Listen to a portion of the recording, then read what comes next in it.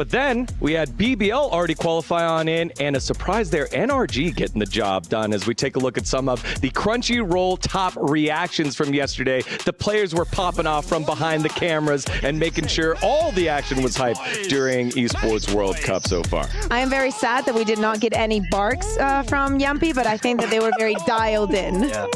Absolutely. I mean, you can just see in these clips how much it means to these players. It's fantastic to watch them all behind the scenes. But yeah, as you say, BBL, NRG coming up with those big upsets. Both of those played absolutely amazing. So it will be great to see them in the playoffs later on. Yeah, you know, and some of those reactions, they came from the winning teams. A couple of those from losing teams. Everyone's having a fun time here as we take a look at the brackets so far. We have ourselves our 4 groups. Group A was the one that we kicked everything off with. It was BLG versus Paper Rex. Paper Rex getting the win. Carmine Corp with the upset victory over the back-to-back North American champs in G2. Then in the qualification match, Paper Rex 2-0. The train continues rolling on. Oh yeah, that PRX KC game was brutal. After that first map, I mean, it was pretty competitive. Aves was doing a great job of kind of getting that early lead for KC, but that second map, Paper Rex just stomped them. Yeah, I mean, for me, it shows a new era of Paper Rex. It's about composure. It's about closing out games. This is something that they'd struggled with in the past. They're looking more and more consistent, and obviously they want to carry that all the way through the rest of the tournament. Yeah. Now let's take a look over at Group B.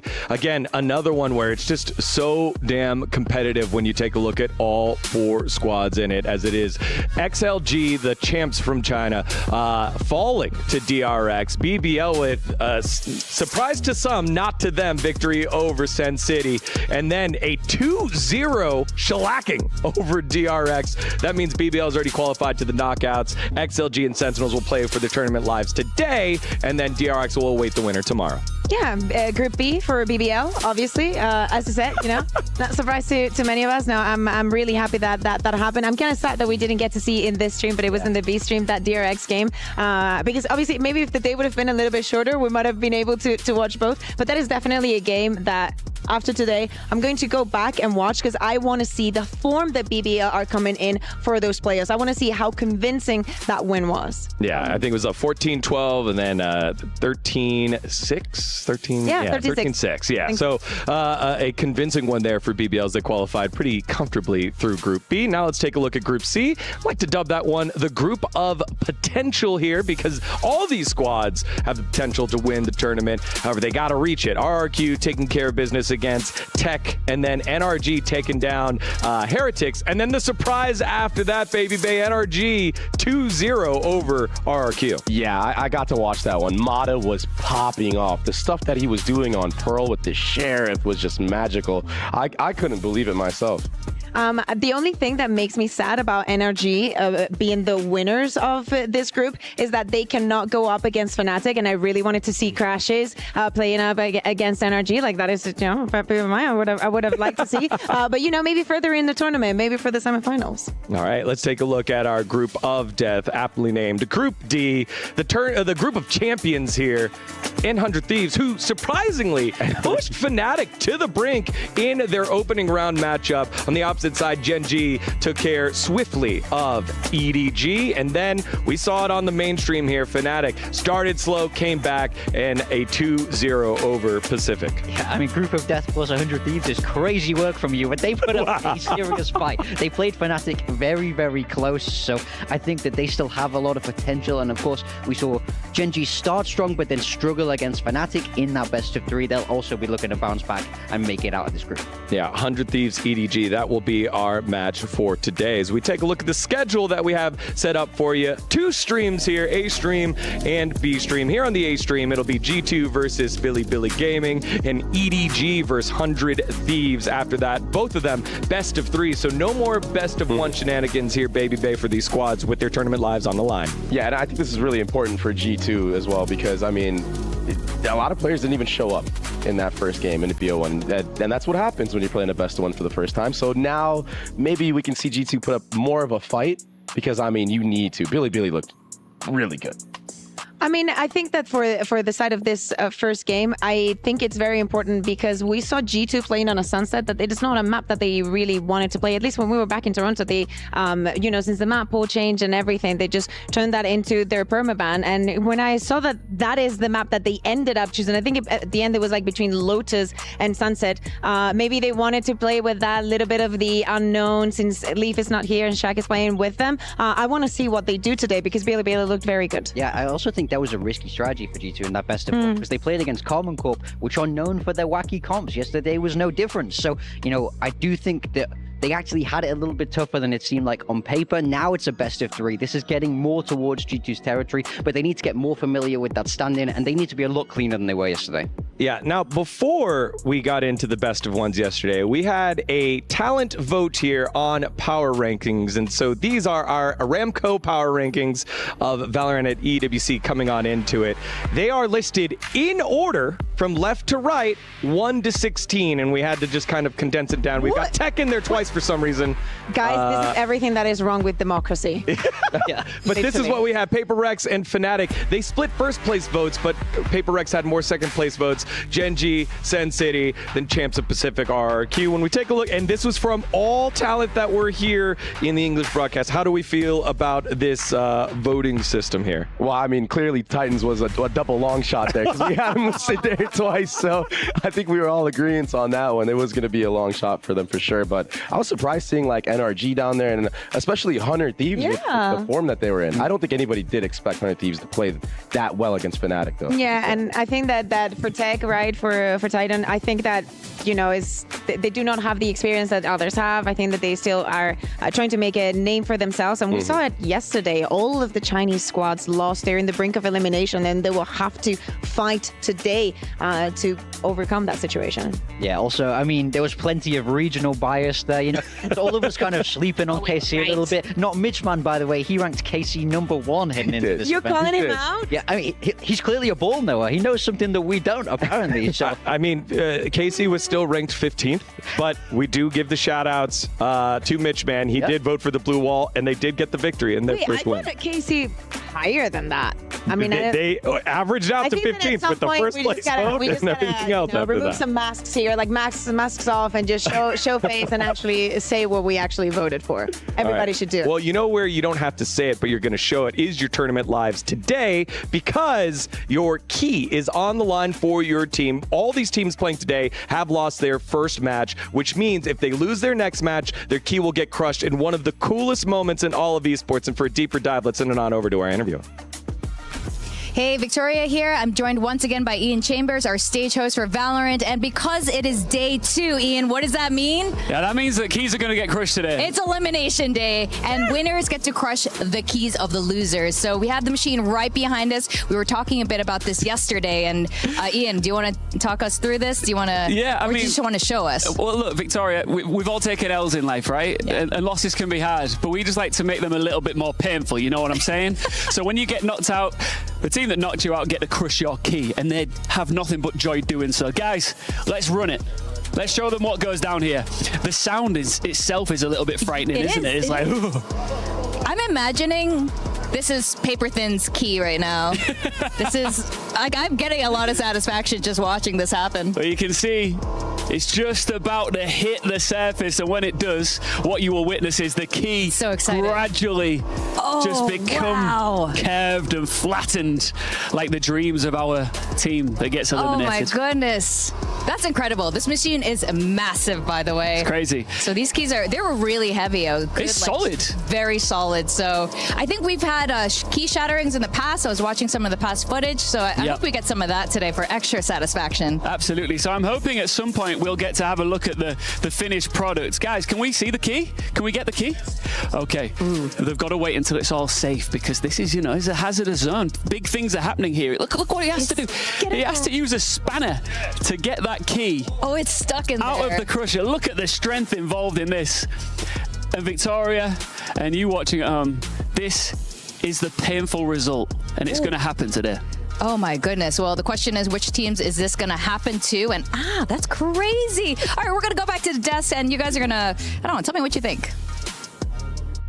Thank you very much, y'all. What we didn't catch a lot of in that one is the audio on there. It's just, and then you just slowly see it bent out of shape. And the fact that every time that you play, you put your key up on the tablet, it's in front of all the players, and it's on display. It is just so awesome to see it also end up getting crushed there. Yeah, it's just complete BM. I mean, I would be just staring the enemy team as they're like walking off, watching the key get crushed just in the hives.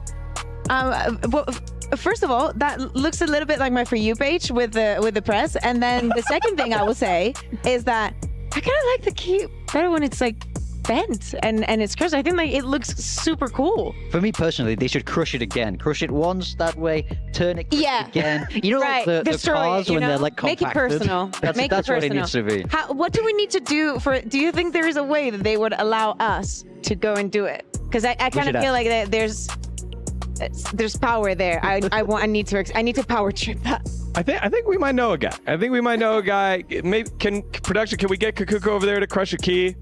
We'll work on it. I want that and the puppies. Yeah. I know that there's puppies somewhere here in this amazing venue. Key crushing and puppies. Yes. Great. Yeah, we'll just mix the two together. All right. Well, we have some of the best talent here on the call, and standing by is our caster check-in for our match of the day.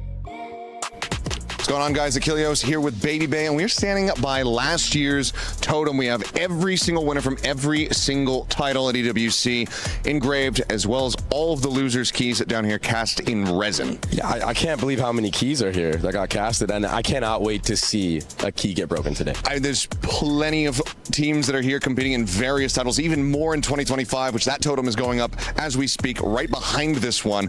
But yeah, this is what awaits the squads that are looking to be immemorialized, forever in EWC history. But it's time to get down to brass tacks, baby. I'm going to press you. We have to select our Saudi National Bank match of the day. Who you got? It's got to be 100 Thieves versus EDG. This is the matchup that everyone is looking forward to today, and I'm looking forward to seeing Nobody versus EU, the battle of the initiators. It's going to be sick. Yeah, and you got Bustio v China. I think it's going to be a sick narrative. One of them is going to be going home. Desk, what are your thoughts? Thank you very much, Achilleos, and Baby. I mean, he was just here a second ago. He's the best man alive. He moves quickly. Hopefully he arrives back soon. You know, he's had to jog across. Do you miss him already? Of course I do. Okay. What a lovely man. I feel like he gate crashed over there and now is going to gate crash back here in just a little bit. But yeah, that second match will be our SNB match of the day, 100 Thieves, EDG. Now, I know we keep saying it is the group of death. However, it feels like 100 Thieves might have an opportunity here because EDG didn't seem like they're on swords. I think that they had a very close 1-on-1 against Fnatic. I don't think that you should count them out as people with a lot of experience. Oh my God. And he's back. Wow. Fastest man alive. You okay? He's not even sweating. I'm just nice like that. All right, anyways. Wait, what were you saying? 100 Thieves EDG. What are you talking about? 100 Thieves EDG? Yeah. Yes. Fastest man alive. Oh, yeah. You were literally just talking about that. Oh, it's going to be a banger. It's going to be an absolute banger. I mean, think about Bustio and his history with Chinese teams. I mean, this is juicy stuff here. Yeah, I mean, for me, I also feel like 100 Thieves playing Fnatic close is a really good sign. Fnatic are a fantastic team, second in Masters, and they looked great yesterday, right? So playing them that close is a big positive. I like the fact, though, kind of like the story because of what happened yesterday, and I guess like the phase that we saw of EDG is not what we expected because they ended up, obviously, 2024 being the absolute champions of Valorant. But it really looks like we're, after what's happened in the rest of the year, that they're in the situation that they need to prove themselves again. And I think that today, even though some people might not think that 100 Thieves are the second send, I think that it's going to be a very good showing for either of the teams because we need some answers. Well, it's our first of two, and I think because some of those words that Bustio said earlier about how he felt about the different regions, the American region and the Chinese region, it leads to any team from VCT China looking for a victory here. And in our first series, we have exactly that. G2 versus Bilibili Gaming. Now, G2, the reigning back-to-back America's champion. Champions. However, playing with a different roster here today as we take a look at them coming on into the studio, thanks to our friends over at Jamil Motorsports. They are looking for the opportunity to bounce back here and get comfortable. We know that all the teams are dealing with some travel, and if you weren't lucky enough to get acclimated to both the travel and your roster, if you made some changes, now's your final chance to be able to do that, Dre. Yeah, and I just want to touch back on like the map choice that you were talking about with the Sunset and the composition specifically. I mean, it was a solo Sentinel double controller chamber comp, right? And it's just so weird. Now, I will say, Jonah P started off that match hot. He got a 4K on the pistol round on that chamber, but he kind of faded away a little bit, and Shaq actually didn't play the worst on this roster. He's not a bad player. I know that he's not. He's no Leaf, because Leaf is up there. But I think that maybe they wanted to be a little bit surprised, as we are saying with KC. You don't really know what you're going to get sometimes. The problem with that is that sometimes, even if you don't like the compositions, like I've never played against it, and especially if it's a map that you do not have that many reps on, or that you have not practiced that much, that can play against you. And for today, I really, really hope that the thought is different, because especially not only that, I think that one of the head-to-heads that we need to speak about is Jogemo versus YC, because YC had an amazing day yesterday. Yeah, I mean, they're both fantastic players. YZ is, one of the most dominant players in the Chinese region. I mean, he's really, really good. He's a real standout on that team, dropping 30 even when they lose. I mean, what more can you do at that point? So he needs to get a little bit of help today from the rest of the squad, but he came out firing, and I'm sure he's going to do exactly the same thing today. Yeah. Well, you know what? G2, they feel pretty confident, and they had a little bit of a pre-game talk, so let's take a listen. Peter's on fire, bro. We're winning today. Yes, I told you guys. We are flying this kid.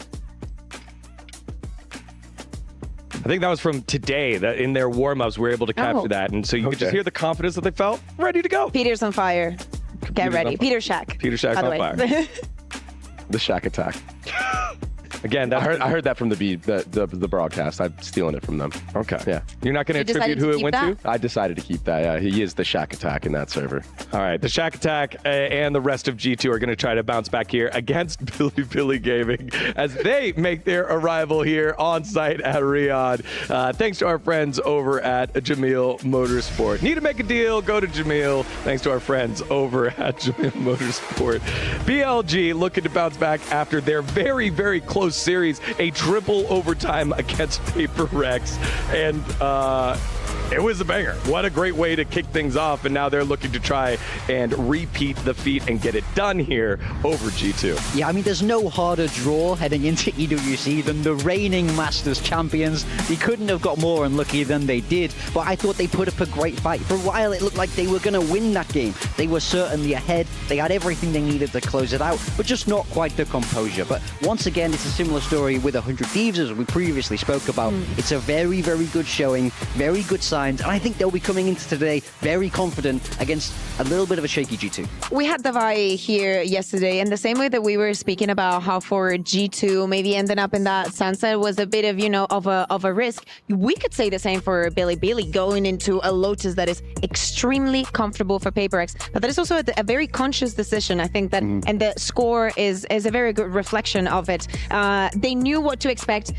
Not many people, not many teams can deal with PaperX's aggression, and I think that Bilibili had a very good study. They knew exactly what they were getting into, and I expect the same level that I saw from yesterday today against G2. Yeah, the thing is, where G2 thrives is that mid-round late game, right?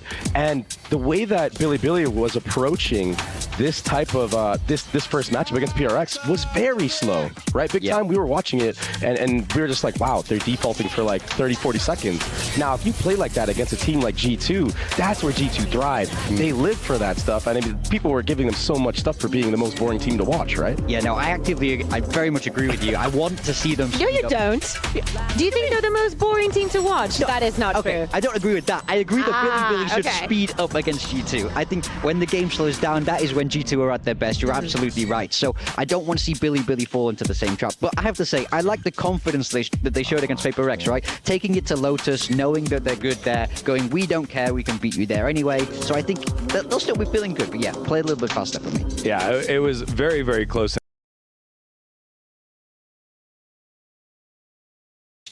broadcast talent with me. I've got some pretty good. I'm a little crushed. You are. What's the opposite of crushed? Just elated right now. We're just so built up. We're so ready to go. We're so ready to cast some action. Yeah. So who gets to make it through today? So who gets to go home? Look, I don't know. That's just what I went with. If we have some certain teams eliminated, some might be feeling more crushed than others. Jen, and we what do you wore think? black for like kind of a funeral vibe today. I Usually feel like I dress in all black, but like that's usually my not even vibe. Friday. But I didn't get the memo. Yeah. Apparently. How you feeling today, Kev? I've got to balance things out a little bit, so I appreciate what you're bringing here. Yeah, you're giving math teacher. I love yeah, it. it's going to be. I could walk right now. He's got a lot to teach about Valorant, I'm sure. We've got a lot to learn here for sure. As you know, we've got 2 BO3s on today, both elimination games, both featuring teams where, you know, the 2 Chinese teams that we got to take a look at yesterday who didn't do particularly well, now on the chopping block. Yes. One up against Sentinels, one up against RIQ. Oh.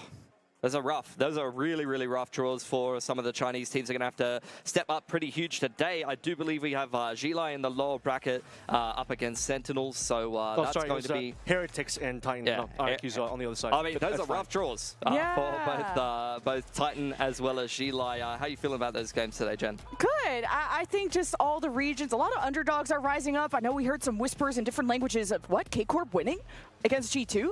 But, you know, there's also some teams not playing with their full rosters, or at least the intended 5, thinking about even XLG to G2, a couple of new additions. Yeah, let's take a little bit of a look at the top plays from yesterday and kind of recap some of yesterday's action because it was a long day. We had 4 best of 1s, 2 best of 3s here on the B stream, but we could just kind of talk about how yesterday went in general. Anything that comes top of mind to you, Jen? Hey, I was really hyped for Fnatic versus 100 Thieves because, you know, I was on the desk with Shift and he was like, oh, 100 Thieves, I don't know, gonna get smashed, something along those lines, not to quote him. But 100 Thieves came in swinging. I know you both were casting the qualifier, Kevin, and 100 Thieves looked good, beating some teams that kind of were unexpected, even NRG, reverse sweeping MIBR, and they went 13-11 against Fnatic, where people maybe thought that score was going to be quite different, and even, I'll bring the cope, if 100 Thieves would have had a better half, that could have been even winnable against Fnatic. My storyline really is about the story of the underdogs at this tournament, teams that did not qualify to Toronto doing well right now, already qualified through to the top 8 in EWC. I'm talking about the BBL, I'm talking about the NRG squads right here. These are the 2 teams that had a lot more to show in their respective domestic regions. BBL themselves missed out only barely against Team Liquid, got their revenge against Team Liquid in the qualifier to make it to this event, and then 2 back-to-back games that you could consider upsets on paper, certainly versus Sentinels, current top NA team, given that G2 does have some roster issues, and then beating DRX 2-0 as well, proving that their win against Sentinels was no fluke. Yeah, I think BBL was definitely the narrative of the day. They won me over. We had 4 Pacific teams in qualification position, and only one of them came through, and it's of course, the current, Masters winners in Paper Rex. You can't go past them. They're undeniably one of the favorites for this tournament. But we've had some of the other favorites for this tournament, or some of the other very, very good teams in this tournament, either not turn up. If you talk about maybe Heretics, for example, in their opening game, although some of these are best of 1, so you have to take it with a grain of salt. Maybe Fnatic struggling a little bit more than some might expect against 100 Thieves to get that one across the line. But I will also say, particularly, even Paper Rex pushed by Bilibili, there were plenty of best of 1s where teams that were kind of underdogs did actually step up and do some serious damage. Yeah, this format is pretty cutthroat, from starting with the best of 1, and kind of reminder to everybody, you have to win 2 before you lose 2, or you're out of groups. Only 2 teams out of the 4 teams in each group can move on to that top 8, where we've already thrown some teams into playoffs yesterday. So anything can happen in a BO1, Kevin, because you're banning just every map. You're maybe not going to get your strongest one, and that's your first match of the day. So if you could create that buffer by winning that BO1, that was incredible to go into the BO3 with. Which is why then I think, talking through, talked about BBL already before NRG yesterday as well. Okay, they win their first best of 1. Heretics on the receiving end of that loss, 4-13, pretty crushing defeat. We'll give Heretics a little bit of benefit of the doubt, saying maybe was an off day for them, could have just been a tough matchup for them. Maybe they'll bounce back a lot stronger today, as you would expect for a team of their caliber. However, then you see NRG going against RRQ, first seed, winning Pacific just in stage 1. That was such a good match. And NRG come through 2-0 that one as well. Not a good look for RRQ, being what you would imagine to be top representatives from Pacific, given that, okay, well, PaperX did win Masters, so they're probably a little bit higher in terms of rankings at this current stage. But NRG, just like BBL, a team that didn't make it to Masters, coming through with a lot to prove, changed up their roster a little bit, changed up the coaching position a little bit, and now they're looking like a real contender. A team that I think we were fighting on the desk about the NRG RRQ match, where, you know, we were kind of impressed with NRG. Yeah. At least I was really excited about Scuba, and a lot of these challengers players kind of rising up to the occasion in just one of the biggest tournaments of the year. And I know Pacific, I think, has a lot of hype just based on the achievements that PaperX has done, of course, at Masters Toronto. I mean, we are the best region, so. Yeah, you know, you could say that. Yeah. I'll allow it. Thank you. It's still true until Pacific lose an event. So, you know, I think that's just the default in the moment. Yeah, I mean, I would totally agree with that. No arguments from me. Look, I think RRQ not really showing up yesterday. There was a couple of questionable games, I would say, from the Pacific teams. The initial game between DRX and BBL, very close. I thought that could have gone either way. The Ascent game was a little bit more lackluster for me. I thought, honestly, a bit of an underperformance for DRX. The RRQ series up against NRG, they really did not show up to that series, and NRG was by far and away the better team, and we're watching the highlights of it here. I mean, initially, on that attacking side with the double duelist, it was kind of closer. RRQ was doing some stuff, but I think overall, watching that whole series, I never got the sense that NRG was going to lose it. I always felt like they were front running.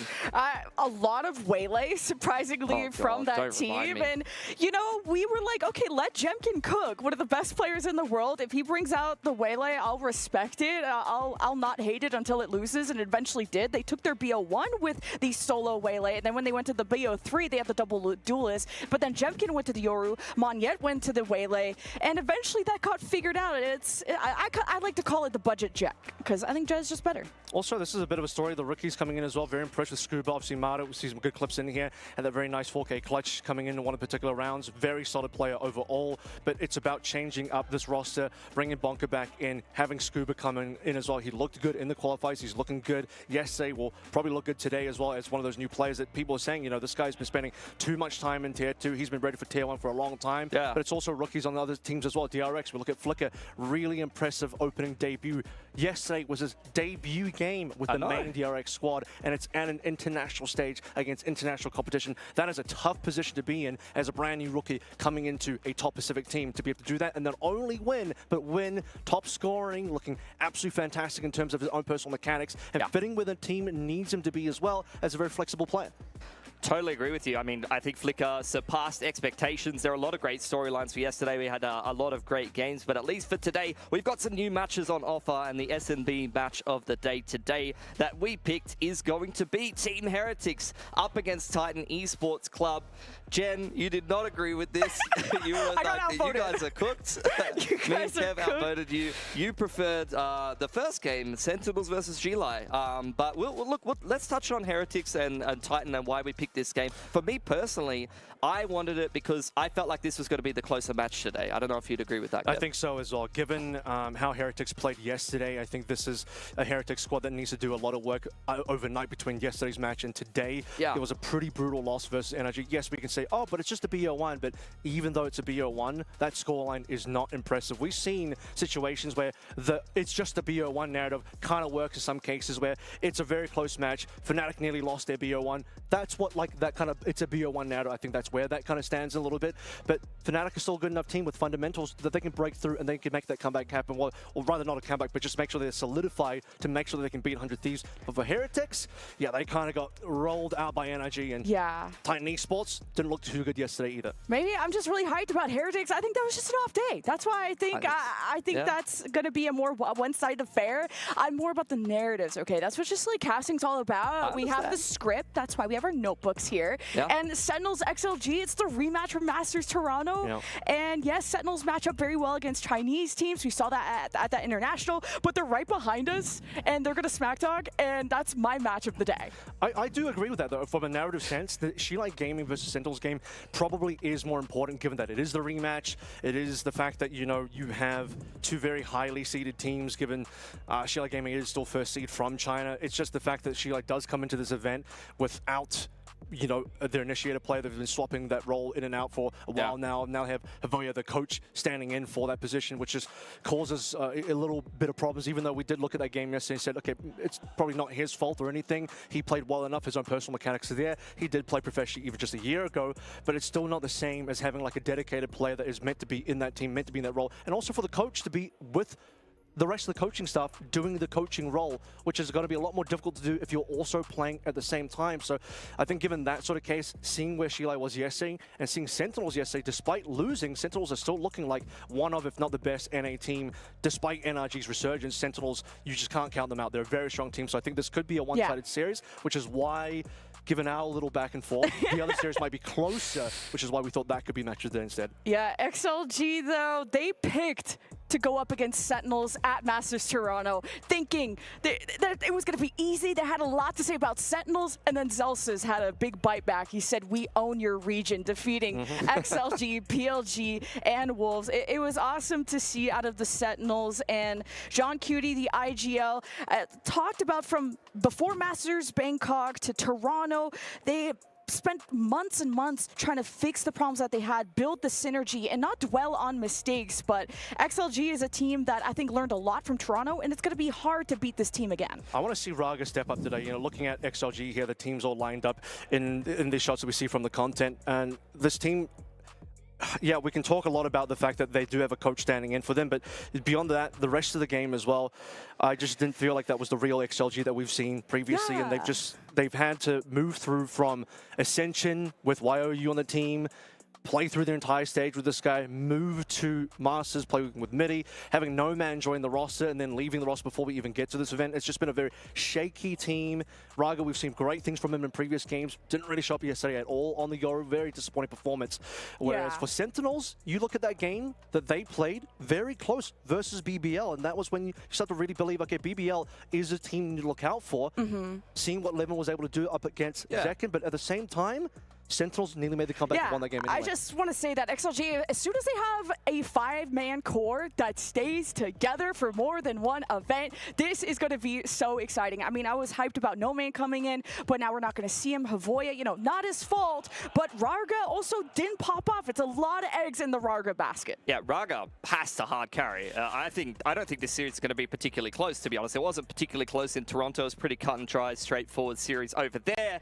So, look, we do have the veto back from Toronto that is out there in the public realm. Let's see how this veto here at EWC does go with a slightly different roster for G-Line and a few lessons learned from both teams. This is a repeat of Masters Toronto, Lotus and Sunset, but the picks are swapped. This is the crown jewel of Sentinel. Sunset, one of their best maps. XLG with Lotus, one of their most played maps. Different decider than Masters Toronto, where they had Pearl. This time it'll be Haven, but will we even see that decider? Because this is now an even more nerfed XLG, because once again, swapping out that 5th man last second, while Sentinels have been building up and are on a good trajectory. Haven is also a map that Sentinels have banned a decent amount in the past. I don't know if I would call it a permaban, but certainly I've just seen it out of the pool from them. They do typically like to remove that one, so that's kind of made it through this time around, so not the exact same in terms of finishing off. As you mentioned, it was Pearl last time, but we never got to see Pearl. But the fact that we're going back to Lotus and Sunset, both teams happy to run back the entire same draft, almost exactly, just switching which teams picks which, I think is exciting for this type of rematch. But yeah, it's the only real difference here, once again, is the fact that we are looking at a different XLG squad. So questions will come into being, what does Havoya do? Does he just simply split into where Midi was playing, where Midi was just on Breach the entire time? Is that what Havoya is going to do? Yeah. Or are they going to try something different based on what Havoya can play? I mean, we are looking at a different third map decider as well. Like last time, this series was 2-0 on these same maps, so it's interesting to see XLG run this back and back themselves on Lotus. You're going to have Havoya going to be able to... Look, it is a different perspective being in the coaching booth versus being in the server. There are some advantages and disadvantages to both. He's going to be able to have more input actively in the game rather than having to wait for those timeouts and be able to discuss the reads, because, look, they already just played them. They should know how Sentinels plays on this map. They should have some good footage. So I'm really wondering why they picked this Lotus, and Sunset's gone straight through. Sentinels has basically seen the Lotus pick and gone, sure, let's go for it again. Last time it went great for us, so let's play the first 2 maps the exact same. Yeah, XLG are just going through a growth spurt. Kind of like awkward at times. You go from a tier 2 team to winning Ascension, to winning a stage, to trying to find the perfect 5th-man core, and then you had Midi, then there was language barrier issues, you bring in No Man, then you kind of question the role, and then you have Havoya in, so trying to kind of pull together a roster that can win against one of North America's best and how good Sentinels have looked, it's going to be such a feat for XLG. But having the same map pool, you can build off of what you saw out of Toronto. It's going to need to be a big game as, once again, on the duelist side, because talk about the fact that Zekin in that previous series dropped a plus 21, 41, and 20 overall over those 2 maps in Toronto. Sure. And, you know, looking at a decent amount. First kills, 8 coming through from Zekin as well. Just a gigantic game from one of our MVPs here in this tournament. And so if Raga has a quiet one again, it's going to be a bit of a problem. Do feel for him a little bit because he's having to play with a new initiator seemingly every single tournament. But Happy Way as well, he was on the ISO in our previous game. He had that double duelist look. This time around, maybe just looking at him staying on the Sentinel side for the entire way through, given how this map pool has been drafted through. I think Happy Way had to pull a lot of weight yesterday as kind of the closest person to a equal or positive KD for that team, and Raga going 8-16 I think is very surprising considering he's a top player in China, and you wanted to see... He's the best duelist in China. The dude's insane. Yeah, and you need to see that version of Raga to get today, or this team is not making it out of groups.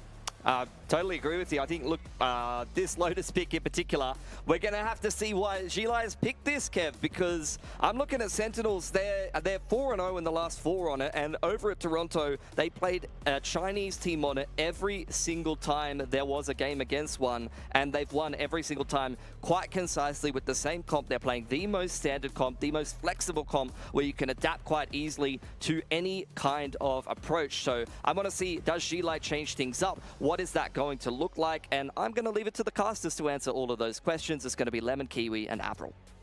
All right, Mr. Avril, we got our first best of 3 of the day. Sentinels, Sin City, I hope you've shown up. I actually have no idea what time it is in America right now. We're in a different dimension, but XLG, they will not go out the same way they did in Toronto. Very familiar maps. A little bit of a change up in terms of what we're going to see on the XLC side already. No Cypher coming through. Happy Way on the Viper this time around. And question marks of what Havoya is going to play. Guess what? It's going to be duelist day for him. He's going to come through on the Raze. It does look like XLG want to stick towards this double duelist look that they showed yesterday, which we were expecting a little bit more out of them. Havoya, though, wants more big shoes to step into, particularly if he's going to be on a duelist position for a coach player that hasn't been in the game for at least a year. Yeah, Havoya played a little bit of duelist, mostly the Jet, but a lot of explosivity from XLG, but you're going to have to stay calm for now on the defense. So Sen City just trying to see if XLG are going to take the initiative of trying to maybe poke out of C and have a walk-up, something that Sen City have studied and have seen in the past. And Sen City are also putting some baits out there. Of course, opening the door with that Viper wall up. It's going to cause some paranoia for XLG. Playing very safely in the back is going to be Raga here, and he will be falling off. This is going to end up being a retake scenario for XLG to begin things. Should be able to get a default plant here as well. Just going to rush their way directly into Hall. Traded, though, is Raga for 1, so keeping numbers still reasonable for XLG's retake. Sen City were like, is anybody home? Like, they just got the site for free. They got immediate first blood. It was traded. And Zekin just needs to lock in. That looked like something he could have won against Havoya, but it's an opening that XLG could work with. Now, Sen City, their backs are against the wall, trying to keep the spike planted. But it's a united army of XLG that dismantle the Sentinels on pistol. Teşekkürler. Thank you. 3 up as well. Sentinels, at least get the plant off of that one. XLG, initial trade, Raga 1-1, helping numbers out a little bit, and coming back for a strong retake, showing why XLG want to play this map. Let's take a look at how this one runs through, and always good to see that Havoya. There's, again, question mark of how he was going to look, but able to walk straight through for that first kill on that retake, as well as we head into our first eco for Sentinels, and Let's choke them. I saw 2K for Viva there as well. See if we can get a timing on this Nightfall a little bit later. Well, Sen City, okay. XLG have been playing things pretty passive, pretty conservative, and Happy Way will try to anchor this one as the Prowler almost caught him, but with the orb back up, Sen City will be granted closer to their ultimates. Now opening that door, seeing if XLG are there. Not having any V presence from Sentinels, they do have to watch their back, but now checking that out, they feel confident going forward as Raga is trying to escape. You're gonna have some waterfall reinforcements from XLG soon, but Happy Way is just different on the anti-eco, looking nearly flawless until that anchor falls, but still 4 weapons into the bonus. Really nice. Nearly a flawless, as you say. Raga come up with 3. Ori stepping up. Big frags every single round. First gun round now for Sentinels. 2 away is going to be Narrate, though, having done a reasonable amount. Is the only player that's actually gotten kills on the Sentinel side. Haven't really had too much exploration over towards B either for this team. And XLG is still happy to... Actually, they're going to be playing a few more members over towards C this time around. Once again, Raga, he'll be up first. He looks like he wants to get aggressive straight away. Time to jump. Yeah, just not having a real Sentinel for XLG. You're going to have good delay with the double controller, but not the full stoppage. So Sentinels have already realized that. They haven't really hesitated. Just really playing off the Prowler that Narrate has put out before, and it's been now multiple C hits, but you do have a lurk activating from John Cutie, and with that Viper wall down, he could exchange some blows with XLG, but realizing the number disadvantage John Cutie is at, he's going to back away. XLG is actually going to play reasonably far back as well for most of their members. Expecting some of these refreshes on Utah to come through momentarily, as well as we have the rotation from Sentinel over towards Rubble. Not too much exploration from John Cuda so far either, but he did show presence there a little bit earlier. That's going to be first blood, bang. Straight on to Coconut. Wall comes up a little bit too late to save Coconut.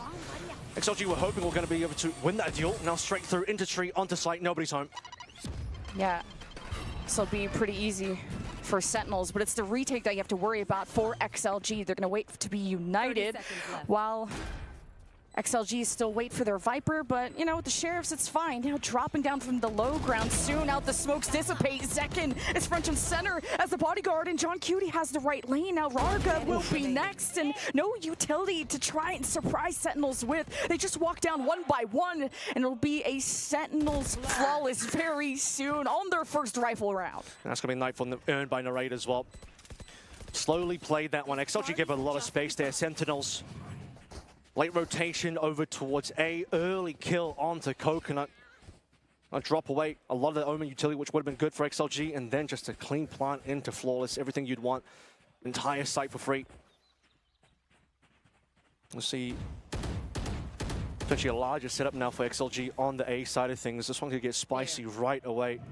Watch for the early C's paint shells. Waiting for this Nightfall, but Sen have to fully commit, and they've had success at C, and XLG has changed things up, but it's really the hit towards A and trying to punish the 2-stack that XLG have had in the past over there, using the paranoia, suppression, just shots, spam through XLG, forcing them into cover through tree. Good headshot from Zekin, and Sentinels will trade and still have the number advantage with the Prowler clearing through stairs. It will be a plant, and Nightfall to try and be proactive against what Sentinels thought was going to be an anchor, and XLG will peek through stairs. Coconut just left on an island there. TP's all the way onto Rubble, but the wall cuts him off from the rest of the help that XLG could have given him. And the Sentinels complete disrespect to the coach of XLG, running him down a tree. At least he trades 1-for-1. And Nightfall will clear the site. Not that anyone was really home in the first place, but these two members from XLG coming through tree could be the X factor. Raga shut down early though. Oh, just the Prowler was on the left side when the rest of Sentinels were on the right. So the timing a bit off from XLG, trying to fully get value out of their initiator. So Vivo will hope to hold the Vandal while Sentinels soon to match the score. Would have liked to imagine that the 1v2 could have potentially still been winnable. Haunt not online for another 20 seconds. That would have been really useful. Viva's going to walk away from this one. He didn't have full health anyway. Not too sure that would have helped him a lot, even if he did have full health, given it's just going to be full Vandals across the board for everybody. But very healthy looking Sentinels. We'll keep 2 guns up. We'll get that nice round. Another A finish. On an empty side, as you can see once more, Coconut. Left down in the open there. At least he was on the high ground to potentially get an off angle, but he was paranoid as well. It's too easy. Yeah, I think just the 2-stack coming from tree and Viva at an angle, they had to try and get back together in the grouping. You just had to flip a coin and pick what side you want to play Ring Around the Rosie on A. So Sentinels with a big clapback and a stronger post plant, withstanding the XLG retake. That started off so well, but with the save from XLG, they're hoping to do as much damage and have a surprise with these walk-ups towards spawn that Sentinels are expecting. Well, they put the hero rifle onto Raga. That was the rifle saved by Viva that he'll reclaim into his own hands once again. And the unfortunate thing is they didn't consider that Zekken was going to bring an outlaw into this round, so nobody came with full armor, not Raga either. At least Viva will trade and retrieve his own rifle back to keep things a little bit more competitive.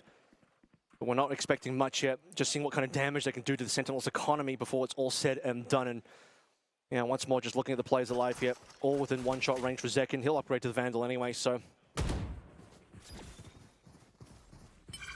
Like that Sen have already been adapting to expecting the presence from XLG at A long, and Viva gets a surprise, and Sen get a little split up from the smokes, so pivoting towards B after seeing that fade fall back to A. Well, they see that the fade of Viva was on A, but also Coconut. They saw him over on stairs as well, which means that, yeah, could he be in top mid, be upper? It's possible, but they'll beat his timing in any case. Prowler's going to spot him now. Easy shots from Zekken. Yeah, being proactive. I love that Center getting aggressive, and that's to stop the XLG retake before it gets too spicy, and Viva will be forced to save once again. So XLG had a fun flank going on. It just takes a bit of time for that to really happen. This is a big map to rotate on, especially on the A side. So Sentinels made the right choice of seeing the presence from A and then pivoting to B. Really, the round was kind of lost already on that initial Pillars play. Trying to get aggressive with Raga. Didn't have full armor, even though he died to the Vandal. I think it might have been Havoyo or someone else that got one shot by Zekken's Outlaw. And the lack of numbers there was just going to end up being quite costly, and didn't really see too much out of this hero rifle that Viva brought through. Only 2 members on Sentinels did go down. I think Viva actually did kill John Cutie, who used his own body to check over towards A site. Let's see what we can get done with some real weapons on board finally for XLG, and also some ultimates that are very close to being earned. 3 of those members, 1 away here. Sentinels just looking so cohesive, just everyone watching different angles, no kind of mix-ups. Zekken being forward as that raise and being ready for when these smokes drop, where really always having good reads on where XLG will be retaking from. And Viva has been the X factor after a quieter day 1 at EWC. He's really stepping up to the table, and you love to see that, but it will be Sentinels on a 3-round win streak with XLG having a 3 front-facing defense in a one-and-done position, and despite the paranoia, it's not been something XLG have been able to benefit from. It's open shooting season for Sentinels. They completely dismantle every player that XLG show up with on C, on Mound. A complete flawless, even on the opposite side of the map. John Cutie gets his revenge on Viva, so there is not a single kill to be found, not a single opportunity for Viva to be the last player alive to save the rifle once more. Just a complete washout of that XLG defense. Not enough work done over on that Mound side at all. XLG didn't even get a single pick.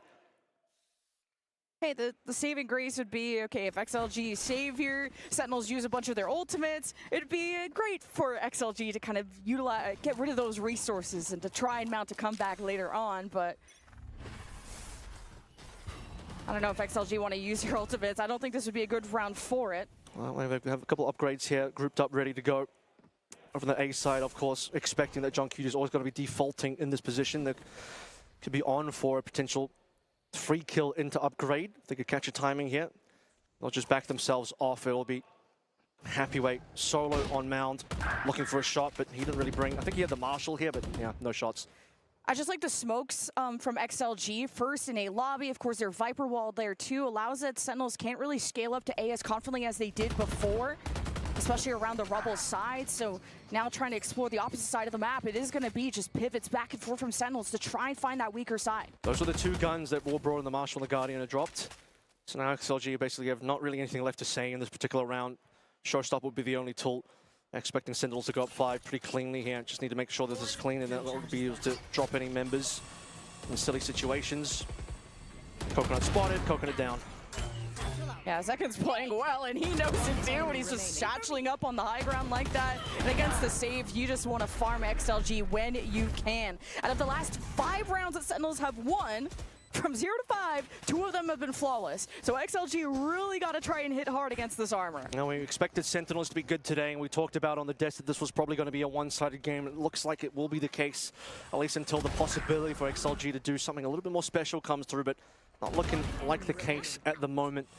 Another round decided extremely early on, really just in the first 15 seconds. An opening play aggressively coming through for an XLG that gets completely shut down. Previously it was over towards the pillar side. This time it was on Mount. And none of those have worked out for XLG as we get our first tactical timeout. This is the first gun round they've had in quite some time as well. They've barely had money to play through. A lot of ultimates. They've actually got guns, expecting this will be when you want to start looking towards the dimensional drift if you want to be a little bit more proactive, but some really nice retaking tools as well if they get into that situation. Now on the XLG side, they're really lacking the information when they're running the double duelist. I mean, Havoya played Sova yesterday, I believe, and just known for his initiators, and having, I think, a Sova or even a Fade would have just allowed XLG to swing into an area where they can kind of know what's coming. And they're trying to group up, and well, if they don't know what's coming, they'll at least try to outnumber Sentinels, but unfortunately are just losing those duels. So, and you're not seeing the firepower from utilizing that raise, or at least that second duelist quite yet. They really haven't had a lot of money to play through for most of the rounds, and well, Havoya, he's been able to get a couple of kills in there largely. It'll be a pleasant surprise to see the coach be able to mechanically perform up against some of North America's absolute best in the server. And so here it is, XLG, they've been wanting to get aggressive over towards A a couple times. John spots it, well, he'll just smell it out and he'll back away. I'm wondering if you even wanted to early pit here if you're a Happy Way. I mean, Seaside has been hit, and now the Steel Garden. Happy Way will try to escape. Of course, you got the teleport in. Sentinels established. Retake. Trying to be a little bit quicker this time. It is the pit to try and retake some of the space. Pit v pit. This is just a no man's land, and Sentinels happy to be hidden from all of this while the spike is being planted. It's going to allow them to defend, but on the off angle you have the Nightfall from Waterfall as XLG have to send their double duelists to clean up what they started, but they just can't seem to unite with just all the vision being obscured. Sentinels trade blow for blow, and Sentinels get the last laugh. Just not too sure what happened to the comms there. You have the dimensional drift, as mentioned, walking through, getting all the information. You want to talk about scouting information, you're not going to get too much better than that. And of course, Havoya pulls out the showstopper, really pings onto members, run past by Raga here, throw your rocket into this exact position and you won't get the kill. And Havoya just dies, doesn't even get to shoot at the end of the day. And XLG, they threw everything they had into that round. Tactical timeout into their first full buy in quite some time, into 4 ultimates being played through. Yeah, they got a decent amount of the Sentinels ultimates out of there, but I think it says a lot that you have Zekin confident enough to not even throw in the showstopper, which would have been super nice versus the pit. But they're just such a good team. They're so far ahead. Zekin's already got Coconut down again. Yeah, XLG swing a lot more forward this time, expecting Sentinels to drop the wall, and just XLG being able to get the orbs to hopefully getting more impact out of those two. But the double pit, I mean, I don't blame both of these duelists having a really hard time. So Sentinels with the number disadvantage will be trying to get a plan up. So this is a big swing around. This is the XLG opportunity. They actually get these really nice opening picks. They've been failing to get these time and time again. Multiple rounds, early face-up, early failures, and Happy Way. Sheriff only takes down Zekin, dodges the outlaw shot. Happy Way is just warming up, and Havoya has his back, and okay, some signs of life from XLG, yeah. Really nice stuff. I think they brought in a rifle too, potentially, but largely they still had a bunch of members on pistols here. They just needed to have the success early on. And here it is once again, Havoya, they trust him as one of the members, and Raga, the 2 duelists on the squad, but of course, one of them being China's best, the other one being a coach, to have that level of confidence that, you know what, he's still on raise, we can still trust him, put the gun to his hands, and he did in fact deliver there. Well played. Still, I think it's a must-win for XLG to go forward to build off of this, or you're just going to continue to drown against Sentinels. And now you got a showstopper from Zekin. He's 12-5. He's having a field day. And once again, Sentinels match up so well against Chinese teams. But XLG, they've cooked up something better for their A hold. Now 4 on that side of the map. And Sentinels are just not going to mess with it this time. It's the first time we're really seeing Sentinels explore B. They've been mostly going into extremities, double satchel. The showstopper to clear. That'll be a free side. As soon as you see that Prowler, where is that Fade hidden? Zekin blinds. Could at least be a threat. But XLG coming through the top of the site. The smoke obscures and Nary with the Nightfall. As soon as he senses XLG around the corner, there it is, the Nightfall. XLG can just stay hidden, but time is of the essence, and XLG just frag, all thanks to this sort of flank from Coconut coming through the A-Link door. And it's just beautiful timing out of XLG. There's just no information. Sentinels, we're not too sure exactly where the retake was going to come on through from, so you see the Nightfall being sent into B up, but unfortunately it was only Hovoya there. And the bulk of the members on the retake was actually coming through from the left side, the C-Link, and that's where the success was found. All those triple-facing players eventually working their way through, angling in for that Sentinels post-plant, largely entirely on the site itself. Not a single member off-site. Would have maybe expected that one or two players could have been playing more towards B main, closer to the pillars or closer to the door. And XLG. A reasonable retake and got the two ultimates out of Zekin and Array that they had been holding on to. Starting to see more signs of life from XLG now, which is nice. Final 2 rounds though, still opportunity for XLG to close the gap a little bit more. Yeah, Senmei just want to go to the opposite side of the map if they're going to be met with this much contention from XLG at A lobby, but this time, Sentinels, they're just so stubborn with it. They're losing the duel. Beautiful 2K from Viva, and Sentinels will trail, but they open up the vision. Of course, XLG do as well, but they stay as hidden as they can, and Sentinels have to figure out what is next. XLG finding more and more value now over on this Rebel side. One around through here just previously. The pseudo-thrifty. Voya on the line, he's ready. In fact, he knows, he sees the rifle, he sees the barrel, and that's going to cost John QD's life. It's just not ideal when you just had a controller and a Sentinel trying to clutch and still scale through and clear towards A. So Sentinels, I think, did the right move last round to just kind of abandon A and out-rotate XLG, but this time they just try to fight fire with fire, and unfortunately, Sentinels don't have the same blaze as before. Now trying to come through the backside of B. Like this idea out of Zelsis in a 1v3, has time to go to C. It's just a tough 2 versus 3 situation if you don't possibly trade or at least have John go 1-to-1 there, which wasn't going to be possible given peeked a little, his body was rifle, peeked a little further than he would have wanted to. Okay, whoa. Oof. Had good initial damage. Like the idea from Zelsis to just have as much space between him and the retake as possible, so he had time to set up his thorns, and almost Zelsis could have pulled that off. The Arc Bros nearly gave it to him, but there was 3 members there. 2 of them were flashed, and Hovoya was still able to come through. Finish things off. Even if that wasn't the case, I think the third play you would imagine should be to swing in, but yeah, that was almost got spicy there. You respect what Zelsis was able to do. Got enough done that he's actually farmed up another Steel Garden here into our final round of the half. Got a couple more that could get interesting here. A couple of double kills. You'd start to see Dimensional Drift come through, but really it was the opening play on the A side again that just cost too many numbers. Didn't help then. Another freebie coming through around the A site. Near stairs. John dying, forcing the 1v3. There. First op and Odin. Oh, double op. Look at this. Odin is loud and proud through the tree side, and finally Sentinels are just going to abandon the mission. But is it B or is it a C pivot? You're going to watch, of course, Happyway with the op, and he could get that opening pick for XLG. Odin actually did reasonable damage, and then right down to 66. Bang down to, what is that, 111 or something like that? Prowler, oh, it is just going to get a bite out of that op and force Happyway out of position. Could still get a good peek, especially on the high ground, and Sentinels are still going to want to push this despite hearing that op. Okay. Poison's off. It's going to end up being a slower round for Sentinels, having to work their way and navigate through. At least one of the operators was 2, just 1 now. Voya taking down Zelsa. Steel Garden offline now. John's still there though. But Sentinels also heard that there's 2 ops, 1 at C and 1 through the opposite side of the map, so it's not going to be a good site to hit. John's also revealing positioning here a little bit, open the door, hoping to get some rotators out from C, but not going to be the case. Zekin does cross the road before getting cut off, and I wonder if we saw that member on that lower path. Doesn't matter. Sentinels support each other so well. It is still a 3 versus 3. Now with that nade, it is gonna delay the plant, and there is the showstopper through the fire and the flames. Haboya, an amazing start, traded by Sentinels. Time running out. The plant goes There's no through, plant. and XLG may have just prevented it. John Cutie has to do it here and now, and just can't with the pressure coming through Waterfall. It's a 6-6 half. Maybe this was going to be the match of the day. Maybe you are right, XLG want that revenge match. 6-6, it was the end of the half. And look, various moments there, it wasn't looking pretty at all. Was it Sentinels, I believe, got 6 in a row on that particular first half as well? At least 5 in a row. Is popping off, you can tell. He's happy about his performance, and he should be. Picks up the operator, gets that kill, gets a hero rifle, wins a very pivotal semi-thrifty round, a couple of hero rifles in there, rest were on pistols.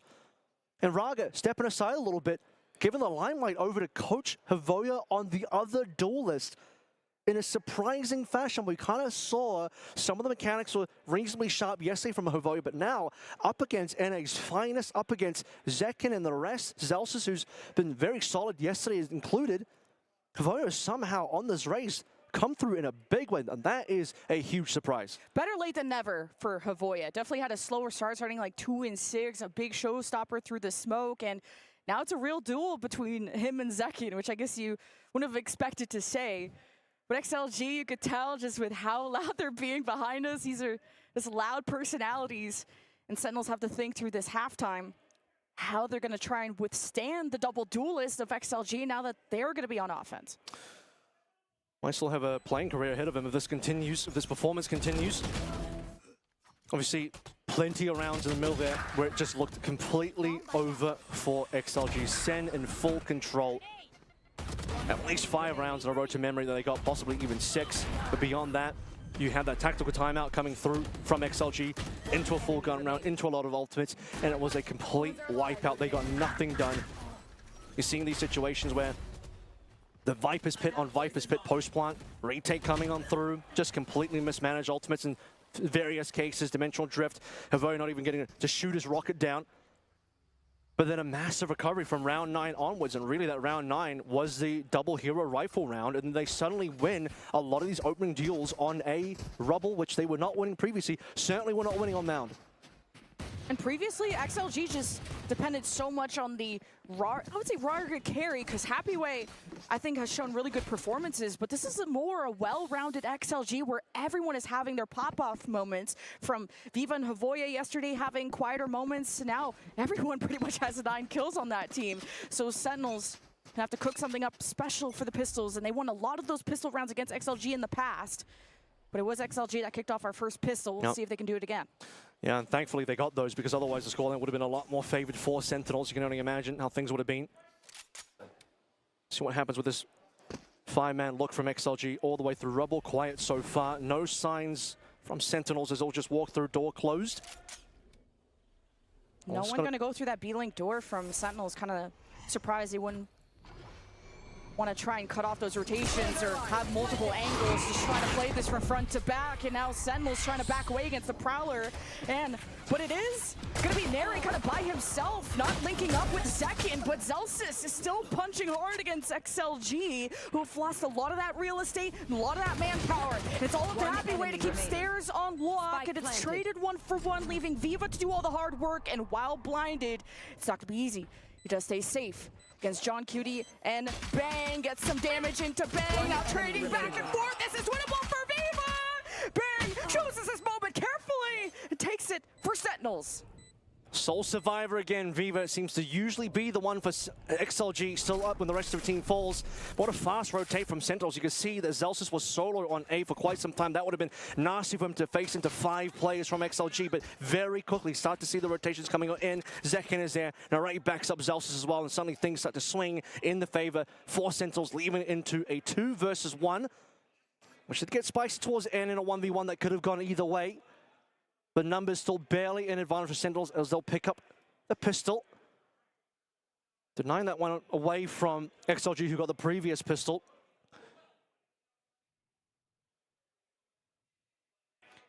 And in previous interviews, Bang has talked so much about his teammates and how incredible they are. And he's like, yeah, I had an okay career. Yeah, I won a stage. And you know, he doesn't consider himself as awesome after what we saw. I think he should be. But he's working so hard to get to the point where he can be just as incredible as everyone else. And just all of the work that this team has had to do to be on a good trajectory, to be on a good path, to be at a top 3 spot one day. Their goal as a championship And it's taken a toll on this team, and they've had really to balance between working as hard as you can, but also finding time to relax because you don't want to burn out, you don't want to retire early. And Sentinels have talked about being on a path where they are just getting better and better every single day. Well, they don't have G2 to stand in the way this time, who they lost to domestically in VCT Americas. PaperX and Fnatic are still in this tournament. I mean, so is G2, but G2 looking a little bit worse for wear compared to Sentinels roster. PaperX, they've already qualified through. Fnatic, they've already qualified through. The two teams that Sentinels lost to the Masters not that long ago, who ended up being the finalists as well. So it's a bit of a rough one for Sentinels, considering, you know, as a top team, does it feel better that you lost to the two eventual finalists? I think for a team like this, it will still be a bit bitter instead, as it's not a fun pill to swallow. They have a lot more to prove this time around as a team that know that they have the capability to be the best in the world. They've shown that they've been the best in the world as Sentinels, one of the most crowned franchises in Valorant history across the ages, various rosters, but still to date in 2025, a good-looking roster that has the potential to take it all the way. And Sentinels recruited these players, and they had big shoes to fill when Tens and Saucy left, and it wasn't about trying to fill anybody's shoes or to be like anyone else, but to have the drive and the readiness to succeed. And this is a Sentinels team that are looking very, very good at this EWC, and they're only in this position because of an overtime loss to BBL, whether you expected that or not. They fought very hard in that BO1, and now they have more work to do to try and get out of groups. The last time we had a non-Pacific, non-Chinese champion at a major event was Masters Madrid 2024, and that was Sentinels. That was before the dominance of Pacific started to take over. The Sentinels would like to restore their former glory, as would the rest of NA in general, as they're one of the leading candidates that has the region on its shoulders. Of course, NRG have already qualified, and so Sentinels want to make sure that they are backing themselves in with NRG in that top 8. But for XLG, it's been a rough run. Royal Roading, straight out of Ascension into China. First place right away, but immediately into roster issues. However, this first half so far of this rematch, 6-6, brilliant recovery. Can they get into a leading position though? Here's the problem is, we're sorting through, I think it was maybe Zekin having some computer issues here. An opening pistol win for Sentinels that'll likely turn into an 8-round to 6 lead. At what point do XLG have the capability to actually take a lead in the series instead of being trailing in the map? They won that round. Imagine if they didn't have tech issues. Is this going to be Sentinels just taking over now? I don't want to get ahead of myself. I'm just really excited for this game because, like I said before, this was my match of the day just because of the narrative. It's just oozing from Masters Toronto and how these teams met up, and mostly just what they had to say about each other. And it's also saying, oh, we own this region. Yeah. And then XLG having their, I mean, they kind of started it, not to be like that, but they're the ones that chose Sentinels thinking they could beat them, and that was not the case. Well, for the first 8 rounds, I think I totally agreed.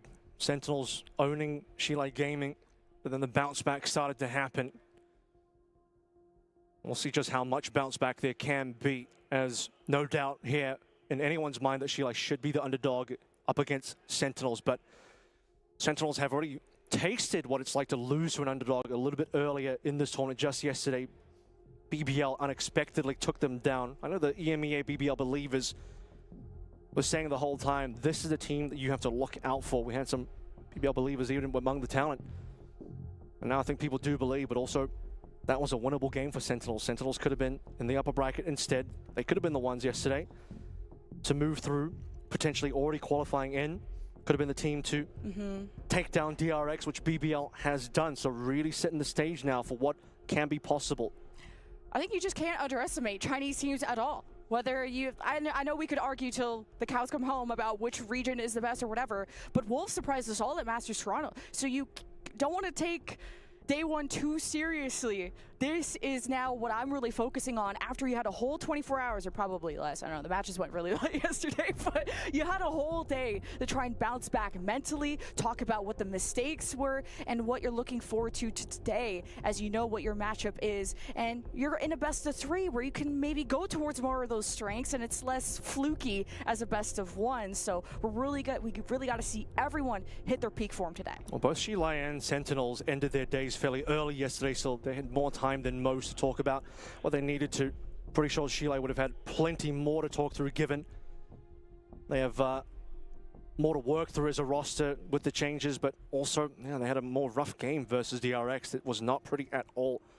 At least for Sentinels, I think they can still be confident that they knew they were good enough to win that series. They knew that really it was just that 5-round lead that BBL got in that second half that kind of got away from Sentinels, requiring them to make their comeback. That was a bit of a problem. The man on your screen really started to show himself a lot more in that second half of Icebox after Levin essentially took over the entire server for the majority of it. But really what we're trying to say here is that, yeah, I mean, Sentinels probably could have won that game. Sentinels is still a team that we expect to go far here, but right now, XLG putting up an immense fight against them. And just to kind of remind everyone of who's in Group B, it's XLG, Sentinels, BBL, and DRX, which I think is kind of up for grabs. I'm really not sure who to predict is going to get out of this group because everyone's had their good moments, everyone's had their bad moments. It's been some close matches. And of course, at Group A, we have G2, BLG, PaperX, and K-Corp, where that one's kind of been back and forth. It's giving more BLG and PaperX, though, after G2's roster thing. K-Corp beat them.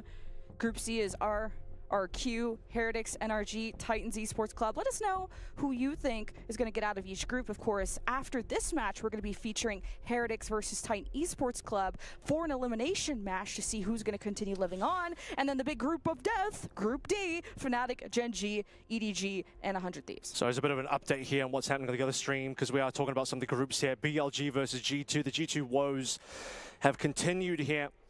This is map 1 of Sunset. BLG up 12-3, likely to win this round, and they now officially have. 12-3? So it's 13-3 for map 1 Sunset between BLG and G2. And where G2 having their issues again, this has just been so far a tough tournament for them and likely will continue to be through BLG, who played PaperX so close yesterday, showing that they are going to be the Chinese team to look out for if the other 3 Chinese teams do not show up. At least G2 are chilling, you know, because they got, what is it, the prize pool is like 15, 16K just for being here, top 16, like everyone gets a piece of that prize pool. It's a nice little trip, whether, and then they don't have to worry too much about stage 2 because they're already qualified for champs, so hopefully they find some time to have a break. And is that map 1 of that series, or was It is map 1, Okay, yeah. so, you know, it's not over. Cope. it's There's not over, guys. the NA Cope I like. Oh, jeez. Oh, boy. I don't know how you bounce back after That that. being said, you know, you still got some good NA teams out here, so hoping for the best for, obviously we saw NRG, we saw Sentinels, a bounce back from Shiloh would be extreme as well. We'll see if that's going to happen because we're straight back into the game, round 2 of the second half to catch you in. Sentinels, pretty damn good opening on the pistols, did come down to short numbers, however, they do retain the lead. They come down to a big clutch, or at least a closeout from Bang, and now they buy up on the anti-eco. And it's just Narrate having to hold this back as best as he can. The numbers stacked for XLG, but with the smoke, they're not just getting spammed through, and they kind of hesitate whether they wanted to retreat or not. And, well, at least this round is going to be over quickly, Kevin. We've had plenty of these go through. Coconut's usually the first one dead, and now he's going to be the sole survivor, no longer Beaver. And near flawless coming through once again. We'll see what XLG look once they finally get the rifles. Looking once again at Coach Havoya on this race to see what he can do. He's already starting to put up some numbers, and it is the day in the tournament for coaches to be putting up numbers as to sort of round out that conversation we're having about G2 as well. Finish up that first map of Sunset versus BLG despite losing 3-13. It was actually Shaq, assistant coach of G2, step in Leaf's position that top fragged in that game. So can't say Shaq didn't at least do something in this tournament. He was able to put up the numbers for G2 despite losing that first map. But in this map, we continue with XLG's gun round. A couple of retained items from Sentinels in the previous as well. And we can maybe finally see the impact of having a Sentinel for Sentinels. That was going to hurt my brain there for a second, but Celsius will have his wall sort of further back, Thorns into tree, ready to flash and assist himself if he gets pushed in that area. Sentinels have a 1-2-2 setup as XLG hope to storm into C very soon. Gonna be playing for retake on C here. Checking through the box, plenty of presence shown, instant poison all to come through, and fast rotations expected. I like the preemptive escape from John Cutie. Just not wanting to give a chance as Waterfall is being smoked off, so XLG are just not immediately getting in. They were delayed by John Cutie's orb. So XLG are gonna have to re-clear with the Sentinels team that are more ready for it this time as the haunt is thrown from Mary, getting vision in. Sentinels hoping to prevent the plant, but this corner should be safe for now, especially with Zekin getting smoked off. Still has a nade, of course, and double satchels if he wants to get freaky. And Sentinels are just really suppressing them and waiting to hear that spike get planted. But now it is a rotation from Zekin to join through the front lines. Waterfall not going to be another angle to get through. Sentinels are going to just flood in all together. Now getting some shots in. XLG just hold the back. Sentinels trickle in and really not backing each other up as well. Just all coming through the same angle. XLG hold it down, and it's only just Celsius. Waiting for the plant to come on through before the retake comes in, and everyone making their way into halls and falling down to the firing squad of XLG, all on site together, holding strong. And they even want to clean up Zelsis here as well. Happyway finding him over towards Pillar for the Flawless, and now XLG start to feel a little bit more confident. They get their own Flawless back in, and this is going a lot differently to how we see that first half. If you sort of remember that one, round 3, gun round, going over towards Sentinels, and then 6 in a row. Straight away, here comes the timeout from Sentinels as they are starting to see momentum building for XLG, considering how the last 4 rounds of the first half went. Now, instantly on the first gun round, a Flawless. That is quite a statement from XLG. Yeah, because what really hurt XLG in that first half was the economy. You let Sentinels get on a win streak, so very, very good that XLG won that first rifle round and could build momentum off of that. And this is gonna be a close game. I said it's one thing to beat a team once. Sentinels do match up against Chinese teams well, allegedly. I mean, they beat 3 of them at Masters Toronto, but going up against XLG on these same maps again, there's a lot of prep work to do. XLG had all the time trying to figure this out, and they're not running a Sentinel. They have the double duelist. It's sort of a different look, and now XLG are getting warmed up. Scary look for Sentinels, given we'd had fairly low expectations for Bilibili Gaming, considering how they went up against DRX. But now, overnight, starting to land on something that really works for XLG. Now look, despite the double duelist here, you do have Happyway on the Viper, who will be your pseudo-Sentinel, given that Coconut still has his controller there. And there's very different vibes from both these teams. Like, XLG have a lot of good vibes. They're yapping, they're loud behind me. Sentinels trying to be as meticulous, play some clean Valorant, and stay locked in. They know the job's not done, and it's the Prowler that leads the way for Havoya and the Boom Bot that could have marked someone close. Now you got an Odin. As Zelsis tries to read where this push is, XLG now playing chicken against bullets, and that's a deadly game, and Havoya will still put the red carpet down, but there is a pivot of the spike going towards B, to the loving arms of Sentinels, but the push from Happyway was unexpected. It caught Sentinels watching that B-Link door off guard. Now you could get a good plant, but now it's just pivots back and forth. They can rotate now. Havoya's got full control over towards A. He's winning his duels over there. You already start to see Coconut pivoting. It might just be Happyway chilling over towards B to keep things interesting. Final decision going to be made. B is looking a little bit safer. Coconut will eventually place here. But still, though, on the big flank, Havoya can get a lot done. You can still see that Sentinels are very considerate of the fact that this flank is active. Spike planted. Just Happyway just getting that initial clear through the top site. And they focus on that A-Link door where they blast off some defenders, and this is important. Both Vipers about to face, and it's Happyway that has to shut it down. But John Cutie's been dealt with, and it's just up to Celsius, who's gonna have to get rid of this Odin. He does, and maybe just wants to save the Vandal, but a 1v2 is certainly possible for a guy like him, but the high-low, too strong, and XLG will tie. Needed to be able to arc roast through there to be able to flash in if possible, but 2 players, too strong. Havoya again getting work done. I mean, this coach has really been stepping through. It's Happyway at the top of the leaderboard, and XLG even things up 8-8 after losing Pistol and Anti-Eco. That Flawless has now given them another gun round win. Tactical pause for Sentinels, not delivering as much as they would have liked to. And this is considering that Havoya kind of missed out on his timing on, I believe it was John QT over on the top side of the map, but still paint shells into a free kill. Means numbers in advantage for XLG, so we start to look towards the potential with Viva ultimate. Moraga, yeah, he'll get his own ult off that kill. Yeah, his story has been put to an end.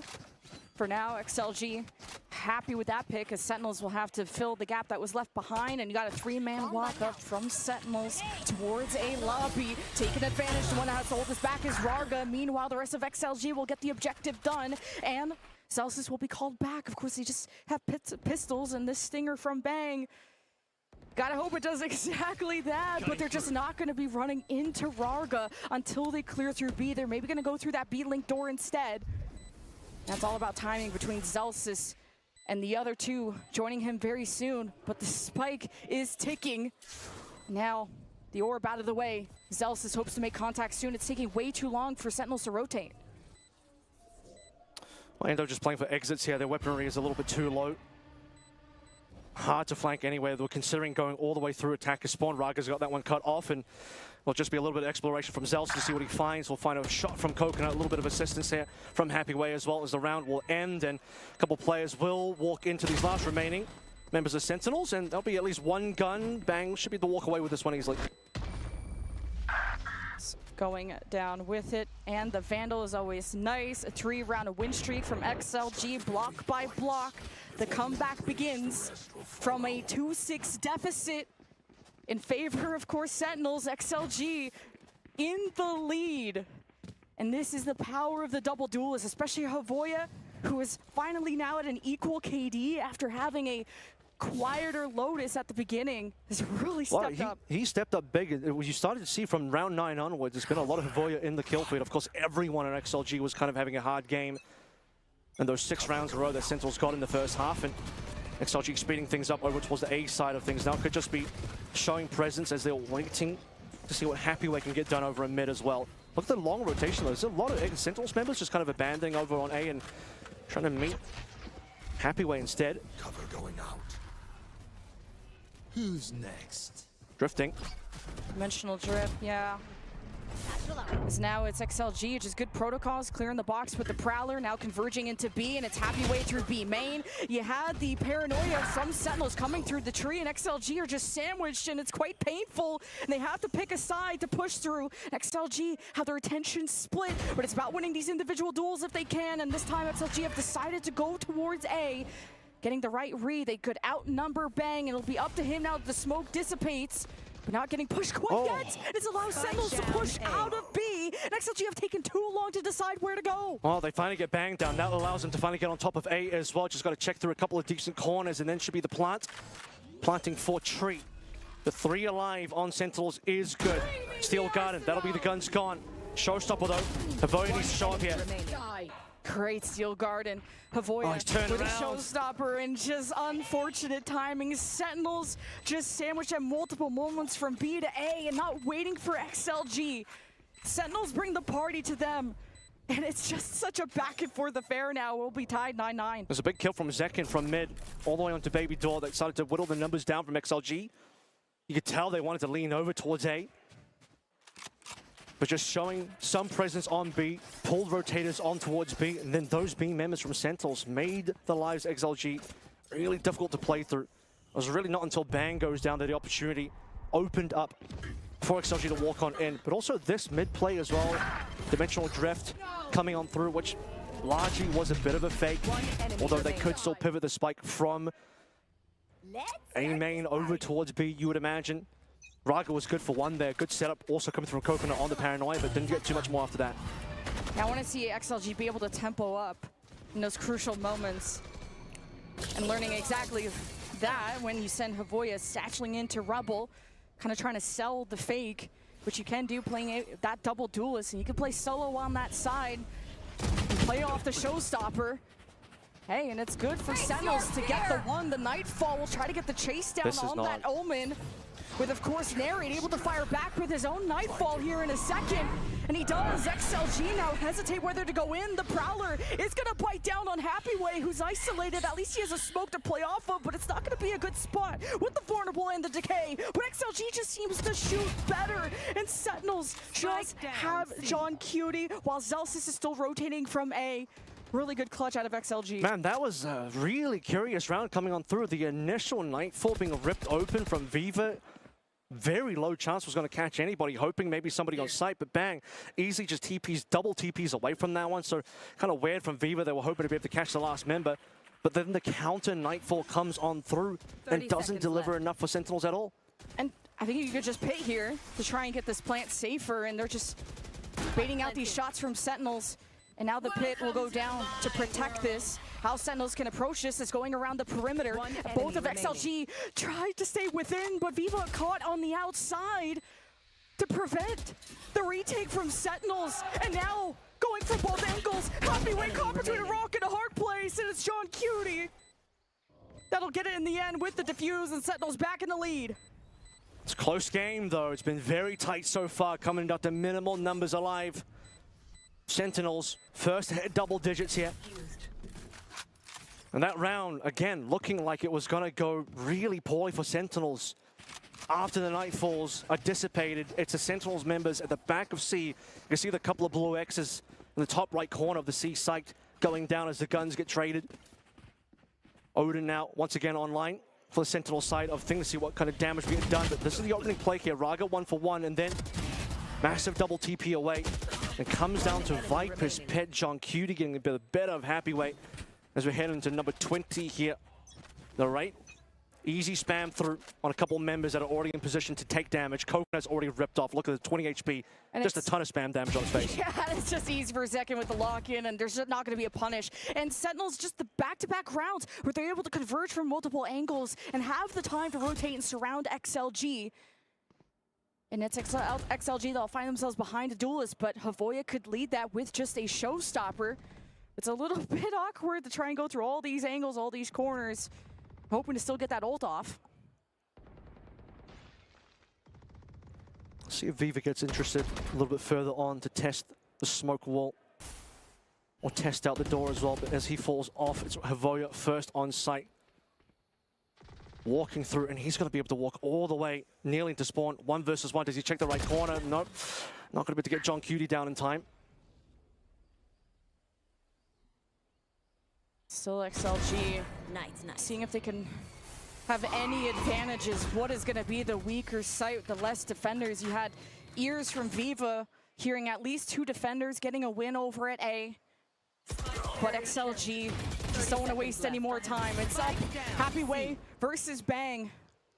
Even though Bang had a high ground and a nice angle, gotta respect Happyway. We'll back away, and Viva has full util to help keep this site for XLG. There's just too many members down from XLG untraded. At least Viva got Zelsis, but that's all that XLG have for the time being. They will get the plant down, but 4 versus 2. Plenty of ultimates in hand. Showstopper there as well. Really not expecting Happyway and Viva to get it done. It's not planted offside either, so. Second as a showstopper, this is how you break in off the paranoia. Say goodbye to Viva. And it's Sentinels in the 3 versus 1. Now it's hide and seek, and it's deadly for Happyway. And Sentinels start to create that gap. Starting to swing back in momentum that we found in that first half as XLG, 1 by 1, lay it down, peeled away. Only Viva showing up for that singular earlier on to relieve pressure onto the A side, and the rest of XLG falling 1 by 1. Really unfortunate time for Havoya there. Checked the wrong angle. Gets taken down by John Cutie. Could have been a good one for Havoya. Would have been in a nasty angle for Sentinels to deal with if he won that 1 versus 1. It'll take a bit of time here for Havoya to have a chat with his team. Well, really, I mean, you know, he's in the team as well. They'll all have a bit of a group chat as he's coaching and playing, but also the assistant coach behind the scenes dropping him some words as this is getting tight enough that XLG can still get the opportunity to swing this into a map win. But 11 on board for Sentinels means that window is closing fast. And this is XLG's map pick. And then you're going into Sunset, which is one of Sentinel's best maps. This timeout has to provide the solution, the key to victory to XLG, because it's going to hurt more losing when it's been this close, this neck and neck. But you got to respect the XLG comeback from, like I said, starting off this game at a 2-6 deficit to the duelists really providing the firepower, the crucial frags that XLG have needed on this offense, to now Sentinels starting to run away and get close to that finish line. As a reminder as well, in the rematch, the previous time that we did see these two teams play in Masters on Lotus, 13-6 in Sentinels' favor. Most of those rounds won on the defensive side, 8-4 in Sentinels' favor. That's exactly the side they're on currently. Now it's Havoya's turn to be explosive with the showstopper, but he's not someone who likes to be hyper-aggressive, very explosive. He's mainly initiator after all, and he has to play his life when he can. Then they send the clone in to keep, of course, Zekin busy at B. With the pit at C, XLG are having their options limited. You got your lurk shut down at A, so XLG are not having a good start to this round. It's typically been Viva on that side of the map being the late lurk. This time around, be happy wait. Viva has had some success over there in previous rounds, including the last one, but Seas will slow things down considerably. Pretty confident this is not going to end over towards C. In fact, you could even see the potential for Zelsis to fall off this side as well. 2 Prowlers, too, from Neri. He could check things out. Once he gets a good sense, he could lay it all down with an Odin and do some critical damage to XLG, just really dwindling their chances already for this round. Sentinels have had time to rotate. Nobody at B. XLG still have a 2-stack with the pit at C. So it is a pivot, a great read from XLG, realizing this site is open. There will be a flash, though, placed by Zelsis once Sentinels do want to fight for this. Good structure to be able to still pull through the showstopper despite no one being there. Need to make sure that it is clean. You have lost rounds from there before. It's Viva up first, though. Needs to have shots ready to go. Does he know there's 2 players, though? He knows he's definitely one. Just needing to buy time, play your life. If you're XLG, start off getting first blooded. Now it's about protecting the objective, and you have Coconut playing through B main. He's about to meet where this Viper is going to push from, but John Cutie's better. Neri's Odin screams louder than XLG, and it's Sentinels on match point. Yeah, map point being found for Sentinels here in this BO3. And Coconut activating so late, hiding in smoke, doesn't even realize until too late. As his team falls apart around him, John Cutie walks past. I'm sure that eventually the footsteps were heard by Coconut, but yeah, he needed to be able to come and get that kill, instantly assist if possible, but the rest of the members on XLG falling very quickly from all angles on that Sentinels retake. And as I mentioned, it was the defensive side that was stronger for Sentinels in that previous Lotus between these two teams in Masters. And now as we head into the potential final round here, Zekin on the op, Odin being brought up by Narate, did huge damage to Coconut on a previous round. Just on the spam. Zekin with an op too, he's not gonna get any juicy prey, not yet. It's XLG, not the best buy, but a Nightfall, that could be good. It is gonna get this fade, but no, Neri just spams through, blinded. Not care in the world. What is Ranger looking at? Trusted his teammate too much. And XLG fumbled, displayed such a good ultimate. Neri just wills this win into existence. And it's Havoya left for XLG, now buried 6 feet under. 13-9 for Sentinels. They do it again. What a huge round coming through from Narrate. I mean, how does XLG just not even see him? They have the Nightfall there. They should have had the info off the Nightfall. But also, you lost a member to this Odin straight on entry through into tree.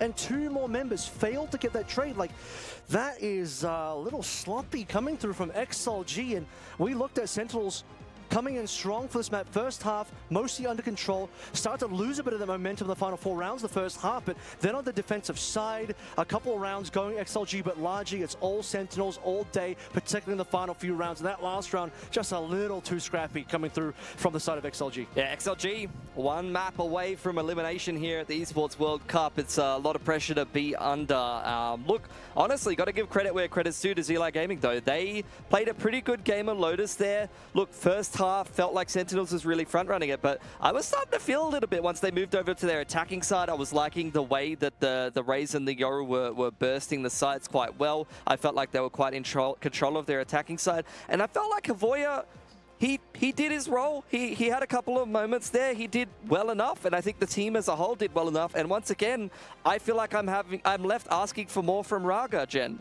That was gonna be my thing. This is supposed to be the statistical leader of China.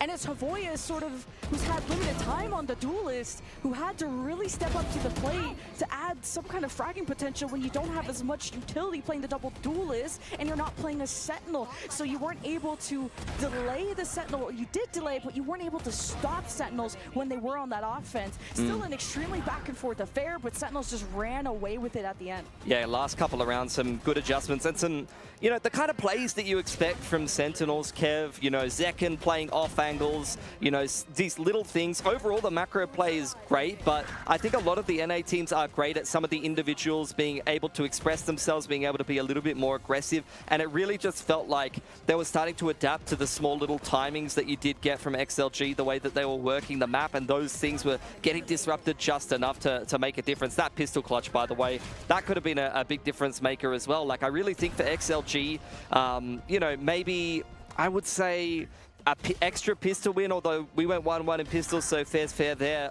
and maybe a little bit more out of Raga could have been a different story, but a little bit more in the tank there for Sentinels at the end of the day. A little bit more in every single area for XLG, maybe just a few too many sloppy moments. The double pit round as well, in my opinion, very sloppy. Dimensional drift showstopper should give you a lot of info there to win that. For sure. Then you have that final round as well, which I'm really not pleased about how XLG handled that situation in Tree. The rate popped off, no question about it. However, it's just ridiculous. I mean, this is the play he's flashed out to, and look at these guys just completely being Odin down. I mean, you should just know he's there.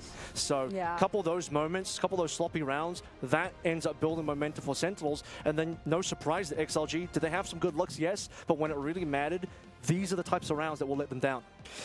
Totally agree with you. Look, maybe disappointing. Oh, we're getting the scoreboard here. Good game from Zekken.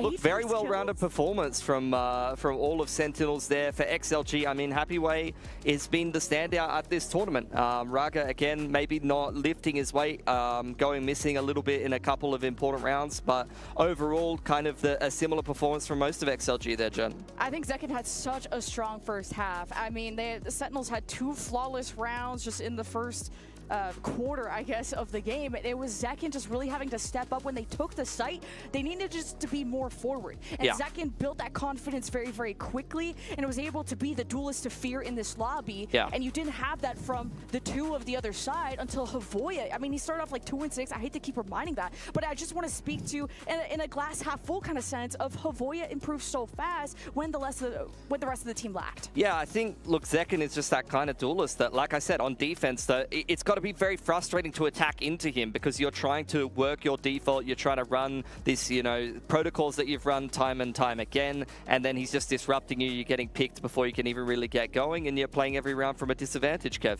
You also had Zekken in the previous showing in between these 2 teams at Masters, plus 21 overall in that BO3.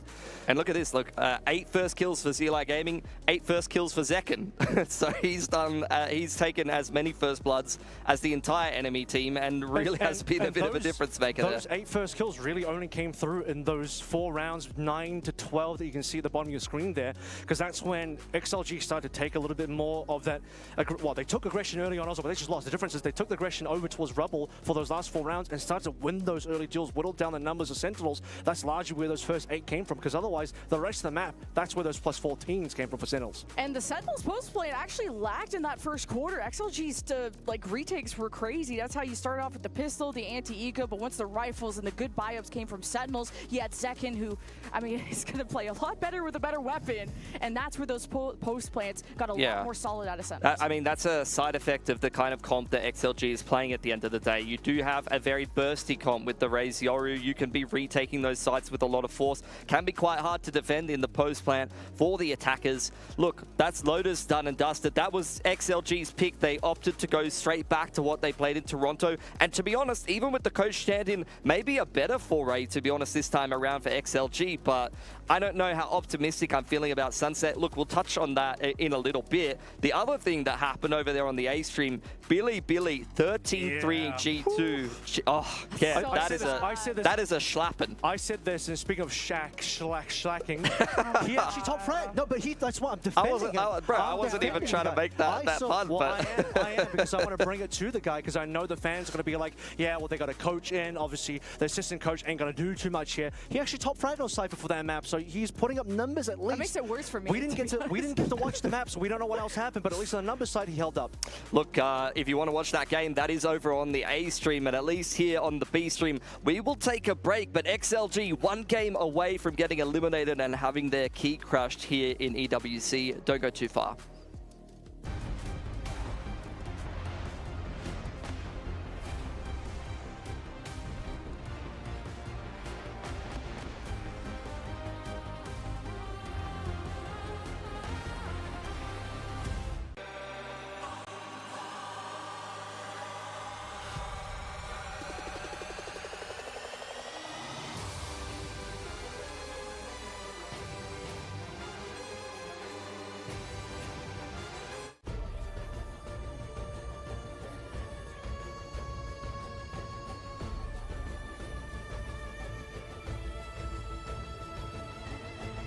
This land is calling.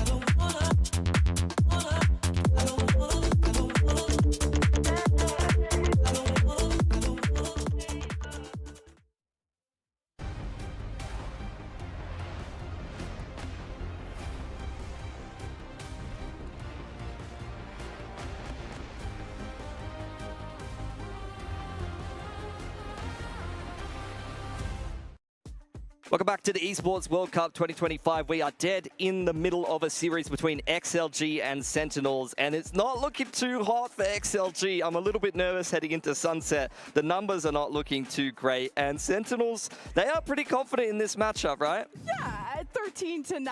Yeah. I feel like doesn't tell the whole story because it was tied. I mean, Sentinels had a way stronger of a lead. XLG caught up, and then the finish line, all of a sudden, Sentinels started sprinting, and they ramped up. And Zealous did say in the past, oh, we own your region. Feels a more shared partnership. XLG did improve from Masters Toronto, but it's still a Sentinels win. Yeah, so that's the thing, right? They actually ironically performed better here in this Lotus than what we saw in Toronto. It was a 13-6 in Toronto. Here we got a 13-9. They have a stand-in with the coach, and somehow that's better than actually having a play that was playing with the team, although Midi only really joined for Masters, but it is interesting that they've, at least the scoreline-wise, improved since then, although still losing. Look, at the end of the day, still 0-3 overall in maps versus Sentinels are XLG in recent history, and if they lose this, well, have once again been crushed by Sentinels, eliminated from this tournament, and they will have their key crushed after this series, so I can't wait. I know that sounds really messed up, but I can't wait. This will be our first time seeing a key crush. The thing is, yeah, I can't wait to see it, because it's going to be my first time time seeing it as well, and that's very exciting. But I'm waiting for the moment where we see a team get revenge and crush the key. This is going to be a very sad moment, Kev. This is going to be a moment of, oh, they crushed us again, and we will now have to exit the tournament while Sentinels move on. The team that wins the whole thing gets to take 3 crushed keys of fallen opponents, and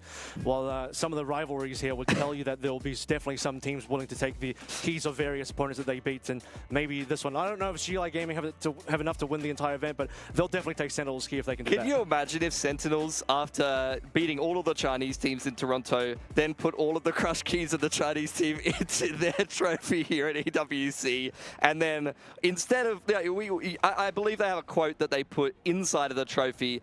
You can't change that, but imagine if you change that to "We own your region." And all of the Chinese crush keys. You know what? Once it's your trophy, you can just do whatever you like with it. Take that to an engraver, write what you like on that one, and just like 3 Chinese crush keys in there. We own your region, Sentinels trophy, if they can win the whole thing. And look, current former Sentinels not looking too bad, maybe a little bit shaky in the end of that first half, but largely expecting Sentinels to win here. Is it possible that they can come through as a potential winner of this entire event?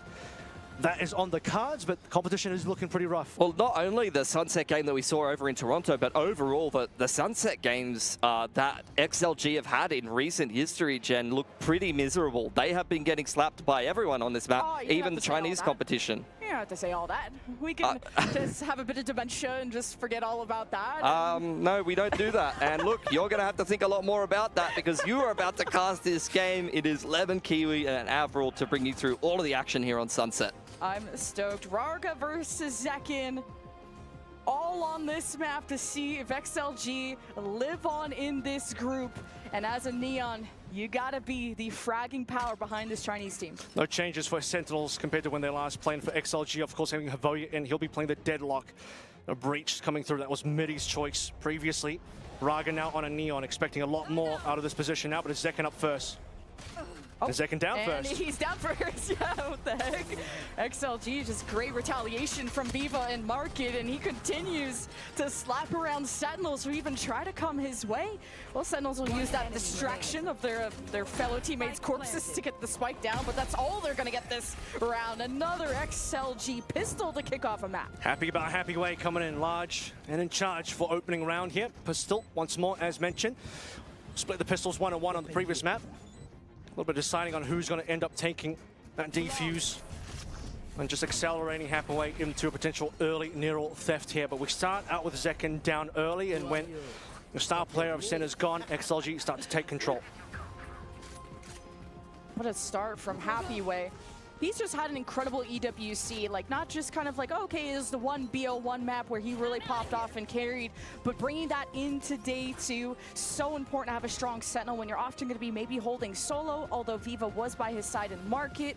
They can play off of that information a lot better because XLG didn't play a Sentinel on Lotus, and you see how this is already so much better. It's a double Senti as well. I mean, we've obviously seen some of these Deadlocks come through as a solo Sentinel, which is a little bit rough. You're kind of missing out on being able to have a Cypher on board with the extra cams, but it should be a good defensive half for XLG given it's Cypher and Deadlock together. And Deadlock would be a 2-week on her own. It's kind of a lot on Coconut to be the one that really blinds and limits this duelist. And the barrier was insane from Havoya, limiting the exit of Sentinels. So far, the Sentinels are doing exactly what their role is. And Sentinels, as soon as they get into position, they can explode into the site with that breach, but haven't been able to develop to that point. XLG's proactivity has been huge, and so has Havoya. Well, just one more to come through here. Havoya can get another kill here to end things out with. He will, baiting his teammate Raga, of course, who was going to allow Havoya to get one to accelerate this annihilation early. And you just have so many counters for Neon. This could potentially be a rough game for Zek, and you have sensors you could walk into. You have trap wires, of course, always going to be the hard counter to Neon in various cases. And then the fact that that particular round, throwing the barrier mesh down, Zekin got caught in the middle, had no exit available, and so dead to rights entirely. Unfortunate first death twice in a row. Yet to see anyone on Sentinel's shop yet, except for Zelstis in those first 2 rounds. And you hear that? Pow, pow, pow from XLG. Like, yeah, that's kind of what happened. They're definitely getting, well, they're getting excited. They're getting off to a good start. Oh, and the mesh, but Sentinels this time were ready for it. They react, they bite back, but it's Viva with a huge 3K. that nullifies this round for Sentinels, and it's Neri that has to think of another plan. Solid from Viva. Also in the previous map as well. I'll bring that momentum through, but already looking in dire straits for Sentinel's first gun round. Not looking too pretty here. Viva collecting a bit of an upgrade. Good news here is Raga doesn't have the one shot. In fact, he is just going to die here. That might actually rescue the round for Zelsis and the rest of Sentinels. We're going to see this coming. Sentinels 2 versus 2. Viva on his last leg, and to stop this, a good surprise from Happy Way, but it was traded. Viva has to make his way to A, and Sentinels will know exactly where his last location was, and the tripwire will reveal Viva. Cam's going to get info here as well in just a hot minute. And Viva has no clue. At least the regen shield allows him to get back onto a little bit more HP, but I don't think it's going to be enough. Zelsis now has full information. He knows exactly what this is going to come through. You'd imagine this round is entirely over, and it is. Viva doesn't even know which way to look. Too many angles to check, nothing off that recon, and Zelsis just doing his due diligence on the post plan. That earns him a neural theft going forward. And Sentinels have already adapted so quickly to the XLG setup that has stopped Sentinels at A before. Yeah, well, this time, you know, the quick walk up from Havoya instantly punished. Havoya wanted to get another trap with the barrier mesh early again, giving more numbers for Sentinels, but really it was the 3v2 that turned into a 2v2, allowing the rotation onto B and then the plant that really gives Sentinels the ability to win that one, because they started that round in pretty rough order. Right, a bit of a bait from Zekin after he got caught by Havoya, once with the mesh and the other with the barrier. Sentinels playing with their food, and it's a chess match now with the Paranoia. Very critical to know that Coconut is on this side of the map. It's going to be the biggest threat to the duelist on the Sentinels side. As long as Sentinels swing together, it's going to be a much cleaner round. But a neural theft nonetheless from Zelsis will reveal the rotations are on the way for XLG. Coconut would have wanted more there. If he gets a single extra kill, a 2 versus 2 retake feels a lot better, considering Raga also doesn't have another gun to use. Op on the retake is going to be a little bit rough here. Happy Way also one away from neural theft. I'd love to get some information on positioning here. Raga's up against 2, and he might get traded even if he does get a kill. And Raga could do it. Oh wait, he slipped by, and John Cutie puts him to bed, and we're tied 2-2. It's just too hard. I mean, slide, and then you have to scope in as well. He's really hoping the relay belt was going to get the concuss, that he can get that shot in, but just too hard to get that retake from the position of Raga. Needed a little bit more help from the single other teammate that was available there, but really if Coconut was able to get a single more there, stay alive, delay a bit longer, get some more rotations over, could have been a different game there as Havoya and Viva were able to get themselves the one each, and Havoya now a couple times in a row not scared to play aggressively and dry peeking into that choke. However, a couple rounds now as well, 2 in a row that he has been taken out early because of it. Game plan's been pretty solid from Sentinels, just heading into A first. Things go awry, you end up at B. And just now knowing that Coconut's on that left A-link area, you know that duelist from Sentinels has just been very careful on how much he wants to commit and whether he wants to immediately do that, using the speed to the full advantage. And Raga did what he could. He had that great initial shot with the op, but like you kind of pointed out earlier, it's not your favorite weapon to try and retake with. It's like, how do you get the second shot? He needed a collat on the first one, unfortunately, and that's probably the only real way he gets in. Let's talk about the fact that the last time they met, 13-6 was Lotus, but also the same score on Sunset. Zekin went absolutely large. This was back when Sheila obviously still had midi. They were playing more of a breach look, kind of the same comp as we're seeing here, just with the Sova on Viva instead of the Fade that in the right plays. But largely would have been the same comp otherwise. This time playing the double Senti for XLG instead, which so far, of course, they should be getting a lot more done in these early defensive rounds, or just on the entire defensive side. But when you look back at previous results, it was 8-4 in the opening attacking half for Sentinels, and then 5 in a row in the defense for Sentinels to really clean through with a 27-10 finish for Zekin, a +17 on Sunset alone in that particular map. Definitely a way for Sentinels to keep punishing XLG, especially knowing this deadlock is on that right side. Because you got to really step up to throw that barrier. That thing is heavy. And then the mesh too is Still not enough to deter Sentinels until XLG cook up a better combo. And I think paired up with the Paranoia, if that just syncs up even better for XLG, kind of saw Sentinels not all swing together. There's moments where you can maybe catch Sentinels staggering. So it's still a pretty back and forth A approach. It's also really tough for the Sentinels lineup to be able to get rid of some of this utility at range, given that you don't have the server here. You want to play the Fade, which is very good, very acceptable, but lacking the shock darts to be able to get the easy clears on trips and Sonics and all that kind of stuff. So it will cause a few more additional headaches that they have to consider. Harder as well to be able to follow up on things like you want John Cutie on this bridge to flash you through, fault line you through into certain plays, but then you run into a piece of utility from one of the Sentinels and things just get a little bit rough in terms of timing, particularly if you're Zek and you really want to get those fast entries. We already saw him being punished earlier on. That will continue in this series unless Sentinels can sort of find a way to work their way across utility. If they can get these early kills on Havoya, that's one way to shut it down. But at some point, I expect Havoya, he'll need to rein in that aggression a little bit to make sure he can at least live a little bit longer in these rounds, to make sure he has more to play through.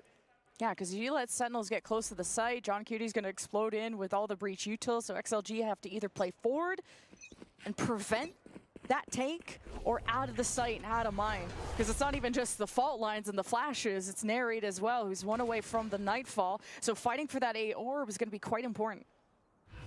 Ultimate's online, this time for XLG. Still a couple short on the side of Sentinels. One more kill required for Narrate.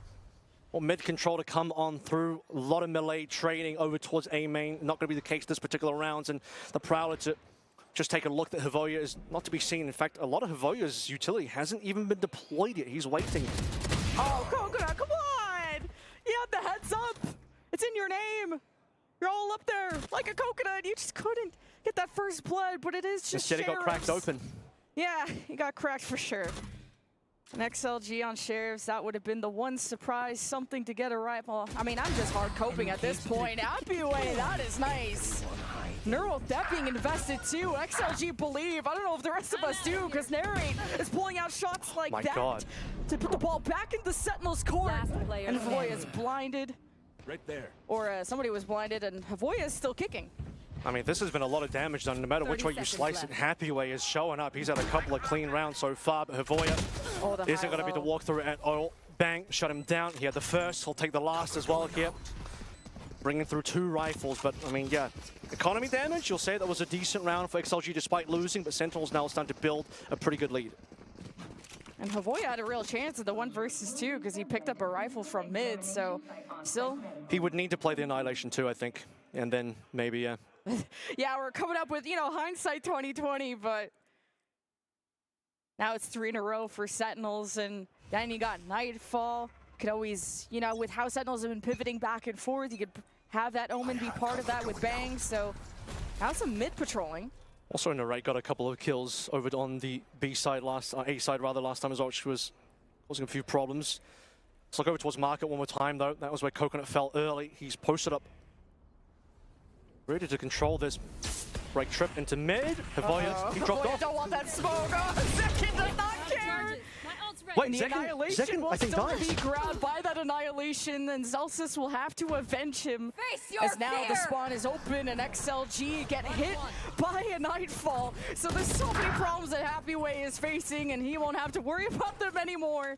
Coconut and Viva have to also re-clear through their own spawn. They have no idea where Zelsis is lurking about, so saving your weapons, including that op. Well, that's the thing, right? They brought the op in. Raga played a glass cannon op that will be recovered by Viva now.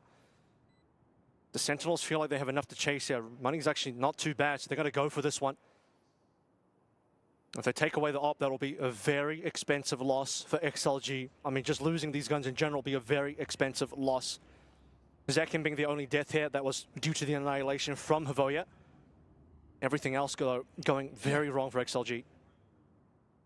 I don't know, you're going to be able to keep these rifles, XLG. Coconut has to be locked. Here's the swing. Beautiful setup from John Cutie.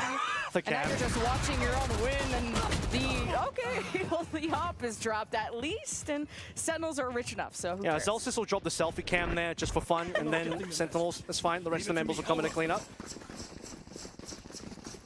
We have nearly a hero rifle into Hivoya. That will be the Guardian to We'll see what the buys are a little bit later on, but yeah, this is the one kill that came through posthumously as well via Annihilation, but then of course the ending that we saw. But yeah, a large number of kills that happened in the middle of the round after Zekken trades himself with Hivoya that kind of goes awry for them, and it's not going to end up being the full purchase through for Hivoya, but he's still only got 500 credits left, so it's like he's essentially spent most of his bank here, hoping to get something done on the Guardian. If XLG get info, they could Hunter's Fury, but this is too forward from Viva. Wow. Oh, test the swing is so good from XLG. Viva, he lives and he kills. And Zeus is just catching Coconut on a bit of a hot skip and a jump and a clean round out of XLG. Oh, Viva came out of nowhere. That was incredible stuff.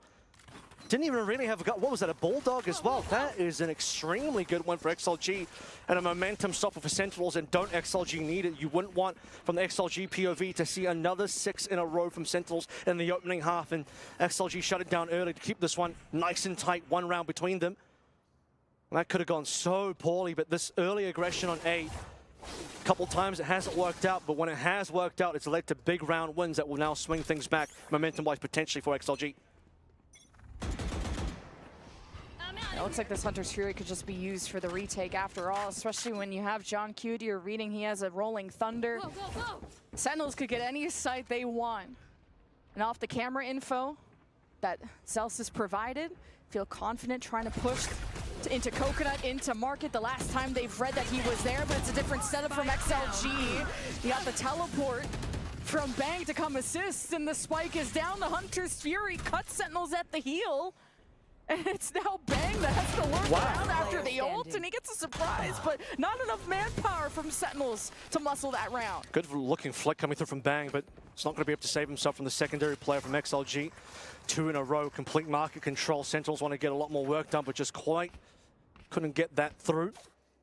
And now as we look towards Sentinels' timeout, we're still seeing potential buy-ups here, just barely enough money on a couple of players. Some more smiles on the faces of XLG as they start to feel better about their chances. No matter which way you kind of slice it here, this is a better look for XLG versus Sentinels than the last time they played, which wasn't particularly good for XLG at all. So, is it the case that, yeah, it's a little annoying that they're consistently having to come in with new members? It's been 3 players in this one initiator spot, moving from YOU to Midi to No Man to Hivoya, the coach. Consistent inconsistency, you could say, in terms of that position. However, it's led to this event being a reasonable good look for XLG, but can it be good enough to take us to a map 3? Can it be good enough for XLG to knock out Sentinels, a tournament favorite? I think that round could have just been simplified from Sentinels, just having the Rolling Thunder, have your Neon glide in and call it a day, but that rotate over was really tough, and what a beautiful Hunter's Fury. Viva having such a good impact at 11 and 4, back-to-back round wins for XLG off of his effort. Again, Rolling Thunder, Overdrive, Neural Theft. Surely this is the round for Sentinels. Some low armors though, 125 across the board. John QT, Bulldog in hand. No early aggression this time from XLG. Could be another market play for Sentinels. Walking this time into 2. Oh, Coconut still is being dismantled on that top high ground, so Sentinels are definitely finding the weaker entry point to get into B with, and it's a 2-3 split from Sentinels to attack and dislodge this anchor of Happyway, who's going to remain within the site, and he gets his one and dances around cover. A second, and now revealed from the Neural Theft. No, Celsius, he takes advantage and evens up the odds as best as he can. Sentinels back in the driver's seat after the effort from that Sentinel from XLG. It's up to Rarga, but I think maybe just keeping the op would be better. He actually can play this, so this is the thing. How confident are you if you're Rarga? You can swap over to the Overdrive at any point in time. The real difficulty is eventually you're going to have to play into some of this John QT utility. Haunts back on a line. Fault line is there again. Most importantly, though, it is looking over towards that ultimate. Swapping over towards the weapon. This is so doable for Rarga. Oh, the Rolling Thunder's invested, and Rarga not able to clutch this one up, especially how important that weapon was. Of course, they're able to buy up again, but that was a big risk for Rarga to take, and it's so tough to push into that when you have the 2 corners to get through. The wall was a great isolation. But a better Rolling Thunder out of Sentinels. I'll trade an operator for an old Rolling Thunder. That is far easier for you to get an op back than it is for the Rolling Thunder to come through. Taking that item off board. A utility gone now from Sentinels. It's a good trade for Raga. Would have been even better if he got the kill, but Overdrive he saved as well. So yeah, he had the opportunity to trade his operator for a rifle. And now Raga wants to get something done over towards B main. I'm looking at the overdrive from Zekin. Of course, the drone from Viva reveals that Sentinels do just like to kick off their rounds over at A main. But XLG are not going to immediately unleash that paranoia and be as aggressive and active as they have before. They're letting the ball be in Sentinels' court.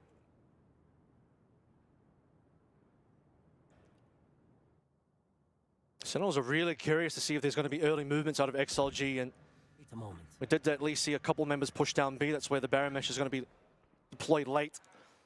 So it's going to let the first 40 seconds pass on through. Barrier mesh will fade away. Full mid control for Sentinels so far. They've had success over in towards market. Just a sonic sensor there. Prowler's going to get past and check everything out, but no members here to defend. Sonic sensor at B is going to make things sketchy for Zekin if he crosses that path, especially when you have to try and get to that high ground. And there's a sonic sensor stun, the swing out of Favoria, but the support is better out of the Sentinels to back up their duelist. And it's Coconut from the top rope now being obscured. They'll have to take a market approach if XLG hope to retake this. And they'll leave Coconut to wait for that cage to expire. You have members playing offsite here as well, which is going to be very difficult for XLG to be able to navigate. Multiple angles here, at least if you come through Boba for one member on Coconut, could be interesting. But no paranoia, it's already been spent now. But can they react in time to get these kills? You don't even have time to use the neural theft. You just have to go and frag now just to confirm the big win for Happyway, who claims with joy, and XLG will tie. It's just like Pilski said earlier on, it's been Happyway's day in his tournament so far. When XLG look like they are in a struggling position, Happyway delivers. Losing yesterday to DRX as ISO at least was able to get something done. Now today on the Sentinel, Happyway leading the way. Giving all the smiles across the face for XLG to bring this one again to a tied up 5-5, forcing that economy now on the Sentinel side. That could have gone so poorly, but Happyway just able to get these shots in there. Neural Theft came in, but he didn't even get the info. He just swings before the Neural Theft comes through, and he wins these duels. It's been a big conversation about the impact of these Sentinels. Happyway and Zels is providing so much, whether on the defense or the post play. It's not even been about a big duelist matchup between Zekin and Raga. I believe they're even bottom fragging, but all that matters is how you pull together these rounds as a team. And it's another Sentinels cut into market, the sonic sensors to try and strengthen that side of the map for XLG. The barrier is only going to delay Sentinels for so long. The paranoia thrown into the mix, and Sentinels have to wait. Now they swing out. Narrate with the stinger, and now the Nightfall at 5 HP. Just trying to keep XLG in his place, and it sets up the overdrive for Zekin, but Raga knows his place. And Sentinels 2 versus 2, and one of them with a pistol, hoping to change that up. And Zekin at the top site wants to get ahead of the game, but it's XLG converging through the market side, and it's Raga that leads that loud and proud around the corner. This is the fight to win the round, and it's Viva once again. The strikes to the heart of John Cutie. 1v1, and the better Neon is Raga. Raga with just 30 HP left to play through, but information gained from Viva, who falls. Lots of utility still in there. Recon forces action through from Sentinels, and Raga responds. You see him sliding in all the way through mid into market, catching a timing. And it's the relief squad from XLG to come in to save the day, to give them the lead now on Sunset. Final round for Sen to be able to try and close this one out with a minimum 6-6, which is what we got in our opening map. Still though, decent damage done, considering this was just a big sting around coming through from Sentinels. If the objective was to, obviously if you can't quite get the rounds, to at least deal significant damage, you've done that. But have you taken enough money away? Because there still is enough money for this final round for XLG. Big round out of Raga. Needed to see him activate and come alive for potentially one of the final times for XLG at EWC. And Coconut could have maybe been heard at that corner, and Zekin is still caught off guard, just weave, dive, and dodging around his own wall, and Happyway has been the ultimate anchor for XLG to keep B as big of a challenge as possible against the Sentinels. Here's the info off the Nero theft. Knowing that A is a little bit compromised is going to be narrate now. They drop off Zelsis to try and sell this fake a little bit further. Havoya not interested in moving out, waiting for the barrier mesh, being patient here. Narrate doesn't want to reveal his positioning. Now finally it's going to be the full rotation. This will be an A finish. Does Raga smell this one? He's starting to lean over, and eventually XLG need to be ready. Surely that's footsteps heard. Has to be, surely. Yeah, you can prowler through that corner box, so Havoya has a lot. Maybe could even throw this Annihilation preemptively, and he claims the breach, and there tries to unleash him. And Havoya, he just giggles at his own team. What a clutch from Havoya to hold it down. Got a golf clap coming out from me on that one. Just shoots through the Cocoon player to find the one behind. Dirty stuff coming through from Havoya for XLG now to lead 7 and 5. And well, XLG won the first pistol as well. If they get the second pistol, you're looking at 9 and 5, and Sentinels a bit struggling on here. We might end up going to Haven, a map that we haven't seen out of Sentinels for a reasonable while, given that they have banned that one a number of times. And XLG, my goodness, Happyway once again delivers so huge over on the opposite side of map, over on B. I'll tell you what, G2 Leaf might not be here, but the Chinese Leaf certainly is. You see the pressure to the Sentinels really feeling it. They also just seem like a more quiet, locked-in team, at least my impression of them, seeing them for the first time in person. And XLG, they're yappers, man. They're loud, and just every time someone steps up, they're just encouraging each other, and this is a team that could really scale up. But it was Sentinels that closed it out on Lotus after that big back and forth. So XLG have to keep up this level of performance, and it's all going to come down to this pistol. A team that is mixed language here. Majority Chinese speakers, Russian coach, meaning that they do have to calm in English. It's going to be a lot more difficult to get some information across, particularly in very rough situations when a lot is happening at the same time, which is why sometimes you do see sloppy runs that we did get on Lotus, double pit situation and various others. But beyond all of that, getting past all those issues, 7 and 5 on the second map, and not a terrible opening map on Lotus either, despite that one eventually getting away from them. You can see Havoya is the one that, as I even just take a look at the team, but if you could even hear them, the main one yelling out the comms, leading the team.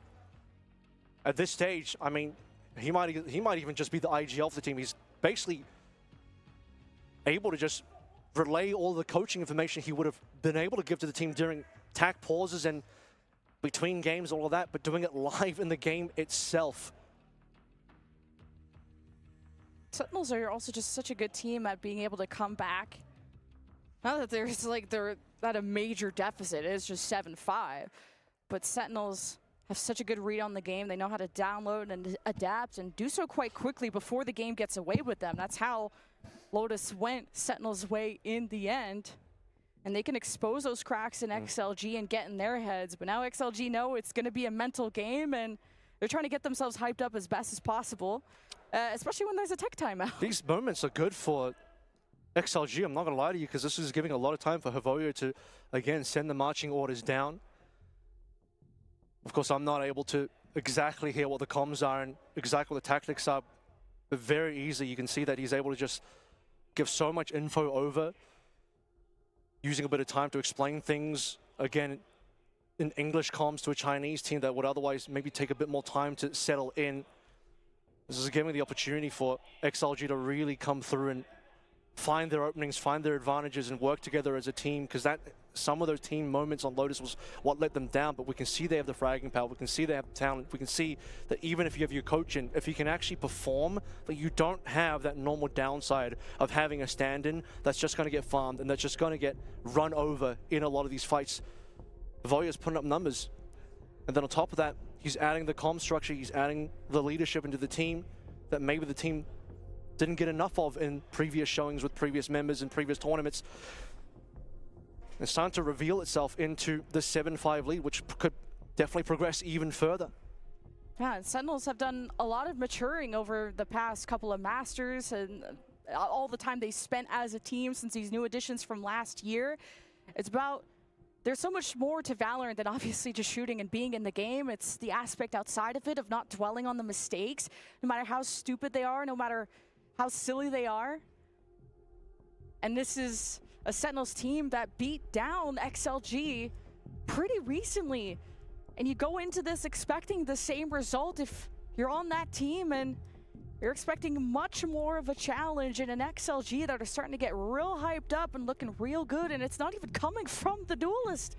A lot of people, when they look at XLG, it's the Rarga show, it's Happy Way, a big hero, but everyone now is firing on all cylinders from XLG, including the coach.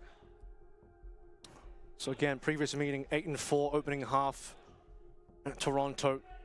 Sentinels attacking side with 8, only 4 on the defense for XLG. And this time around, 7-5 going the opposite direction, changing their comp up from double Enid to double Sentinel, with Heretics leading away on the deadlock. He also did play Cypher yesterday versus DRX and looked okay on that one. Played Raze in our previous map and honestly performed pretty damn good. Now at the moment, with 7-5, a good enough lead with a double Sentinel rather, defense for them to have the buffer required to close out this map now as they have to play double Senti on offense. Surely if they can get into some of these post plants, you can imagine the setup would be pretty nasty. Ideally, XLG would, I mean, they obviously want to go to the third map, although Haven would not be their favorite. They obviously floated it because they feel capable, but they went to Haven just recently against DRX, which is a 13-6 loss.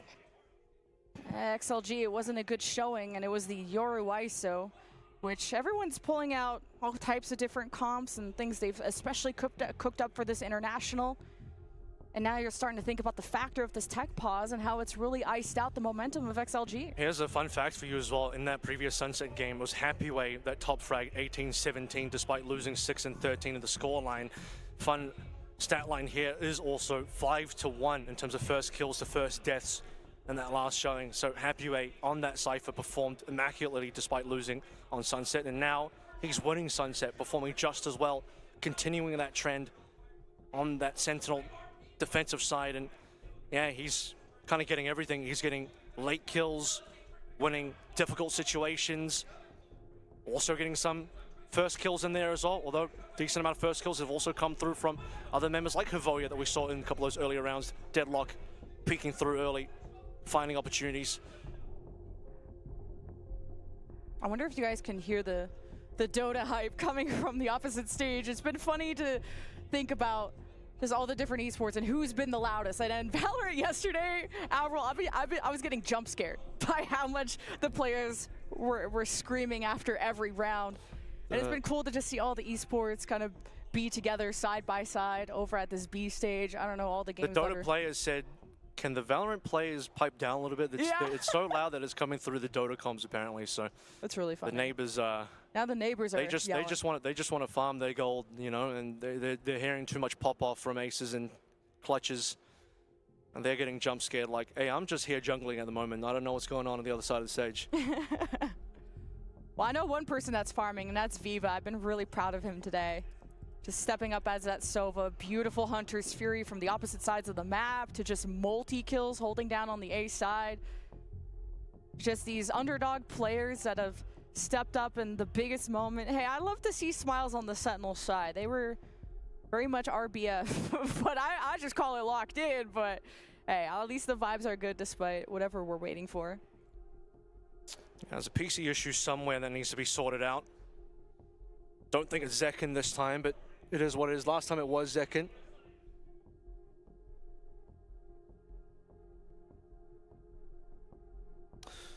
We'll just see where that ends up, but still fun vibes over the XLG side, no matter which way you slice it. They're happy to just vibe for now, having their back and forth chatter. Hearing 2 minutes until we're back into game, at least. Unless I just caster curse that one. I think there's no rights PC down the end there. Can I caster curse production? Is that a thing? if that was Production is possible, low. if that was possible, I'd be curious what extent you could start doing that. That would be a I'll work superpower. my voodoo magic for sure. Because me and Schiff were cursing yesterday. Not like that way, but we were cursing our broadcast because I don't know if You'd we have keep a- summoning the tech issues. You'd have a I'm sorry. that basically like a superpower. You have like a Timu Death Note kind of style going. I was like, no, I can't Timu Death write Note. somebody's name and cause their demise, but you know, I can just make things annoying with curses. So If I could spell anybody's names, that would be great. Timu Death Note, what is it? Like your pen doesn't work? Do the pages, no, the it's ink just bleed? you just curse things instead of actually having the power over life and death. That's what that is about. Ah, okay. Speaking of life and death, we are in the lower bracket, of course. And I think All we right, are let's getting go, back means we're getting into back in. Okay. map. Okay, again, 7-5. Pistol, important here. Could be a decent lead being gained by XLG if they clean up the pistol again. Of course, double Senti on the attacking side could be problematic, and if they can start bringing together some rounds, especially in these post-plant successfully, XLG would be in a great spot. See XLG just trying to keep the energy up. You just can't look at the series score. Don't even look at the map score. Just focus on the half. Of course, Cypher trips are going to be the obstacle course that Varga has to get through, but that's the joy of having Viva and just, you know, eyeballs in your head, too. All right, we waited a long time. We're going to start things out. Big stack over towards the B side. Solo trip to be able to hold off for some time, and the shock will just place that one, leading to a fast lane hit onto B. Nobody's home. This will be a full retake. I like that Varga's inserted deep too to kind of watch for any potential retake. And that'll be all led by Narrate with a Prowler. In which corner he decides to check with, and someone has to swing right in there. And I think a breach or a retake is going to be a lot more solid. And again, very little ways to be able to stop this utility from range with no shock darts available. So you're just going to have to try to run into some of these. At least there'll be some information on Viva. Oh boy, you're doing what you can. You get blinded, you get breach utiled, and Sentinels have found their way in. There's a Sonic Sensor, a good concuss that Varga is able to benefit from. And it's a 2 versus 1, all up to Narrate. And he gets the finishing blow on Coconut, not expecting Narrate to get that close, and XLG have that pistol too. Honestly, Sentinels did a pretty good job there coming through, despite having to run into all of this util from the double Sentinels. But the flashes, the stuns are good, instantly working off of those, the breach util coming through. So, despite losing that round, came within very close margins, but it is the pistol going the way of XLG in the hands of Havoya, the last surviving member, led by their coach here, looking across the stage. As it's going to be, do you want a keyboard? Is this a keyboard issue? I can help you out. I got a spare one ready to go. As got a bit more time now, plenty of time, maybe too much time to talk about the fact that this is potentially going to be another anti-eco win. Obviously, we're going to look towards a 9-5, and then suddenly you're looking at a situation where Sentinels are going to start sweating a little bit. They should be looking pretty good on this attack, or rather on the defense side, considering attacking double Sentis could be a little rough. But again, if you can actually get on these sites, it's just really, really rough. It's rough, but we hope you guys have time to go get a snack, and we're going to make sure the Sentinels are all okay. And we'll check in with Sen City too after this break.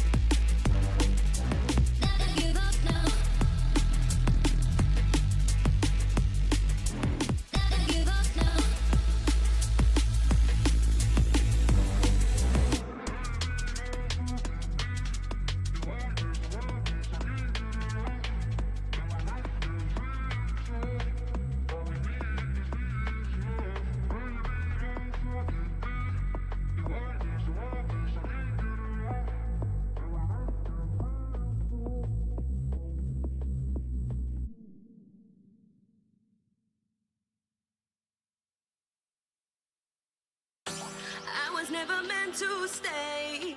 It was you that put me in. Promised me that we'd be okay. All of your lies I was believing. You were there most of the time, but that was never good enough for me. Had me going out of my mind, had me going round like crazy. But I gotta end this way. Why is there always a show for you to let me go? You got me like crazy. Like you were always right and I was always wrong. Crazy, baby.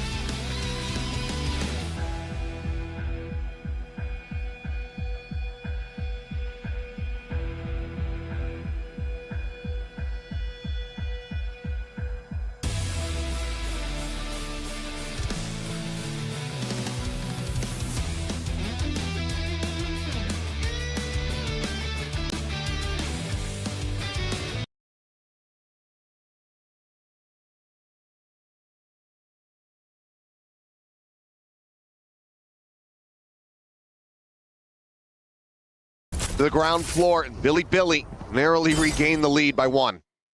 This is one of those sort of fork in the road rounds where maybe if Valen goes left instead of right, this is a completely different round. You have to invest so much, you know, the wall and the res. Yeah, you get the Hunter's Fury out, but doesn't really end up gaining too much for G2 in the long run. It's dealt with pretty quickly by YZ. And I love the patience on the early part of the round for YZ. He's just, you know, he went for some early moves and now he's... Great shock dart. Yeah. No, gets the armor out, forces the heal. He's understanding Trent's typical setups. Meanwhile, back over in mid, He's getting run down. So he might just be able to escape. Now, Levius there, out of 2, able to find the kill. Spike plant now. Coming through here for G2, Valen up over the top. Paranoia at the ready, sending towards screen. Doesn't, however, connect on Narusha, has out wide. I think maybe he thought that wall segment was still intact, but it was not. Juggernaut out, up and over the top, looking for that second kill, but cannot hit the transfer. And BLG close it out and get to double digits. Lockdown came through there. Didn't even really need it. There you go. Just a couple wild moments. Trying to get some pressure into Tube. Trying to open up that extra angle, but it's handled nicely by Neff. One enemy remaining. K-Knight gets up on the rafters. You had Rushia tucked in behind the stage wall, able to use that piece of utility against his opponents. Things not looking great for G2.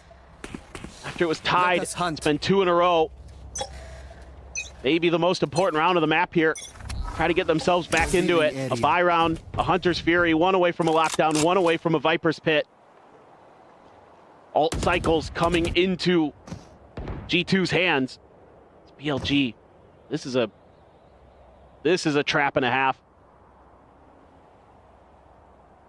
3 players set up. YZ. Enemy mark. Being baited for. This drone eventually does get cleared out. G2. Multiple weapons fire off. It will re-explore a bit of the area here, though. You know there's at least 2. The cascade there. YZ considering going on this push here. Jog's got the spike. Just around the corner. Kunbrel gonna be spotted. Did he note him? I don't think he did. So he's gonna get caught off guard. Just didn't see those pixels out of place. So Jogamo able to go ahead and collect the kill. Now Orb taken. Rez also available. They've gained some space, but the KJ util is over here on A. Alarmbot and a couple nanos at the plant spots. 30 seconds left. So, gonna be some decent info. Valen going on a check. Is he gonna stick that? No. I was gonna say that would be wild if he did. Certainly end up being both, but now the attack is ready to come through. The ambiguity gone. Jogamo loses his life. That Rez no longer a concern. The time dwindling here. Levius playing down underneath. Paranoia not connecting. The swing out, the spike now on the floor. The round is over. Neff has done it all. Nothing more for Trent to do other than potentially die, and he shall. 11-8. Bilibili very much in control. It's absolutely brutal. But this early aggression towards B main in terms of just positioning, even though they lose YZ to it, it's enough to scare G2 off and force them to the other side of the map where they've got that Sentinel util. Sit down! Oh. I think they certainly have been. BLG have just been flattening the attack attempts here from G2 Esports. So final timeout call to be made. Man, a passionate speech being given here by Josh to try to rally the troops. See if they can dial in. Just a few missteps here and there have cost them some of these rounds. Maybe a little bit of a misread on some of the macro at times as well. Some nice change-ups from BLG, shifting, some of their Sentinel and Viper setups over to the other side of the map. Neff quickly went over to A after he had felt comfortable enough that he had kept G2 away from the other side of the map. Leave YZ to his own devices. And yes. Saw the look from Trent there at the end of the round. Seemed like something wasn't quite right, so we do have a tech pause.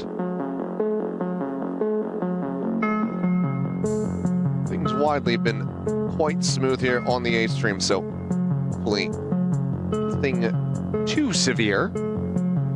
This has been going smoothly up until this point.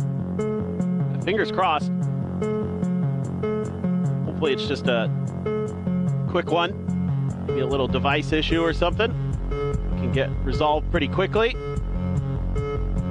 See the ref standing back. As things have been pretty wild here in this match. I mean, 2 absolute blowouts to start. And then a pretty close icebox, but these last couple of rounds have just been so smartly held by the side of Bilibili. Just doing a great job of working that backside on A in particular. You know, keeping B under control and forcing them to the other side of the map.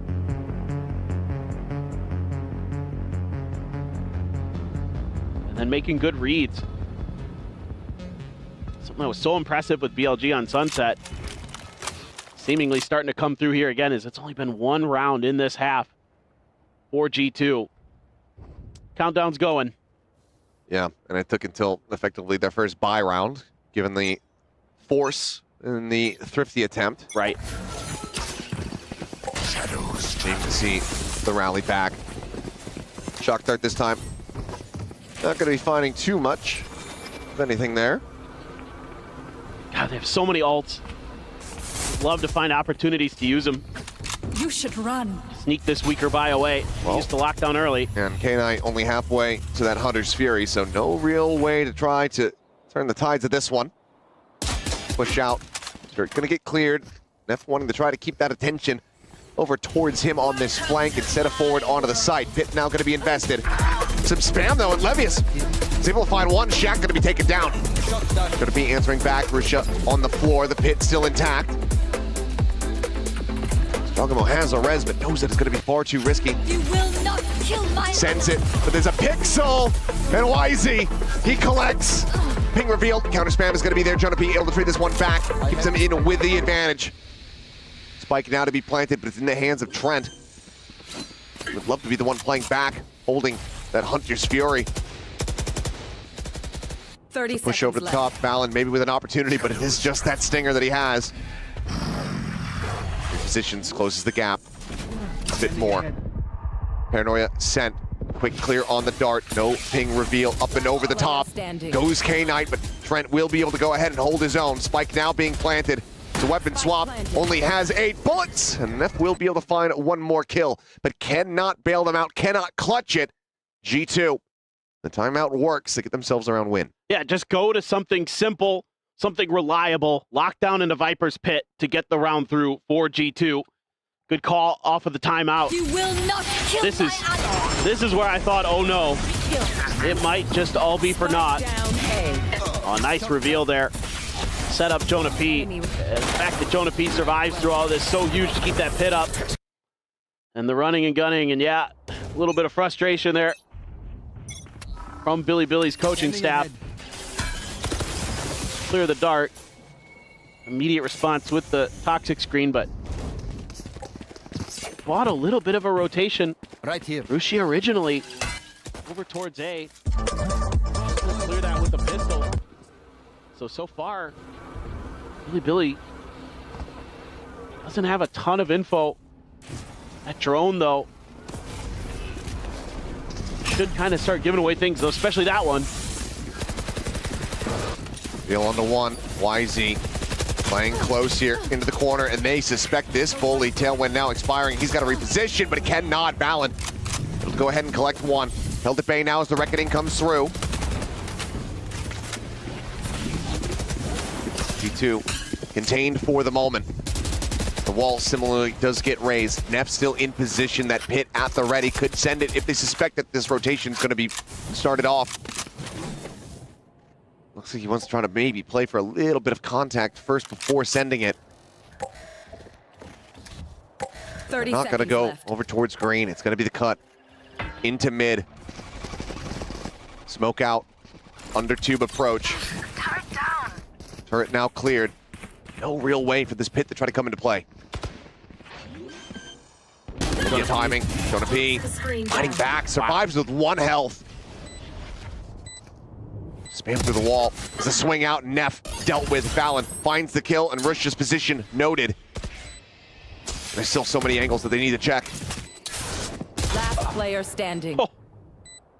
G2 ticking every single box. 2 players down to slivers. 34 health between Jonah P and Valen, but there's just nothing more that Rush is realistically going to be able to do about this.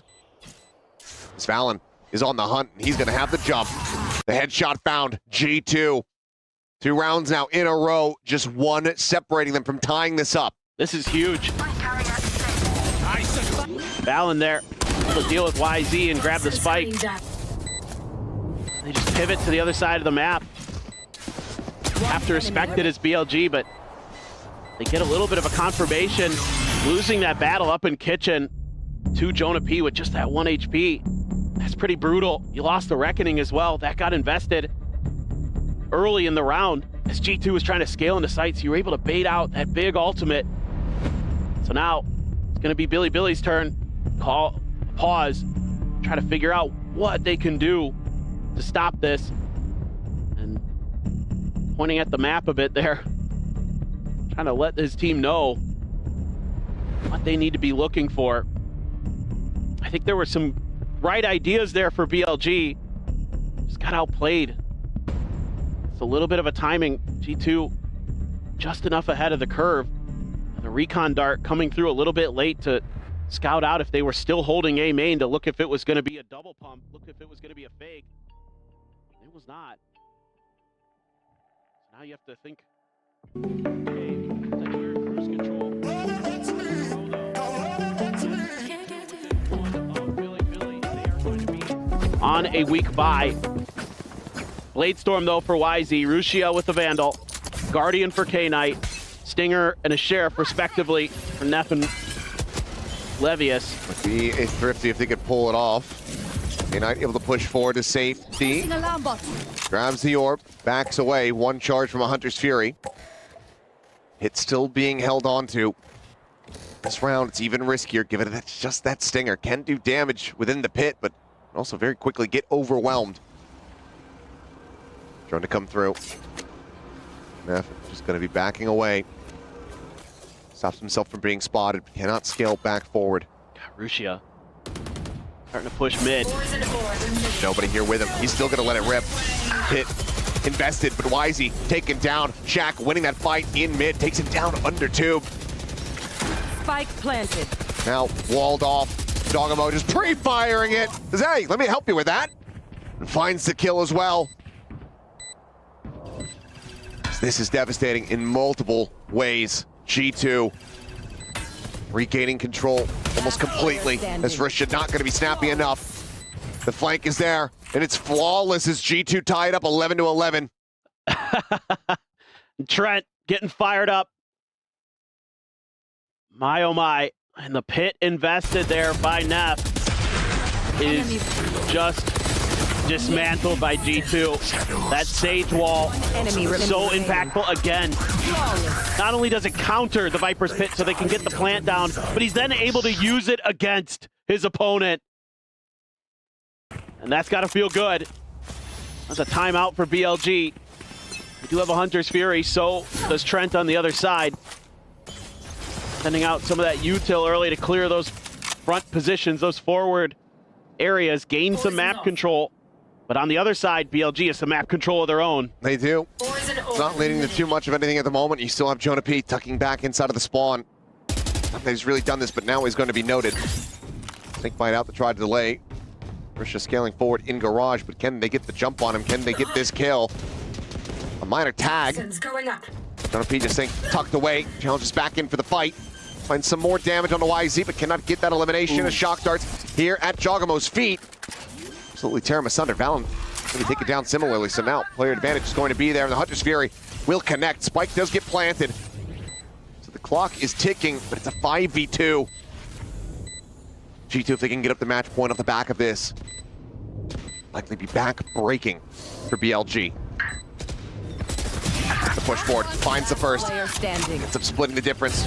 Taken out. With a fadeaway shot, looking for a little bit more. Finds the kill, nearly gets K-Knight. And with YZ at 33, he would have had a very solid shot of clutching it out, but instead, it's going to be BLG shouting out their teammate, their comrades rather, over on the side of Wolves.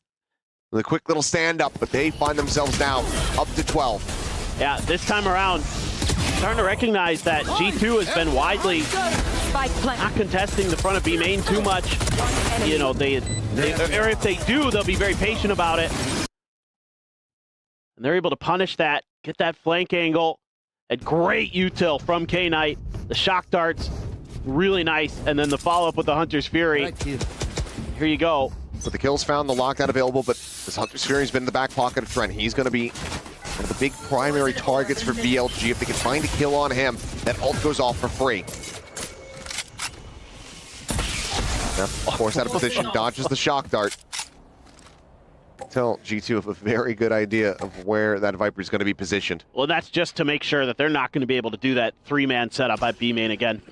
Throwing all that util there just to be extra cautious. It's actually a 4-1 split for Bilibili. Recon there from K-Knight shows that there's no one playing outside of B. To clear the alarm bot, plenty of footsteps being made.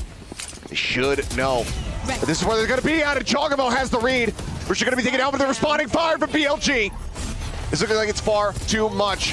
Hunter's Fury ends up getting cleared, but it's all on Jonah P now on this flank. YZ standing between him and that spike. There's Neff trying to close the gap in from behind. The slow creep forward. He's riding the rope.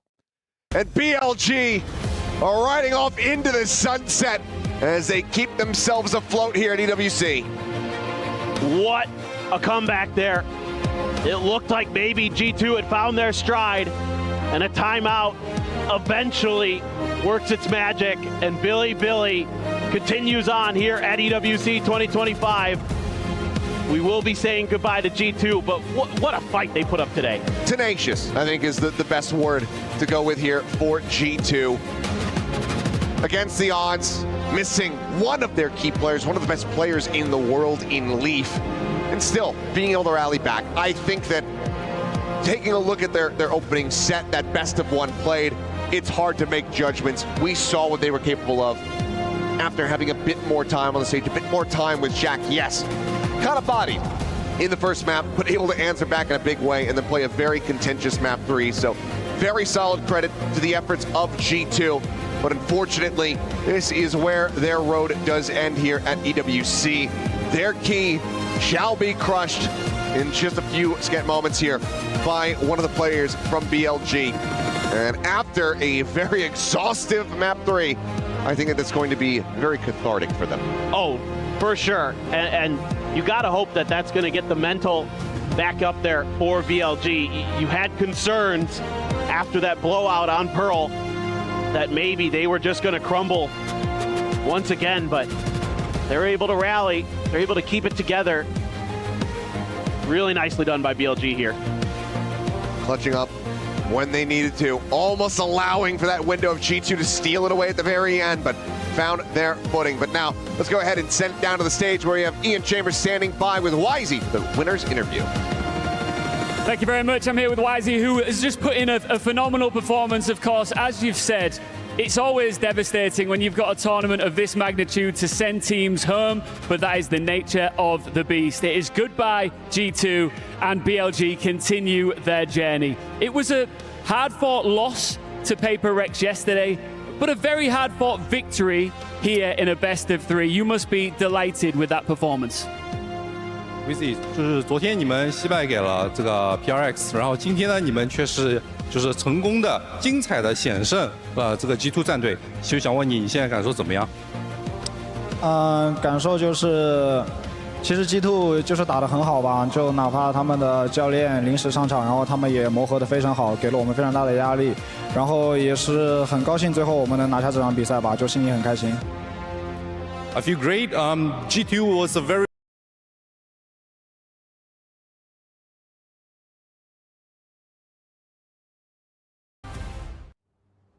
Sen City, you guys still with us? Because we're still here in our half. The pistol went XLG's way, so trying to hope you're nice and awake, because Rarga sure is.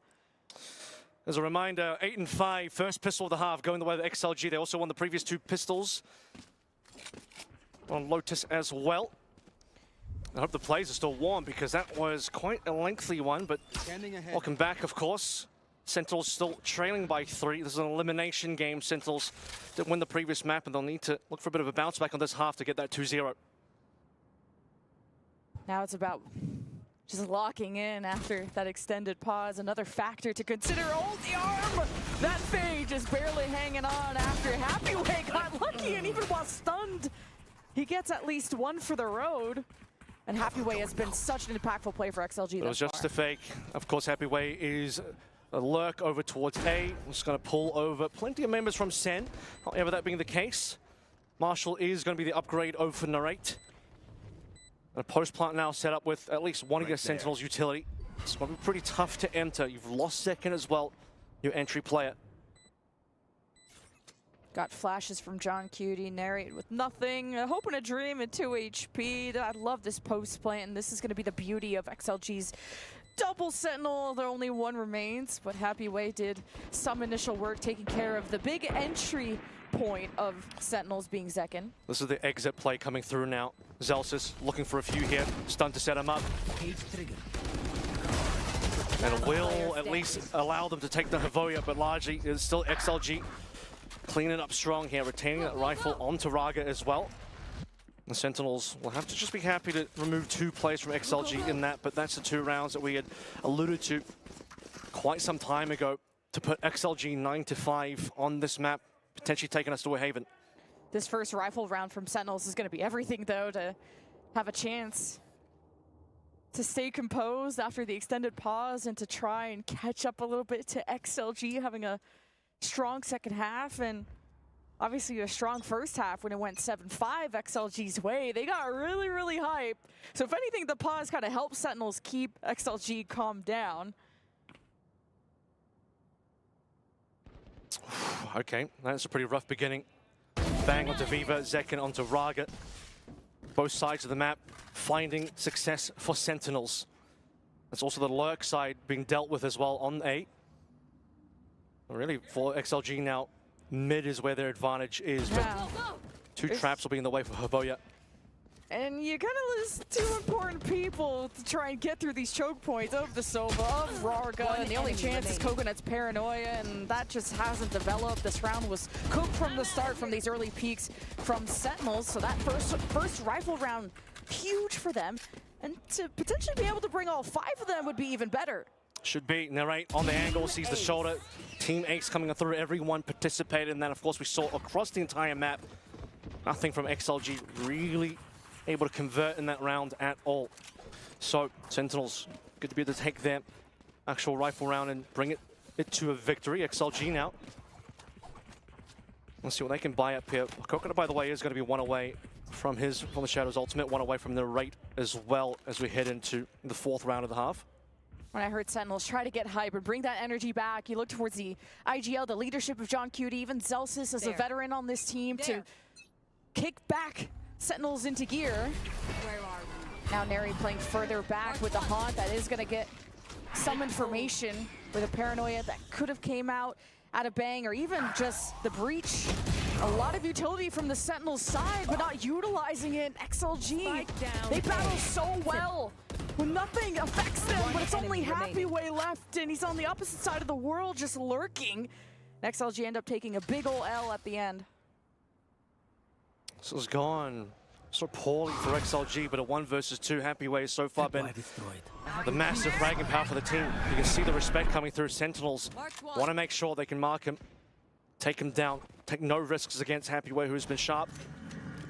The good news for Happyway is that there is time, and he can isolate a 1 versus 1 against Zelsis here on B. Just a good nightfall from Narrate if Zelsis was in position a little bit closer from mid, so a slight desync from the Sentinels. As XLG did, of course, hear Zelsis cross from mid. You know that nightfall came from A, so some information for Happyway to work with. 30 but now seconds the left. unknown in front of him. And it's Happy Way around the corner, but just thought he checked in. Zelsis just blends in a little too much, and Sentinels have not given up. Very stable there. Losing that trade, losing that deal would have eventuated into a plant, which then could get tricky for Narrate. In a 1 versus 1, of course, we've seen Happy Way in such good position, but Zelsis will shut down straight away. Speaking of Narrate, large this round. All three shutting down that entire A pressure. And then Zelsis with the finish to keep Sentinels competitive in this half so far, reducing the gap to 2. You have to go on mostly a save for XLG, so this is as close as this series getting. This is why this was my match of the day, y'all. It's so difficult to beat a team twice, and now to do it on the same maps. Sentinels are starting to form that comeback, though. But how clean can they do it against the Sheriffs? XLG were deadly on Lotus at times with these. Not a thrifty per se, but being able to do a lot of damage with it. Showed some good presence over in towards mid. Refreshing one-ways. Bang has control on A. And now it's up to Zelsis for first contact. Decent one-way cage, rather. Should be able to allow Zelsis to get some good advantage here. Like that one way, Zelsis is gonna get pinged and gets punished. At least takes one down with them. And Zekin just pokes and prods at the choke as XLG flood in. And it's Sentinels have to play this from front to back. You're doing it without John Cutie, without your IGL. It's gonna be pain, and that neural theft is gonna give Happy Way all the answers. But Zekin slips by their defenses. It doesn't matter, because Neri is all that's left for Sentinels in a 1 versus 3. And Navoya just walked by. Viva, of course, cleans it up, and I guess I said XLG haven't thrifty before, and this is their first one. It's another big round from Happy Way. He just converts, gets the first upgrade, dies to the shorty of Zekin, but Zekin's then instantly traded. XLG on an unexpected round. I do think, however, Zelsis stayed over a little too long. Overstayed his welcome for sure. He wanted to get more value spamming through in the one-way, but just didn't expect that he was going to get tapped in the face. This was really huge from Zekin, though, to take Happy Way down, but unfortunately not enough to convert further as Happy Way getting in that position, dropping the neural theft in there as well, and then getting kills on top of that. Man, what a sick round for XLG to be able to come back and get that lead back one more time. And Lotus was so win streaky, and XLG are not going to let that form for Sentinels. Annihilation doesn't. The Warrior goes fishing, gets the one. A big double kill from Bang, but an answer from XLG. They recovered the spike, and they already have Coconut within the site. No paranoia. All the util from Viva and even a Hunter's Fury, but to even have the space to operate around that, it's going to be tough. Zekin could activate. Speaking of operate, right? What's he going to do about this situation? Should be able to get a free kill here. Doesn't need to use the overdrive just yet. A single player left to play through, and Viva, if we get more teammates in this post-one, could use this Hunter's Fury, but Viva will be good for 1, but can he get more? Absolutely not. Zelsis with the backstab, and the round goes back the way of Sentinels. Spang did a lot to cut down the forces of XLG and cost them a lot. Although at least XLG didn't waste too much time, but then Zekin just gets to walk up with the op and get a free pick there too. If XLG could have shut that down earlier, maybe the round could have swung a different way, but Sentinels remain in the XLG shadow. And a missed Annihilation as well. Doesn't help that situation. If that catches onto Bang, you don't have those 2 deaths. And suddenly the round is a little bit different. As you can see here, Bang just really came up large. I mean, yeah, the trades were there from XLG, but when the numbers start to get dry and the rest of the defenders start to flood on in, Zelsis will find his kill. Operator retained, drop back into Zekin's hands. As we move into number 19, and Zekin is hungry for an opening. And he's got pinged, and the Sentinels have gotten first and second blood in one of these previous rounds from just these early peaks, and XLG are going to try to mark that a bit better. It's good conditioning from Sentinels. They are going to get stunned and fall back into market. Some space for XLG to work with, but the retake is already there. John Cutie front and center, a big pick as Sentinels spread themselves thin on both sides of the pillar, and it's Bang left to pick up the pieces. 1 versus 3, Spike going down. And Bang has paranoia, and there's so many corners to check. At least Coconut won't be in this equation. Bang has the 1v2 ahead of him, and that's a good trade from Viva with 3 that round. And a trust from XLG as well. Happy Way was the only one that didn't actually have a gun. He's been the top performer in this map. Drops his rifle over to another member. They'll be able to push on through, get that one done. A number of players on that Sentinels defense where they're actually on site. You get Zelsus over towards Marcus, who couldn't quite get the cleanup he needed, even on that off angle. And I feel like ever since we got that Thrifty coming through from XLG, momentum is looking decent for this team, and it's still Sentinels trying to claw their way back to an even score count in this map to give them the opportunity to close out the series 2-0 and move on. Yeah, Sentinels tried the same early round approach of just kind of saying hello and not getting greeted the way they like this time, but this time not kind of waiting for a whole retake to form and kind of letting them plant. Sentinels are trying to be on prevention duty, and I think trying to find their way through that chaos is what Sentinels have to talk about. Also just composing themselves, because this has been very close, very back and forth rounds. No one really win streaking in this half too much. And it's 11-8. XLG so close to forcing Haven. Zekin, of course, he saw the operator of this round, so tried his best coming in with the overdrive, but only so much you can do there. As we come back from that attack pause, 11-8, as mentioned. Not great weaponry on board for Sentinels either, but they've essentially bought themselves out, and they want to prevent this XLG 12. Very important for Sentinels to win this round now. Sentinels can try kind of unite again with the initiator of Narrate. You got Prowlers, you got a Paranoia, and it's him with a double kill. Could have saved this round. Narrate has been huge in these rounds at times, and still dwindles XLG down to only 2 rifles. Solid from Narrate, and now there's guns on the floor as well. So what do you do in this situation for XLG? You're down to minimal numbers. You're starting to pass over the potential of gun upgrades if Sentinels are allowed map control here. And so for XLG, retain position, push back over into A.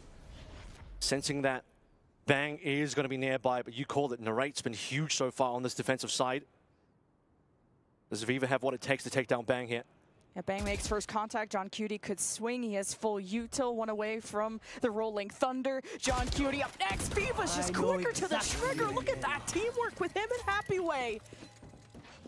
Viva, it's not always about the numbers, but the importance of these kills. And now the plant goes down. Speed activated. Zekin in position to drone out. Nace has spotted this neon. Tag. As Zekin plays with his food. The spike in front of XLG to defend, and Happy Way puts one down. And it's 1 to go. Getting XLG up to match point. One crouched, one standing, and Viva will be the one standing alone now as the round ends there. Just no utility left to play through Zekin, no fast lane, no relay bolts available. And really it was the play in elbow. John Cutie not finding that kill with the stinger, and then the conversion onto Bang, who was watching over towards main. Careful about the fact that he can get flanked himself, but it was the double move. Both players from XLG coming through in elbow, getting the cleanup, and then converting into narrow theft to find the positioning of the last 2 players, and it's just another gorgeous Happy Way round that allows XLG now to push this into map point. Gotta be able to cycle these ults well for Sentinels, but invest what you need, because you're on your last life for this map, or Haven comes up, and it wasn't a good map for XLG on their last visit, I believe, against DRX, but this kind of momentum they've built up and how they've been able to be resilient even after the tech pause says a lot to XLG's work. From winning Ascension to getting to this point, stage champions, to going up against one of North America's best. That's XLG with a 2-3 split at the moment. Could activate Rarga with the overdrive. Good news for Sentinels, plenty of ultimates. That's what they have to work through. Find some decent value there, find some gun upgrades, and suddenly you're in business, and there's the first. Neural Theft as well to confirm the position. You're going to be understanding the Coconut's right there. Can Zelsus get this cleanup? That will be huge. Making sure that breaches on the opposite side of the map could be huge for XLG. They are just going to outnumber Narrate and even get the hunt down. Viva once again stealing away these rounds as XLG could get one of the final plants going.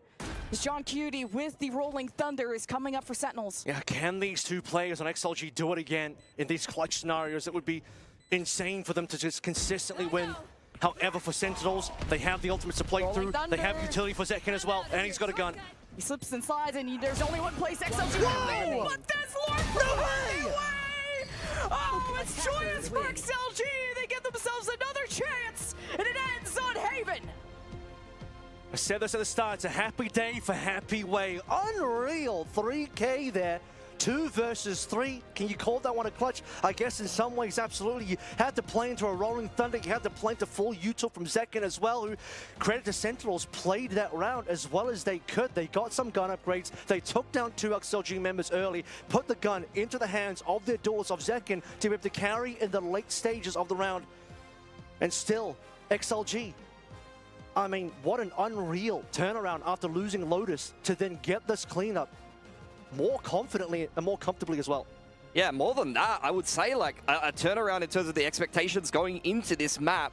3 out of 4 picked up by Sentinels the last few times they played Sunset, and they played PaperX extremely close the last time they played them over in Toronto. So I'm looking at a 2-loss streak at least for XLG, playing with their full roster, not only against Sentinels in Toronto, but also they even lost to all of the gamers. All of the gamers in China, pretty one-sidedly over in VCTCN recently. So the fact that they've been able to pull this together is very impressive. This is the second time they've swapped comps as well. They swapped their Lotus comp and had a better result. Again, they've mixed in the Deadlock here and it's gone a lot better. So they've really been prepping for this tournament, it seems here. Absolutely, and as I kind of was expecting the big Zekin versus Rarga duel, but I don't think this was about the duelist. It was a lot of the carry, a lot of the work from the Sentinels, not the team, but the role, and also the initiators, and the impact that the double Sentinels have had for XLG to make Zekin's life such a living hell. Yeah, absolutely. I mean, a bit of a rougher start on the Neon there for Zekin after he was pretty dominant on the Raze over on Lotus, but you got to give credit where credit's due to XLG. I totally agree. I think Happyway and Viva definitely taking the cake there, Kev. Player of the match, unbelievable performance. I mean, just ending that one with a perfect 3K as well. Dude, taking the game into his own hands. How many times did he take a sheriff into that B site and just snap 2 people's heads off? It was ridiculous. And still selfless enough. I mean, look at this 2v2 as well, but still selfless enough in one of these rounds. I think it was the one of the last 3 rounds that we saw. He didn't bring in a rifle. Yeah, he gave his rifle to another player. He's the top fragger on the team. Right, he doesn't need it. He just needs a sheriff. This guy should be the guy taking all the best equipment. You gotta get this guy going. But he's selfless enough to give his gun to a teammate and say, maybe I'll just use a sheriff and still be good enough on that. And they end up winning that round anyway. He ends up upgrading and I think making the impact to win that particular round. And obvious MVP. It's just no contest. I mean, 300 ACS for Viva though as well. Those two really dragging XLG, kicking and screaming through this series, avoiding elimination here at EWC. I think fantastic performance for them. Narrate, very noteworthy there as well, though. A pretty great performance in his own right there on the fade for Sentinels. But look, something kind of didn't click there for Sentinels, unfortunately, there on Sunset, despite the fact that this has been a pretty good map for them, even playing some of the better teams in the world. So I don't know if that's external factors. We did have a couple of little lulls there during that map that can kind of throw some people off from time to time, or whether it's just XLG being more hyped for this and making some better adjustments going into this game of Sunset. Yeah, I think this was just a cleaner Valorant game out of XLG. I don't even think Sentinels played badly. It's just the level of syncing, the tempo that XLG played at, and for Happyway to be as consistent as he was, he's not only the MVP for me like this series, but really this whole tournament and even before. And I think Viva also had some very critical kills. And the fact that XLG, it's not the Rarga show anymore. This is a well-rounded roster. Yeah, I think honestly, even going back to watching Chinese Ascension when they won China Ascension, Happyway, you know, I remember watching him in that tournament. He was able to pull off these lurks multiple times. He was able to have a lot of impact. I think he really turned a lot of heads back then, and since then he's continued to deliver impact, and it's great to see him bring that level of form onto the international stage as well. It's like I said during the cast as well, G2 Leaf might not be here, but Chinese Leaf is. And this guy, if he continues performing like this, hey, look, he won VCT Pacific China, so I mean, he's on a top team. Arguably, even though it was a bit of a shaky run through Toronto and also here, but right now that shaky run is going straight in now because they just want a map. Look, we're breaking a lot of narratives here at EWC 2025. It was 2-0 last time for Sentinels against XLG, but this time we head through to a third map, and it's going to be a different third map in the veto process from what you got over in Toronto. We'll have Haven right up after this break.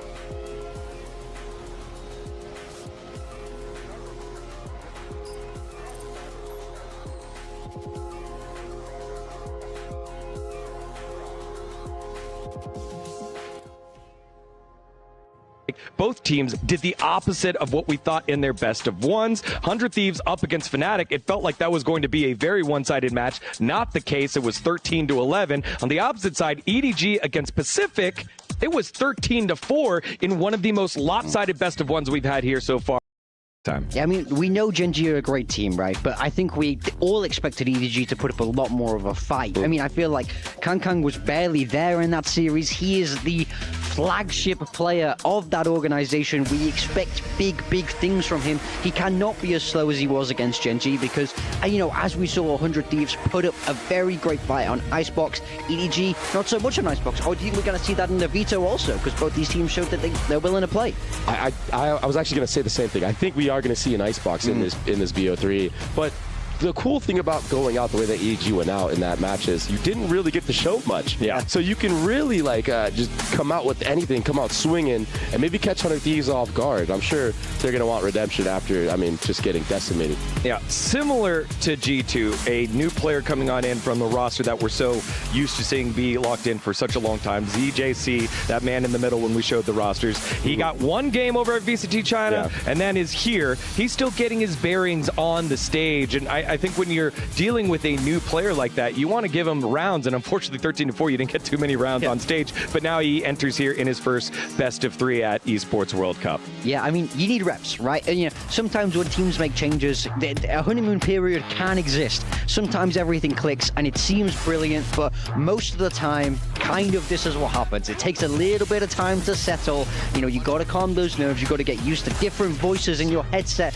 telling you what to do. So I'd like to hope that things have settled down from a little bit more now and you'll be able to put on a much better showing heading into this best of 3. Yeah, it's just been a revolving door for that 5th slot ever since Simon has left the roster for EDG, and they're just not able to replicate some of that success. That being said, I do think that the new guy had a strong start in that previous matchup, actually like winning the pistol round by himself. He just couldn't contain that composure throughout. So maybe we'll see something a little bit better here today. And obviously, you know, no knock on 100 Thieves, but Gen.G, these are championship title aspirations here. A very different type of battle. And you go down that line of 100 Thieves players, good players, but I mean, when we rifle off the names on Gen.G, it's going to be a very different type of test for EDG. And I think trying to step up to that level going to be very important to them. It's so weird to have like a world champion like this kind of being like refiguring it out, baby Bay. Yeah, they're in like a limbo stage right now, and it is very awkward. I mean, you could tell in the gameplay, right? It just felt like they didn't really know what they were doing. Kong's not able to get engaged in the series at all. It's just tough. So yeah, I mean, in my mind, it's Valorant. This is a game that focuses on adaptation, right? The patches change fast, so sometimes a meta can really suit a team. Sometimes it can almost hinder a team. So, you know, a lot of the work we do, I did as coaches, you know, in Valorant, it's about figuring out that patch. It's about getting your players comfortable. So sometimes they might just not necessarily have the read that some other teams have. So, you know, but I think one thing is always for certain about EDG is they need to get Kang active, and he wasn't in that previous map. All right, well, let's set the stage for the America's second place qualifier in 100 Thieves, who, again, looked good against Fnatic, but also trying to figure out how to put these pieces together, because when you go through the roster, Asuna, Cryo, EU, Boosty, and Xander, it's just... they got to be doing good. They should be doing good. You got Coach Zix. He won over with EG. He's won in League of Legends as well. And the roster here is just too talented to continue floundering. Yeah, and EU had a great map against Fnatic. It's very impressive the way that he was able to step up. And I mean, if he can replicate some of that success today, I truly do think the story is going to be the battle of nobody versus EU, and who can initiate better for their duelist. Cryo and Asuna have both actually competed against EDG in the past, beating them in 2023 lock-in. So there is a little bit of history between these teams too, because most of the roster is the same from EDG. but there is 3 new faces from 100 Thieves that are going to have to face the CDG squad. Yeah, no, I'm right there with you. You know, there is a lot of talk about Kong and, you know, Cryo on that opposite side, but I have to agree with you. It's about how they're set up by their teams. Both of these are fantastic duelists, but they can't do it on their own. So it's about what structure, what system, and obviously how are those initiators using their utility into the game to get you those good fights. And I mean, both initiators on either side, world-class players that we expect really big things from. Well, 100 Thieves from the Americas region were able to make it on the very, very last opportunity to get to Esports World Cup. And so we're standing by with them right now with a little interview. Hey guys, welcome back to EWC. I'm Kakuka, and I'm joined by 2 very special guests from 100 Thieves. It's Bustio and EU. Hey guys, how you doing? Doing good. Hi guys. How did you guys qualify to be here? I think it was like really confidence building to reverse sweep MIBR, who's a team that's like, in my opinion, really strong like mechanically.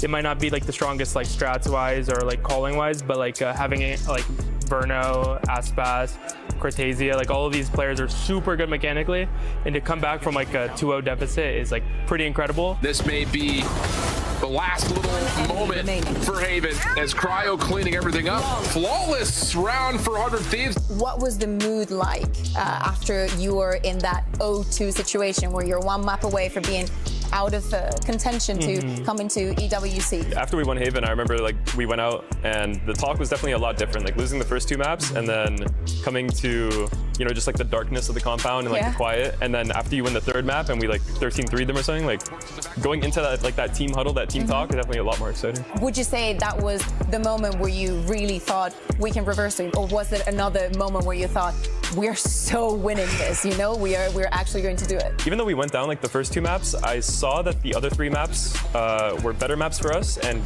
kind of worse maps for them, like especially Pearl. They don't really play Pearl too much, so the entire time in the back of my head, I was kind of like, you know what, we're just gonna play as good as we can, and I'm pretty sure we're gonna win this series anyway.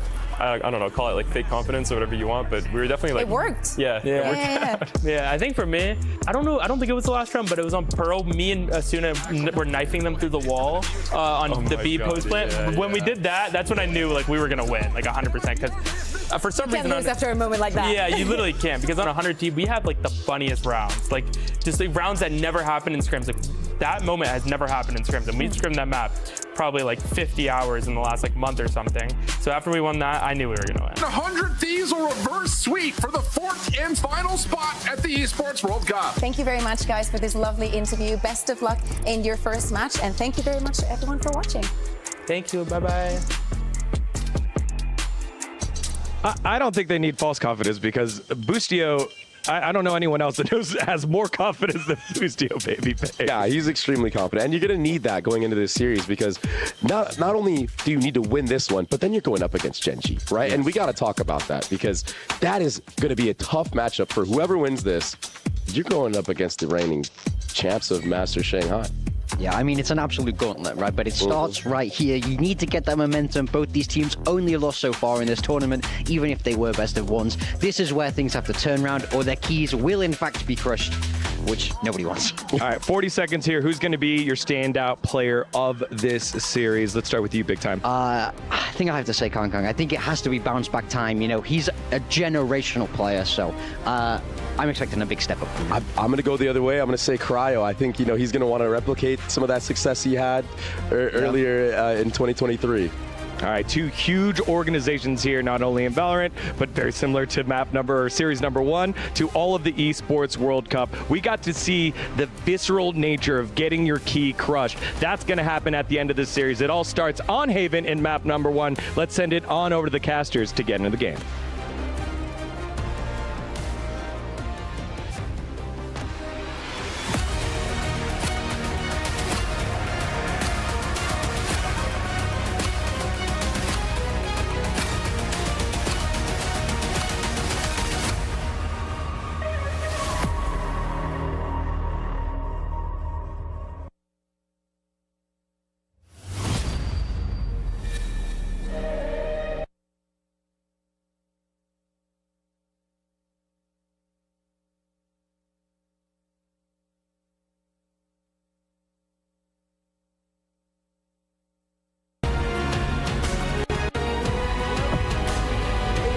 EWC 25's first key has just been shattered.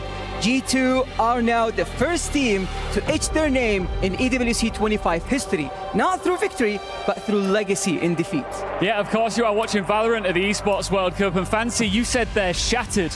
I would say that that is an understatement. That thing was absolutely flying everywhere as it was crushed. It was the perfect way to start what is the brutal trophy system here at EWC. This might be a little bit toxic of me to say this, but I think I'm living for the key crushing at the minute. Honestly, me too. Well, we've got two amazing teams about to step out onto this stage. Once this best of three is over, one of their journeys away from Riyadh will begin. Let's bring them out, starting with the 2024 Valorant champions themselves. It's Edward Gaming.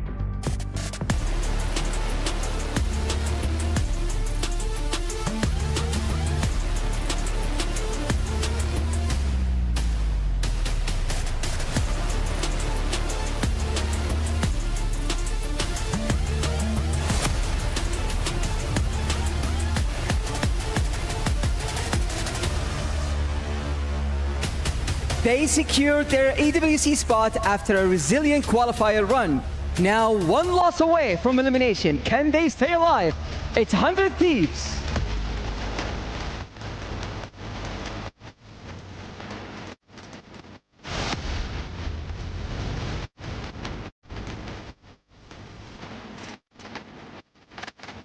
Two teams, one ambition, to continue on to potentially become the inaugural Valorant EWC champions.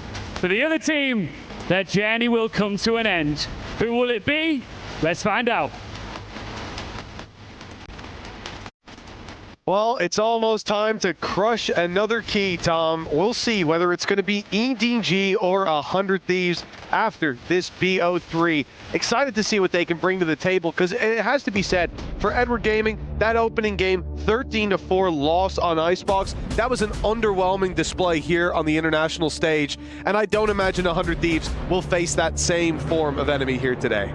You kind of hope not if you want an exciting series, because on the other side of the coin, 100 Thieves, I think, came into it looking very, very good. Like, it went close versus Fnatic. I think if you watch that game, you kind of believe there were points where it genuinely felt like they could win it. So going into this best of three, if it's an EDG that are sort of a little bit underwhelming as they have been at other stages of the tournament, I do think that there's a very much good opportunity that 100 Thieves could take this one away from them. But that's what makes this so exciting. That's what makes Group D the group of death, is the fact that even the winner of this has to go and face Gen G. That's really all you need to know about how stacked this group is. This isn't a game that will get you qualified to the playoffs. This is a game for survival.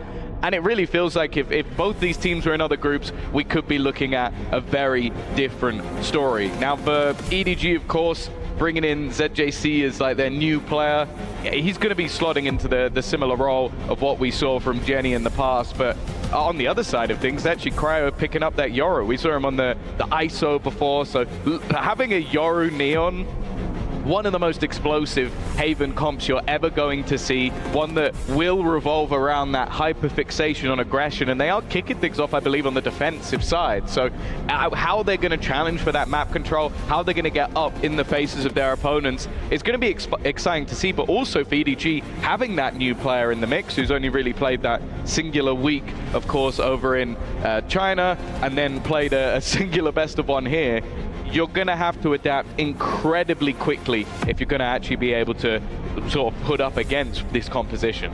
I guess those changes for 100 Thieves coming off that loss they had to G2, obviously not the same G2 that we saw play here, that we saw the key crushed off, of course playing with a coach here in the EWC, but back over in Americas.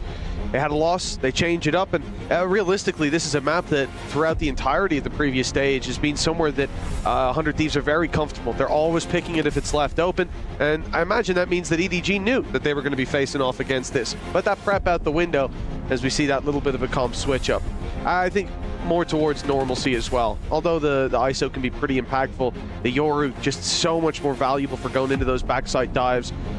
We'll be kicking things off on Haven any moment now. As we get into the game, stakes are high. This BO3, Sunset up next, Ascent to close us out. It all starts here, and the question on everyone's mind is, do we see EDG reach a new level? Because they have to. That opening matchup was disappointing, to say the least.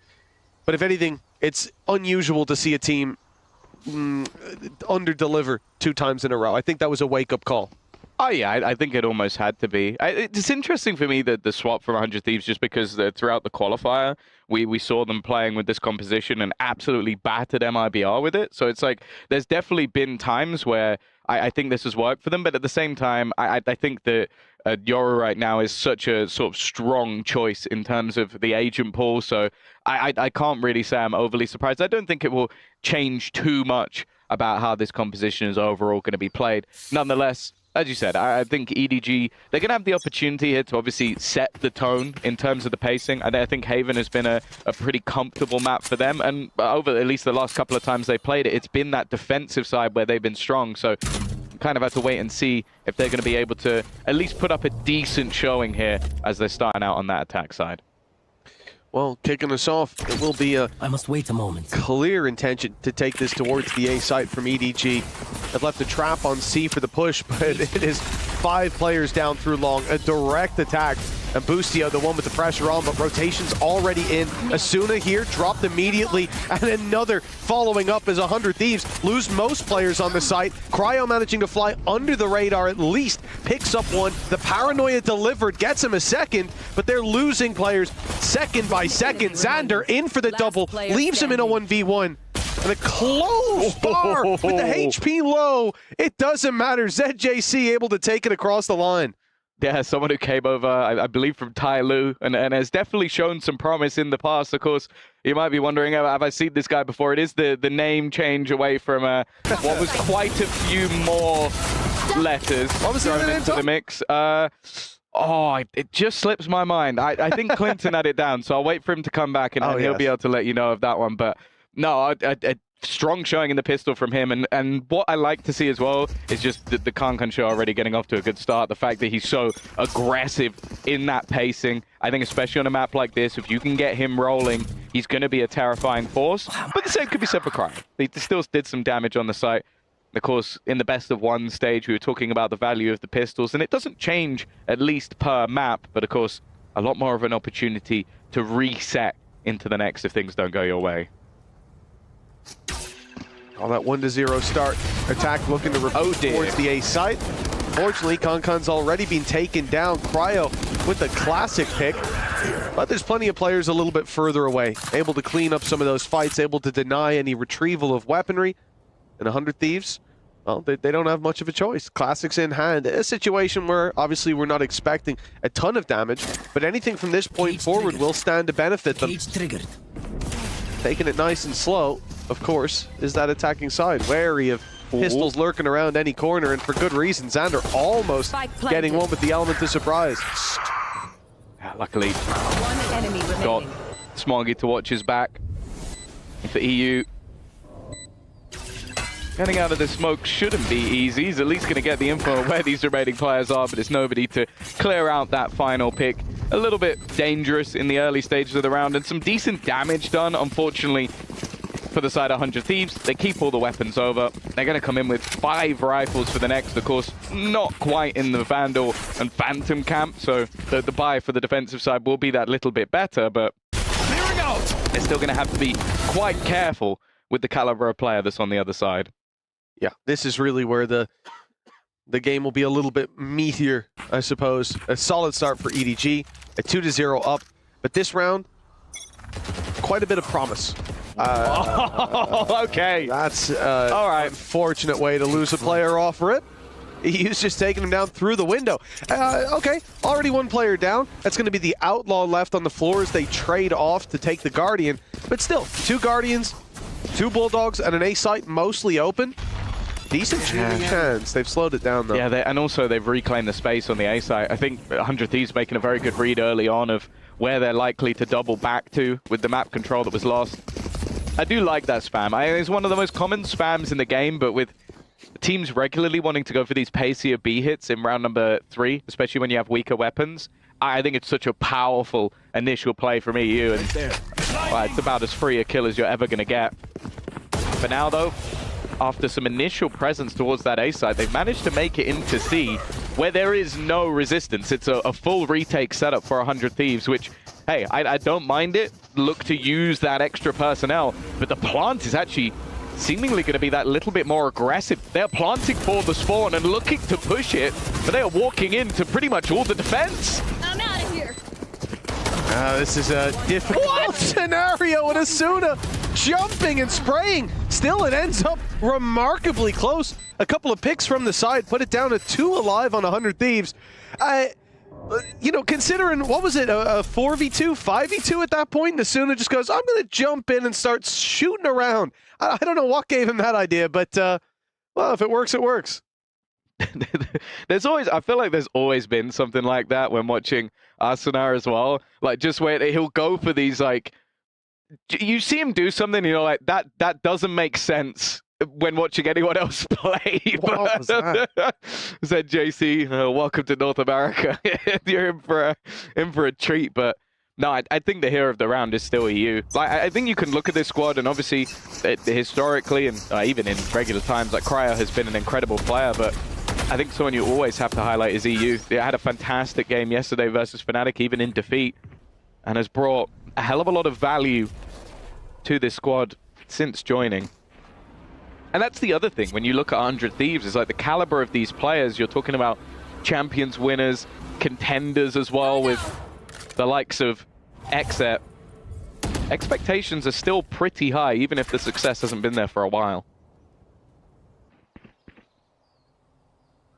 Well, a minute left on the clock, and you can see Chichu pushing into that space on B, looking for an opportunity. The drone to go through the doors, clear that player up close, and the judge, not something you're going to want to challenge, but this is all just... What? I was going to say it's all posturing. It's just them feeling out the space. They've gotten a wallbang kill there over towards the doors. The judge down, and this puts a lot of pressure on 100 Thieves on that side of the map. I would have thought that they rotate out of that A site, but they're still very much expecting EDG to take it there. Well, we see that movement towards the C site, where now Boostio is set up and has a hell of a challenge on his hands without that garage control. It almost feels like he needs to get 2 here as a minimum. There's nobody else even remotely close, and he gets nothing. ZJC, another high-impact kill. We saw it in the pistol. He basically won it for them, and now this round's looking done. I think the remaining players on 100 Thieves are almost forced to save, and it feels a bit silly with how, well, sort of just 2 kills have gone the other way, but you look at the finances, you got a couple of players who can maybe invest into like a Guardian, a Bulldog, or something of the likes, or maybe Cryo can drop a proper rifle over, but if they don't save these 3 weapons, the chances are they're not going to be able to have a buy in the next round, and I think EDG have made that realization. Okay, nobody's come around this position. We need to clear these guns out. And that they will. A full swing into spawn, takes down 1. The others backing off. You can see Asuna up in heaven and already sprinting away from that big push coming down. They should be able to get those 2 across the line without too much of an issue, but yeah, it's a weird round. You look at 100 Thieves there. They have their garage and C player. They have a 3 stack on A early, despite sound being made towards garage. And it's this reveal here. No, it wasn't. It was smoked off. They actually blocked the reveal and still was able to get Never mind. He just spammed it. Yeah, we switched away. We didn't see it in the moment, but it was a blind spam crazy. through the wall. That's unreal. You got to be a little bit tilted when that happens, because that's also maybe a little bit of sweet justice with the spam that came through a couple of rounds ago through the wall, but that one's more absurd, if anything. It's a straight walk-up. Like, okay, he took so much damage early, but what? What is that? That kill couldn't see a thing. Just takes the head clean off. They only had a couple of guns to play with in this scenario, but it seems to have worked out for them. Blink and you miss it. 100 Thieves break back. Well, Asuna's taken over in that one. A straight push down, a stun that perfectly delayed those big swings, a double spray down, and a full blind spray for the 3rd. I always wonder if the 3rd kill is like, maybe he could see slightly more in his POV, but I don't think he could. No. He might have seen Tracer. Oh, he the could, gun just a about. tiny bit, but that's still a fantastic shot from him. Unbelievable. And here, you know, they've been pretty direct in taking the A plays, then A space into slow mid push and garage push. So the idea there from 100 Thieves to go down on C, they probably thought they'd get free space. And instead, they had a perfectly timed push, great utility. Following up into this round, the same thing. Direct A play, opening pick is wonderful. Xander caught after one, but there's plenty more players to fill in that space. And 100 Thieves, now that we're seeing that little bit of aggression coming out of them off rip, they seem to be a different team altogether. Yeah, I think that maybe in some of the early rounds, they were showing a bit too much respect to EDG. And you can understand it. They're champions winners. You're talking about Khan, the man with the most aura on the planet. Like, he will literally stand up and sing after winning a Champions MVP. Like, it really doesn't get any better than that.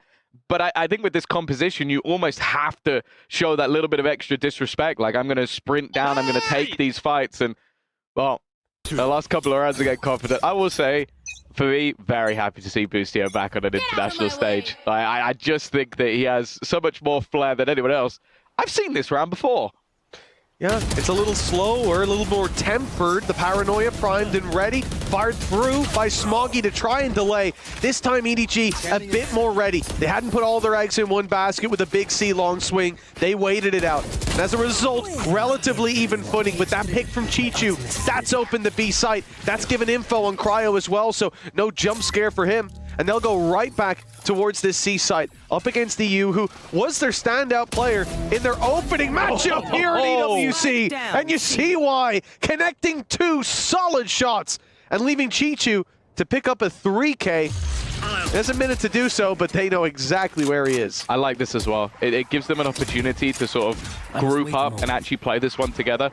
A split 1v1 for Chichu, the guy's terrifying. There's a real chance that he takes that round home. Instead, even though they haven't managed to do something with the ult other than information, the main thing is both players are now playing off of each other. This 2v1 has just become so much more difficult for G2 to try and win, and that's incredibly well played. And again, another high-impact round from EU, a second 3K that he's added to the table, and I believe that's now them taking the lead. It's one of those moments really where you see that, like, the coaching staff maybe would have even thought about calling a pause coming out of round 4, like leaving B site completely open and stacking heavy towards A, expecting EDG to run the same round again and again, and even playing passive on that stack. It was a terrible idea, and it was one that, you know, it's a gamble, because if they do go A, great, but when they don't, when EDG play the map, it's an easy win. And I think that they've obviously heard the players communicating that, okay, we need to play a little bit more aggressive. We need to make a little bit more aggro control in those early rounds. And no need for a pause, because they had the right ideas in between those rounds. Again, the early aggression gets 100 Thieves the advantage. Now a 5 versus 4 to play with. Still a couple ultis that could make this, at least turn this back in EDG's favor a little bit. The Rolling Thunder for ZJC. The Hunter's Fury for nobody as well, and clearing out these spaces, but they need something to go their way soon. It is just this aggression and re-aggression, though. You think you've managed to survive that initial hit, that you could see EDG are trying to slow things down to be more prepared for the way that 100 Thieves are playing, but it doesn't seem to be working for them. And Arsenal has just been incredible with that first bullet accuracy. It's some of the shakiest aim I've ever seen in my life, but somehow manages to make it look even better than just someone hitting those first initial one-taps. And while for Smoggy, he can take the spike if he wanted 30 to. seconds left. But I don't think he's going to do that in a 1 versus 5. And if anything, maybe just holding on to the gun will be a choice. It's difficult, though, because I think the way 100 Thieves are playing, you can see the EDG are currently adapting their game to try and counter it, and because of that, some of the early success they had in like the pistol and these more direct, aggressive takes, that's what was working for them on the attack side. They can't do that because they might just run into Arsenal's bullets or a wall bang from EU. Like, they have to be a little bit more tentative, but that's actually kind of messing up their own game plan. This opening fight was interesting as well, because you look at some of the others like the C long play where, and this is exactly what I'm talking about. Normally you have a ton of utility. This time it was just a drone sent up through the smoke, and then Asuna goes, oh yeah, I'll just run it down at him. And of course they're jumping out of the way to avoid the reveal, to avoid being spammed by the reveal of the drone afterwards. They don't expect this guy to just come out swinging, and that shows really the difference as these rounds keep going. As we hit 4 in a row for 100 Thieves, the confidence is now sky high. They don't need those 3 pieces of utility to go for that fight. They're willing to just grab the reveal and immediately scrap. At least Asuna is. Yeah, of course. Why not? Why not? With the success he's had already on the defensive side, you can understand why they're going to continue this aggression. Paranoia set up for the 1-2 punch of the double duelist. Any contact in that direction will be a problem. And they're leaving Boostio basically just alone for information. Of course, there is a gate crash up top, which could be available. Now, in terms of finances, this round is incredibly weak for EDG, but they do have some ults. And that's where you have to be wary of. A Rolling Thunder that potentially gets you a gun. A Hunter's Fury placed in the right position. And this could get dangerous, but you can tell that EDG have a good read on the economy. They are playing a lot more passive than they have been. And because of that, EDG must just be sat there going, ow, well, we've kind of just wasted a minute. It's another one of those rounds where, you know, a risk is being taken. It's being covered now by Xander, but most of the time he stood there, paranoia in hand. The B-side contact would work wonderfully for EDG, but it's a gamble in where they take it. Towards the C site through Garage is clearly the play. 100 Thieves know that. The TP coming through from Xander from the shadows that was cancelled on C-Long, spotted them. They hear the noise in Garage, and now the plank coming through. So much Great damage. shock dart. A lot of damage done. And a follow-up by G2. This is looking doable. They'll even put the Hunter's Fury in, starting to believe, but perhaps they shouldn't. Asuna's behind, and he takes the picks easily. 100 Thieves, you know, you can see that even with the Hunter's Fury, EDG believed for a second, but that belief quickly faded away. That might be one of the funniest Neon ults ever, because he was already behind him. He was already behind him. He was already dead. The only thing that did was alert him. He was there. It's like, wait, what are you? Well, he found a pick just before as well, so they're probably calling it out. He sat there as Sova going, oh, I'm not long for this world. The shock dart from EU as well, though, just absolutely destroyed. But what?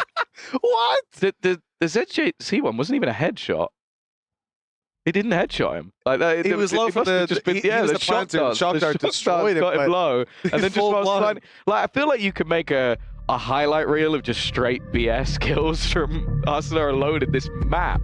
And wow, it's no surprise that we're getting a tactical balls out from EDG, because what was a pretty solid start to this game from them has quickly diminished into them. They're just getting battered.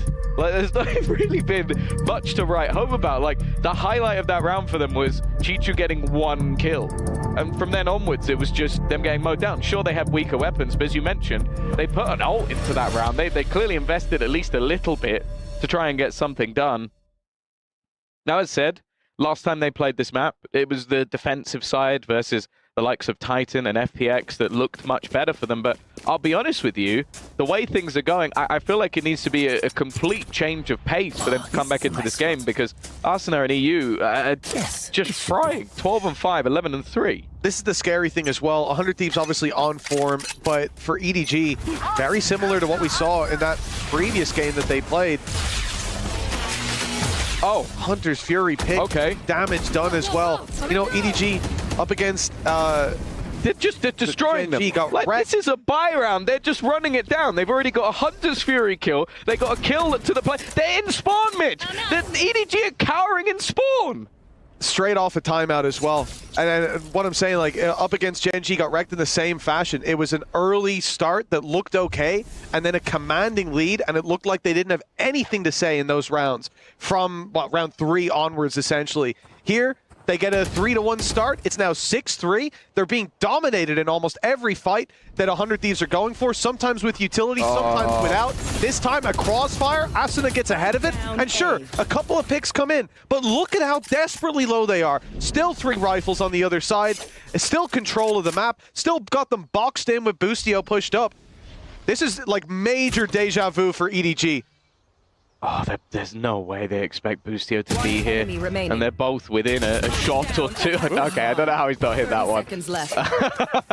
I feel like that one was almost as free as the next one. Fair enough. Boostio's not, you know, he's the leader. Doesn't need to get kills. He'll leave that to Cryo and Xander to finish off. It is Kankan. If there's anyone you'd want here in this scenario, he would be the guy. He's going to hear the steps of the clone running past, but it doesn't really tell him too much information. He's locked in the back corner, but the plant could suggest that maybe he's gone all the way back towards long. The first onto Cryo. That's not bad, but he's not going to correct in time to find out onto Xander. It's a nice attempt from Kankan, but the round seemed dead from almost the beginning. Like, the way that they basically approached that round was just, okay, they've called a pause. They've tried something. Let's just Hunter's Fury and run it down immediately. And they had 2 kills in the first, first few seconds. Like, look, that was basically off the barrier dropping. It was. Yeah, the first second that there was an opportunity for it. It's just JC again. It's the same guy. He's just spamming him through smoke. Genuinely just need an Asuna package of every BS kill he's gotten so far. And this is the problem. Again, you look at Asuna, great game that he's playing here. He's 14-6 at the moment. EU delivering on the same level that he did in their opening matchup. But like I'm saying, for EDG, this is what this tournament has been for them so far. They played a BO1. They could be going out here now. Finally an opening pick. They need to have a commanding comeback into this half. 7-5 closeout. At least then, it's the best of a bad situation. The spark lit right at the end. Yeah, they're good on the defense. I think they're just... I'm less worried so much about the direct scoreline and more so just the manner. The context, They're getting destroyed. And while managing to shut down Arsenal is a great start, he has been the bane of their lives, especially ZJC. He probably has a smile on his face just seeing that he's gone down. And maybe he won't get spammed through a wall or a smoke or something this round.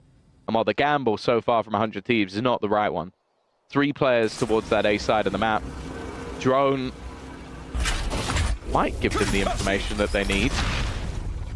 I think, yeah, they're going to start their push-up, but it is being watched. Spike planted. A deep play from 100 Thieves. Smoggy, like you said, watch him for this. They've sent back Chichu as well. They'll be covering that C walk up, but Xander still manages to get the pick. That pulls Smoggy in the other direction. ZJC filling in the space. Smoggy gets another. For the squad of EDG, they're now fully in control. The time ticking, backside B controlled there for them. Kankan spotted in the corner. But lurking in the back of their mind is Smoggy, and it's Kankan with the op shot to put it all onto EU. A standout player for them in their opener. A solid, reliable pair of hands here, but it's not to be. And a much-needed round for EDG Connected. They get the opening kill. They trade out along the way. And this is the important thing. Like you said, Tom, it's not about 7-5 as a scoreline. You come out and you go, oh, okay, well, that's workable. But the fact we were 3-1 up, and not only were they losing all those rounds so convincingly. I mean, EDG had no say. For 6 straight rounds, finally they're back with their hands on the reins. Yeah, it was a bold call anyway. A glass cannon operator purchased up for Kankan, but we've said it before, we'll say it again. We know what this guy could do with the sniper. Put it in his hands, he can turn rounds. Now we even have a little bit of extra spice of life. He'd managed to find the kill with the Vandal, but this is all just to make sure no one could push, and it hasn't worked. Finally, Cryo will be able to at least get the trade, but even still, again, Arsenal being down is not bad for EDG. That does feel like a worthwhile trade out, and now they're going to try and pincer down on it. It's not pretty, though, from nobody. I don't mind him pushing up in that space. Yes, he's alone, and it was a 4v4, but the B space has been left open by 100 Thieves so many times that the contact play seems worth it. But with him going down, now the players are left with a disadvantage. Moving back into this C site, the space has been filled in. Cryo was towards the A site, but now they've got numbers ready and waiting. An easy pick. A good trade, though, by Smoggy keeps them in it. Rolling Thunder still online. They might use this a bit more aggressively to try to take this control. Maybe you'd expect them to almost try and challenge the spawn. They are going to try and challenge the spawn, but they don't realize that they've already lost too much control. It's going to be left now just to Smoggy. Well, Thunder doesn't even give him a second's notice. He looks like he's washing his hands of them. No, this really is a confident display from 100 Thieves. 4 rounds, it's not the end of the world, but in the context of how we got here, EDG were 3-1 up. They have a lot of ground to recover going into the second half.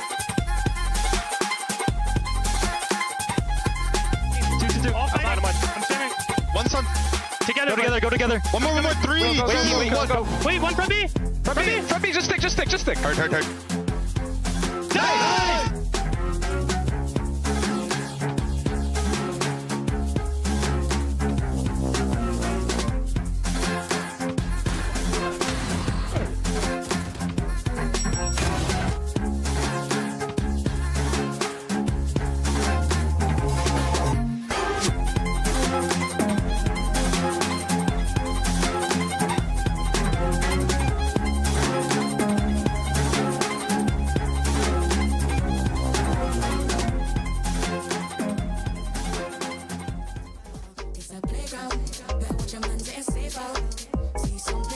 Snakes and ladder. My ex-piss come on, he wants better.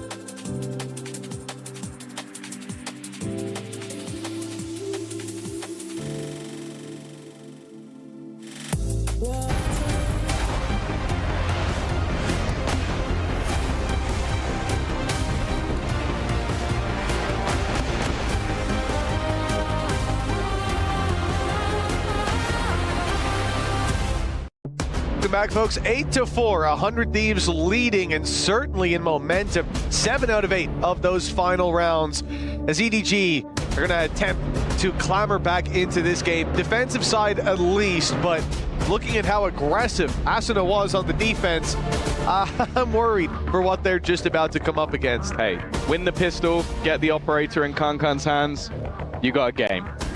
Lose the pistol, you might never get the operator in his hands. So it's definitely tough times for EDG, but they're another squad that if they find their stride, no matter what moment it's in, they can become a devastating force. 100 Thieves, though, have looked fantastic. And now, with this double duelist going into the attack, I don't think the pace is going to be stopping. The B-site read, though, from EDG was good to start. Yeah, good gamble certainly pays off as they managed to stop the initial push. The C-site play, though, stun was perfect. It actually stopped Chichu, kept him in the corner, so they can't fully get that space back, but Smoggy up on top of those logs, able to grab himself a double, a triple, in fact, and EU will quickly be dispatched. A much-needed pistol round landed for EDG. Yeah, that's their lifeline found. It would feel pretty brutal for this map to slip away after that first half from 100 Thieves, but the fact is, getting those early rounds has been enough to sort of put EDG at least into a position where this map can become competitive. I like that, though. It seemed like they had a good read on what 100 Thieves were going to be doing in the pistol. Like having that initial 3-player stack up over on B, having the quick switch to C once that hit failed. It definitely looked like they were ready in a big round, more so for a Smoggy. 100 Thieves not deterred, though. If at first you don't succeed, try again. I'm out of here. Well, this time it is left a little bit more open. So much so, the plan's going to come through for 100 Thieves. Spike planted. Even getting out of there, outlaw shot not going to land, and they're going for aggressive push towards A main. Oh, goodness. The A-Con overrun, but the site has been taken back. A full rotation here from Asuna. And Smoggy so late coming back from A that he will catch them off guard. EDG seem to have this one easily across the line. And it's 4 players alive as well. The question was, would there be any more damage? Chichu 21 HP, Kankan 56, but those weapons are brought through to the next. Yeah, they got everything they needed. The low HP, okay, sure, you might have to rebuy some shields, but it ultimately becomes irrelevant, and it gives them that opportunity once again to try and get something done going into this bonus round. But yeah, you look at the buy rounds overall, and that is where we saw 100 Thieves have the majority of their success. One enemy remaining. 1-2 punch of Arsenal and EU being the difference makers, but Smile's still there on Kankan's face, and that you know, it fills you with confidence. It's the same when you see that for someone like Chronicle. You just go, I think they're going to be okay. We've already had the trap destroyed on C. Shock Dart sent through by EU is broken that and left the cam as the only real piece of information they have to work with. 2 players spotted and through the cage. Concon's gone down. EU's a menace when it comes to these spams. And another found by 100 Thieves. Busio lurking over on the A site, grabs himself a double, and this round is done and dusted. Before it even gets off the ground, EDG have come crashing down. Yeah, this now comes down to how much nobody wants to put into this. Of course, they do have some credits for the next round, but Go, go, go! saving the gun might hold a little bit of extra value. I think he's been spotted as well.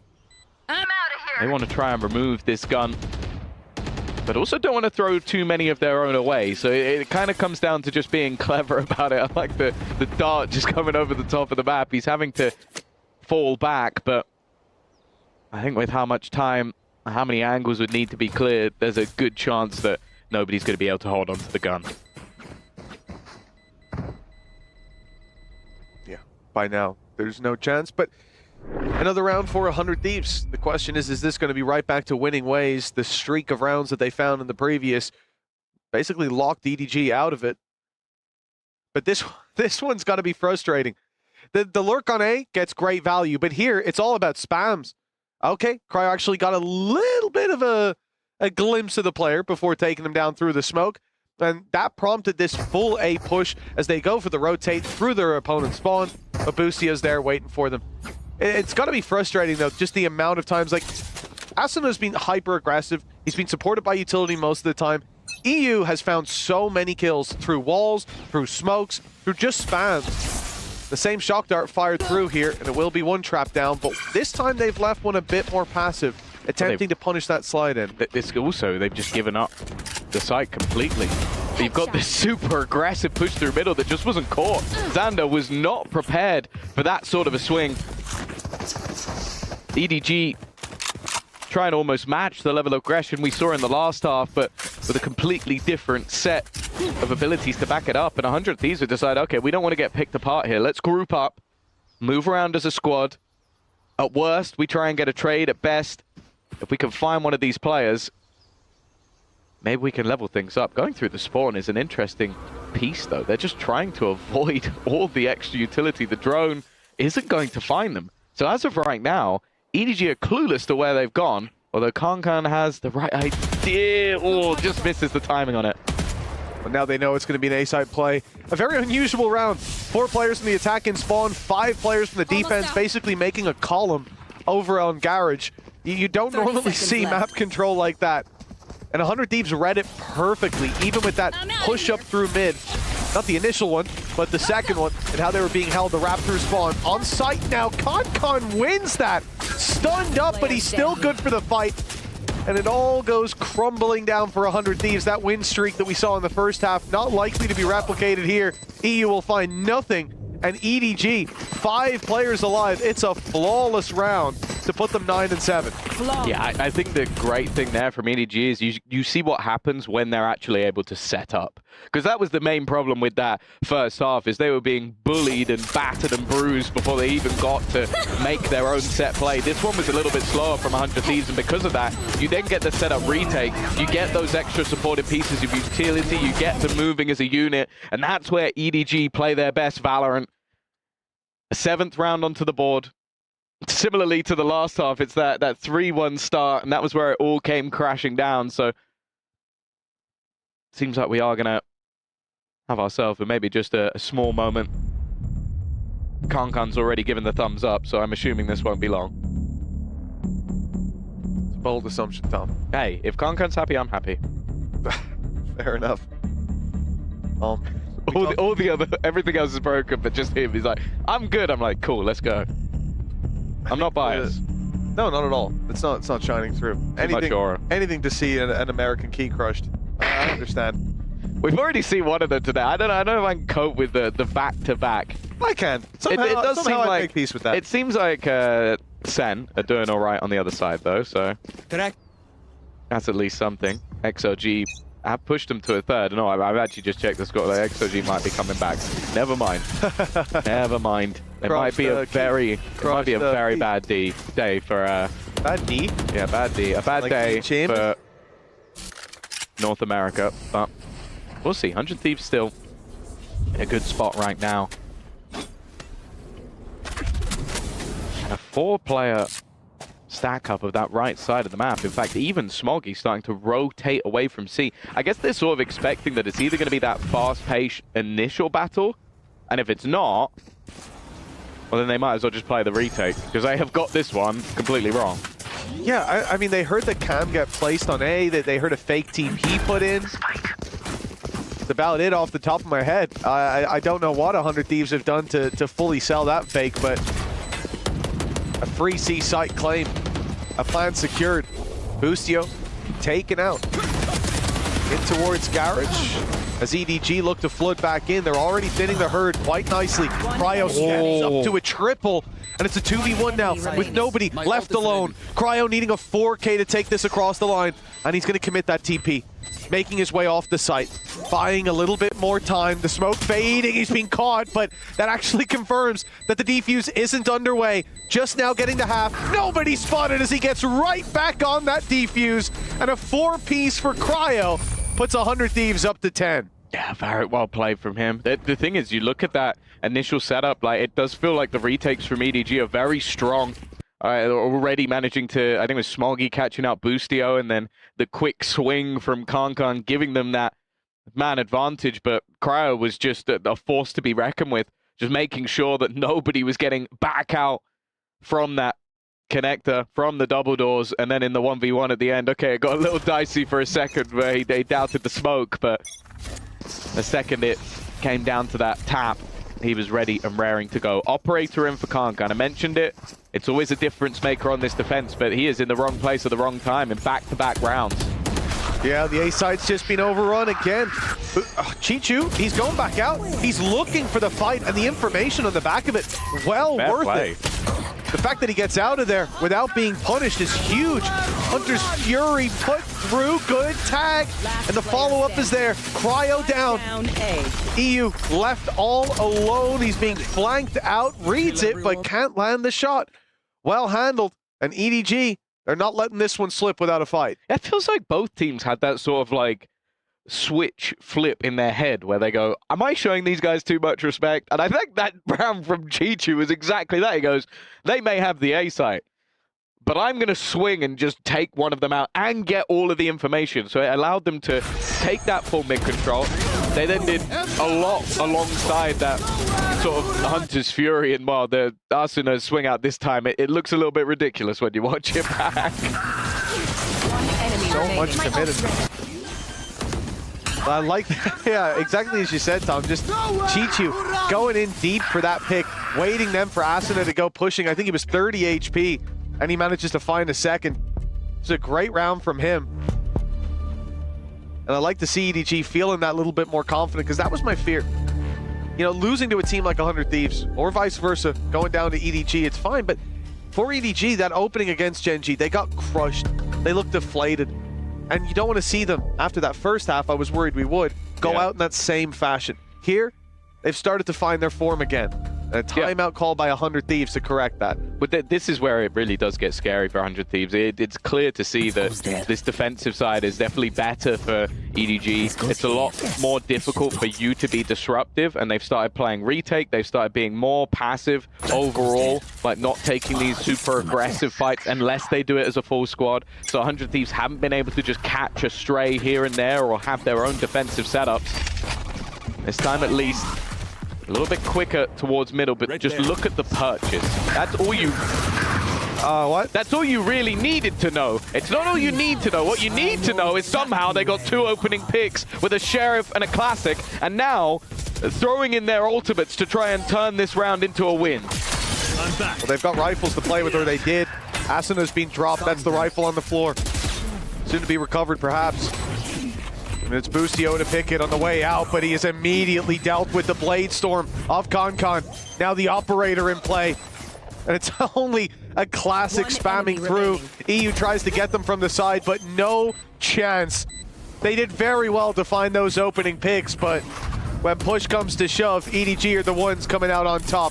10-9, one behind after an abysmal first half. Yeah, this really is just quite an odd scenario where you see a Classic and a Sheriff win 2 fights versus 2 rifles in middle. I'm not really sure how that managed to go their way, but then the way that they come back into it, like none of the guns were actually retrieved by the attacking side, and then it's just trying to play post with much, much weaker weapons. Kankan now taking the lead in terms of the kills. That operator, ever present in his hand, he is so good that you almost feel like you need that sort of old school 100 Thieves strat. It's not avoid CNED, it's avoid Kankan. They've done a good job of it so far. Have they? He's got the most kills. Yeah. You look at the scene. Typically, they're going to the opposite side of where he is. The gamble's paying off. They avoid him for a bit. But it's kind of hard to avoid him on a retake. if he's not there, you wonder what the hell he's doing. Asuna good on the Chichu. Go! He's good for another 2. Sliding around with the shorty in hand. And he's going for more. All right. All right. That's ridiculous. The confidence certainly back in Asuna's body. What was that? I feel like he goes into flow state. Yeah. Like I can't imagine that anyone's brain is ticking that quickly that he's like, I'm going to do this, I'm going to pick this up, I'm going to go with the shorty, I'm going to pick up the op, I'm going to then go for a no scope. Like it's just like my eyes can't keep up with what he's doing. So I think he is just, it's like he's entered the Matrix, and then, yeah, it's like going for a sliding no-scope at the end. It'd be different if, like, he didn't have a rifle, but he intentionally picked up an op and went, I'm going to slide in a no-scope this guy. Like, the confidence you need to pull that out in what is now a very close game. If this was the end of the first half, it'd be like, oh, well, you know, he's been frying, so they're in a very dominant spot. A timeout called here by EDG. And this is what I was saying as well, where like Kankan's impact, even looking at the attack side, the only round they won after that 3-1 lead was opening pick by Kankan, and then map control played after.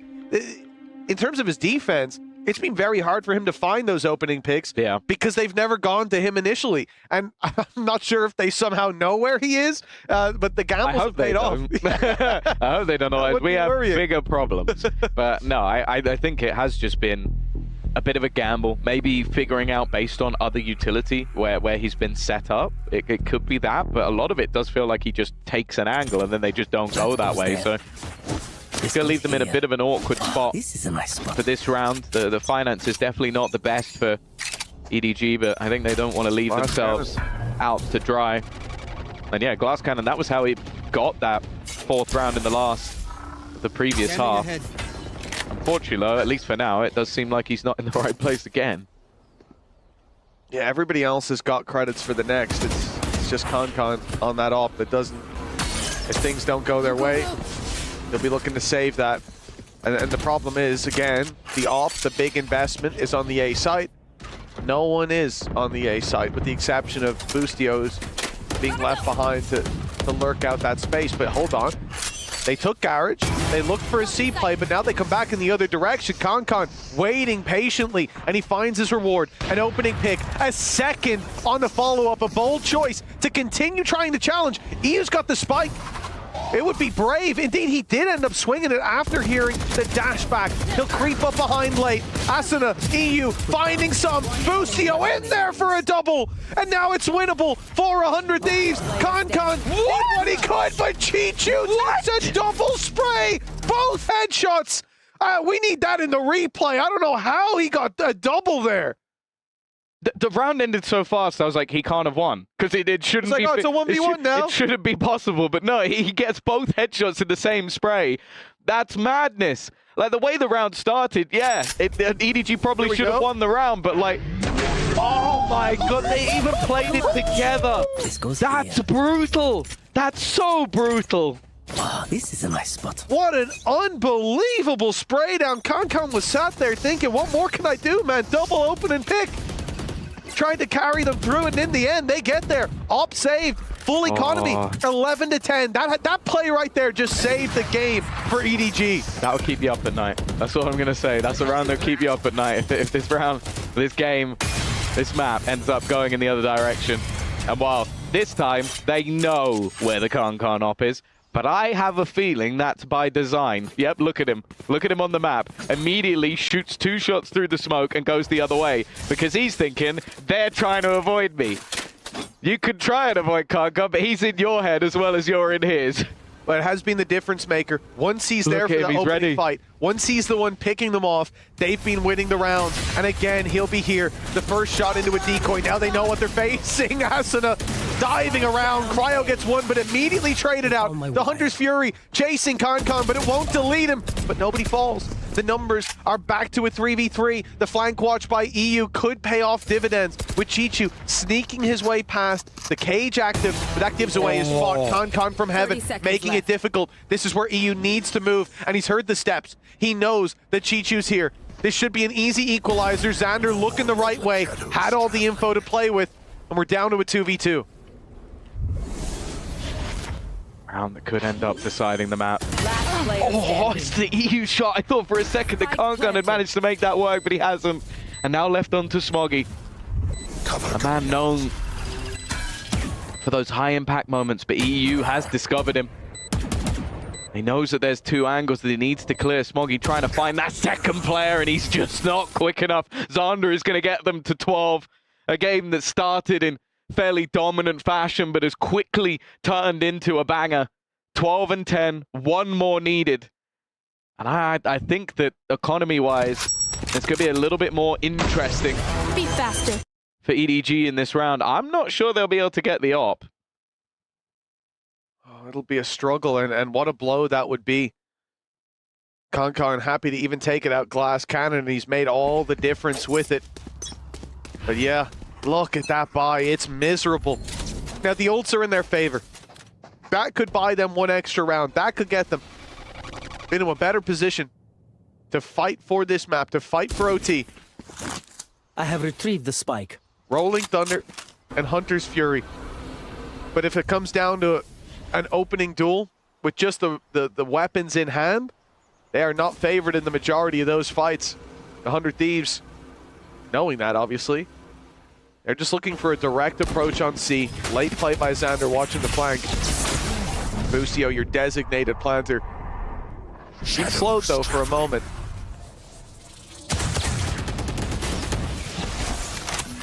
They going back? Xander doesn't really have any space. It's not like he's been pushing up A. It's just passively spotting the mid and A pushes. There's a risk that someone's already pushed down mid, but the spike is gravitating back towards the other side of the map. They're taking this slow, but it's a lot of time already gone. 35 seconds, and they've made the decision to go back towards this C site. Concon in position.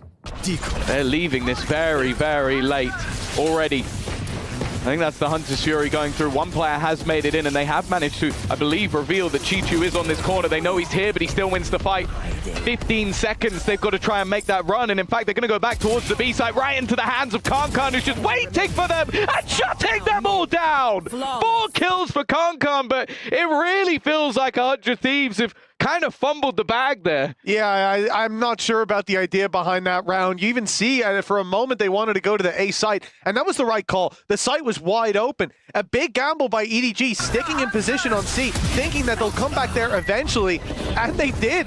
Concon being able to push up mid to close this, I'm not even sure how necessary it was. They would have had to sprint into B, and even just a pick on the planter from Connector would have closed that one out. It's a really interesting round from 100 Thieves, and it feels like they just reached the point of desperation. They had to make a play, any play, and they gambled wrong. I'll be honest, probably about 30 seconds left, I was like, okay, they've got to try and go for like a B play at this point. They've got no information other than they've sent one in, and that guy has gone, okay, there's at least a couple of players here. I think they even then got the reveal of the person in the corner. I'm just looking at it going, you're playing a bold game to try and make it through that smoke, and you know they have a Rolling Thunder. You know there's a Hunter's Fury because it's just been activated. I think they were just a little bit too late to make the decision. Boostio's trying to stare across at the opposition while being, I believe, given the orders by Zeeks, but honestly, this is not the spot you want to be in. Arsenal, they've been farming his ult up quite a bit, like giving him the orbs on C long, so that's going to be online alongside a Bucky. Boostio down to a pistol. He's not the best game individually, so again, there's opportunities. I'm more worried about EU not having a rifle. That guy's been probably their best player. Yeah, tough to wallbang with the Stinger, so... Concon after the 4K has decided, you know what, a rifle will do. Yeah. If it works, it works. It certainly did for him. Overtime possible here for EDG. Asana's dove into that backside. Ult activated as Cryo gets traded out. Here's Asana's moment. What? Concon to shut him down.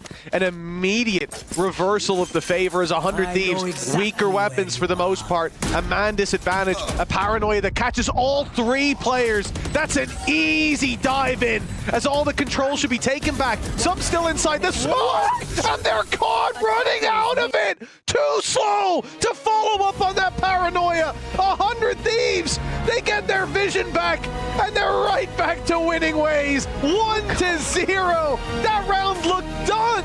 I can't believe they closed it like that. Like the fact that that turned into a 2 versus 4 and then both players just hitting 2 taps in a matter of seconds. It looked like everything needed to be done by EDG had been done to take us to overtime. But in the end, it wasn't enough. They will head to their own map choice in a deficit as they've got to try and turn this one around.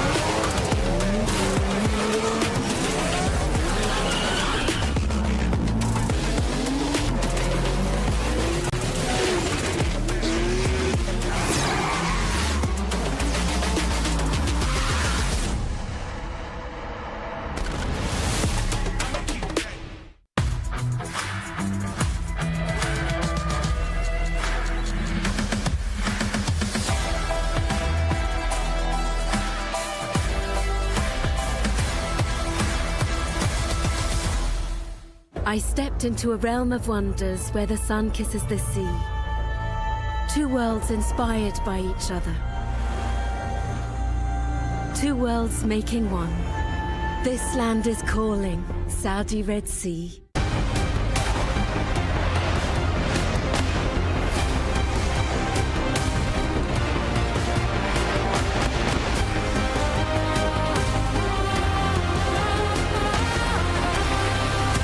Welcome to EWC 2025, where we have got, for the first time ever, Valorant players on site ready to compete. I'm going to be giving you an image. There's going to be a map from Valorant, but we have altered something in this mini-maps. It's for you to tell me what has changed. This map is Ascent. Everything's in place right now. I don't know what that. Yep. I don't know what. That's just not there. What's going on there? But whatever this is, I couldn't even describe it. Just, oh yeah, 2 ways to go in this one. Name the map and get into business. Map, Pearl. What is that? This is not there. I wish it was there. I would take this duel every round. That should not be there for sure. You sure? Yes. Yeah. Something tells me you're gonna like this one. Xbox, here we go. Wait, I don't know what it is. I think that this is the kind of thing that either you spot it in the first 10 seconds or you're going to be looking at it forever. Oh, I know what it is. You know what it is? Okay, Brock, I'm going to give you 5 seconds to spot it. Honestly, it's pretty hard for you. Right here, right here. Oh my god! Oh my god! Okay, I like this. Okay. What is this map? Well, oh, can I look? No. You know it's split, right? Split. It's already wrong. It can't be that big. This map is small. Actually, there is a safe thing here. That's a tough one, and you got it. Yeah. That is the bit. Well spotted. This is Abyss. Yeah. Like this. We have... Oh, this. Exactly, that does not exist. Good job, Abyss. Yeah. Excellent throw. Excellent. Okay, I'm not actually, I'm not Thanks for letting us know. Since I can show you. Okay, 3, 2, 1. Map? Haven. This. Yes! Loser. Yeah, but it's closer to you, so you have more time. Look, if it was this way around, I would say. Okay, bro, get better. I need you to stop fighting, guys. You know, I need you to fight against other.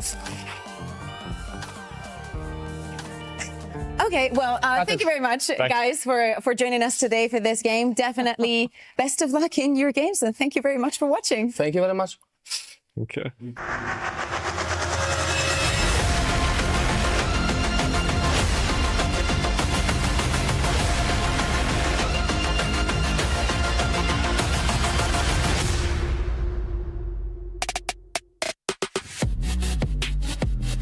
That man on your screen cutting calories and cutting down EDG in map number 1. It was a close one of the closest matches we've had so far in EWC. And we've had some games go to overtime, but none as impactful as that one, as their keys and their tournament lives are on the line. 100 Thieves go up 1-0 over the reigning world champs in EDG. Welcome back. D-Gon here alongside Big Time and Baby Bay for Valorant at Esports World Cup. What a match that one was. And again, I touched earlier, tournament lives are on the line today as it is elimination day. And on the B stream, we had our second match finish on up. Sen City getting the job done after a huge one. I think 13-9 over XLG. And the VCT China champs, again, we all rated them somewhere in the middle of the pack. Sentinels, they had a good Masters Toronto, but didn't quite fire off in that first round. You're getting worried that maybe they get eliminated early, but not the case here, Baby Bay.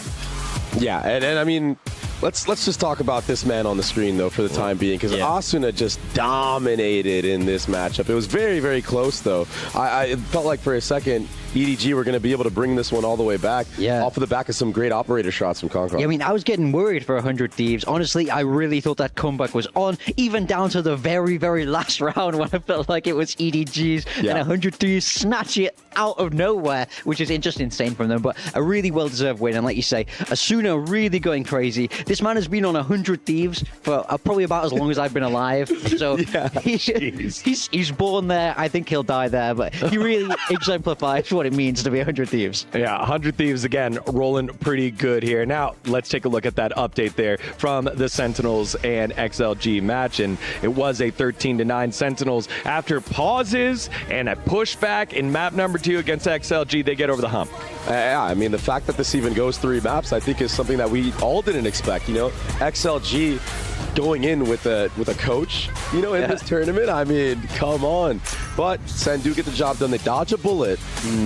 They still have But another one. The thing is, they're not through just yet. Exactly. Right? There's one more game, and that's the same for the winner of this game that we are in the middle of right now. So your lives are on the line, but you're absolutely not safe yet. You know, the goal for all these teams, get out of the groups. Yeah, hey, now big time, one of the big ones here early on that set the stage for that match between 100 Thieves and EDG was round number 5. Let's take a look at that one here, because again, the train was rolling here for EDG, and it got stopped by 100 Thieves. Sorry, just real quick. This is such an NA, this is such a 100 Thieves play. I've seen them do this set play so many times in VCT North America, and to see them bring it here on an international stage and see it work and kind of suck the momentum out of EDG because of it, it's just so clean. And we talked about the initiator setting up utility. Yeah, exactly. That's really why we wanted to show you this, because it's like the men behind the duelist, right? They're really able to enable him. This map, it was Asuna going absolutely crazy, but yeah, 100 Thieves using stuff that they use all the time in NA. They're not coming here making massive sweeping changes. They're using what they know, and yeah, very classic NA style, as you know all about, baby. Yeah, just completely running it down C-long. The crazy thing is, I've seen them do that back to back to back to back before. Yeah. And I'm just like, you're tripling down? It's insane. All right, well, with that, 100 Thieves on the cusp of knocking out the world champs. On the call, let's send it back on over to Mitch, Man, and Tom. Thank you, D-Gon. Yes, it's time to see if EDG can bounce back now that we're on to Sunset, their battleground, and somewhere that I think they will have a little bit more favor. If this was as dominant as that first half, I wouldn't be in the EDG camp. I wouldn't have a lot of faith. But they bounced back, made it damn close in the end, and a 4v2 is what ended up sending them out of Haven. This one, I'm expecting to be bringing us to a third. Yeah, I think it would be interesting to see how it goes. I'm glad, of course, that we have an expert like Baby Bay, the king of running it down on the desk. Because that's when I watched his career, that's what it was. I do remember you playing Phoenix on Ascent once, which I'm now only bringing up because it's funny. I think he got 3 kills, but we'll carry on. But when it came to the running it down, Baby Ray was the best. He's very close to where I am. I hope he doesn't come beat me up. He's too friendly. The best, at least the most consistent. Yeah. It didn't mean he was getting the kills. He was running it down. But he did run it down. He ran very fast. From hell or high water. Fast, very quick. We love you, I promise. Either way, we're getting into the compositions. Like, we haven't seen them play, obviously, the Sunset since it's been added back in, and they have gone for, you might be thinking, hey, that comp looks very familiar. It's almost like we have just seen it on the previous map. And that is because we have just seen it on the previous map. This is the exact same comp, and I don't mind it. The sort of flashy, aggressive style that they brought out was clearly something very difficult for EDG to deal with. It did work, okay, it sort of ground to a halt a little bit on their attack side, but guess what? They're starting on the defense, so it doesn't matter. Well, exactly, which, you know, I think for Asuna is a more aggressive side than when they moved to the attack. He was running it down like a madman, finding so much value from those fights. EU will maybe cool off a little bit when it comes to the wall bangs, which will be nice. There's no window for him to just take you out of the round, off rip, off barrier up. So for EDG, this is really where we expect them to come in hot to the touch from the get-go. It was a slow start to Haven, and as I said, I was very worried that that was just going to be EDG's story of this tournament, coming in, getting decimated, and going out without too much of a ruckus, but they pulled out all the stops in that second half of Haven. They found their form. Concon certainly did. Now it's their time to carry that momentum into Sunset. Kicking us off on the attack side, in the pistol round, well, the barriers will be up in just a few seconds. Yeah, similarly to the last map, when we saw them play this just, it was actually last week, they ended up with a 9-3 defensive half for EDG. So maybe even again, if they have a slower attack side, it's not the end of the world. Cryo, there's nothing slow about this defensive side from him and Asuna. Straight down into the mid pressure. Now, one of them is able to get out of there for free. EU doesn't have that luxury. He is just going to have to stick it out in mid, at least for the moment. He's got backup. Boostio's here. Had a tough first map, but he's putting himself on the board early here. Concon, oh, a few missed shots. That was almost EU sent out of the round. Nobody on his way up to do, or at least make an attempt at the same. He's wall-banged EU down to half. Prowler's on its way. And that's going to get the players out to the site. EU, not much that he can do about this. Oh, wait, he goes in for one anyways. He's hit a wallbang headshot. ZJC desperately low. Picked off by Cryo. An easy follow-up onto a Concon, it should be, with 10 HP. And with nobody gone, this round done and dusted. And fittingly, a wallbang to close it out. I was going to say, it's another spam. That spam kill was not aimed for ZJC, and he's the one that dies to it in the earlier battle. Like, the man is feeling cursed right now. Needs to go back to his old name if he wants to get a little bit of luck. But no, it is going to be the pistol going in the direction of 100 Thieves. Of course, I believe on the last map it was both went the way of EDG. So they had those strong starts and even still didn't manage to close out the map, even when maybe they should have at least taken us to overtime. For 100 Thieves, I think they're going to be very happy starting on this defensive side, because firstly, there is no tape on what they were going to be doing. They haven't played it since its reintroduction. And then on the other side of things, very recently, we saw EDG play this map versus Titan. And, well, the player to watch out for in that match was nobody, because he had an insane performance. Well, not a bad start. That's the one pistol upgraded that they have. Concon's able to grab an opening pick for this side. EDG's response is to execute into A, a stun being lined up, but Asuna's gone walkabout. The stun gives him away. Oh, that's unfortunate. Oh, that's so funny, because you understand exactly why he did what he did. But at the same time, there's just a little gap between where the stun actually is and when it hits someone. So instead, you've just got Asuna going, are you good, bro? Oh, that could have been a second opening pick for this squad. Very valuable one indeed. Oh, Concon, he's threading the needle. That's a big gap left open. They have to be aware of it. Surely, no, they're not even looking. Go, go, go. They're just running as if everyone's gone into market. Okay, spike planted. Recovered weapon. Concon now coming around with a Guardian, but he thought that was the last rotator. Xander was a little deeper. Asuna, it's a little shaky, but he gets there onto Chichu, and a lot of the danger in this round already subsiding. EDG need a big play. Both players with classics in hand. Okay, nobody. That's one found, but all that she wrote. Still, 2 players left alive for 100 Thieves. All things considered, that's a great round for EDG. They came in with a sheriff and nothing else. Did they both walk past the spike at the end? I feel like they didn't spot it just behind the box, but it doesn't matter. Yeah, and all in all for EDG, like, you look at that round and if you come in with what they had, a single sheriff and classic, we didn't need to. You literally see the moment he goes, wait, what? What? How's the stun come through and I've not been hit by it? It's unfortunate, but hey, 3 kills is not bad. You've at least reduced the amount of money the defense has. And interestingly, 100 Thieves clearly feeling very confident because they've still bought anyway. They're using this as a fall buy. There's going to be 3 players without any real remaining credits. So if they lose this round, it is not a bonus. And who could be surprised to see Asuna getting aggressive? Well, with Cryo and Xander? No, I've not seen that before. A paranoia on the contact? This is such a strange play. I wonder when they thought of this one. On Haven. Seemed to be before the previous map, yeah. The flash ready as well for Cryo.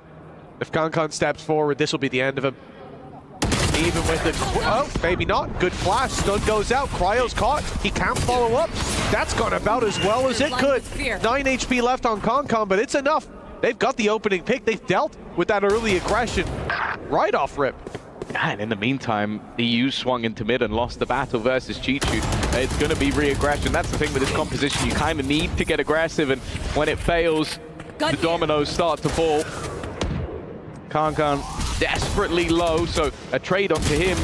I was going to say should be easy, but actually he's found a player down to just 5 HP. Xander is clinging to life, and well, the rotation again is being held by Chichu. He's had a great round away from the rest of the team. Talk about this guy and his lurks on that Sentinel, but that made it very difficult for the rest of the players to even group up and help. I mean, Concon had a weaker weapon, a paranoia and flash lined up for his contact, and still, he's able to walk out with that aura. One enemy. Sure, Tom. Sure. I suppose he did. It's your favorite one, I've heard. Oh, I love it, mate. Chichu as well, like you said, away from the pack, cutting off all those rotations, keeping so much space for this squad. that's about as good of a round as you could hope for. And it might make 100 Thieves think twice about early aggression. Con, well, he decides to pull out some aggro of his own, and it's a double opening. Cryo, at least able to follow up. It's pistols for the most part. I'm not sure about that play, but Chichu's there to clean up anyways. Oh, Pop, just as almost like a level of disrespect, just wanting to get into the site quickly. And I feel like with the investment from 100 Thieves, this is kind of the bare minimum. They've got a couple of kills, they've made things costly, but that is all she wrote. Not bad for either side. I don't think 100 Thieves would have gone into that expecting to win the round, and this is where they will have that purchase. The haunt as well from Nobody is just fantastic. Like, it makes things so much easier for Con, and well, the backup was at least there. 2-2. This time the early start went the way of DDG, but we now look at if there's a response. Operator in for Cryo. It's going to change the dynamic of how he plays this defensive side, and it looks like B is going to have a lot of congestion, and that's exactly where he is. The right angle, although they're backing off. After breaking initial reveal, they don't want anything to do with this. It's going to be a Prowler sent through by Nobody. Goes directly into B main. It's not even the off that shoots it, but still, EDG send this in the other direction. Trap hasn't been broken, so they know there's no real aggression. They clear that first corner. And, well, a lot of steps being made by Nobody. That's going to be a quick acceleration into this site. Still, though, one of the players waiting for them is Asuna, and he's good for a double. That's 100 Thieves with a quick response. Boostio gets one before falling. Asuna does end up going by the wayside, but it's still a 1v3 needed for Smoggy. This is a lot to ask. Manages to reposition and has actually found a slight gap, but I think very quickly EU makes that realization of, okay, there's one spot that he could have gone that we're not currently covering, and immediately fills the gap in. Even still, Smoggy has managed to hit the headshot, but he's completely blinded, still makes it around the corner. The B site is open, but he's not necessarily looking to go there without at least finding the kill. EU playing this one incredibly safe. 30 HP. Okay, a plant should at least go his way, but the round, no chance. Even the plant, I'm not sure. He's running a knife out, gets there a little late, but I mean, quickly puts him to bed.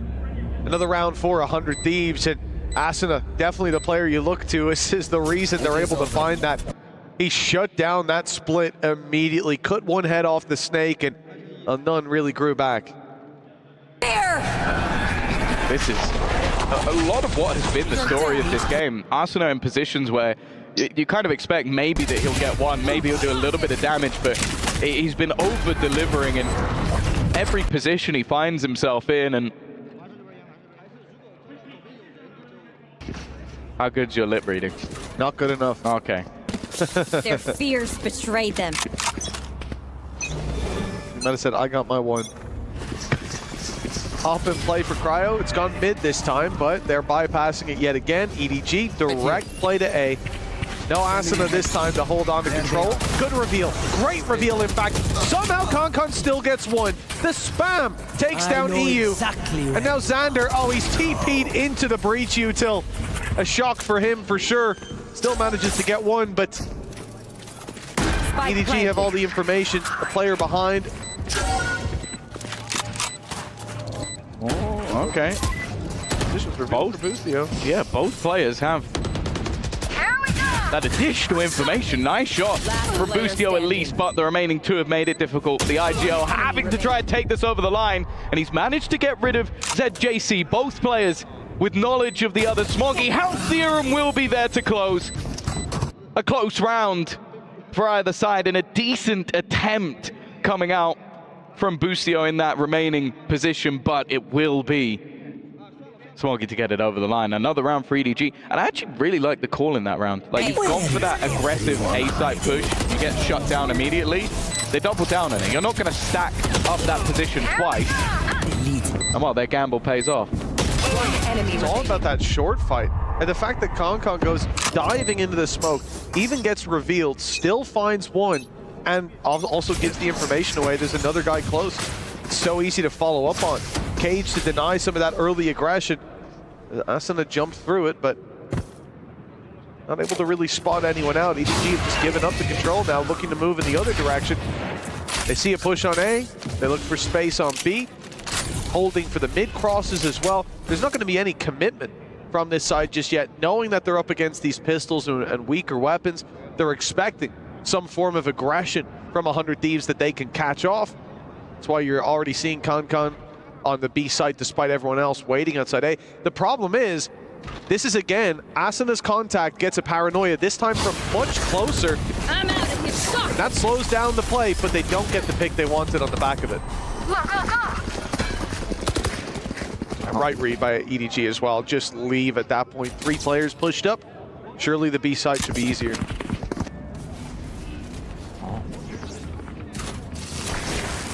A little bit awkward with the weaponry for Kankan. They haven't checked the corner, and Cryo's got away with 2.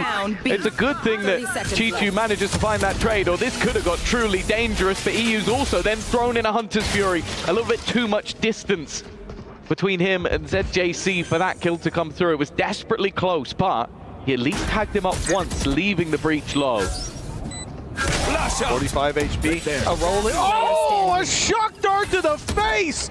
Smoggy has to do it all now. They don't have that rolling thunder to work off of. It's all down to him. And EU with his 3rd kill of the round. Hunter's Fury, shock dart and a stinger. And it's enough to give 100 Thieves a 4th. He's so good. Like, all of his utility seems to bring value to the squad. He was actually, as I said, a little bit unlucky that the distance between ZJC and the Hunter's Fury was just a little bit too far. And then the shock dart ended up being, yeah, absolutely perfect. It's Robin Hood. That was a wonderful round. A double classic kill, a stinger, a shock dart, and a Hunter's Fury. I mean, it's not a nice one to lose. You can see that EDG, this was their chance to build up, to gain the lead first of all, and maybe even build up a couple of rounds, put 100 Thieves economy in the bin, winning this one, and run away with the lead. Instead, they've been punished. They're put down to pistols. A rifle on Smoggy is all that they have to work with. He's hiding inside a smoke as somehow, but in higher portion of the map has gone EDG's way. They're already swinging him behind. Kankan's got a double with a Sheriff. Smoggy strikes towards the A site, and with a TP in, they're now ready to fight with 3 weapons in a 5v2. And these last couple of rounds have just been utter madness. Like, the supportive utility that was about to be put into play for Kankan became completely useless because he killed both players before it hit. Just so you know, he headshot both, and then the Rolling Thunder went afterwards. Or just okay, we've bounced their corpses a little bit off the ground. Like, that was just pure individual menace. And the worst thing is, 100 Thieves knew he was there. They were spamming him. They spotted him. My favorite part about that was your explanation of the Rolling Thunder was a visual cue that nobody can see us right now. No, I was talking to you. Oh, okay. Well, I mean, I got it. It was very good. Exactly. I wish we could have shared that with the world, but Go, go. So basically what you're saying is you want the return of the TikTok stream. Absolutely, Tom.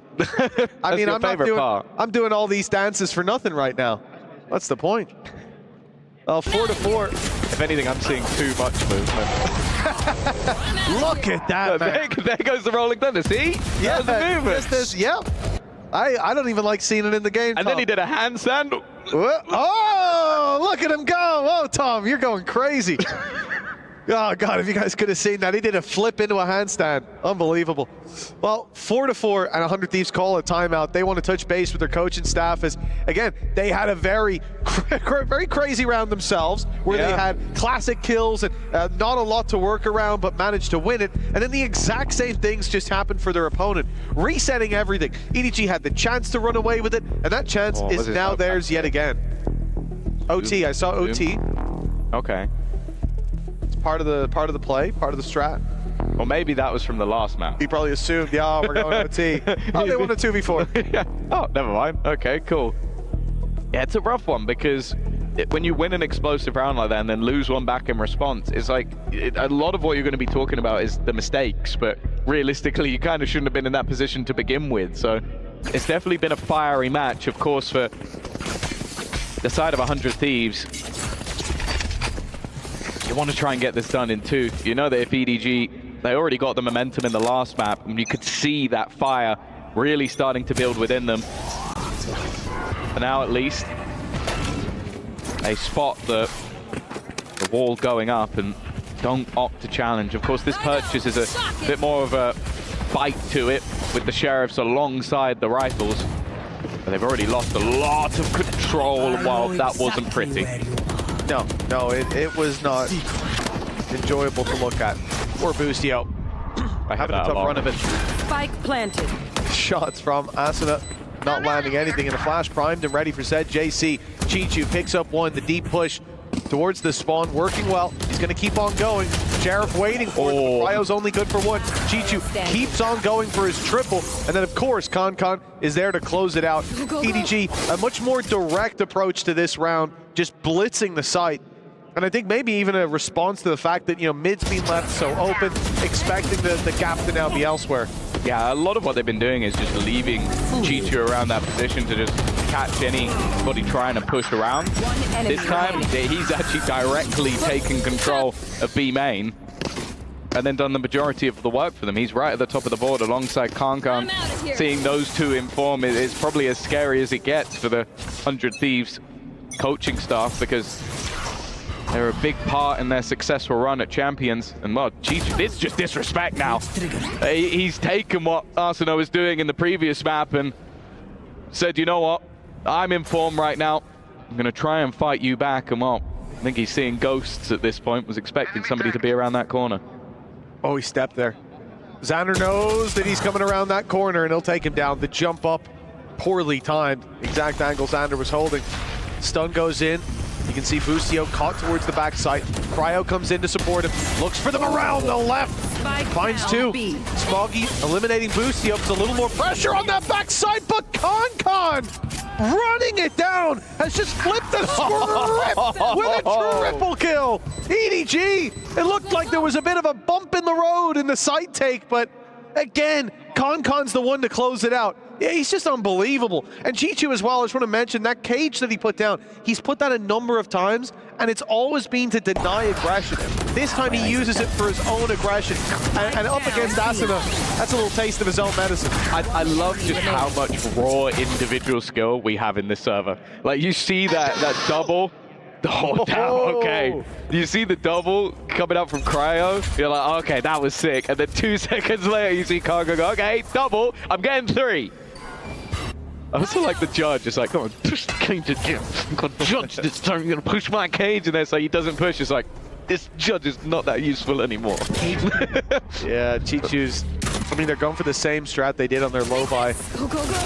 Blitz up to mid, stun on one side. Con opening it up. 2 players waiting around the other corner, though. But they're running away. Oh, this could be a mistake. Xander hoping for some impact with that judge. He grabs the double alongside Xander, and they catch ZJC looking the wrong way. A thrifty round win. As soon as I saw Asuna go the other way, I thought, oh, this could be it. At least the trade will be found, but not even close. This has been such a peculiar match to watch. We've had so many low-buy victories, and EU just crispy as ever, pushing backwards into a judge as well. Like, the thing is, I kind of understand EDG's attempt to go into middle. It has been a spot on the map that's been very, very open.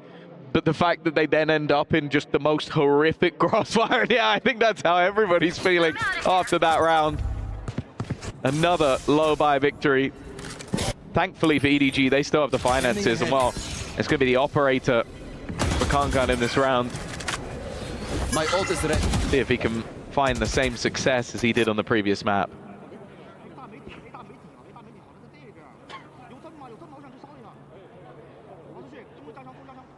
Only 1 round to play for it. 1:15 on the clock, and EDG evidently expecting some form of aggression. Someone to take a peek that they shouldn't step into that op. The space being worked by Chichu towards that A site. making the noise, hoping that the rotation comes through, but it doesn't. With 50 seconds left, they have to decide on where to take it. It looks like they'll go towards mid again.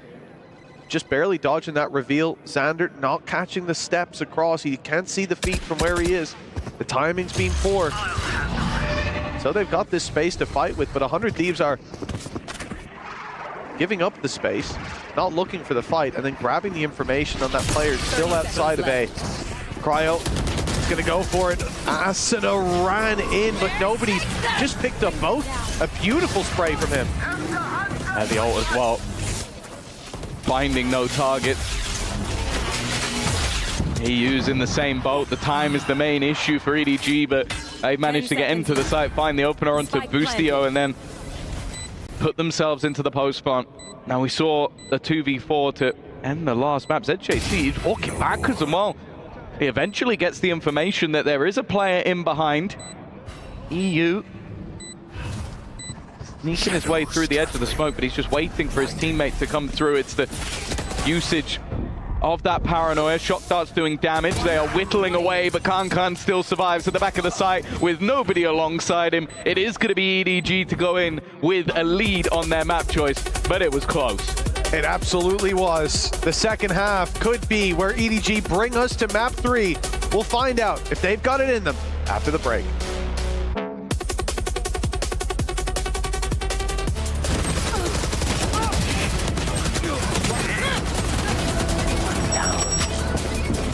Enemy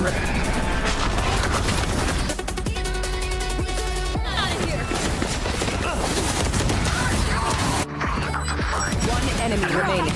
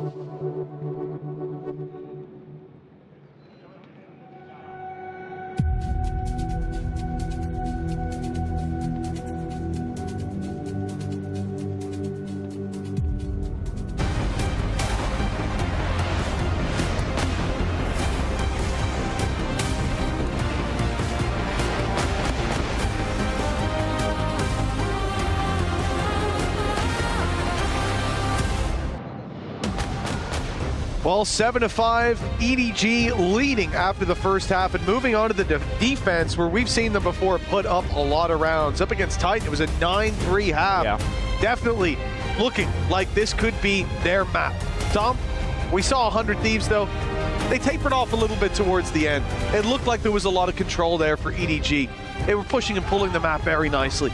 Now that they're on the attack though, we could see 100 Thieves bounce back with their hands on the reins. But that's the thing. The advantage that 100 Thieves had coming into this map is, firstly, you left open a map you haven't played. Chances are, as one of your opponent's better maps, they're going to pick it. So I think they knew it was coming. So that's what I'd look at as an opportunity, is you have this hyper-aggressive comp, you have this double duelist, you have Cryo who can take a lot of space without having as much of a risk. I think if they've let this go through, there is a very good reason for that. Nobody, though, already in a solid position. And well, you can kind of see why they had such a dominant defensive side if he's going to be doing stuff like that all half. He's been reliable. You think back to one of the last rounds, Asuna and Cryo go swinging into him, and he takes both down with a beautiful spray transfer. And I like the discipline, too.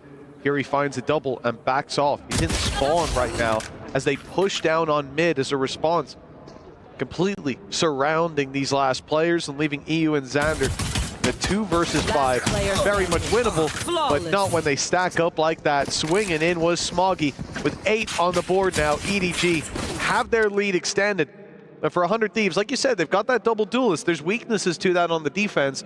You expect to see a little bit more from them here on the attack, certainly comp-wise.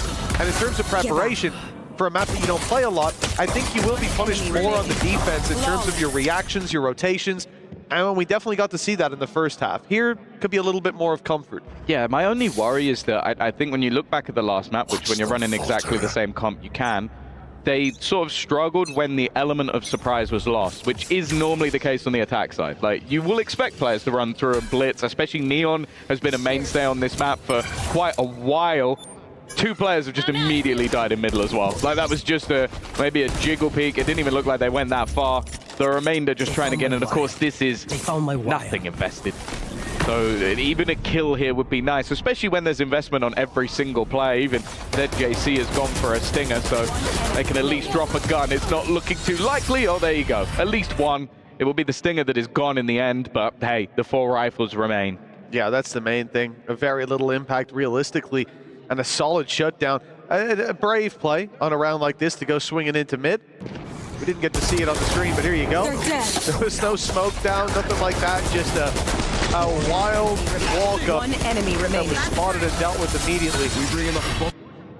And I think one of the worrying factors, I suppose, is that EDG, on the previous map, I'm out of here. we saw them a number of times on their attack wait for the aggression and still get rolled. Here, well, like, I think Asuna has, what, 6 kills coming out of that first half? Like, they have dealt with every single piece of defender aggression that was put down easily at times. And so for 100 Thieves, then, if that's not working, well, that's all that was working, really, and what you need to be working about this composition. Yeah, I think as well, just the comfort of Kankan on that Neon. He has been a menace, and you're looking at this with 4 rounds needed for EDG, and I would be surprised if they don't get them, but we're yet to see a proper buy round just yet from 100 Thieves. So, as I said, I believe that they will have come into this with a game plan. Nobody, though, he is being watched for. Okay. He had a bit of a quieter first half individually, like he was okay, but as said, when you look back to their previous result versus Titan, he was their best player, and we're getting glimpses as to why. That was, as said, it was a predicted push from the side of 100 Thieves, and now you're looking at the timer, 35 seconds left, and they are going back to mid. Like, it doesn't seem like they have a plan set in motion just yet, and they're figuring it out as they go along. Well, the only thing going for them is that they're heading towards the site with just 1 player. A chance to pincer, but they're late coming to mid, and now there's already one Chichu. They're spotting for it. Going into the A site, still up against Traps, up against Con. It's not going to be workable. And they decide, to save after losing that player inside of main. 10 seconds left. It definitely seemed a little bit de-synergized. Those 2 players are sitting towards tiles, not crossing mid, not moving in. That is a bold play from Con, but you understand why. Confidence is sky high. Also, realistically, what has he lost? He's lost a Bulldog in a bonus round. Why does he care? He's going to either upgrade to an operator or upgrade to another rifle. He's trying to remove some of their guns and maybe upgrade for free. So his teammates out there with a Ghost is probably thinking, I would have taken I would have had that. I think if you're a teammate of Kankan, unfortunately, you have to accept the fact that you are not Kankan, and so the decisions he makes, you're not allowed to question. I mean, to be fair, probably 9 times out of 10 he gets that kill and then goes, hey, I've got a battle for you. So, fair enough. He's also currently 19-9, so I think if you went, I don't think that was the right play, go, press tab, and shut up. Who do you think you are? And here he goes again, and that's why. Well, EU, he got to win the fight last time around, but that's the upgrade. See, he's got a Phantom now. Busio tried his best to save EU there. He threw down a cage, but Kankan's just too quick in following up on that aggression. The benefit, as you said, the comfort of the Neon here shining through. Surprising EDG, they're in a 5v4, and Chichu's making, again, you see this discipline, the wise call of not playing on the A side. If they need to play retake, they will. But if he stands there and goes down, now all of a sudden numbers are even, and it's a different game altogether. Instead, look at the minimap. They group up. It's going to be a full 5-player retake. It's a counter paranoia, though. Yeah, they're waiting for it. They're ready for the swarm. There goes the stun. Paranoia immediately thrown through. Bustio tries to make a play off it, but can't find anything. Kankan leading the charge, but he is lost. Arsene and Cryo combining. A trade back at least, but it's Cryo once again. He's been having a solid game, and now that advantage swings firmly in the favor of 100 Thieves.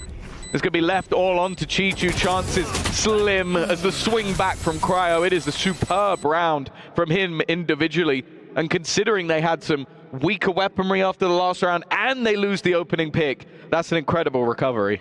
Yeah, I think a lot of it comes down to, like, you have your stun and your haunt thrown through, but that counter paranoia just deletes it, and then your actual push to the side is dry. You don't have a lot for the retake.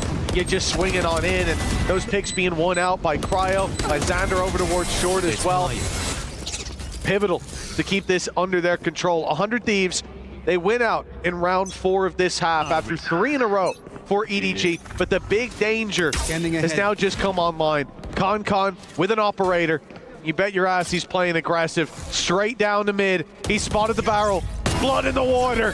And he's eating good tonight. That's Asuna down and out already. Ooh. Only just about escapes. The spam has done a lot of damage, but yeah, the man advantage is the main thing, and you best believe there's likely to be a reposition. Kankan he has just got this spot on. A couple of other players building up in towards that B site, but I think with how low on HP is, the risk really isn't there, especially when you consider that Hunter's Fury is available. Now the idea from EU is sell a fake, sell a ruse, try and bait them into a rotation, and he has at least kept players on the A site. The problem is, if Kankan hits this first shot, the round almost feels like it's over. Well, he's hit it, but not on a player. It was only the decoy, the stun, got Chichu the pick though, down to 2 HP. When he could tank a body shot, it was a different game, but now just one needed in return. One shot from any weapon, and he's down and out. Xander's the one to land it. Smoggy, though, has kept things heavily in their favor. An accidental weapon swap for Xander, and he's trying to bait them in. But look at the 3 players pushing from the same angle. Jump spot to start. Beautifully handled there by Smoggy. Nobody's the one to find the kill that puts EDG up to 11. And we talked about this map. It's somewhere that should be favored to EDG. Looking at history, looking at the lack of history for 100 Thieves. And doing so dominantly certainly resets what we saw over on the previous map, where that first half was abysmal. But now, morale will be sky high going into that final map. Just 2 more rounds to lock it in. Yeah, I think that definitely caught off guard by how 100 Thieves were playing that first map, but you could see it in the first half of this one. They were a lot more comfortable, and in the second half, the same seems to be the case. It's a last-ditch effort from the coaching staff. Zik's given a chance to communicate with the squad, give them the last few ideas that he can come up with to try and turn this game into their favor, because right now, at least, they are in a pretty bad spot, not really able to string any rounds together, and more importantly, like keeping that operator into the hands of Kankan. It completely changes the dynamic. If you're slow and he finds you, you're dead. And if you try and go for something pacey, he still might hit the shot. There's decent odds, I say probably like 70% plus, even if you're sliding at full speed, that he might still hit it. And that's then taken out of consideration that you still have to deal with Chichu, Smoggy, W, and ZJC, which is like, they're all doing pretty well. Yeah, Chichu especially been good on containing that space. Oh, he's going in, but a rare miss from Kankan. The 30%. Yeah, indeed. The Stinger back in return. That's a potential huge upgrade for 100 Thieves. A great weapon to have in their hands. The man advantage will prompt EDG to get pushing towards this A site. Ready and waiting is Xander, just on the other side of that cage. ZJC has an idea, and he'll get him. Okay, numbers equalized. Yeah, a little bit of damage done. The operator has been handed over to Kara as well. I think he's missed the timing. He has. That walk-up is going to go completely unspotted, and it might not necessarily be the death of him. No, it won't. But the rest of the team could be in trouble. The Spike is the last man through. And nobody is following, tracking. He's got the scent. That operator the biggest weapon that they have is dead to rights, but nobody, he wants a little bit more. He is playing this so incredibly well. Here's the spike being planted to swing out, and it's actually EU to put him down at least, but there's so much still to be put into hands. ZJC with another, and in fact, he'll close it out with 4. 12 rounds onto the board for EDG, and 6 in a row needed for 100 Thieves to even try for overtime. Great read by Nobody too, realizing that that cam was being blocked out by the lantern in middle. And here you see actually exactly what you mentioned already, Tom. If you deal with Con, they still have so much to fall back on.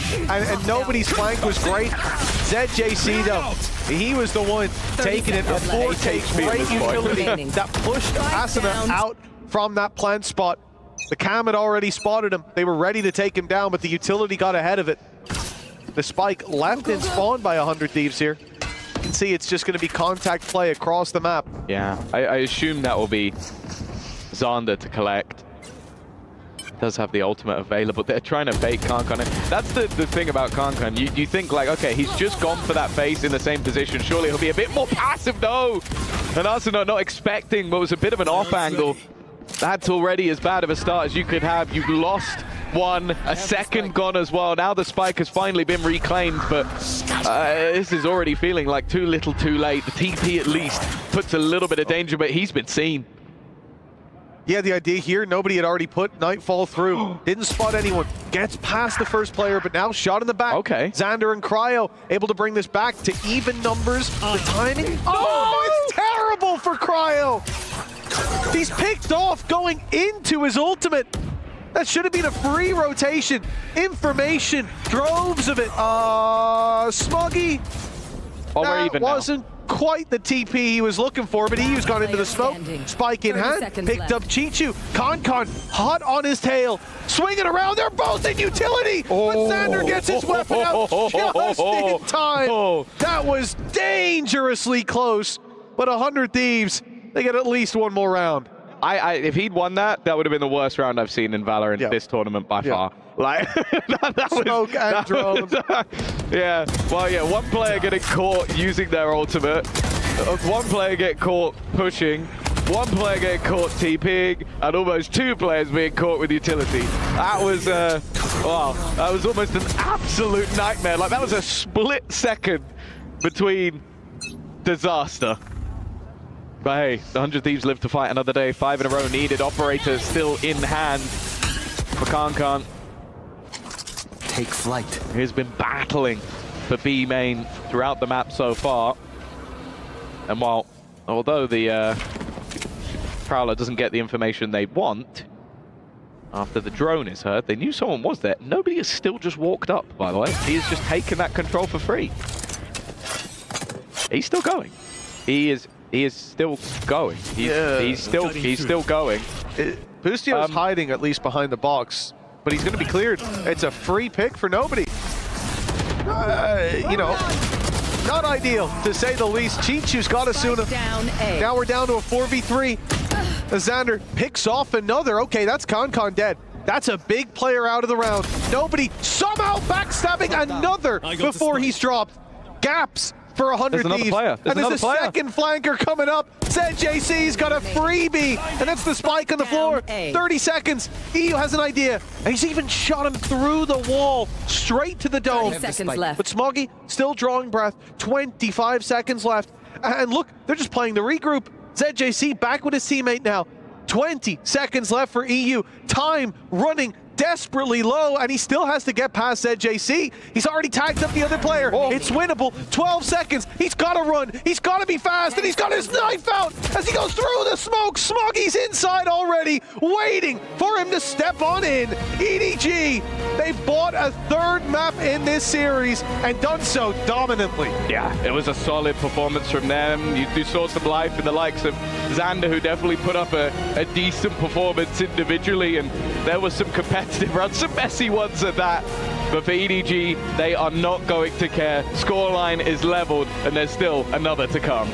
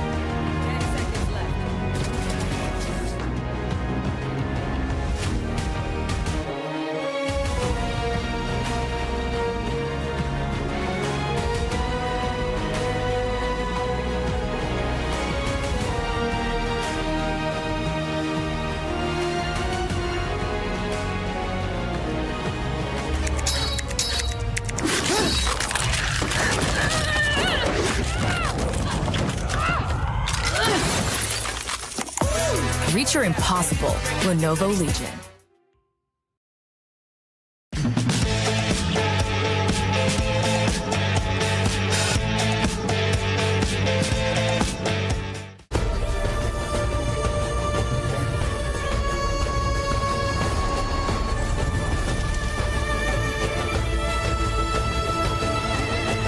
This land is calling.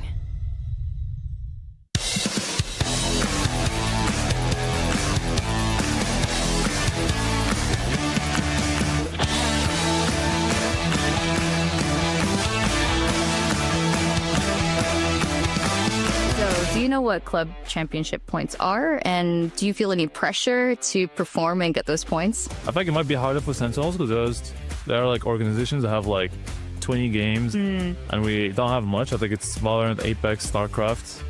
So it's not much, but I just hope we do our best. Yeah. And I think it's cool. It's sick. It feels like actually like you're representing the whole organization together.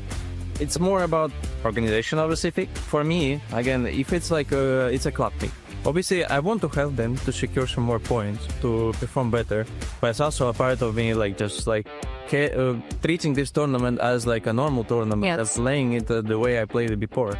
I should not add additional pressure for you. I mean, the pressure is definitely to qualify. Yeah. That was like the biggest thing, where, you know, the org is definitely treating it like champs. As a player who's been on 100 Thieves for 5 years, you know, you have a little bit more, I want to say duty to deliver. You know, I want to make sure I do them right and qualify for the events, so definitely means a lot to be here.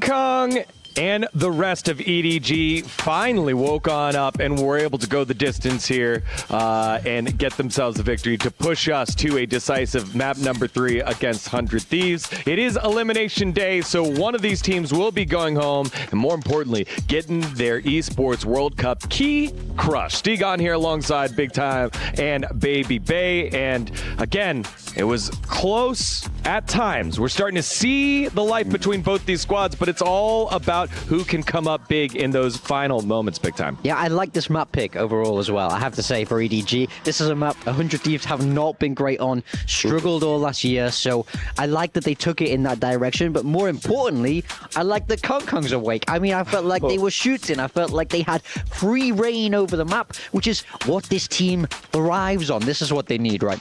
Yeah, I mean, they saw his performance on Haven and were like, yo, I think we got to step it up a little bit for the man. But yeah, I mean, it wasn't just operator gameplay here, right? It was the neon slides, great use of the ultimates that ultimately ended up pushing EDG over the edge. Yeah, it's so fast, it's in your face. This is the kind of thing China is known for, and especially this man going absolutely crazy. I mean, he's a hero of Chinese Valorant, a world champion, and obviously he's not content with going home early in EWC. Yeah, Yeah, baby. I think it was at halftime when you saw him pop off and then just this smile and grin like came back into life and brought EDG with it. We love Kong Kong because of how he's kind of altered and warped what was possible within Valorant. Yeah, he's always been that showman. That's kind of what set it up, set it all apart for him. I mean, and look at the impact he's had on other Chinese players. Look at Sui Fat, how he was popping off, you know. And I got to mention Hao Dong with the standing stuff. But I mean, he's really paved the way for Chinese Valorant to thrive, and to see him kind of get into that zone. I think that's why the rest of his team was just starting to pop off in their own right. Yeah, I mean, I think it also helps that we have that flip side, right? 100 years not being able to put a stop to him. Busio, unfortunately, struggling this game, and he has to be Kang Kang's counterpart on the Cypher. You have to be the one putting a stop to that Neon, and he was just way, way ahead in that individual matchup there. Yeah, and if you look at the opposite side, Asuna, after we give him all the praise there in map number 1, Duelist versus Duelist, he was not having the greatest game. I think it was 9 and 17, something like that there for him. So now let's look on over to our final map of the day. It is Ascent. What have we seen so far from Ascent? Because we've gotten a lot of Icebox, we've gotten a lot of Lotus in the first couple days, but now we're moving to Ascent here, Baby Bay. I mean, I think you're going to see some standard compositions out of 100 Thieves, and that'd be same thing for EDG, except one team is going to be running a Killjoy. I'm certain it's going to be 100 Thieves, and the other team is going to be running a Vice. That's EDG. So it's pretty standard across the board, and this is like what's cool about Ascent. It's like your cookie cutter map where whoever has the better macro gameplay, or sometimes it can come down to the Jets if they're really feeling it. That's going to be the difference maker. Yeah, I think that's what, once again, we're looking back to Kang Kang, right? I mean, he really is the star of this team, but he's famed for that operator gameplay, right? That's absolutely where he's at his best. Ascent is textbook. There's so many different plays you can do all the way around that map, especially on that defender side. So once again, it's how well can they set him up for it. I wanted to give you guys some lore. So the last time, like I know I was talking about 2023 a little bit. 100 Thieves in 2023 won map 1. Map 2 went to EDG. Map 3 went 14-12 OT. I mean, we could really see history repeating itself, or EDG breaking that mold as well. And I know it's different rosters, but still, I think this is going to be a banger map. Yeah, and again, today is Elimination Day. One of these teams will be going home and having their key crushed. Earlier, Sentinels was able to take care of business after a nail-biter 3-map series against XLG Esports, the #1 seed from VCT China, and their key was crushed. Their hopes were crushed as well, as we have some footage of that epic moment. Just kidding. The epic moment will just have to wait. But it did get crushed. I promise it did get crushed. All right, final couple thoughts here as we're going into our final map, 100 Thieves and EDG. Who do you want to step up with? We got 30 seconds. I want EDG. I mean, I'm a fan of China. This is a storied team. Still a lot left to prove after not making Toronto. So I want to see a bounce back here, but I wouldn't mind 100 Thieves either. Hey, listen, I love my duelist. I want the duelist that is taking the more aggressive fights to take this one home for their team. I want to see disruption. I want to see some crazy, I don't know, 4K knife plays. I got to see something insane. Love that. I need to see Boostio get back on that horse. He cannot finish at 4 and 16. It's all gas, no brakes for full torque. Let's send it back on over to Mitch, man, and Tom.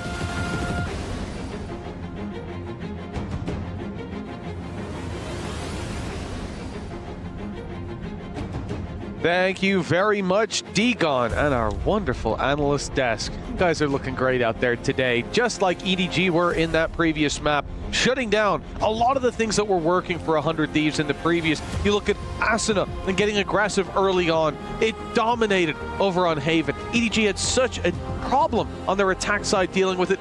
Wasn't the case here. Full control on Sunset, but that was 100 Thieves' debut on it. Now we move over to Ascent, somewhere I think both teams will be a little bit more comfortable. Map's been around a while. It has been around for quite a while, it seems.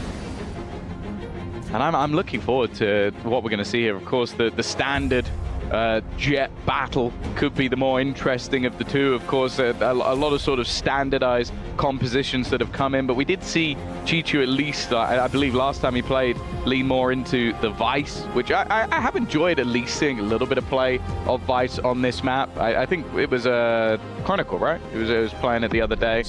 So, but hey, never mind. We don't have Vice, but we do have Waylay. Now, I'm not gonna lie to you.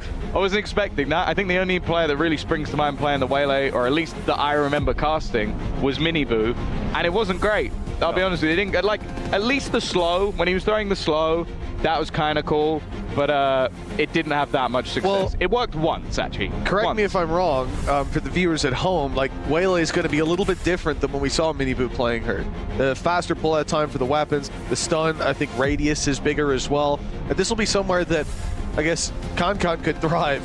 You think about how fast he's been getting into those angles, sliding in with the Neon, well, you're going to see the same kind of thing here. And also, I think the Refract, which is the teleport that you can place and then recall yourself to, it's now more similar, unless I'm mistaken, to the chamber recall. So the time that you have to be taken down after you press the key is very, very short now.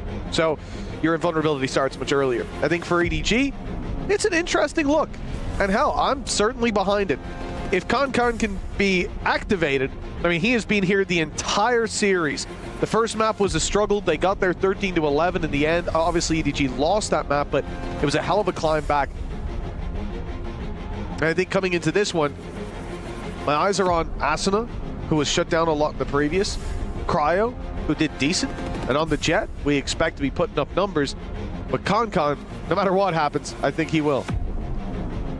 Yeah, well, that's the thing. If you want to see anybody play this agent, you want to see some of the best duelists in the world, someone who can play these very aggressive roles. I think in EMEA, at least, we saw quite a bit of camo pulling out this agent, and it can definitely work. I think there's a lot of sort of angles that you can get into that normally you won't be able to make, those sort of like that space being garnered. I think as well, the saturate as an ability is something that I think works as almost like a stun that you can throw yourself. So it's definitely an interesting one, and I think with what we see with these sort of Jet setups, it actually opens up more doors because you can get way further into position. So there, it's one hell of a time to bring it out for EDG. We'll see if it works. Yeah, exactly as you said, it is a bit of a bold move at this stage of the game. Elimination on the line for whichever team drops the ball here. This is the lower bracket run, and that means that their key standing in front of the players on the stage now. At least one of those will be crushed before the day is over. EDG on the attack.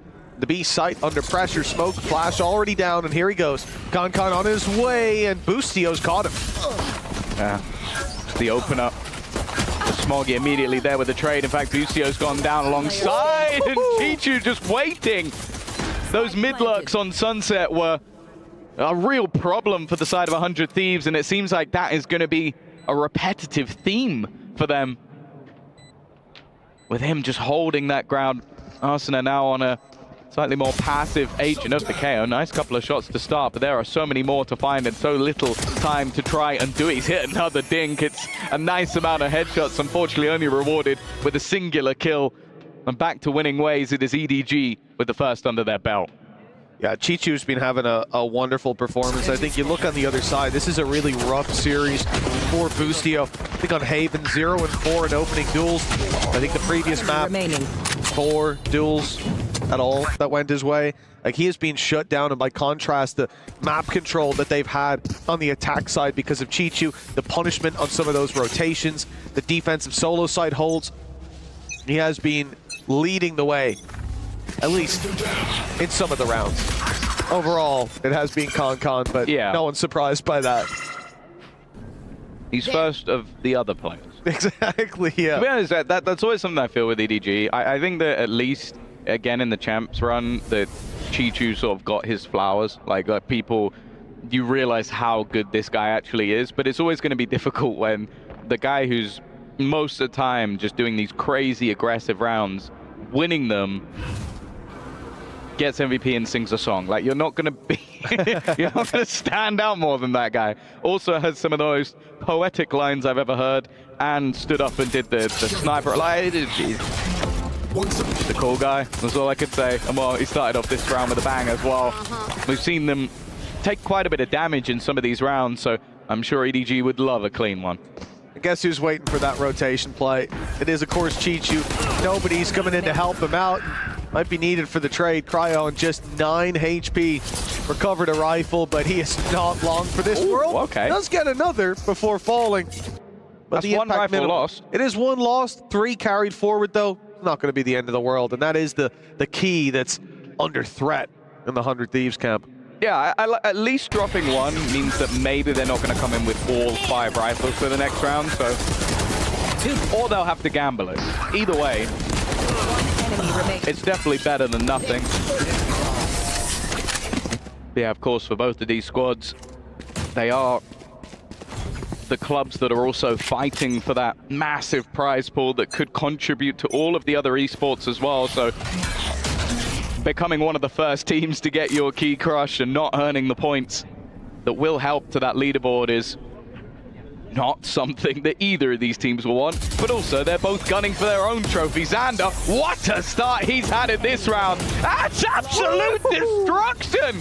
They barely make it out of the choke, and the one player that did was dealt with immediately. He was a shining light on the last map, and it seems like he's not going anywhere. He was even hit by the Waylay stun and manages to connect those beautiful final 2 kills as well. Great timing on the spray. That's got to be frustrating for nobody.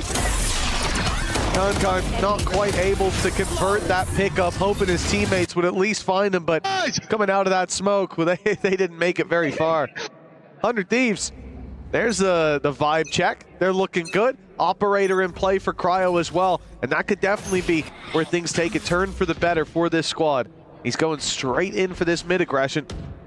No dash even activated just yet, and it looks like nobody is just about to walk into him. In fact, it was ZJC who backstepped a little too early.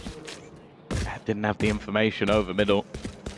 Again, something that we've noted with EDG, especially on the first map, was they love those sort of set play executions and sort of feeling out the map and then falling back to one side. And when they were being pushed and pressured by 100 Thieves, that was when they really struggled. Well, the set play didn't work in the last round, and they've been pushed on this round. So both those sort of win conditions for 100 Thieves are in play. Now they have to make sure they clean this close angle. Kankan's dashed over the top, but he is yet to be spotted. That's a freebie, at least for 1, but the trade back is there, keeping things at least in a workable position. However, the defense do have an advantage. Well, it's not over till Kankan's dealt with, and Asuna, he thought that space was clear, was theirs, but not even close. Kankan's double has got them a plant and an advantage. Now in a 2 versus 1. And Xander, the player who picked up that 4K in the previous, has to pull off the 1v2 clutch. He's already been spotted. And as you said, Kankan has the ultimate. Could think about deploying it here as soon as they hear those steps, those boots on the ground. Spotted by the cam as well. Time ticking away. Pressure on for Xander. He's made his way around to the right side. That paranoia is perfect. It's caught them both. It could be a freebie, and Xander, he's done it again. The round for 100 Thieves. How did he know? Like, well, I was going to give credit to EDG. They were both backside. They got spotted, and they went, let's completely reposition. Let's go somewhere. As he just TV'd. He's just TV'd to get the off. I love that. That's how much they value the from the shadows, and they'll trade it for the off. But yeah, it was the complete reposition from the attacking side that I was like, okay, that's brilliant. Because he just seen you at the back, so why would he expect you to be there? Well, guess what? He expected you to be there. Like, that was a brilliant read from Xander. I don't know if there was a step made or something, but I don't think there was. Xander's coming up clutch in this early half. He's already picked up 2 rounds for this squad. A 4K and a 1v2 clutch, and that accounts for all 6 of his kills. The A-side push, it's going to be fast for EDG. Ult put through. Kankan chasing down Xander. He won't be getting away with any big plays this time. Shut down off rip. But they've still so much more to contend with. Cryo, hop up top, good for 1. He'll get out of there even without the dash. Actually he won't get out. The players are joining him. He's looking for a fight. He's caught Kankan. He's dived in for more. And that round for 100 Thieves, it started off a bit shaky, but Cryo came in clutch. I like that. He's trying to escape, and he's like, no, keep going. Come on, no, you're fighting them. Fight them all. Hey, if I'm his teammate and he can do stuff like that, why not? Just cleaning up the round with the operator. You can see, hey, it seems like, just maybe, getting rid of the from the shadows to save him an operator might have just been worth it. Who knows?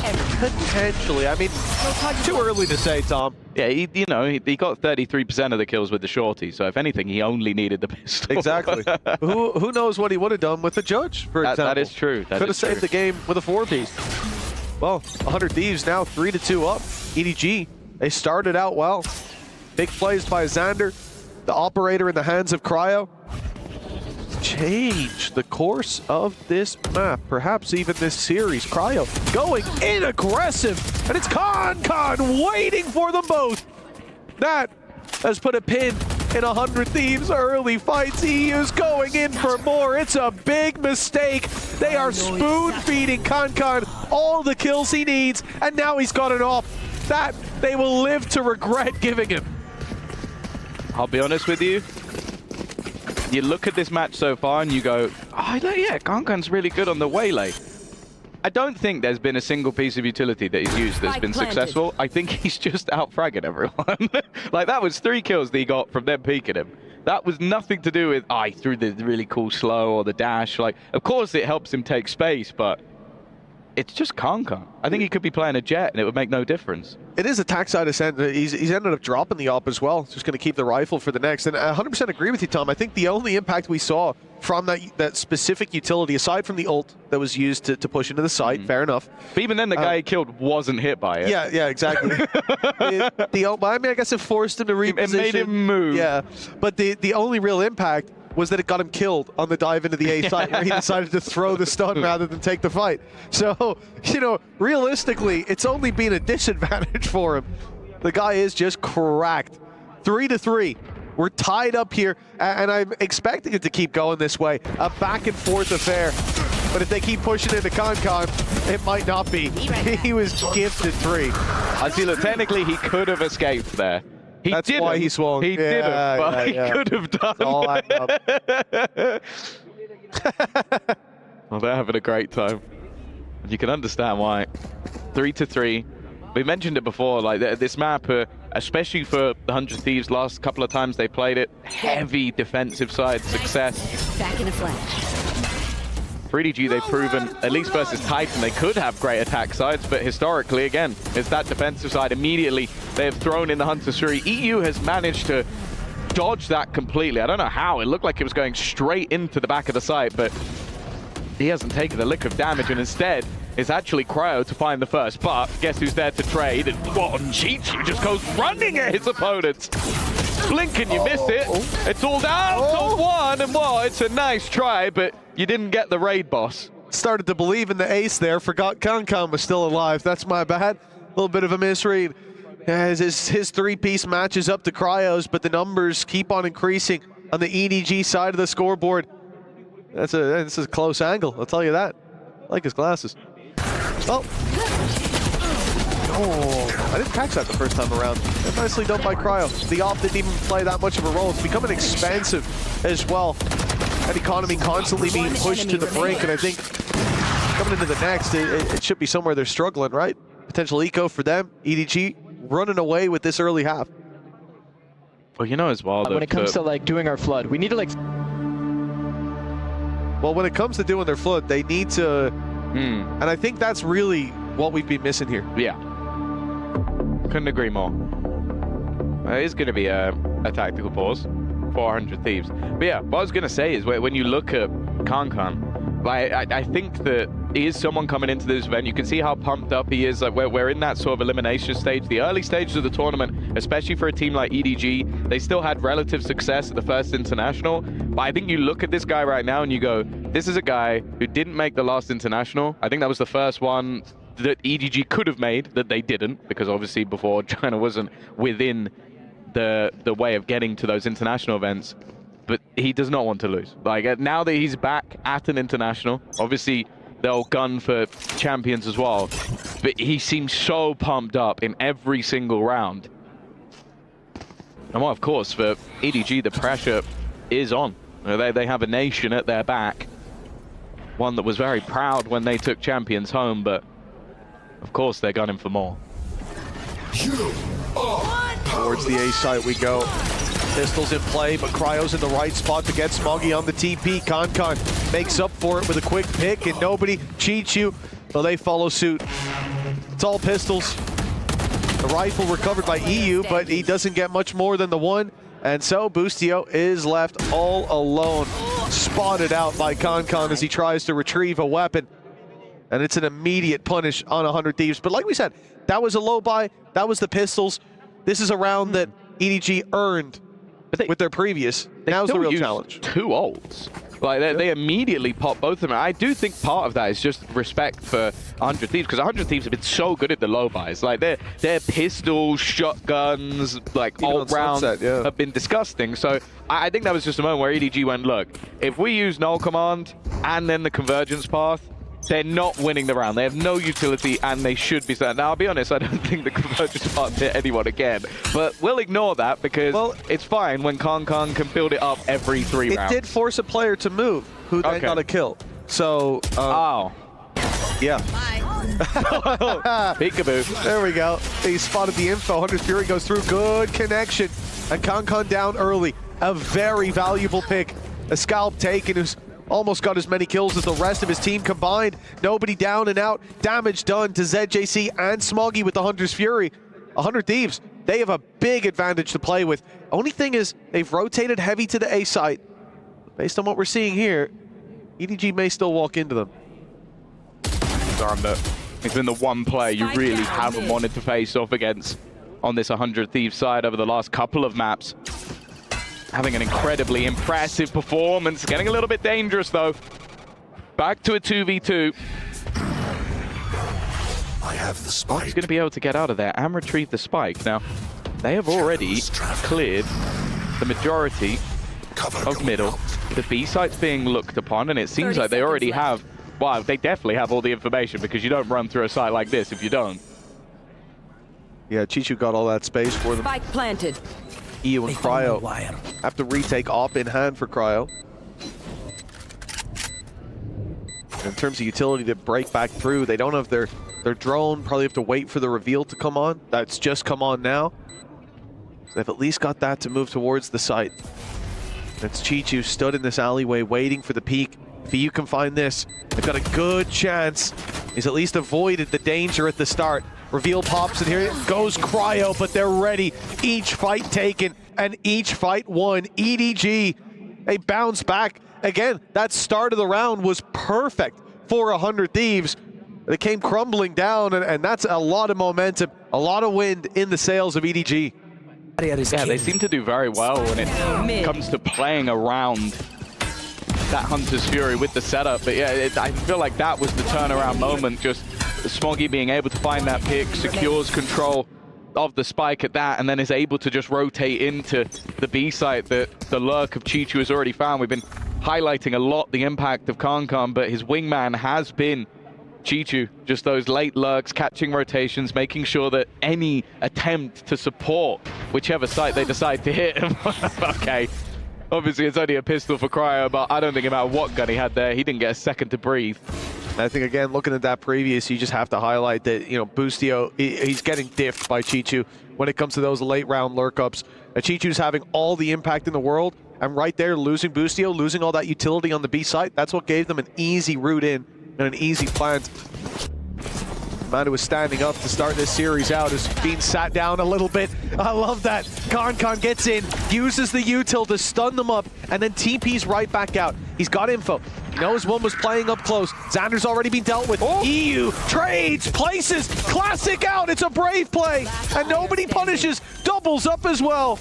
Oh, that looked like there was some real opportunity, but in the end, it will go the way of EDG as per usual. Chichu with the late lurk to close out the round. Yeah, this is now, I'd say it's past dangerous territory for 100 Thieves. So you've had a lights out attack half. Your defensive half in the last 2 games versus MIBR and NRG have been your better by a considerable margin. In games that ended up being 13-9, 13-10, they are struggling, and they're going to use the pause once again. Like, try and get themselves back into this match, because I think if they don't get back to 5, they're going to have a mammoth attack side. And more importantly, you're then looking at the defensive side of EDG and go, okay, that's going to have to be rough. And I do not believe that's going to happen. No. The only time we've seen weakness from them was the first half of this series. Yeah. The attack side of Haven. Yes, exactly. They were slow to start. They were looking like the same team that played Gen G. But now, a completely different flavor to what EDG are putting out there. And 100 Thieves are struggling to deal with it, even in rounds where they take Concon down, where they have advantages to build on, where they have massive damage dealt by ultimates, by rifles, or anything in between, failing on the trades, failing to keep that late space. It feels like there's always a door open to welcome EDG back into the round. So far, at least. This timeout, hopefully we'll see something change. Or 100 Thieves will be joining G2 with their key crushed and another America's team out of the running. Yeah. XOG have fallen the same way. Of course, that is the brutality of this stage. 4 teams will lose their key as the rest go marching on. Deciders tomorrow and then the playoffs after that. Cryo already under serious pressure, but Xander again has dealt with the menace that has been Concon. The executions onto this A site haven't had nearly as much success because of that. And you can see from the other side of the map in the form of Boosty, he goes, you know what, I don't want that smoke. I'm just going to make sure that while my team have managed to successfully defend A, I am not letting them near B. I mean, that came off a single alarm bot being tripped. Killjoy ult, and it's a good job too. It bought time for EU to come into play. EDG looking to execute through as 3. 2-man disadvantage to play with. Should be the round that 100 Thieves finally get on the board. Cryo's on his walk through. Boostio's got the wall bang. This is it. This is 100 Thieves back in the saddle with Chichu falling. Boostio, solid round from him. That's what we needed to see. The ult helping out, buying time. And he's there to fight alongside his squad. Still possible for a 7-5 half. Let's be honest though, like I think that a lot of that was EDG going, okay, we've had lots of success going towards this B site and playing into middle. We've not really been able to crack the A site, so chances are if they've taken a pause, they're going to adapt away from A. Let's try that push again, and instead, it was actually just the read from 100 Thieves that maybe the pause would trigger that, because they had the A site stack up. They had, more importantly, Xander, and that's been the one player that I really think on that side of the map has been causing issues. I wouldn't be surprised if EDG make a return to B, but I think 100 Thieves initially had the same idea. They knife it and then rotate back. Especially considering he stopped the push on the A site in the previous, I think I can put 3 of these rounds for 100 Thieves down to Xander, down to his impact. And he has been phenomenal so far. Shining light in the darkness for 100 Thieves and giving them a leg up to climb back into this wall bang attempt.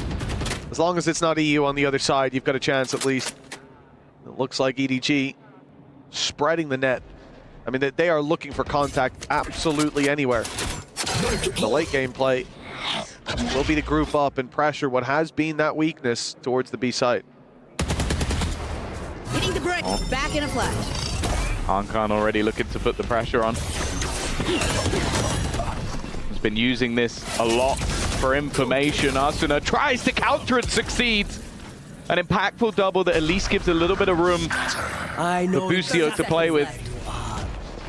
The full force of EDG now remain on the B site, but there's not a lot of time to play with. Boostio just trying to hold on to the back of it. The cam will give away his position, but he's landing the shots, looks for a little more, and he gets it. It's left all on to Chichu.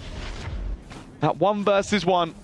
And it's Xander up against him. You mentioned the amount of rounds this man has won for his team almost individually. He is slowly sneaking his way and spots his opponent. It's another clutch, and it's another round for 100 Thieves. They will at least bring it back to 5. Well, Xander is the guy to close out the round, but you got to put your hands together for Boostio there. He's had a really rough map, started to come online towards the end, and that's given 100 Thieves a chance. But still an uphill battle for them in half number 2.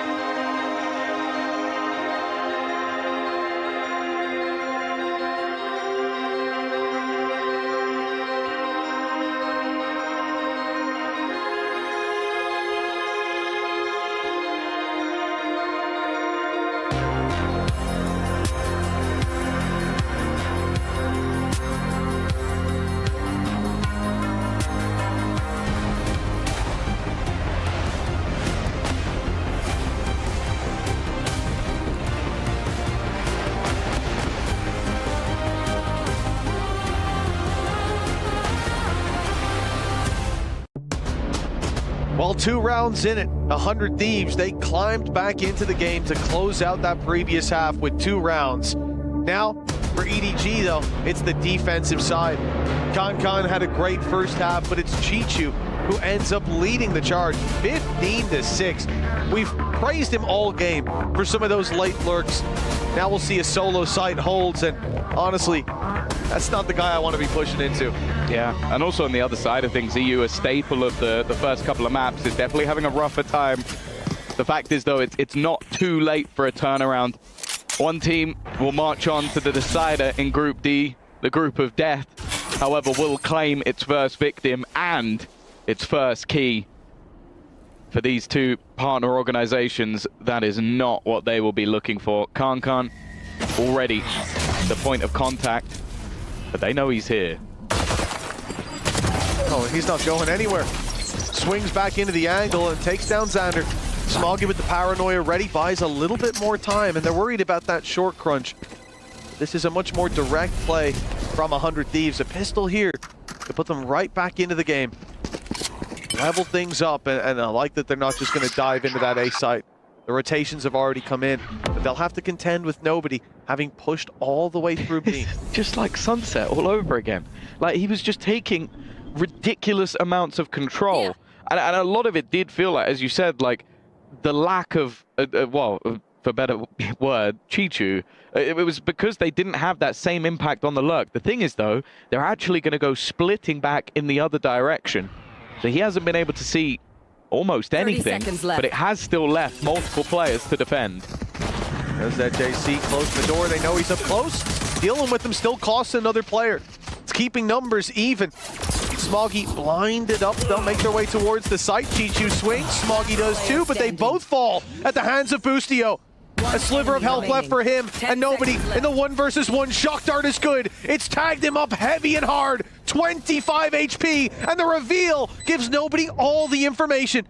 He knows now that player is boxed in, and he even backs off. He's playing mind games with EU, hoping that he'll push out into the open, give him the opportunity. For now, at least, EU's just retreating. He's trying to find a safe space to hide, but nobody catches him on the fallback. EDG, 8 rounds on the board. It did eventually work, didn't it? That was all he was trying to do, was just, okay, the lack of information is going to be enough for my opponent to make a mistake, and while nobody in those positions doesn't make mistakes. That was fantastic from him, but again, that needs to be something we keep an eye on, and how much control he is able to claim. It is Boostio to have a huge round individually, but unfortunately, it just wasn't enough for them to get that one over the line, and we mentioned it, that a lot of the time when there's been success on this map for 100 Thieves, it's been on that defense. A pistol round really would have been nice. Yeah, definitely. The problem is momentum for EDG. They already have that lead. They'll start to run away with this. The 3-round gap about to extend unless these pistols can work a bit of a miracle. A paranoia might have caught some of them, but the problem is it didn't catch Con. That's probably the player you want to blind the most. Easy closeout. Boostio does well to find one, but it's the Con show for the triple. Little bit of damage done, but 9-5 nonetheless. Yeah, and this is where you're going to look more towards 100 Thieves to try and make some sort of response. This round was really just one enemy remaining. And a little bit of damage and some hope, but EDG now find themselves in a very good position. Similarly to the last map, 4 rounds needed on this defensive side. Shutting them down. But this fight is not the best. A couple of Sheriffs, Guardian, and some Bulldogs. Definitely more of a bonus round, as the next is where we expect to see the proper weaponry come into play. Maybe even the operator could be dropped over for Khan, which we've already seen it across the last couple of maps. When he has the op, it really is a different gravy, and when he's playing that Waylay and has the chance to retreat after the first shot, I wouldn't like to be against it. That's definitely dangerous. Using himself as a recon dart sometimes. Others just going in to cause some problems with the stun. I don't think we've seen them too often be set up for those fights to use the fallback, but definitely could by the end of this. If EDG win this round, I think that is the beginning of the end. We're well on the path, the home stretch. The 100 Thieves being understandably very cautious. Still, the site they're going towards has 3 players on it. Nobody's already found the first. He's followed up with more. The Guardian doing so much work here for EDG. Paranoia's good. Asuna does manage to make it out unscathed, but nobody's 4! And so close to the ace! Still, he's done enough!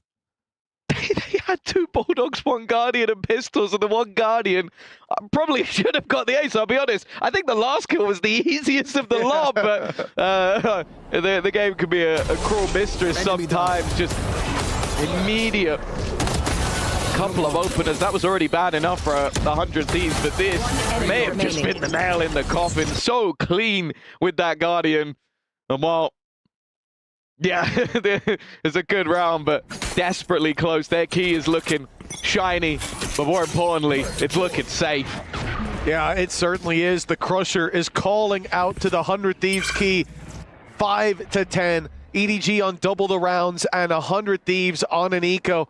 Moving towards the B site by the looks of things, and if they bring it there, it's Con and it's Chichu that you'll have to get past. That is not an ideal scenario. At least for now, they're going to try to work that mid control, but you know, you're working with Sheriffs. It's not somewhere that you're going to go pushing out to in the late game. Indeed, they move back towards B main, which means past the trips, past Chichu, and then dealing with Con, who is hiding on the back of the B side in Boathouse.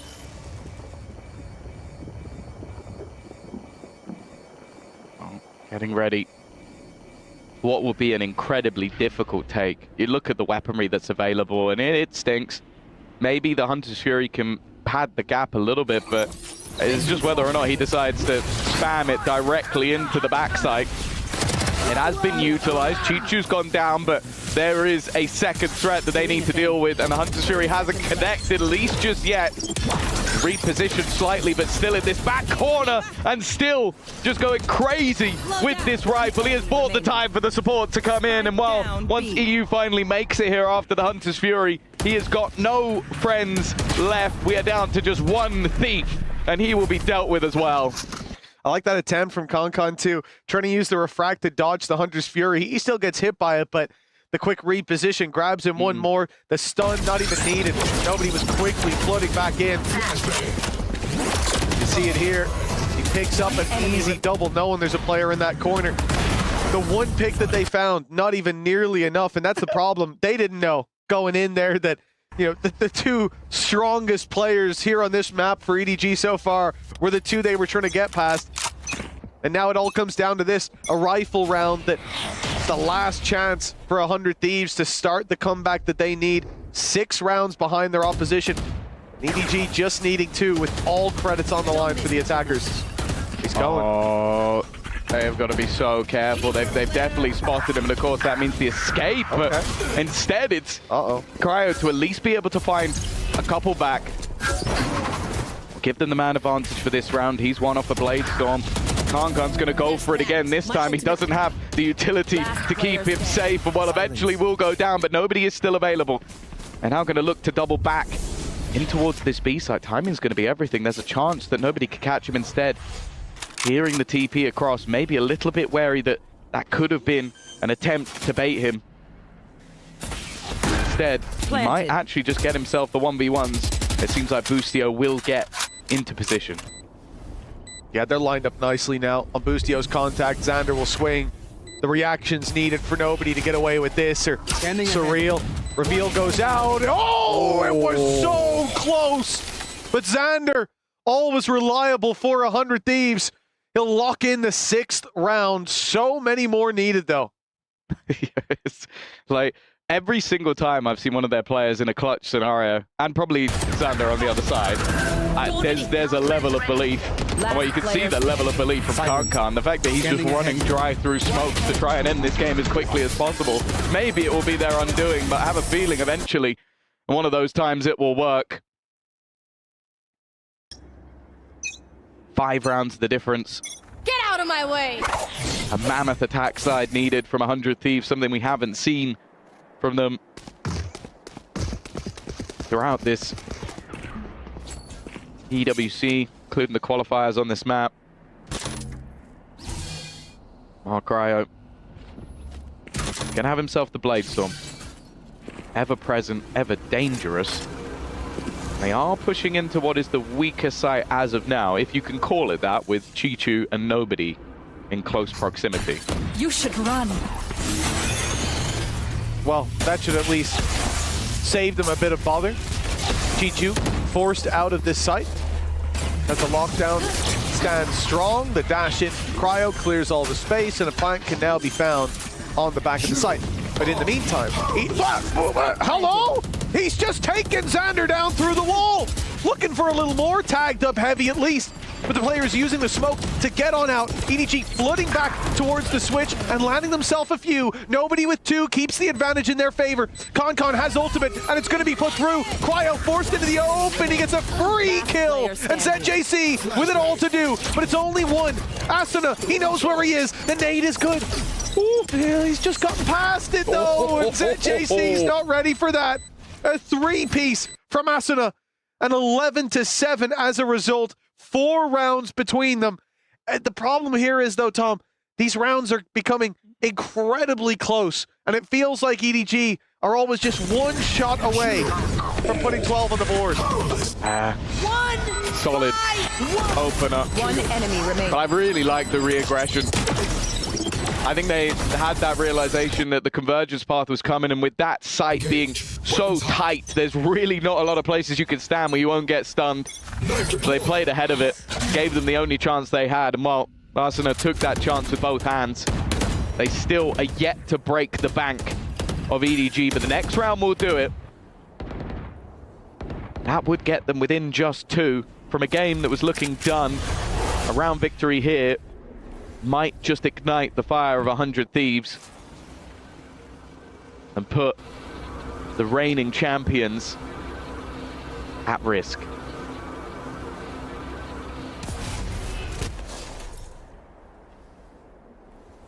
Well, the mid control's given. Play here from Concon, who's been the threat around middle, is to sit in wine and hope that this is an A play. It's a big gamble with 3 players towards that side of the map. No real information kept around middle. Jump peaks for the most part. Paranoia is thrown through on A. Hunter's Fury as well. Oh! They've gotten away with an opening pick. That Hunter's Fury was to punish A main to get a bit of information. And instead, they've now got the advantage. Reveal is great, but Chichu, whoa! He gets enough damage in, nobody following up. What? But EU somehow picked up a double. That equalizes the numbers. That puts it back into a winnable space, but the spike is on short, alone, and challenging Concon. That's a freebie. EU, 3 kills to his name already, but sprinting towards Concon. There's 12 seconds left. The door has to be wide open, and of course, Concon is just waiting for his chance to take them down. This is done. Even if he doesn't find the kill, the clock was going to defeat them.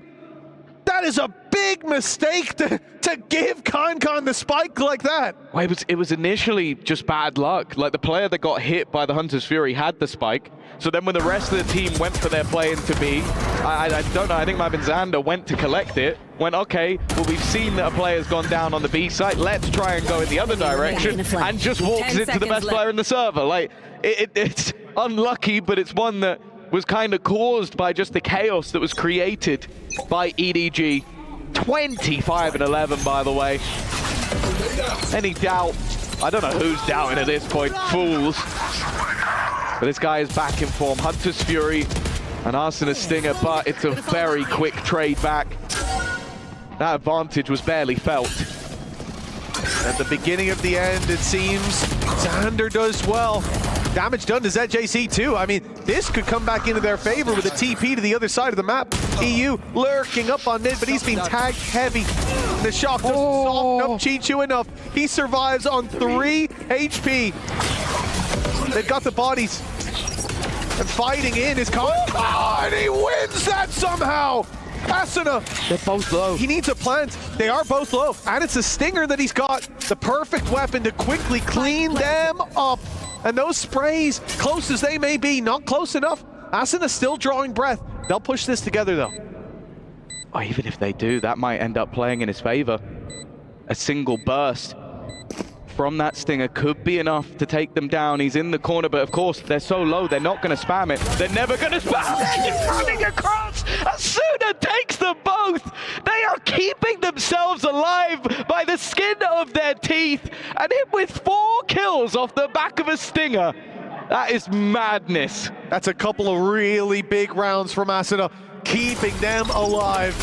I don't know how he got away with that, but so quickly punished. You see it here.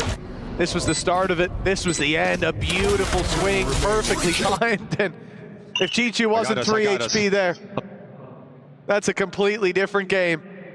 Feeling good in the 100 Thieves camp, but plenty more to go. Just 1 round needed for EDG to take this across the line. And a timeout will be called, presumably by them, as they look to steady the ship.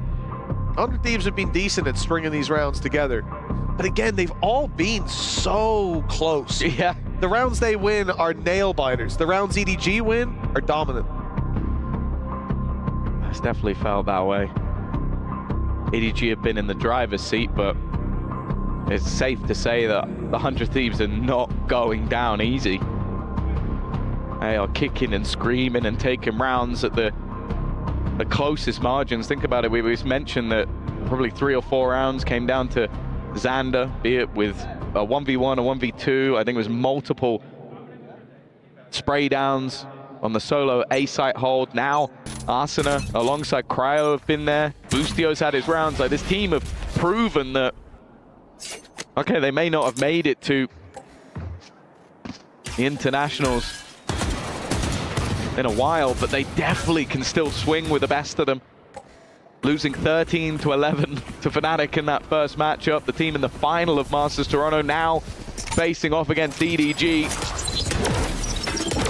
And now it's EDG who are on the back foot in terms of the weaponry, but you always have to be careful. Oh, they've seen this one before.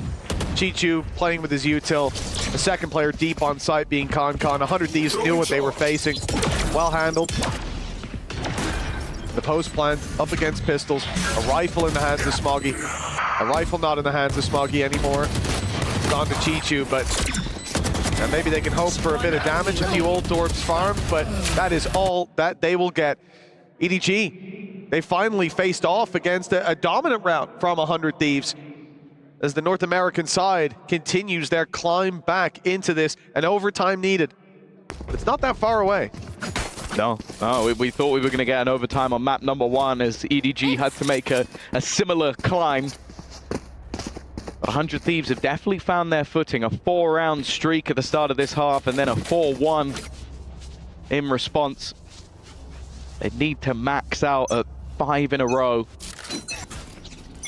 and then continue that form into overtime. It still feels like it's a little bit away from being a reality, but EDG have definitely been sweating a little bit when it comes to some of these late games, when it comes to moments where they need to close. On Sunset, it looked a little bit easier. On Haven, it looked like they'd made the comeback happen but failed. Are they going to let this one slip? But it does just feel like you need that 1 round from Concon, 1 round from Chichu. It won't be his this time. It's Concon that's got the challenge. Oh, the damage is huge. Cryo just about surviving. A Bulldog, the weakest weapon for this squad in the hands of Concon. And almost claiming a kill already. Certainly slowing down the push as Asuna had activated his ultimate. They had Chichu off site so the traps didn't go down. And yet they're not able to push on the back of it thanks to that stall utility. That's scary as well. With 40 seconds left, there are no ults even remotely close to the side of 100 Thieves. So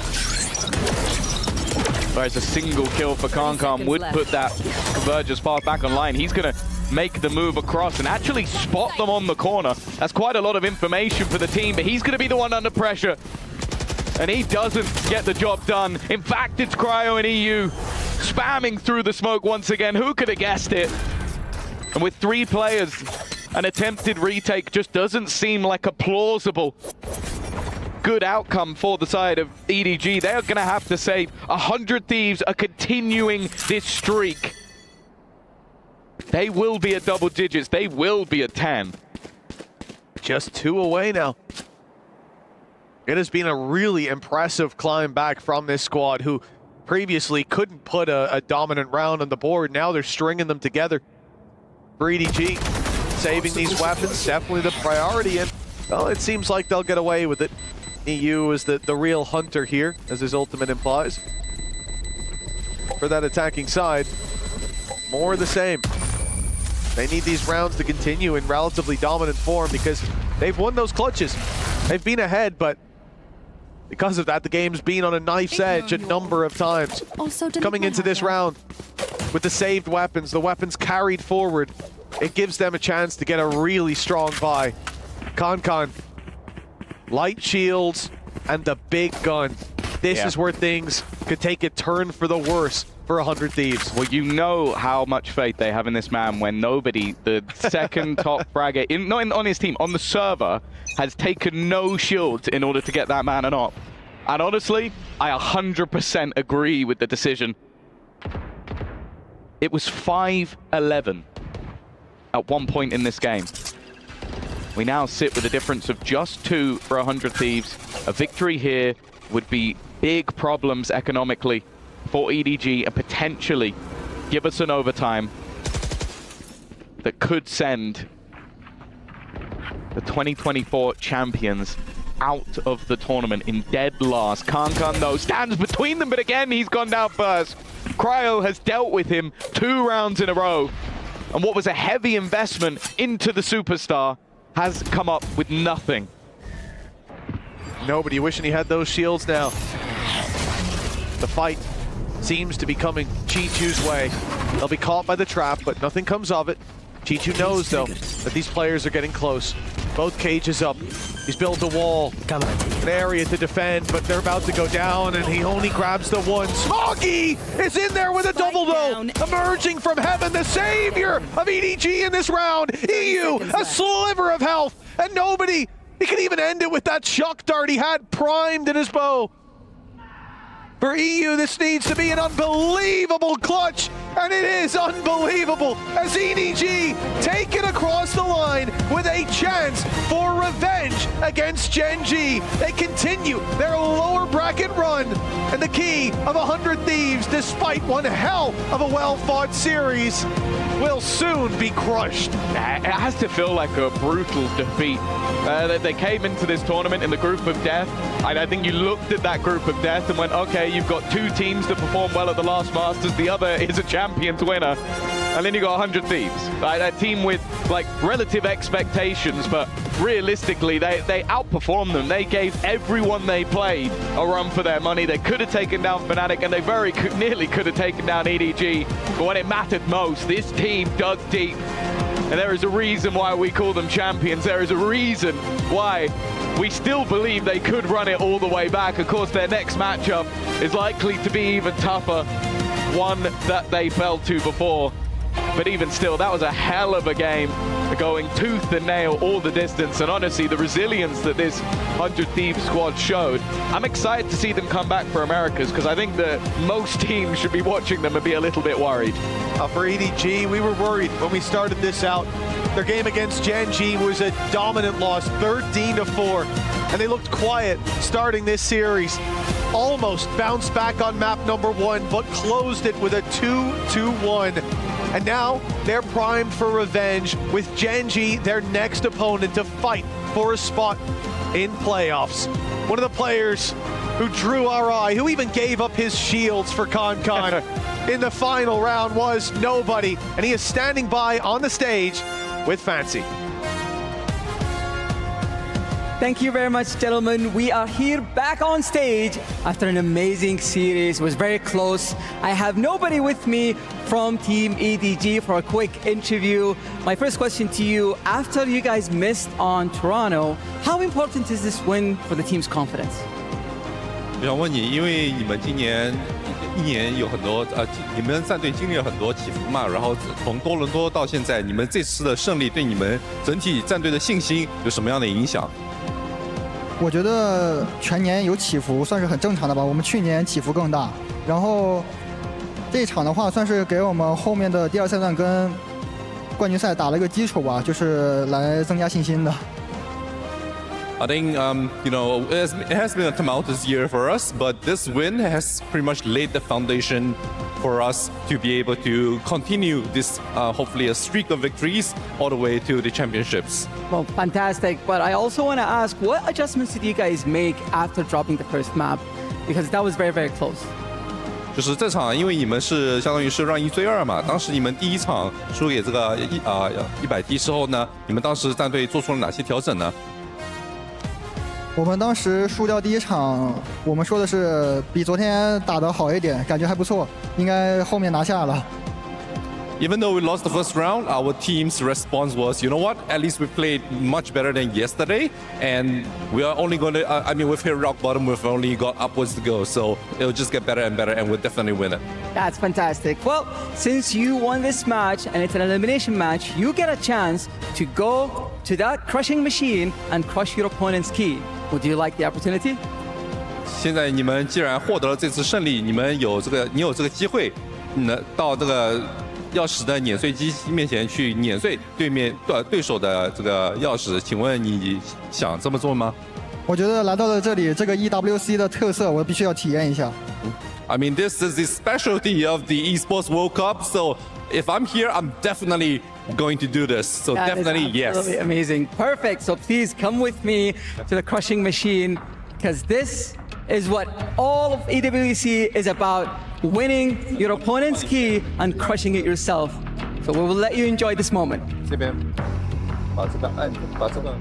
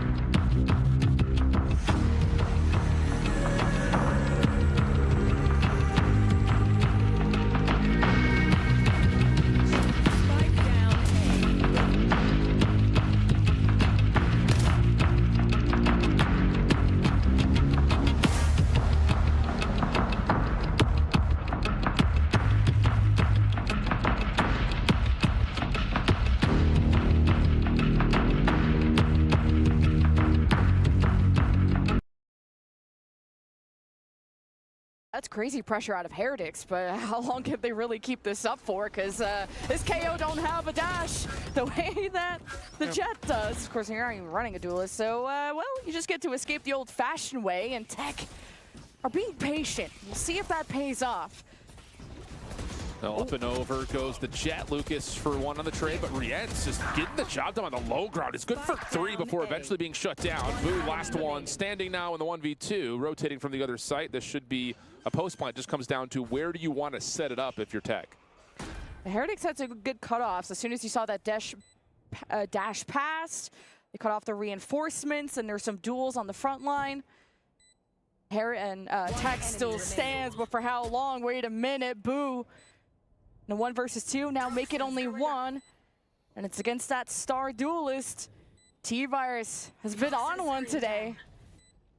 Now you kind of force him to play close to the spike because of that wall. Now that that's gone, spamming through the box, Boo will touch the spike, and T-Virus will put him to bed. Yeah, great stuff from Tech.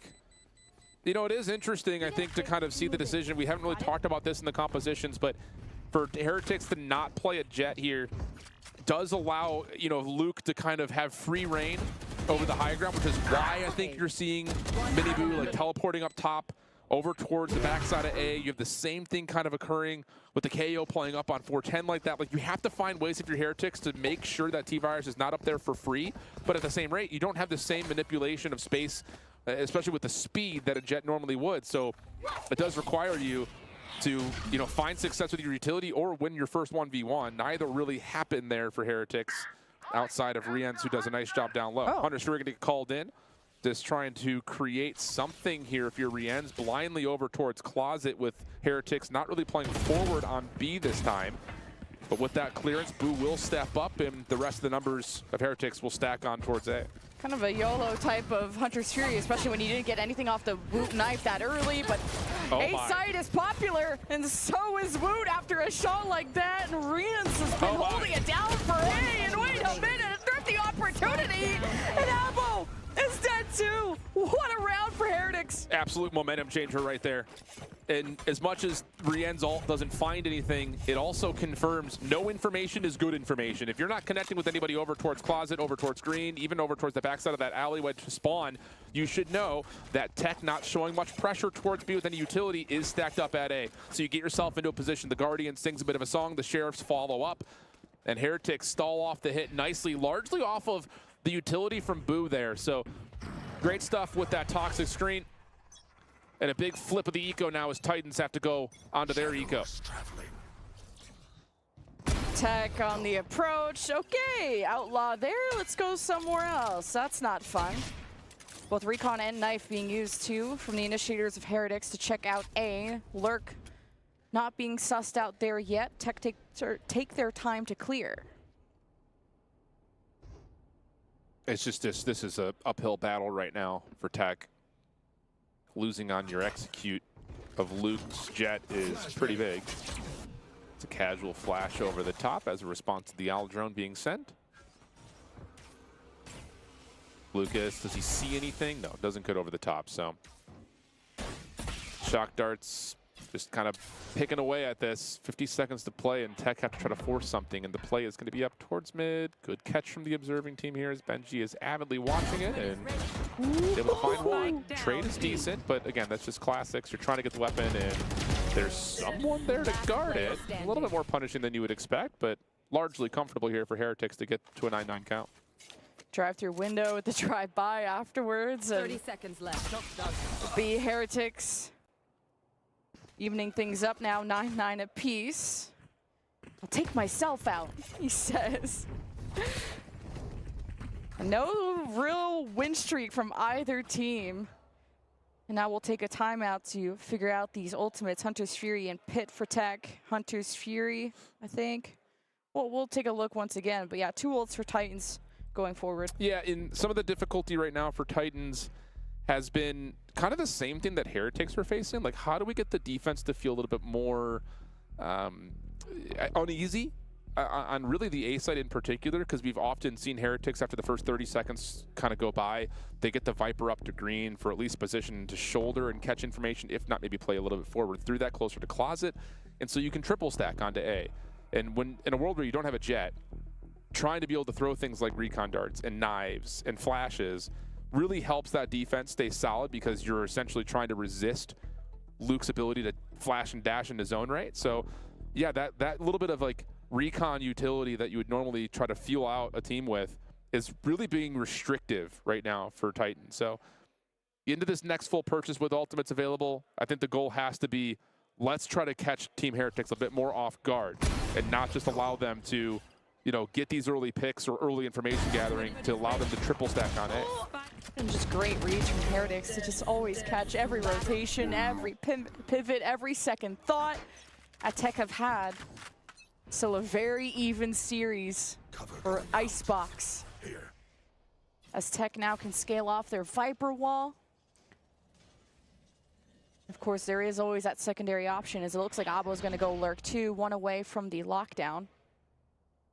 Deep smoke allowing Miniboo to creep up towards mid. Yeah, different look here for Team Heretics. You've got the Killjoy utility set up at yellow because you can back off in lockdown if you feel the presence. You also have Woot one off of a null command. So in terms of Benji Fishy being a potent defender, he's got all the tools needed. Although this step up to yellow causes maybe a little bit more of a, I won't say like a concern, but it does raise an eyebrow because you're going to need help for it. Dark cover comes through over the top. Luke going to dash right past the flash. Benji for 1, and the opening engagement solid here for Tech, who have still not lost eyes on A with Abo watching over the top of it. That's the strength of having that jet, being able to access that high ground a lot easier and be as aggressive and fast like that. You didn't let that paranoia and any development come out of Miniboo because he was still placing a smoke, and Tech will go to plan B, aka the A site. Pressure back through screens. Great opening shot from Woot. The teamwork is next level of their impact at being the anchors for A. And Woot against 2. Howdong and T-Virus with the spike getting planted and nothing for Woot to really use. And he's uneasy about the flank, so this is going to be really peculiar to see how he puts himself in a position to handle this 1v2. Has to go and explore, and health draining. As already could put shots in, so he alerts Tech to his presence. Not even gonna tap the spike, and Howdong peeks in, double digits for Tech. Yeah, really good stuff there from Tech, and it's almost exactly as, you know, prescribed. Put pressure across the entirety of the map. You know, you've got Abo who never loses eyesight on the top of A. You play the little flash and dash cover over towards top green into yellow. That works out really nicely for the opening engagement.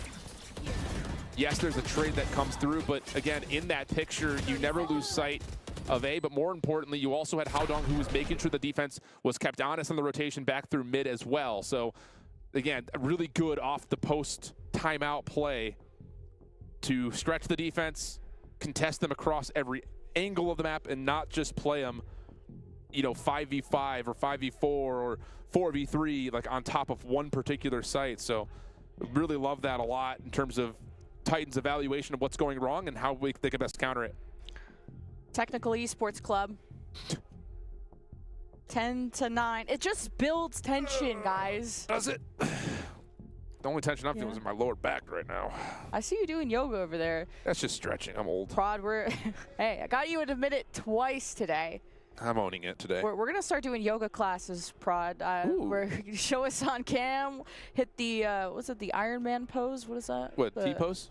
Not the T-pose. Oh, the Warrior. The Warrior. That's the one where like you're like in lunge. Yeah, I like that one. You like this? You like this form out of me? I can tell your jeans are stretchy because... They are a little stretchy, I can't lie. Yeah. I know that there's a lot of people who are probably tuning into the stream right now because the A stream is over. Hi. Well, it's over? It's over. EDG 113.10. Little comeback effort from 100 Thieves, but couldn't quite get over the finish line, so. That's a bummer yeah, for 100 Thieves, but awesome for EDG, obviously. Yeah, and I think, you know, 100 Thieves will look at this event and say, not bad. You know, they played Fnatic down to the wire, and they played, obviously, a really solid team at EDG right afterwards, and played them really tight, so. You know, it's just one of those things that you look at and say, okay, like we're competing with some of the world's best teams, you know, that are out there, especially after what we saw at Masters. And I'm sure they're looking at Stage 2 North America and saying that we can compete and be at the top of the lists again. Things are going pretty well. It looks like the adjustments are solid.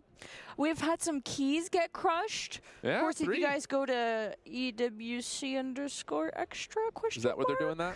I saw some photos. I don't get to watch the A stream too much, you know, handling business here, but the whole hydraulic press and everything, I like the little purses that everyone keeps their keys into, nice and safe. I'd be losing that. I'd be putting it in my back pocket, and do not put me in charge of keys. It's heavy. It's like straight gold. It's heavy. Oh, wow. Yeah, it's heavy. Yeah, and having keys get crushed. I just want to see the first Valorant event. You pick 3 keys. Yeah. Of losing teams to put in your trophy. I think there's going to be juicy. like, let's just say and hypothetically go down this pathway. Let's just say like Paper X and Fnatic play the grand finals as a rematch. You take that person's key. And then after that, do you take like your inter-region rivals and take their keys? Even if you didn't beat them, like do you just like take the teams from your region, or? I would take the #1 from all the other regions. That's fair. I think there's or also maybe a level the people of, like, you just beat. Yeah, the people that you beat, like that could be makes something. sense. Yeah. But also aura farming to be able to put all the #1 teams tight. from all the other regions, because you would be just the best team in the world, quote unquote. Here's a question for you. So I know like we had this conversation as like a talent team before the event started. Like a lot of us still ranked Fnatic higher than Paper X because of the consistency they've shown on the year. What would have to happen for that to be a distinct difference? Like does Paper X have to win for them to be the best team in the world definitively, or do they currently hold that after winning Masters? Like what's your take on who the best team in the world is right now?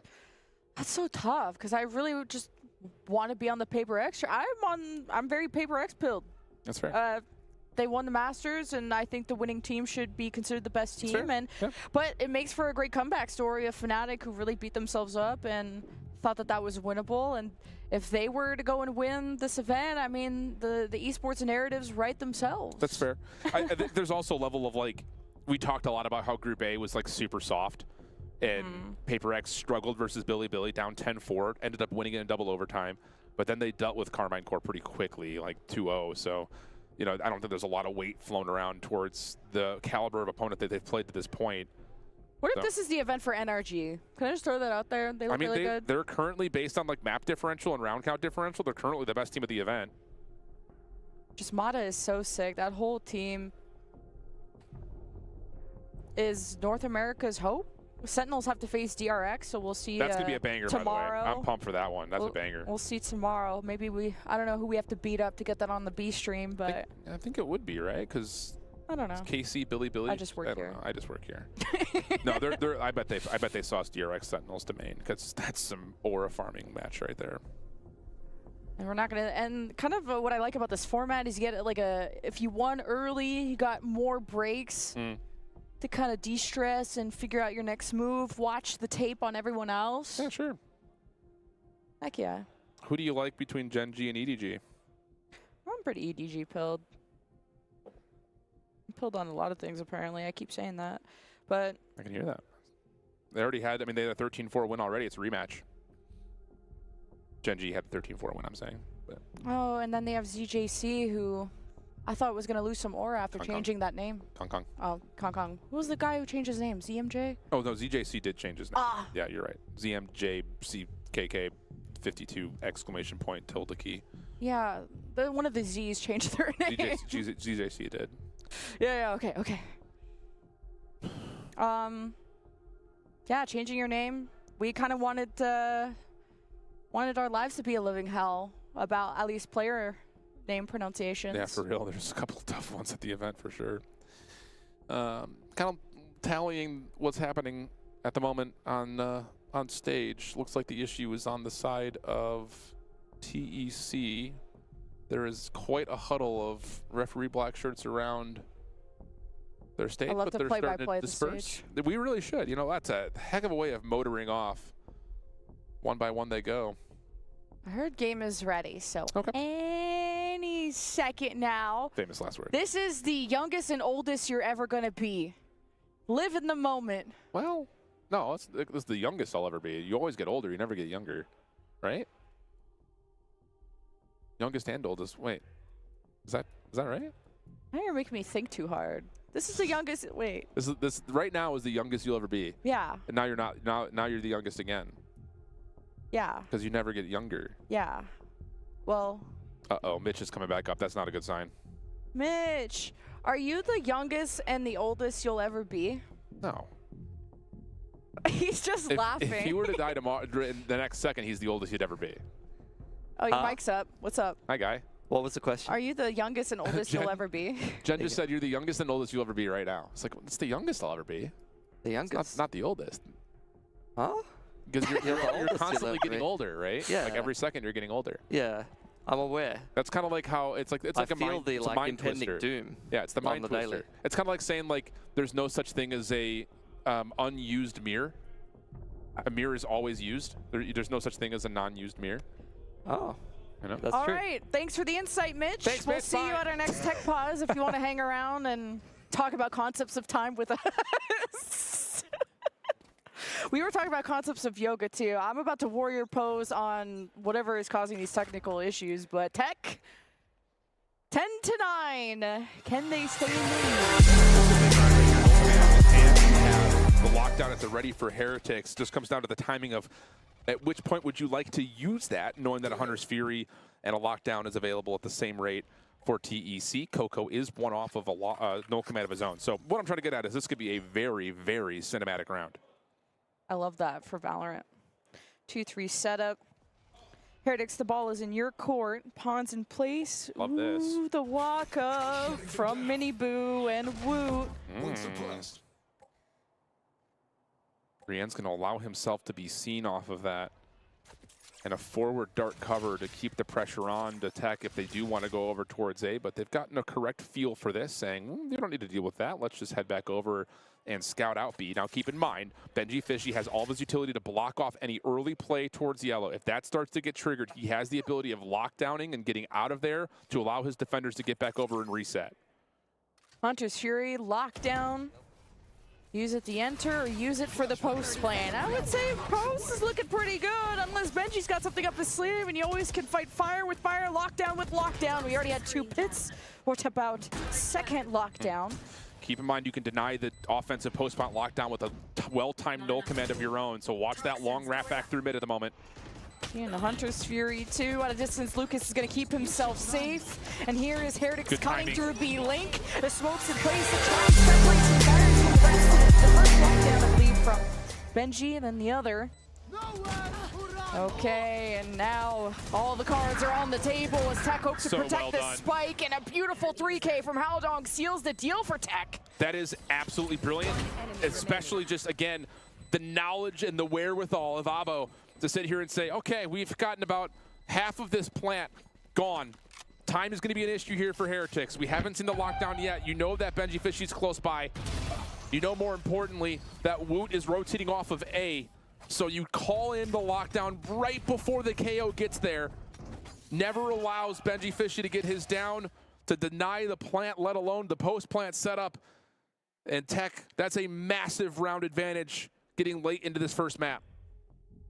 They're yelling too. That must mean the PCs are working. And they're working hard too in this map. 11-9. The narrative continues. Teams just seem to peak against Heretics. Yeah. I mean, that was even the PCs. That was perfect for Titan. Absolutely perfect. Everything in terms of how they manipulated off of A to pop in an ult command early to make sure that lockdown doesn't get thrown in immediately, and then just the proactive time to drop your own and then have the Hunter's Fury as a last chance kind of security tab to make sure there's no push up is just absolutely beautiful. So we did get the sentiment that we expected with all those ultimates being spent, and the pressure now firmly onto the shoulders of Heretics to see how do they respond. Do they even have the economy to get back into this round? It's going to be a very tough purchase where they just lost against so many tools. Ever since that Tech timeout, Titans have been, I'm going to say the Titans Esports Club timeout. They have been flawless, 2 away from taking their map pick, going to Haven, which is the playground of Heretics. Ooh, the double walk-up from Heretics on the left side of the map. Yeah, getting aggressive too. You got to do something with the limited purchase. So you're putting the judge in position to stop things at B. You can rotate quickly if you're Miniboo with the from the shadows. Knife will reveal, looks like 2 for Heretics. No commitment to teleport yet if you're Miniboo. Dark cover to support as much as it possibly can on the cross in through where the orb would be. Fragment also here for this. A little bit messy as Tech makes their way forward. Big battle of the mentals and battle of a duelist versus none, and Virus on the high ground and in the back of the minds of Heretics as they're behind in this round as well. And that double walk-up did not serve too much, but on the limited buy, you did what you could, and we look at match point now for Tech. Miniboo thought about it. I mean, he hit from the shadows over towards the backside of Rafters, but as soon as you lose your first 2 defenders, it's just so difficult to commit to staying in that position. So you'll back off, rotate over. You have Benji Fishy on a bit of a lurk, but Miniboo would have to supply all of the antics if this would be some sort of a bounce back round, and it will not happen. So 12-9 going to be the count here. Benji just looking for some sort of an exit elimination, but this has been really, really clean for Tech. Again, if you're joining us late here off of the A stream, this is a composition that we have not seen from Tech. They like to play Deadlock in the past. Same can be said, though, for Heretics. They appreciated playing Neon in the past. Now they're going no duelist, and at the moment, kind of squaring up against the adjustments, Tech have held a major advantage. Heretics have run out of second chances. And it's a win streak that is now formed for Titans ever since that timeout. You got a big Hunter's Fury from Rians, and he has had a pop-off with those, and just pop-off even individually when it comes to anchoring the A site alongside Woot. That has been a deadly duo where Miniboo is flexed between serving B, serving A, and acting as like a pseudo-initiator in some ways with these blinds. Yeah, it's just Tech have done a better job in the exchange of utility to feel more confident getting onto site than what we saw yesterday. That's kind of my biggest takeaway at the moment. A little bit of a walk down here, though, with Aldron really the only thing in the way. It does get a bit of a reel. Miniboo may have taken a step too far, and that will be enough for him to back off. But again, Heretics defense will appreciate the forward position at A, allowing themselves to commit more resources and eyes of attention in other places, including an Aldrone, which does see Luke up top on tube.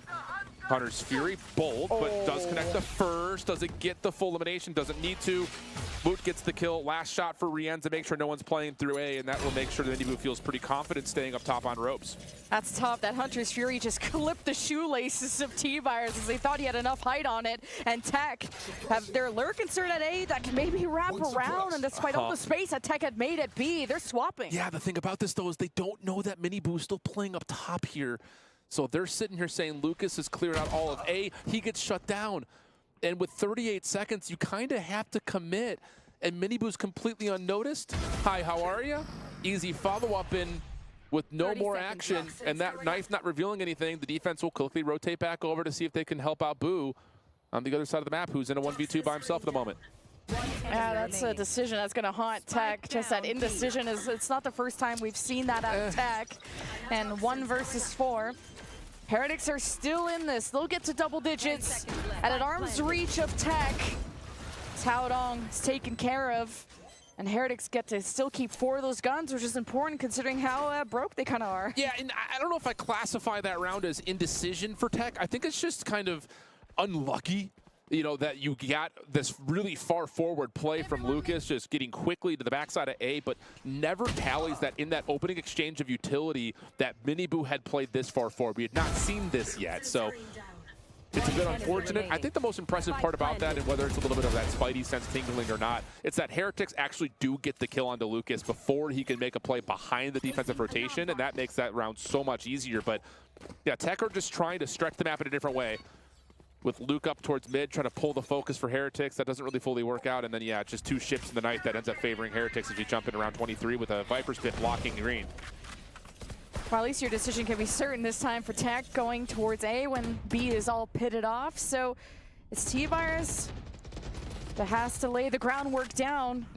Pressure that high ground against Woot. He's able to drop down whenever. Yeah, he's also hearing a lot, which is the biggest thing here. You saw him pull the knife for a moment, but wants to see if he can catch timing from top 410 and maybe feel things out a little bit later with a deeper knife if they want to try to see if Tech are still here or not. And they'll get the information they want. All right, that smoke clears and it's time to move if you're T-Virus. Of course, when that suppression is over, of course, and Woot will have a fun angle to use and spotted the jet, and okay, the flash is out. The drone won't ping Woot, and he falls back, but his omen's revealed, and Minibu, all the initiators working together. That's a big first blood for T-Virus.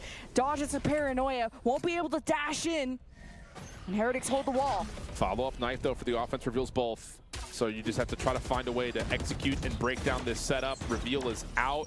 Minibu caught. And now knives to try to put this over the finish line for Tech as they're going to get the plant. All right.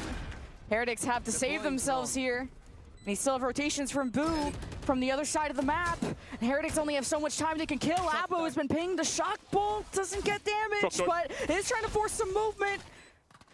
The double watch from Tech. The top door. Rians is going to need help. He needs luck. And Benji does cause a ruckus. And it's all over for Heretics. Tech take map 1. Beautiful, beautiful stuff out of Tech since the post-timeout action that we kind of called upon. Again, the biggest issue for them on the offensive side was getting a little bit too one-dimensional and allowing Heretics to push up on the extremities of the map, feel comfortable with a triple stack at A more often than not. Then you start to see them, again, stretch the map. Here's a little bit of pressure at B. Here's a little bit of pressure at A. We're keeping eyes on A. A rotation back through mid. We're putting the fight across more than just on-site. And Heretics had a tough time dealing with it. I think you also need to go back to the round where there were 5 ultimates that were spent. And the timing of when Tech commit to using things like their null command to get onto site, their lockdown to make sure there is no follow-up. Beautiful stuff. Never allowing Heretics to actually get value from their ults. That was a round, a map-changing round, rather, I should say. And Tech looking much cleaner in terms of their ability to manipulate ults and advantages that they were able to muster. Absolutely. I mean, that is a big win for Titan Esports Club, putting Heretics on the ropes here at Esports World Cup. I mean, I don't know at what point you start to get a little bit worried about Team Heretics. So what I will say is that given the veto in this series in particular, I think we felt like Titan would have needed to win Icebox, but the fashion that they won Icebox is what impresses me more. You know, we were talking about, are they going to be gimmicky and play some deadlock comps? Are they going to play something a little bit different? There was nothing gimmicky about this game. No. It might have been a little bit sloppy or a little bit messy at times. I felt like they definitely didn't play a lot of their man advantage situations super well, but particularly the entry from the Jet and the follow-up and the way that they played a lot of those XVXs in the mid-round really impressed me. Yeah, being able to take that space as quickly as T-Virus did and be support and have this kind of chess match against that KO and just getting on top of this box and catching everyone off guard. That was really sick out of T-Virus. And what did I say also? The curse of the side that had the technical issues is the side that also won the map, and that happened to Sentinels, and it also happened to Titan. Yeah, but I think there's also, again, it's not one-dimensional for Titan. Even in that moment where you kind of highlight Luke with that little push up towards top yellow with the flash behind it, like Avo never loses sight of A on the other side. You also slowed your Viper at mid to make sure that the defense is always tested. I also need to say, just kind of refracting back all the way to where we began this map, Tech on defense put themselves in great spots to react to what Heretics were throwing to them. The only question that would have gotten asked was, can you hit your shots? Can you get that opening 1-for-1? And more often than not, Tech was getting it. You know, I think in particular T-Virus Luke, he had his collat with the operator on that play through B. He also held his life really nicely on the backside of green, and he's very appropriately the MVP with 6 first kills, 21 and 16. Very noted, obviously, in terms of what kind of potency that brings in the kill department, but it's where he finds a lot of those kills that most impressed me on both sides of the spike. And what Wu and Rians have been able to do to hold down A to make T-Virus not be just this unleashed, super aggressive dash in, go kill it. He really had to take his time to be so well supported by his initiators before he could get all those first kills. So T-Virus, was very patient today. I mean, the numbers don't leap off the page. Like, it's not like he put up 300 ACS, but like he really did just deliver impact. Like he was entering on gun rounds and multi-fragging, and he was kind of hard carrying on the Jet through some of these tougher rounds. So he honestly did kind of carry the game across the line for Tech. It was a well-rounded performance overall for Tech, but I was super impressed because I was digging even back through his stats in the last couple of series and across VCTCN as well, and he is a duelist that puts up decent numbers, but I feel like this was like a little bit level above, and especially against a team of Heretics quality, that is super impressive from him. From the VALORANT perspective, like as an observer and an audience member, you're playing a duelist into no duelist. So you're free to kind of manipulate that space depending on what your initiators are able to set up for you, because you don't have that quick reaction force that Heretics would normally bring. So I think you look at the composition for Heretics, and I think the first question mark for a lot of the audience and probably those in Twitch scratch is like, no duelist question mark? That's kind of nice box. Yeah, I think like the Omen is meant to be your playmaker. That's why you see Miniboo playing it, but it is a little bit less poppy, I would say. Like, Omen is a bit disruptive. You can also play with the verticality, and we did see Miniboo do that a little bit in this game. But yeah, I think in terms of having a traditional duelist that just puts numbers up, the Omen doesn't necessarily fulfill that. Miniboo at least did make the plays, just mostly with the Outlaw. I thought the op buys from the side of Tech were really strong, getting that collab, which was really cool from T-Virus. Just conditioning Heretics to have a different approach to get into A when you had that op, and they had to often swap to the other site because of that op presence. So it was a fun mind game. Yeah, look, we'll take a little bit of a look at the team performance here, and we will kind of, I guess, dive into, I mean, this was a tight game. Both of these teams played pretty well. I think it really could have gone either way, but Tech just had a little bit more in the tank. And I don't know at what point I start to get worried for Heretics, because we can make excuses about some of this stuff. We can look at the last couple of results. Like, this is, I mean, on the brass tacks of it, this is a 9-map losing streak for Team Heretics. Good point. To be fair, it's Fnatic, Paper X, Wolves that were peaking, and NRG that absolutely banged in this tournament, but it is still losing back-to-back maps. And I think Titan, this map loss against Titan is the first time that it's like, this is not a, you know, star-studded team that is full of players that are going to absolutely demolish. And I would probably say the same about NRG, to be fair. Yeah, I mean, to take the point and run with it, it is deflating to not feel a win, you know, if you're Heretics, especially considering the nature of some of those losses that they've had. Granted, again, they're about to go into the rest of the series, which does set up nicely for them. In particular, the Haven upcoming has been a playground for them all year long. So you have to have it now, obviously, and otherwise you're just done.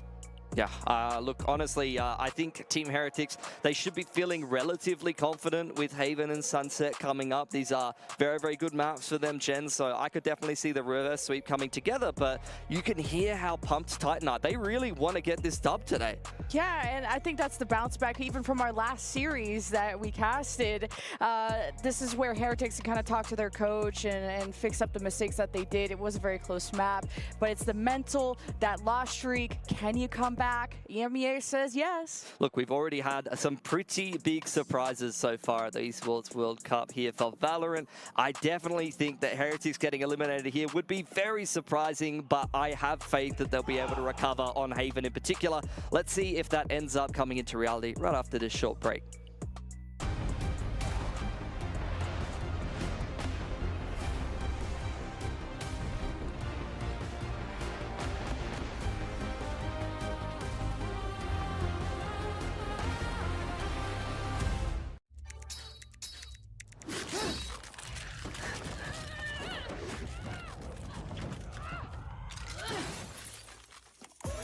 Reach your impossible. Lenovo Legion.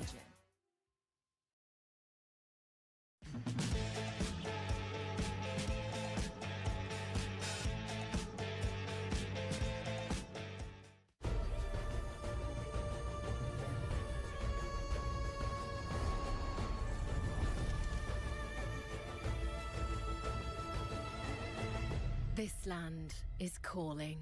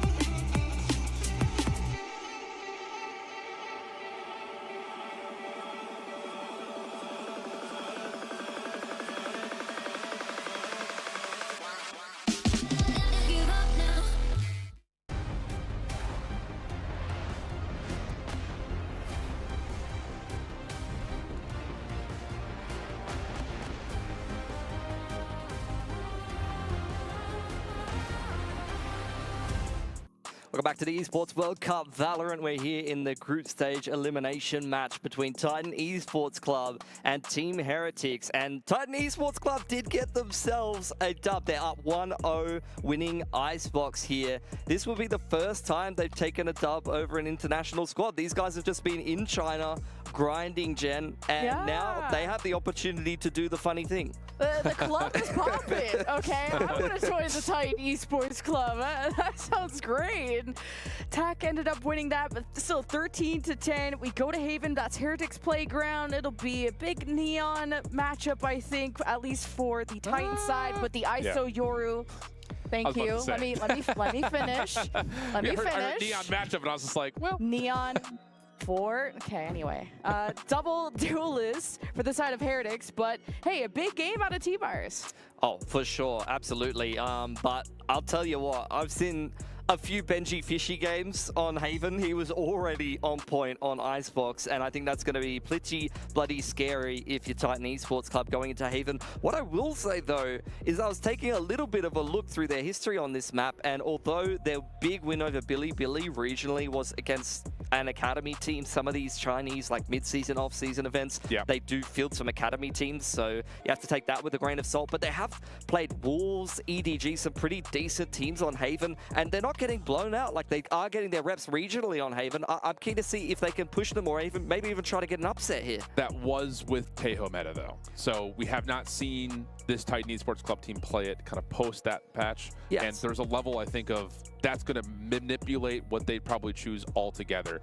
Maybe you throw something like a Breach Neon if you want to try to keep the Neon in play. Otherwise, I wouldn't be surprised to see T-Virus go into the Jet and just kind of play something a little bit more orthodox and traditional and do what was successful for them in that last map, which was flash and dash. Just kind of what you expect. I could see them just subbing Sova in. We've already just seen Lucas play it, and then they'd just be playing a pretty meta comp, you know, whether you do play Neon or whether you do play Jet. It's kind of neither here nor there. It's just different approaches, player comfortability, all that kind of stuff. So, look, we'll see what they're going to be putting together here, Titan Esports Club, but I don't know, man. Like, there's something in the water here at EWC, and there's a lot of bottled water going around, various temperatures on offer, depending on what you prefer.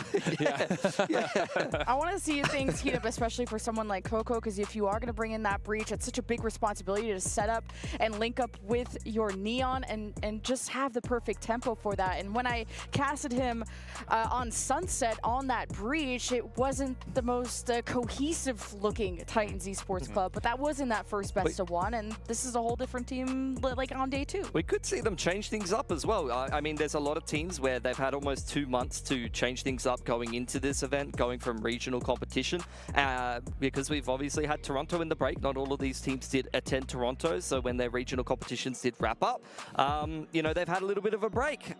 They definitely could have prepped something. They definitely could have changed up their comp. They have had some practice regionally in officials playing against this ISO Euro comp, and any team that just scrims at a reasonable level, you know, tier 2, tier 1 level, has played this comp a lot. That's very true, and it just becomes like, it was so immediately thrusted into popularity that everyone was looking at it, even if you weren't playing up against it, because it was getting so much value so early on. And now we're, you know, a couple months past that point where it feels a little bit more familiar. You kind of know what you're going to get. But I think, you know, looking back at how Heretics have found success in the past, it is like that staying presence that they are able to pull. So we'll see what they get, and looking at it, you were right, Mitch. It will just be Lucas swapping from the Tejo into the Sova. All right, well, guys, take it away, and let's see if Titan can get a big upset here, or if Team Heretics can start to recover from a 9-map loss streak. Oh, so no Neon. T-Virus really warmed up from that icebox, and Coco sticks to that breach. And again, a lot of weight on his shoulders to set up T-Virus for success, but I mean, that's exactly what Tech did to give themselves a map win. It's going to be some C pressure initially. Yeah, just to kind of speak to the history for all you nerds out there, Heretics have not dropped this map since February, so it's been good, it's been clean, it's been pretty much perfect across all of EMEA. A little bit of pressure here at C. Paranoia at the ready. Here comes the retake quickly. Boot at the find one, Benji another, and the trade's good for Heretics as they're going to finish things off swiftly. That sparked a lot of energy, a lot of hype from the Heretics side. They had me jump scared too. And it's all about that break between the maps and how they're able to circle that initial box and just kick back against Tech, who had such good early pressure on C. And now it's the anti-eco for Heretics going forward, hoping to force that map 3. This is, of course, their map pick. Big win streak, as you mentioned, and sniper buy from Miniboo, which he was very good on the previous map. Yeah, why not? Oh, this is a nice spot. The other side of this for Heretics, you know, that we often see with this double duelist composition, what kind of early success can you find contesting a lobby from the defensive part of the map? You get the early recon bolt, the early dark cover. That's kind of a standard approach toward, is that Benji is just going to kind of spam through the smoke at C long to find first blood. Rest of the focus here for Tech is just looking for a pick somewhere else, as it's just classic with the one Sheriff of Abo, and Miniboo is not missing. Little right click off Boo's bursting Bulldog, comes up a bit high, and, well, 5v3 with weapon advantage. Things looking pretty comfortable for Heretics anti-eco. And Tech, oh, just eating the shotgun. That close, not expecting it. Even just backdoor garage was unsmoked. Tech were just going for a Hail Mary. The Abo Sheriff is always nice, but it's the Heretics start that is even nicer. Yeah. That's what you need. A little momentum resetter here for Heretics. For Tech, you're not sweating yet. Just a pistol on the anti-eco after all. But now we're going to kind of see what they want to do to Heretics defensively to try to, again, do what they almost what they did in Icebox. Like, how do you keep this defense a little bit more uneasy on the sites? You know, you don't expect to see a lot of kind of poking and playing through mid, at least not unless the intention is to finish on to B. But trying to win A long, I think, is going to be a very key success point for Tech, especially considering that, you know, Yoru has the ability of dancing back and forth between sites so quickly, so you just do not want to allow Heretics to win A long and then allow Miniboo to do what he wants to do with his gate crashes. Okay, things are gonna settle down now that the smoke's in place and Miniboo is out. Teleporting out, and that's Tech left with a mystery, but the slow type of default style that they had on Icebox continues here. They want to be certain. Well, the thing too here, again, for the side of Heretics, losing A long forces a decision on what do you want to do with Woot. because he could technically jump into A if you lose long and then just pop the double tap shield and try to stay on as long as humanly possible with support from Boo, who does get taken down by Abo, just right in the corner, even though the judge usually wins that battle. And for Heretics, they're going to put a little bit of responding pressure back through mid, keep Tech a little bit softer on the A site. Contingency comes through, and that will be an opportunity here for Miniboo and Woot try to work their way back onto site. Yeah, the plot armor for Abo is strong. Howdong will be in hell, and Tech have all their corners checked and a crossfire. They do shoot the Yoru clone. There's the ISO wall leading, and Heretics haven't committed yet. Trying to still assess the positioning. You get the ping on the one. Woot tries to check the corner, but the smoke really messes things up for Heretics. Random headshot through smoke, but shouldn't make much of a difference here. There's no way that Woot goes for this. So, yeah, really good from Tech. Again, I have to say this one more time. I promise I won't be a broken record. Tech needs to continue to win the isolation battle on A-Long. If they can put pressure on A-Long like that, it's going to, again, force decisions in terms of how long does Miniboo want to stay? When does he actually force the gate crash back to try to play off the middle of the map? Does that mean that Woot has to hard commit to playing inside of A? If Benji Fishy's going to continue to put his utility over towards B and C? Like, there's a lot of questions that start to crop up if Heretics cannot win the opening engagement and utility exchange at A-Long. And you can see it. I mean, it's against that same triple stack. We'll see if Tech to try to match that. Trying to suss out where Miniboo is. He was playing a chamber type of style of peeking early in these rounds, trying to go for picks, and Tech just don't want to give him an inch, and then you have to re-clear, figure out what side of the map he ended up on. Meanwhile, you have Benji hold the whole left side of the map. He's got cameras, he's got trips. Allows Heretics to stack over at A, which has been a lot of the action for Tech. Yeah, and this is the power of playing the Yoru here. Is if things start to feel weird, you can just teleport back, and yep, that's exactly right. Now you're all of a sudden your backside garage. So you win that A-Long battle. Tech not really giving it much of an effort this round, and Woot will also find first blood on the cross through B main. So big advantage here early for Tech's defense. Only real resistant point would be here at mid, but Woot covers it nicely and resets the double tap shield again. Yeah, just plot armor not helping Apple this time when you're caught mid-jump and your aim gets all messed up, but Tech could still end up at A, and you never know what Lucas can accomplish, but the Cypher Cam will spot him at B nonetheless. Whoa. And kill contract. There is Woot against Howdong, and steady. Woot with 3 this round. And allows Heretics to just extend this and to bring as many rifles as they can into the next. Because of that, of course, lurk from Lucas. That was from B mid to all the way to C. Hope to get the spike down as quickly as possible. Benji's watching this, and Lucas has to make a play, and he does. Ooh. That's pretty pivotal. This makes this round, I mean, I hate to say the word winnable because it's still a 4v2, but it allows Lucas to go a bit rogue. And if he finds another isolated win, maybe there starts to become something of a chance because the Hunter's Fury will then be earned. He's so aggressive and maybe needs to come back and help his breach, and he gets caught extending way too far out of sight.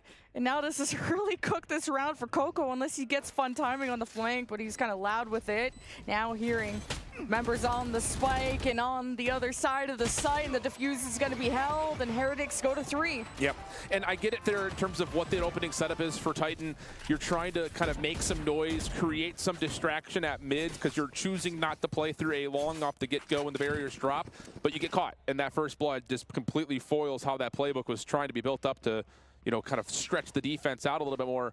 If, again, if you're going to keep throwing 3 members at A-Long, talking about Heretics defensively, Tech are saying, all right, we'll try to put a little bit of pressure on other parts of the map. And again, make some tough decisions have to be considered for Heretics. But when you lose that first blood battle at mid, that makes life very easy for Heretics to follow up. And yeah, maybe there would have been a chance there if Lucas wins another 1v1 and gets the Hunter's Fury off that 2v5, but it would have been a stretch regardless. And here we go again, that utility battle. Recon bolt deep up towards A.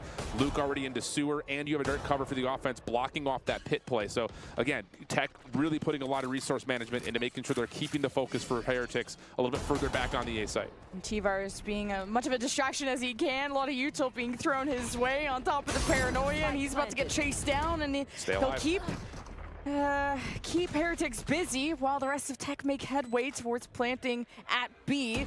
Now the breach towards the right side. Yeah, Lucas. But now it's just Boo that is a threat. Both Boo and Miniboo get things done for Heretics. Yeah, that's just one of those situations again that Lucas is trying to kill as much time as possible over on A. You saw Lucas never bought a weapon. He's thinking post-plant, I can just have the Hunter's Fury. And T-Virus, who does break the shield on a Wood, if he would have found one elimination, that may have changed things in terms of how Heretics continue to play that, you know, not retake through A-Long, but to continue to play to isolate at A-Long. That now gives an extra tool for the post-plant for Lucas, but not being able to find a kill, and more importantly, being taken down quickly, allows Heretics to deter any really kind of crazy post-plant setup. So good stuff happening here for Heretics, and the war just keeps raging on over at A-Long. Is feeling more and more one-sided in Heretics' way, especially after that flawless, and they could just grow their economy more with the win streak that grows, and how hyped they're getting. They're just screaming over every kill, every round, and it's that type of positivity that's just going to help you play better and play more confident, that's what it's all about for Valorant, especially for these retakes. Surrounding and conquering Tech at B was really pivotal. Yeah, and look, I think the thing too here is the map only gets worse for Tech as they swap sides. 70% win rate throughout the calendar year right now is Team Heretics on this composition. So that sucks if you're trying to play up against it. But coming off this timeout, I think the discussion needs to be like, hey, we're not doing a terrible job of stretching the defense out. We're not maybe winning the battles that we need to be winning over at A, but we're at least putting the right amount of pressure on. So now it looks like coming off the timeout with, again, a Hunter's Fury in the back pocket, looking largely to see if they can find an early creation for a potential at C-Long. They know that, largely speaking, Benji's been here by himself, so trying to find an advantage there as the Aldrone is early spent and early taken down. And look at the stun. Again, Heretics quickly onto site, trying to contest. I was going to say the post play would have been strong, but the Hunter's Fury is brought out early to just help support T-Virus as best as you can. It gets Heretics scrambling, but they fight back with their own paranoia. The Heretics are just shooting so well. And Tech, the numbers seemed even.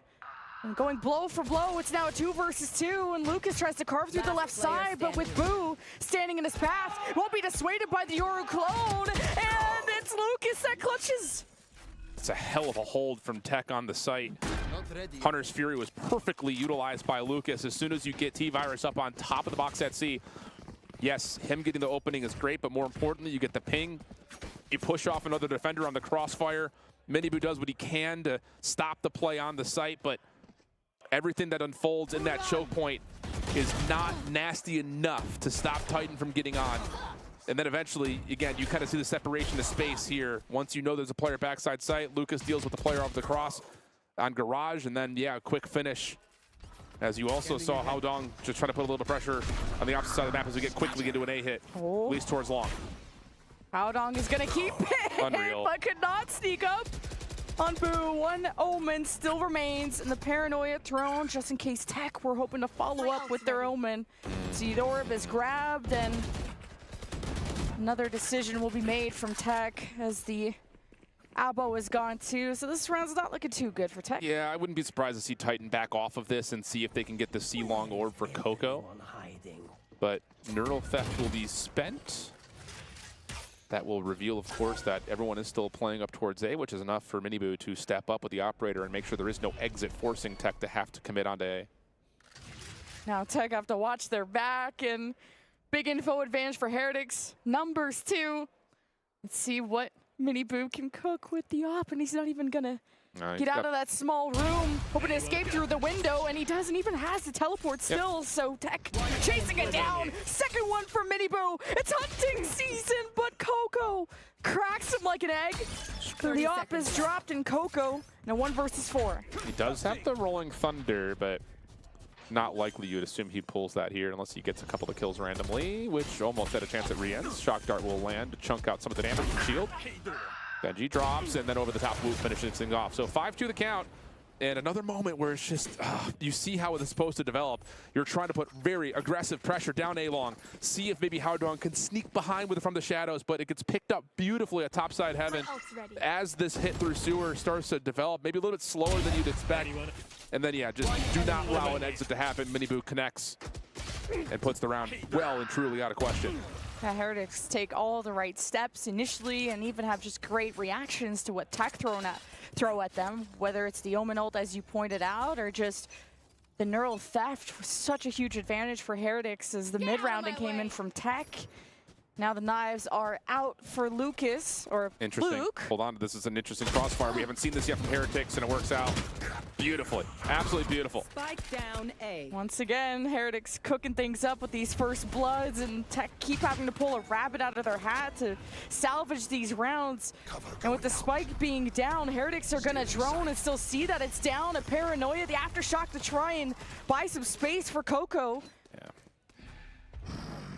You have the spike, but not much hope for this round. No, not at all. Again, just for what it's worth, you're dealing with limited purchase anyways in the round for Titan on a broken economy, but still, we had talked about this a little bit in the early stages of the Icebox defense for Team Heretics. It's showing up here again on Haven, just small variations to their defensive play, in particular at A long. This time, they don't throw all of that same kind of burst of utility. Some of that has to do with the fact that the operator's in hand for Mini, so you can just hold a hard scope angle, and that gives you a natural advantage, especially if he's going to keep connecting like he has. But you play inside of a more passive dark cover at A long, you play in that dark corner over towards bricks, and that little crossfire has not been seen yet by Titan. They don't expect it, and they get punished really quickly for it. Now the spike soon, maybe giving that to Lucas would have been nice, but he's off on an adventure again, and Boo's looking for the ace, and he gets it! And scares the heck out of Tech going forward, tripling their score. Yeah, that's big. 6-2 now the count, and things start to become a little bit dire for Titan. You do have a Rolling Thunder and a lockdown here in this upcoming round with not a lot to counter that unless Rienz finds a pick to get the Hunter's Fury. So advantage in this round, and let's just call it what it is. It's a must-win round here for Titan. But in that last round with the knives looking at the kill potential, you're sitting here and you're hoping that you can kind of catch off that TH defense at A long with a quick burst play. It doesn't work out again with a different setup. So nothing, again, in terms of how Tech are trying to counter what Heretics are doing has really worked to this point. So this round has to provide something to start changing the pattern, because right now Heretics are well and truly comfortable. Yeah, Lucas separating away from the flock to put it on himself to be the big playmaker. Just joining now the team, and it's another first blood going Heretics' way. Now they'll be able to pinch into Tech, who find themselves within C, trying to Rolling Thunder through the front side. Tech playing front-facing, but not getting anything.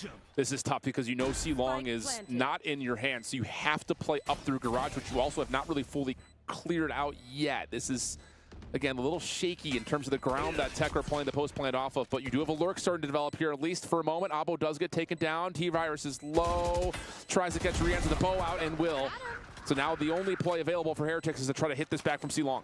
Ooh, could be fun timing from Coco, and yes, the double kill to convert, but Boo from an ace to an 1v1, but T-Virus is so low, the spike's gonna get tapped, and T-Virus doesn't finish off the job, and it's halfway and not enough, and T-Virus saves it for Tech. Yeah, great round for Titan. In particular, you also do it by really only having to spend the Rolling Thunder after the dash comes through for T-Virus. So you still have a lockdown available now, which is going to be counterable with the Hunter's Fury if that's the way Rienz wants to use it.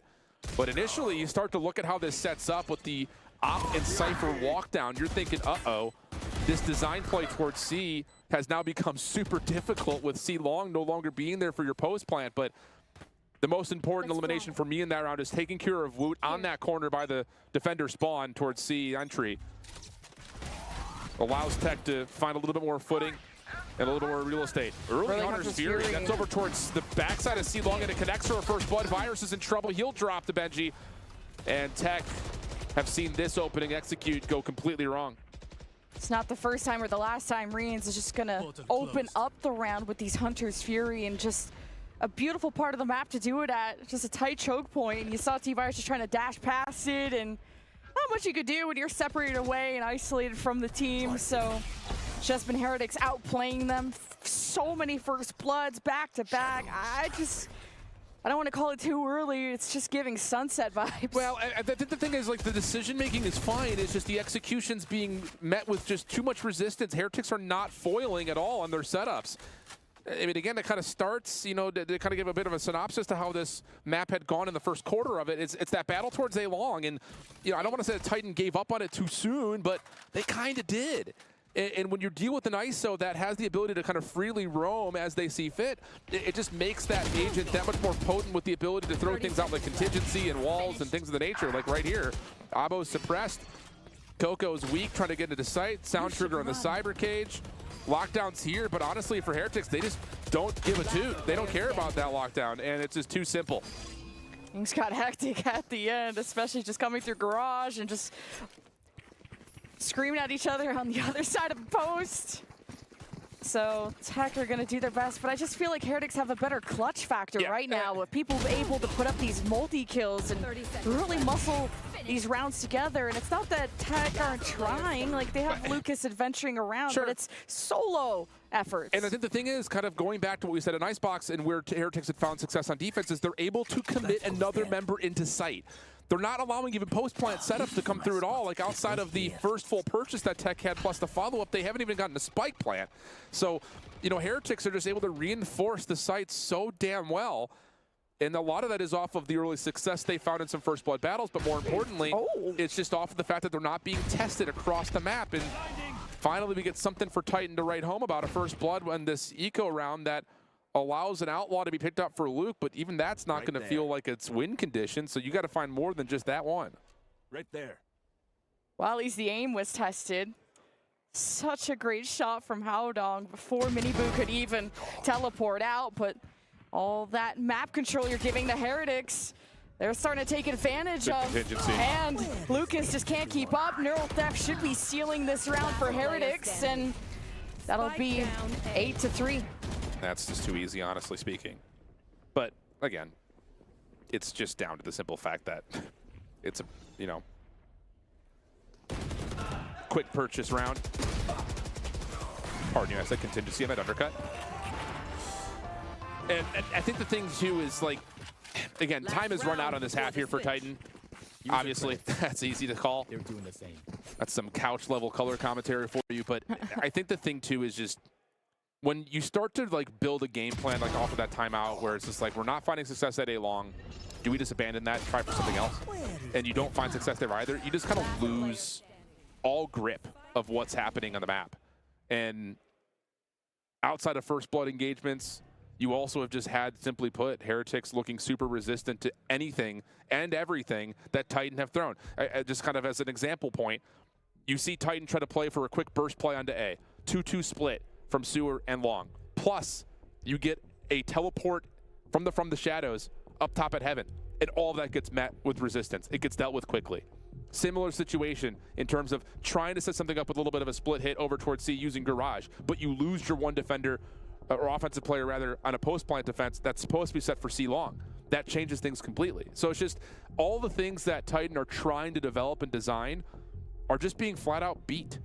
And that just goes to the credit of Heretics being excellent at this map first and foremost, but they're also just controlling the map so darn well. Like if you were to have a heat map of where Heretics have played this map, it's been at or beyond the choke points that you find on the extremities of the map, and that's just not great news. Just the way that Heretics are playing, you can tell this is their comfort pick. You can tell that this is their playground, and I mean, it's also just not been a good map for Tech in terms of just the fragging department. Like Haodong and Abo, especially 4 kills each. I mean, Abo had more kills in the Icebox first pistol round than he has in 11 rounds. Yeah. So sometimes it just comes down to being able to out-frag and thrive in that chaos, which Heretics have really locked down on. Yeah. So it's kind of a must-win pistol coming up for Tech. Absolutely it is. Yeah, absolutely it is. Because otherwise you're looking at the decision, do we force buy the rest of the way through, and that just never feels good. So if you have not been actively tuning into our fun little production here on the alt stream, get used to seeing that little lower third. We've had a lot of that today. Hey, but the last time this happened, Titans won the map. If you want, yeah, let's just try to manifest that storyline into play. We saw it with Sentinels. They were even tweeting just like the tech pause Reapers. But a tech pause for Tech is on brand? Question mark? Yeah. Sometimes the PCs need a break too, huh? Think about the AI or whatever. You know, they've had plenty of a break to this point. I'm not giving them that forgiveness. Built to last. And excited for what the schedule's gonna look like tomorrow. What matches do we have? I don't know. We have time to pull up We do have time to pull things up. our websites and whatnot. Should start with KC Bilibili or DRX Sentinels. Those are the two options to kind of kicked off. That'll happen. So yeah, the big deciders, whatever about the order, but KC, BLG, DRX, Sen, Rex whoever versus wins the winner this, of this, RRQ, and then Gen G Edward, which is another rematch down there too. The only unique map that we have, or matchup that we have, well, is the first two. It's KC Bilibili and then DRX Sentinels. Ooh, that Gen G EDG rematch when Gen G beat EDG 13-4. And I don't know, like EDG did not, like I know they beat 100 Thieves today in 3, but that third map started to get a little bit too close for comfort. I mean, what, 13-10 I think, and a little bit of a comeback effort when it was like 11 or 12-5. So 100 Thieves really testing EDG, one of China's best. I just noticed Titan all have matching shoes. Yeah, they got the Panda Dunks. Oh, that's cool. Wait, maybe? Yeah, they do. They all got Or them. no, I was looking at Heretics. Oh, no, they're just vibing with what, well, maybe. It's giving all same black shoe. That's fair. Are we getting our Respect it. cameraman to Panda? But they're working hard, too. They constantly have to stand there and wait, too, so... I love that esports has gone from not just jerseys to now you got different fashion fits, different types of jerseys, to now the pants and the shoes are matching. I'm going to say it, though, and this might just hit all the NA sneakerheads that are out there. Panda Dunks are one of the most overrated shoes. Oh, no. You're in your Nike hater puts era out. today. I am a little bit on the salt train right now. I could use some salt, like food-wise. Kind of got my cravings. I've been casting 2 BO3s Yeah, you've back to been back. a blender out here. I mean, My noodles are cold, but sometimes noodles are good cold. that's fair. You know what's not good cold? Hands. That's true. You don't want to get your hands cold. That's why those hand warmers are there. But also these breaks are... This has been bad. This tests you in a different mental level. I like the shoes of our cameramen, too. This is where we're at, fam. There's like blue sneakers. I like it. Those blue sneaks are pretty tight. New Balances, love them. But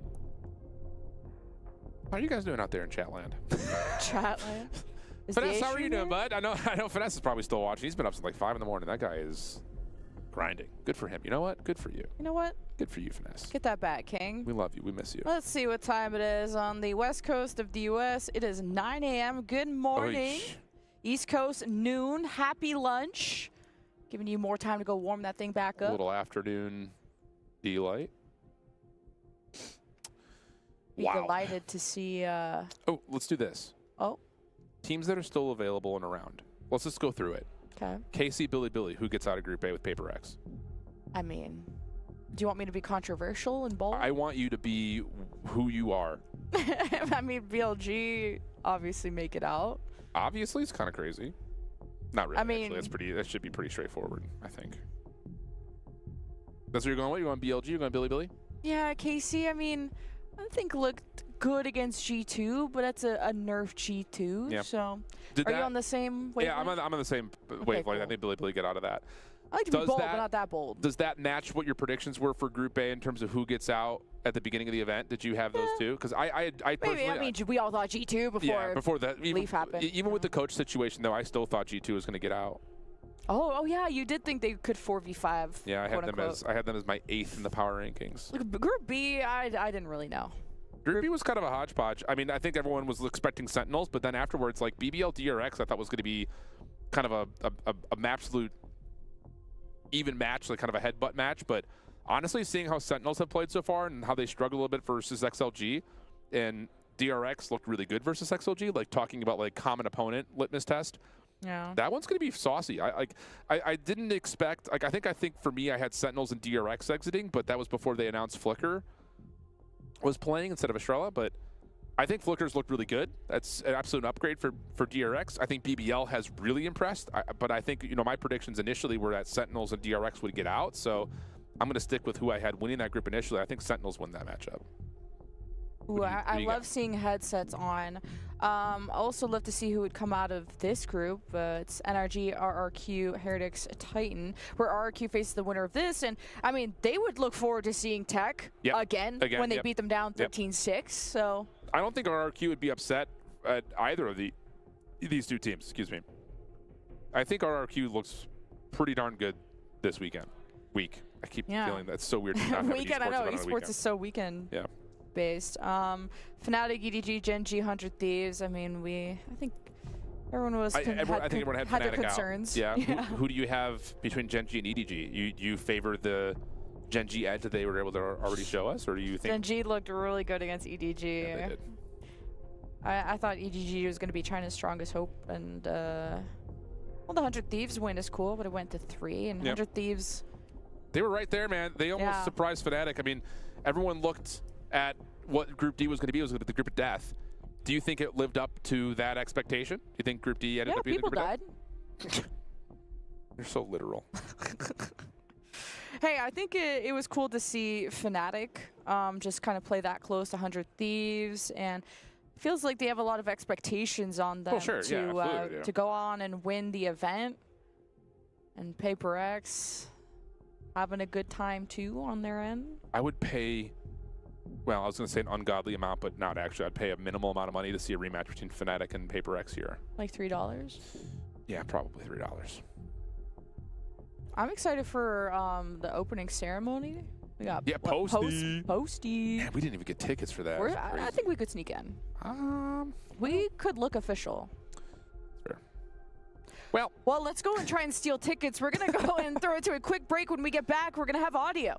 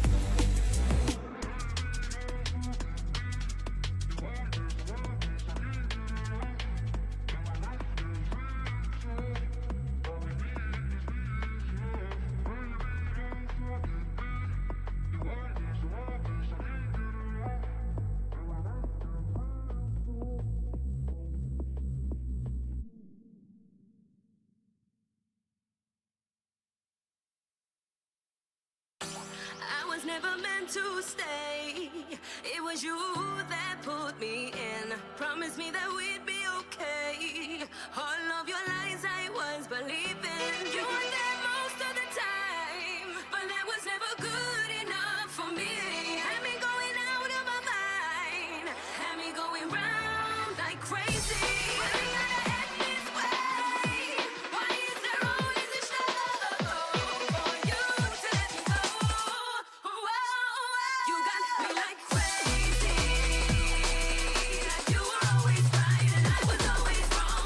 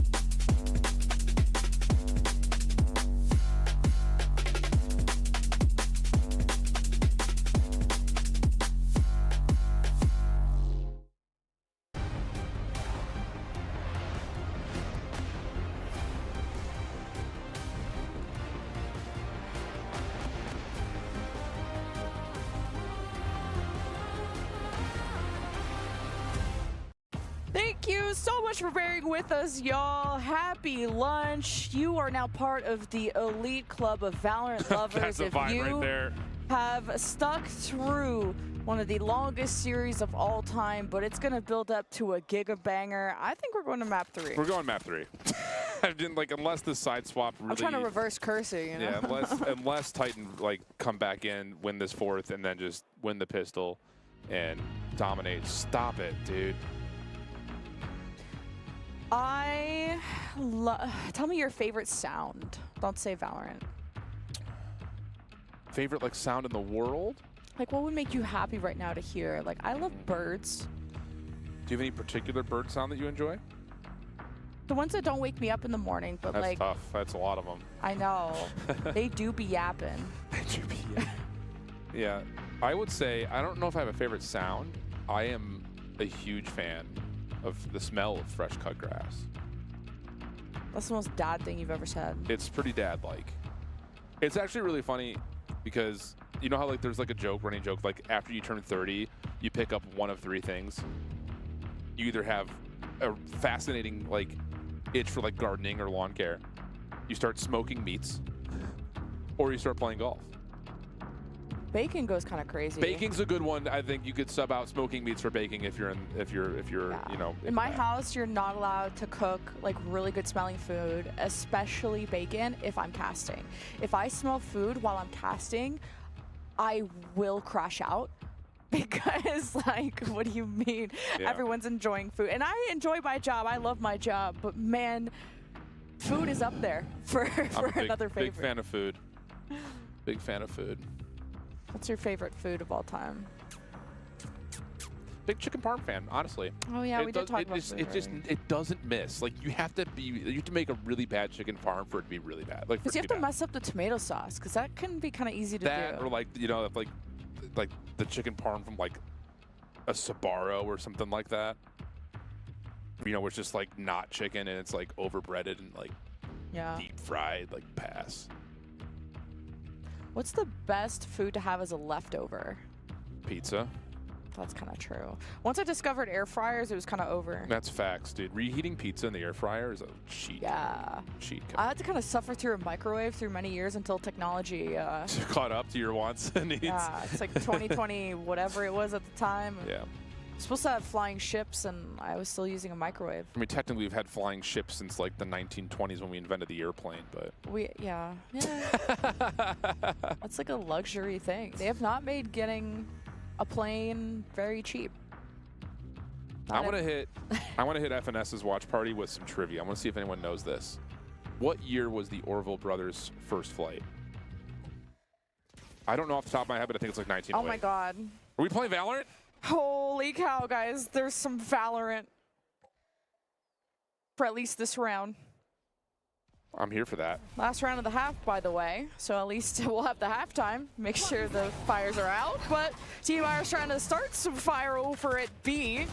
And you just can't win that against Boo. Love to see that Boo was having such a good game from, of course, the ace to having that opening first blood for Team Heretics. This Hunter's Fury is in a really weird spot. You're going to have an opportunity here to get back in if your Team Heretics. How long backside gong is good. There's the kill contract being spent forward. And Miniboo just saying, hey, how are you? Abo gets pulled into the kill contract. Spike does not end up getting into play. And it's going to be just down to Lucas. It's a cheeky idea for Tech trying to find something new and fresh. But it does not work. 9-3. Any cursors in chat? I love to hear Heretics just get the energy going back again. I don't think the tech issue was on their side, so they're just happy to be here and maybe get some dinner afterwards. 9-3 half in favor of Heretics. A lot of curses going on, but is the 9-3 curse real? Yep. Well, let's give you the spark notes because it's been an hour since we saw Valorant. That flat out is Titan just trying to counter what they're reading from Heretics. Their reads were not poor. Just the execution could not quite get over the threshold that it needed to. You know, kind of the level of the same thing that Heretics were trying to do on Icebox. You had a situation there where Titan were doing everything they needed to respond what Heretics were throwing their way. Kind of 6 of one, half a dozen of another, or shoes on the opposite table, which has turned.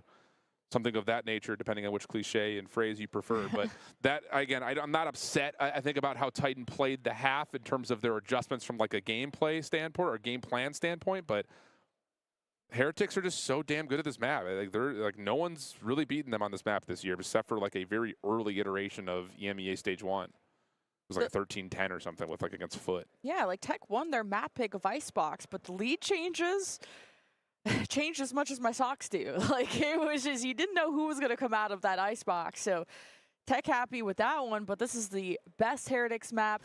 This is their playground, and it's obviously showing. Yeah, this feels, again, like we set up this best of 3.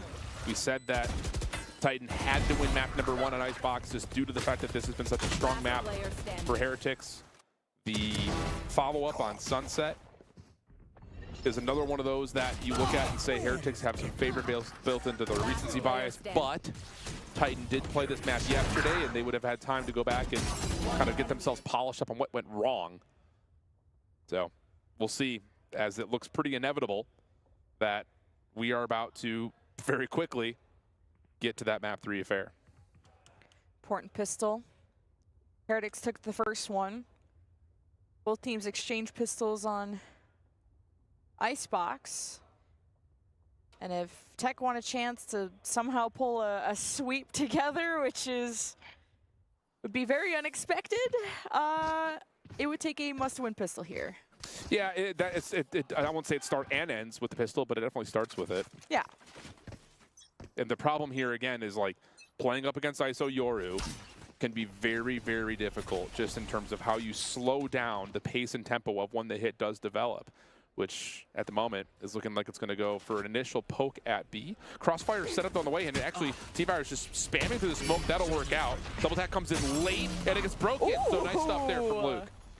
Who needs 2 duelists when you just got one really good one? Big double kill for Tech, but Boo still will break in. But now that you got all the attention of Tech, Heretics are going to pivot to one of the many sites here on Haven. Yeah. Just difficult to know with any sort of confidence where you want to head towards. The spy cam being behind A lobby will have them leaning over for an initial look at A. I say initial, it's going to be a last second look at A. And it looks like Titan are going to play for the retake. So 3v4 situation, not unwinnable here for Heretics. This comes down to at what point does Lucas get into the top side of Heaven? Can he get a read on where the post plant would be set up at? Can you tally the information? These are not comfortable peaks, but he does have a recon bolt and a shock dart, which could make things very difficult. You hear it again. Bow down low. Benji going to be flooded. And that'll work out for another follow-up. Tech looking good, and they will follow things up nicely with a Lucas double kill. What a flood-in from Tech, and Lucas, the shots are looking clean, has not slowed down, has not missed a beat. And Tech, don't call it a comeback yet, but this is going to help things, especially their chances of trying to claw their way back. And you really iced out Heretics with all the pauses, so the plot armor has been real from the side of Tech. I mean, I remember even at point Abo took a judge to the chest and lived to tell the tale. Yeah, true. So.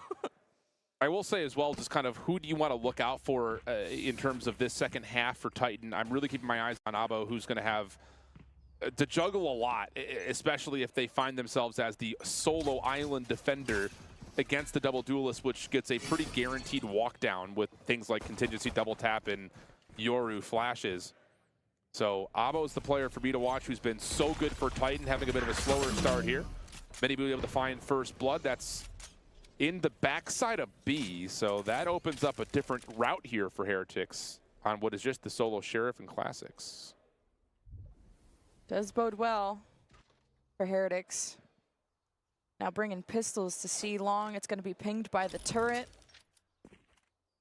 So a lot of talking that you can do with Heretics, and not having any Sova util is not going to help, but flashes from Mini Boo is the only saving grace that they would have. And Abo could have some good timing here. He is smoked off, but we get a good backstab going. Yeah, this is about delaying the hit on C and then hoping you can get this long rotation from Lucas into play, and Abo actually commits to try to break the timing of the execute as soon as that nanoswarm is about to expire. Only finds one. That is not enough, especially as Benji uses that as a way to upgrade to a Spectre. So this long play through the backside at C has to find value. And Boo has tucked himself into a corner. Good opening shot from Virus, though. Pulls the attention of Heretics back towards the front side of the site, and that's enough for Howdong to follow up. Such a good day for T-Virus. I think Abo could have been even more patient. And Woot, last one that remains between everyone of Tech that take care of business quickly in the anti-eco that brings 3 weapons into the bonus, including an outlaw that has been very strong in the hands of this deadly duelist. Yeah. And allowing the defuse to go to Luke, gets him 2 off of early knives after the hot start, after the pistol and the follow-up. So Titan do what's required. Find the pistol on the anti-eco. How do you start to structure up winning a bonus where, again, off the defensive side, the ability to purchase on the 2 players that had previously dropped is minimal. In fact, it looks like it's just going to be a Sheriff that's being purchased for now, as Abo, of course, has to invest into their utility to stay a little bit more potent and a little bit more stalwart onto whatever site they decide to play on. And Tech are going to see if they can find some sort of an opening pick here with a quick flash play over to a long. Works! That's beautiful for Luke. He just does it again. And this is the version of T-Virus Luke that I wish we saw yesterday.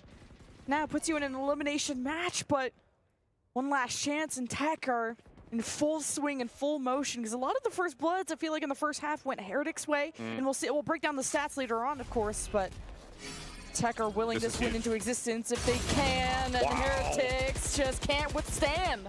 Unbelievable resiliency here from Titan, and again, it starts with that double tap over towards A.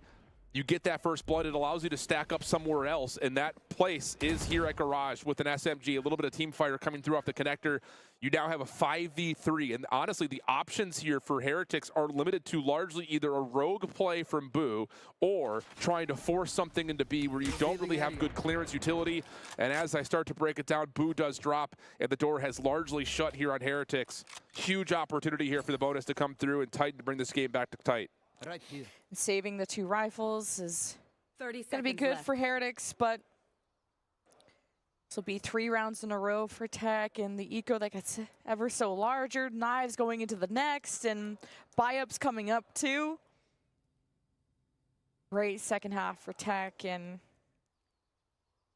Heretics got to bring back that energy. 10 seconds left. So now all of a sudden, you know, for Titan Esports, you're looking at, obviously, the perfect start defensively. But can you start to establish pattern and trend changing that makes Heretics uneasy with this double duelist, where you have to essentially hard execute the first time you try to execute, dump tons of utility, overwhelm the corners that Luke is trying to play with these opening first bloods if he continues to try to get things like a sniper rifle into play. It won't happen here with the purchase of, you know, a rifle. But if he were to go to an operator later on, like, it's just going to have to be Heretics. It feels like this upcoming round needs to establish their own tempo, and it needs to establish that the burst of this composition is something that Titan need to put a response to as they're in full purchase. The streak could continue for Tech with a mixed buy situation, 2 pistols out of Heretics, and using the ISO wall to just lead in, follow up with Boo, who's going to have to hold it down, and he clutches and holds it solo, and now Heretics can stack onto the site, and Coco is being proactive. Wow. He gets his one. And Heretics with a clean round despite not having everyone with rifles. Yeah, initially the spam that comes through the choke point at C from Titan looked like it was going to be enough to kind of stop the play as the double tap. I don't know if it still stayed integral on that next kind of play, but Woot didn't look all that comfortable coming on the site. But the thing about it is you had everyone else, in particular Boo, who teleports to the top side of the box, kind of making up for not having that jet. You play with the elevation, and Boo just finesses the dark cover to keep himself safe, the paranoia to help his teammates get back on the secondary engagement on the site, and then you follow up to put pressure onto Coco, who's the last contestant of the back part of on the spike site. So good stuff there for Heretics. That puts them well within control again, but of course that coming off the bonus win has Titan still in a position to purchase, and in particular the operator is in play, looking to make a play into Sewer. Dimensional Drift almost available for Mini Boo. Lucas has an Odin and hoping to maybe just spam through. setting up T-Virus, but now has lost control of short. That's going to be the power of the double duelist from Heretics. Yeah, and I think the other side of this is, you know, the operator being pulled back is not the end of the world for Titan, but it does force them to have to keep a second member here a little while longer as they're trying to feel things out. And you know, the Aldrone will try to get a look on a kind of a passive starting point towards A long. I don't believe it sees anything. And yeah, this is what Heretics want. They want to keep Tech uneasy on A. And then try to, again, utilize this burst. But Abo through the door gets one. Not enough to stay alive to keep the defense in the advantage, but not a bad 1-for-1, all things told. Didn't even see each other, and you just sensed it. Violence delivered and exchanged, and Heretics still move on towards A. But it will be T-Virus Leadership watching short with the op. Not a way to dash out, but angles being held with Lucas with the Odin at the front with no real way to escape. Because the flashes from Coco will be on their way. It's all timing as Heretics got good pings off the recon and fire at T-Virus. This still get a knife in, a double kill with the Odin through all the chaos of the smokes. Heretics are behind. There is no way your two defenders, a stationary turret in form of the Odin, revealed. T-Virus missing the opening op shot, has to pull the knives, revealed. Dark covers looked perfectly placed from Heretics, but they can't connect. It looked initially on the approach, as soon as you get the Odin reveal, that was going to be enough to kind of spam through the side of the box. I don't know if we catch that in the replay, but no, we don't. He gets down to 26 HP, this doesn't get finished, and somehow, some way, Lucas inside that dark cover finishes with 3. What a heroic play for Titan. What an incredible talent Lucas is. Turns 18, joins VCT, and young IGL making the whole difference for Tech. A 180 from day one as Heretics want to make a big finish here. And it's that deep into the site. A kill contract will kidnap one. Woot against Coco. And Woot has pretty much, I think, converted every single kill contract. Yeah, he's been good. I mean, let's be honest. It's tough to beat an ISO at that type of an advantage with a shield in play. But he has been solid, and Heretics not going to allow that little moment of euphoria for Titan to last all that long. Unless. No. I was like, wait, how is he moving and aiming when one of his... How many hands does Haodong have? But that's... But Haodong will just keep the gun, especially at 0 credits. Yeah, it should be enough still for Titan to purchase. Haodong was the only one who was really in some trouble financially, so smart save. Obviously, you don't assume that a 1v4 post plan he's going to give much of an effort to it. So let's tally the resources here. Okay. As you've got Hunter's Fury online for Lucas. Nothing else tremendously close up coming for the next round, but Abo is not out of the picture of potentially earning a late lockdown if that comes through. Rien's Hunter's Fury on the other side. And that's really about it, because the kill contract, the Dimensional Order had been used in the prior round. So Titan Esports likely the timeout here, just to kind of discuss what we want to do, you know, with that initial tool and maybe what we want to do with the defense. Because so far, you know, the two convincing rounds for Heretics on the offense have come by way of throw out a contingency, throw out an undercut, hit the double tap, run through C-Long, get onto site, plant, profit. So there's a level of Titan. You have to consider that as they go forward, especially seeing as they really haven't been met with much early aggression over towards A-Long. I wouldn't be surprised to see them do something like throw an early Aldrone down C-Long and see if you can get someone to walk down C-Long and take that space away if it's open. Might be an opportunity to, again, just kind of change up your defensive look, as C has been really the only linchpin for success right now for Heretics. See if you can maybe funnel them back towards Garage or in towards B. We'll see. And Tech are 4-2 in the second half, and as much as it looked kind of cool winning the pistol, getting momentum, even converting the bonus, Heretics are always trading rounds. And because of all the work they did in that 9-3 half for Heretics, it's still giving Sunset. Yeah. As long as they keep trading rounds, that's all you need. That's true. But this is the game right here, I think, in my mind. and Titan will not show any sort of immediate force down either extremity, actually.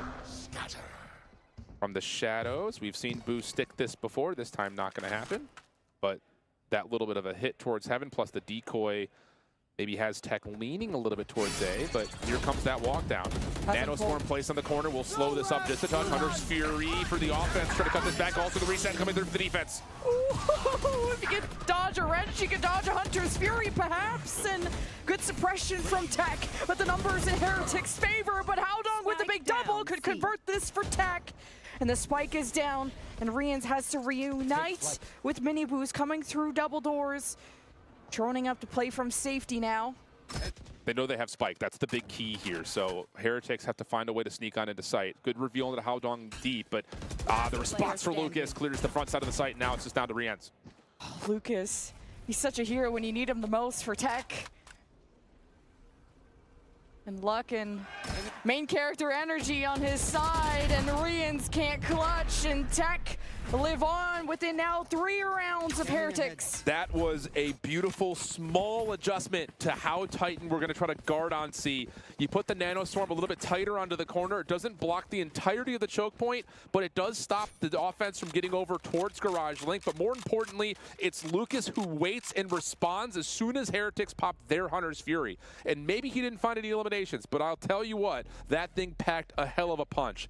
Connected onto a couple of members, had Heretics offensive players on the site extremely weak, making the job of T-Virus that much easier. Knowing that, again, that Nanostorm blocked any pathway for the offense cutting straight to the right. He can keep his eyes up and off to his perspective right, and it works out beautifully as the defense rotates in to deal with it. So great adjustment in the smallest of ways to stop that very aggressive push out of Heretics. And it's just been the clutch factor yet again. I kind of pointed this out on Icebox, where Titans have had more players with pop-off moments. And having their duelists just showing up on day 2 has been a huge factor to this, especially when, you know, there wasn't a duelist to face off against on Icebox. But Tech having those big pop-off moments. Heretics, of course, had an ace. You can't discount what Boo's been able to do, but this has been a way tougher challenge than Heretics are expecting. Something about Heretics that brings the best out of every opponent they face. Yeah, and just to kind of piggyback off of that and send it to one level further, this is a team that wins 70% of their offenses. So after coming off of a dominant first defensive half, you're sitting here thinking, okay, let's just start talking about Sunset. But now the map starts to change. Especially with Abo one off of a lockdown. Coco now has a world where he can earn another Rolling Thunder, which could be a huge round-winning ultimate.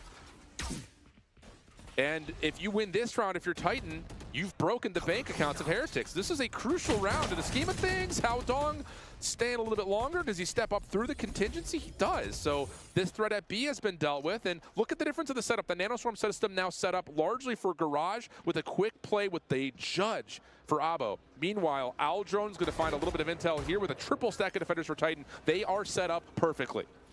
Tech are not taking any risks to peek out against Heretics, but you are giving them some space to get in. A teleport from Mini Boo, but the smokes that came out isolated that duelist. And Tech just held the crossfire. A has been impossible for Heretics to penetrate. And Tech will not allow them to trade them around. T-Virus has 9 flippin' lives. He has been revealed for 90% of these offensive hits from Heretics. And it doesn't matter. He's still coming away with 2, at least. Unbelievable, because again, it just starts to look like the setup is good for Heretics.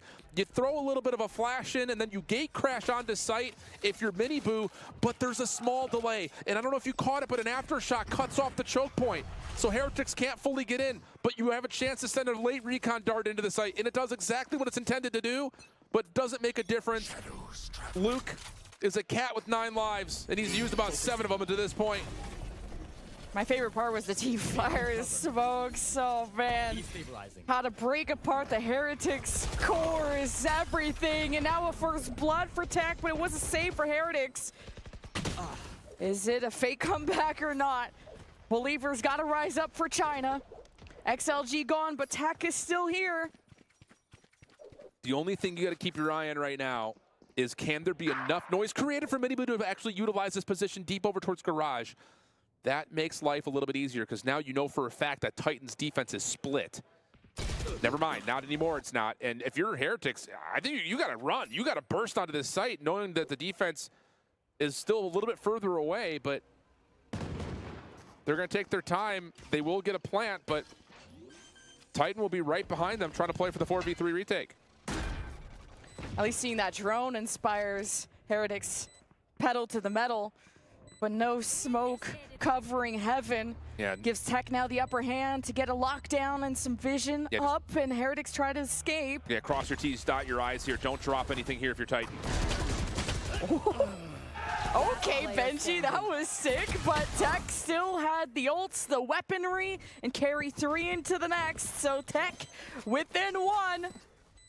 That's massive. And I again, it might feel like, you know, throwing a anvil at an already kind of down opponent, but I love the idea of just don't drop anything. Have to convert that round. And so you spend the lockdown, you don't let any crazy sheriff shots defer into a Heretics map point situation, and you're 1 away from a rolling thunder. You're close to re-earning the Hunter's Fury. But this time out, the conversation is multifaceted, because now all of a sudden off the save, Heretics have a couple of really key ultimates and of course the full purchase. So a small advantage here in terms of what's available coming into this next offensive round. Both Heretics timeouts coming out in the last 3 rounds to try and kill this momentum from Tech before Heretics killed out of this group.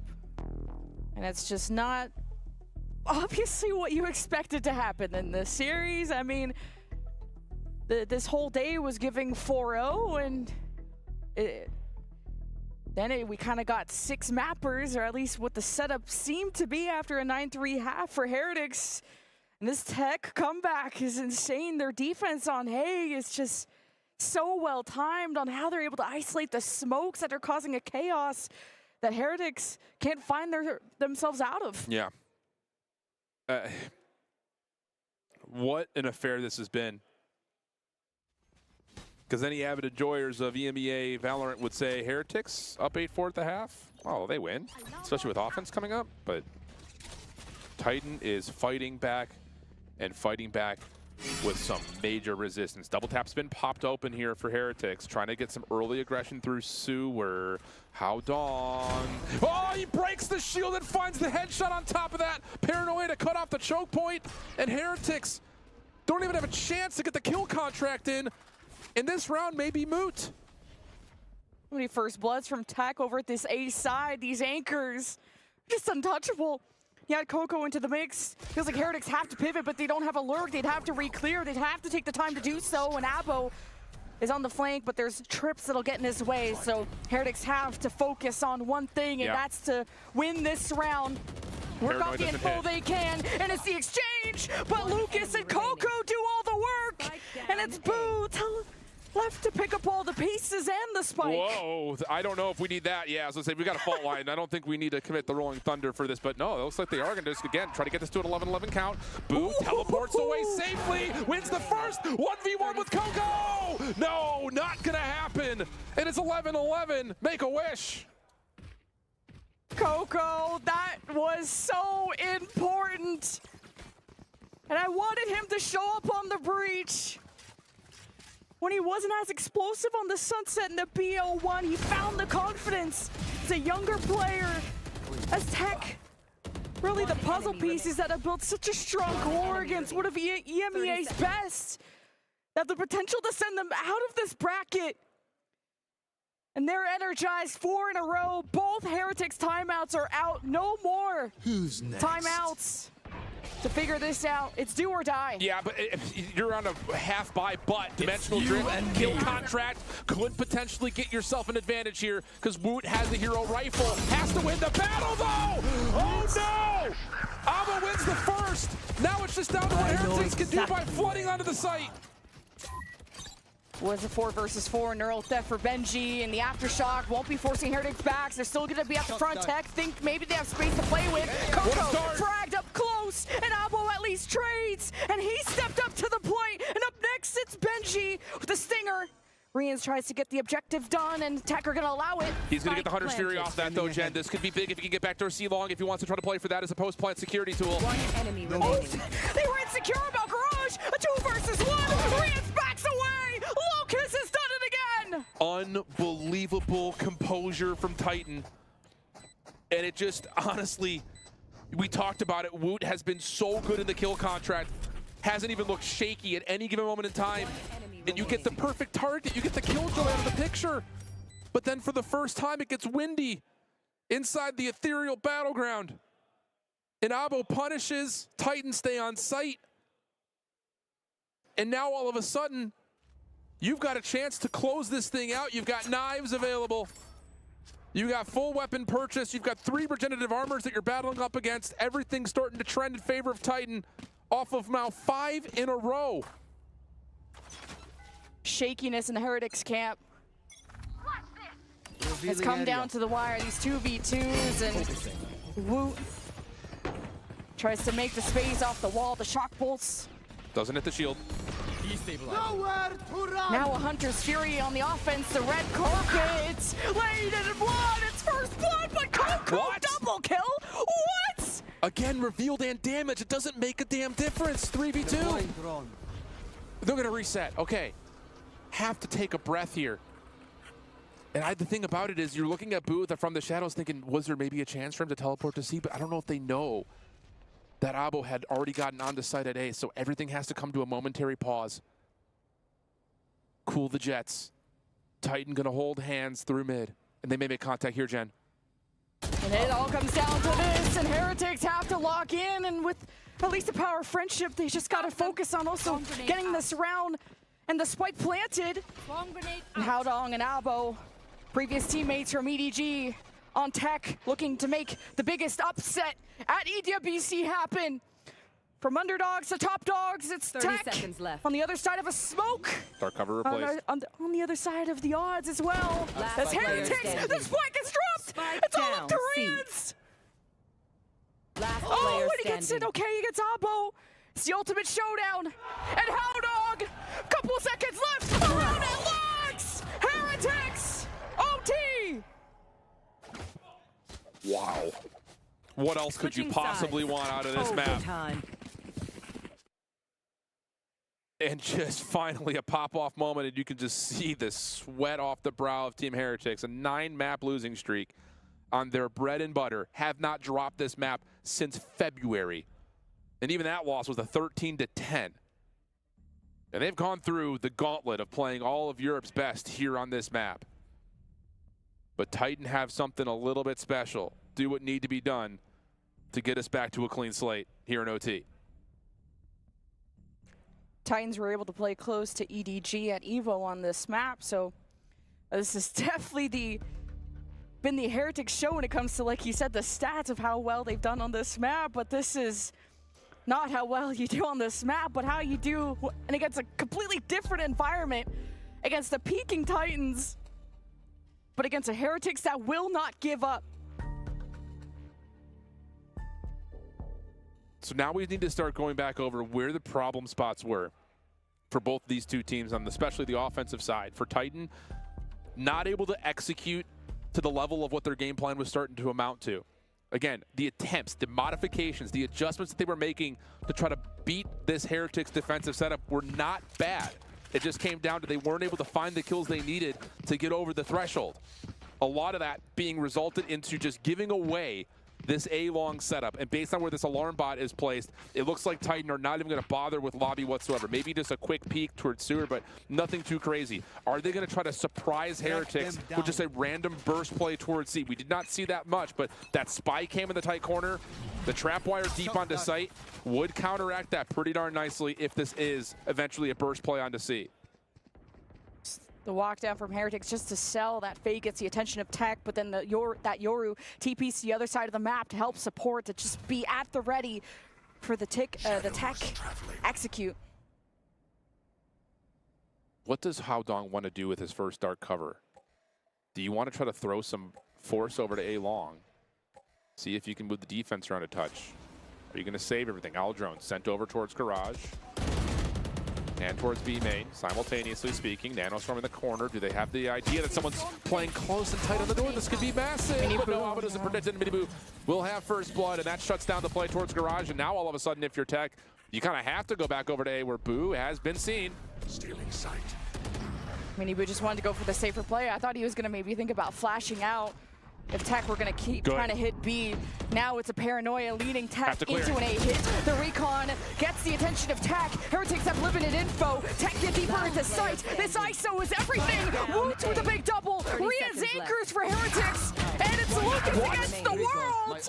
Low HP. A hemorrhaging Heretics that wins it in the end.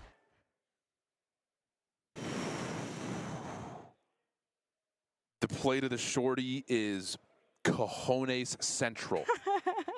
And it nearly works out, but Woot comes up Giga Chad levels.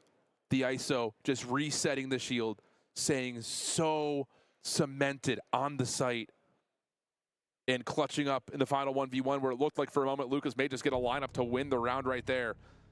Not the play that they wanted to make, but the one they had to, and it nearly works, but Heretics continue to win on defense. And now it just comes down to, can they get away with a burst play of their own again? You know, again, not having ultimates. One of the things that they did find success with in limited purchase and even on one of their full buys was that same kind of setup. Just feel things out early and then burst through C-Long with the contingency and the double tap shield.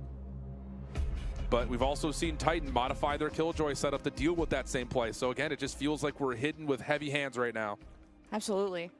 And it was Heretics just now on defense, and that was that 9-3 half.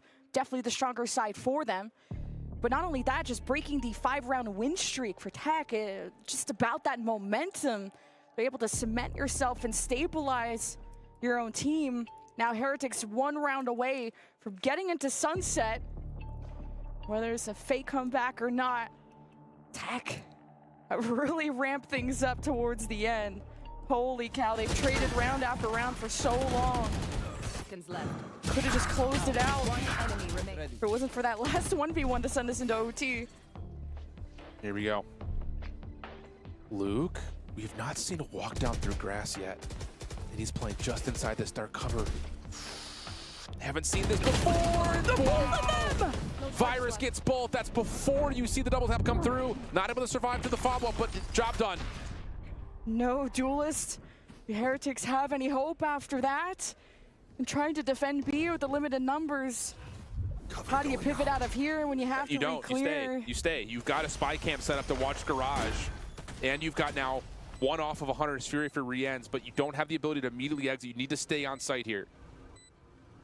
That's all they had the option to do. Here.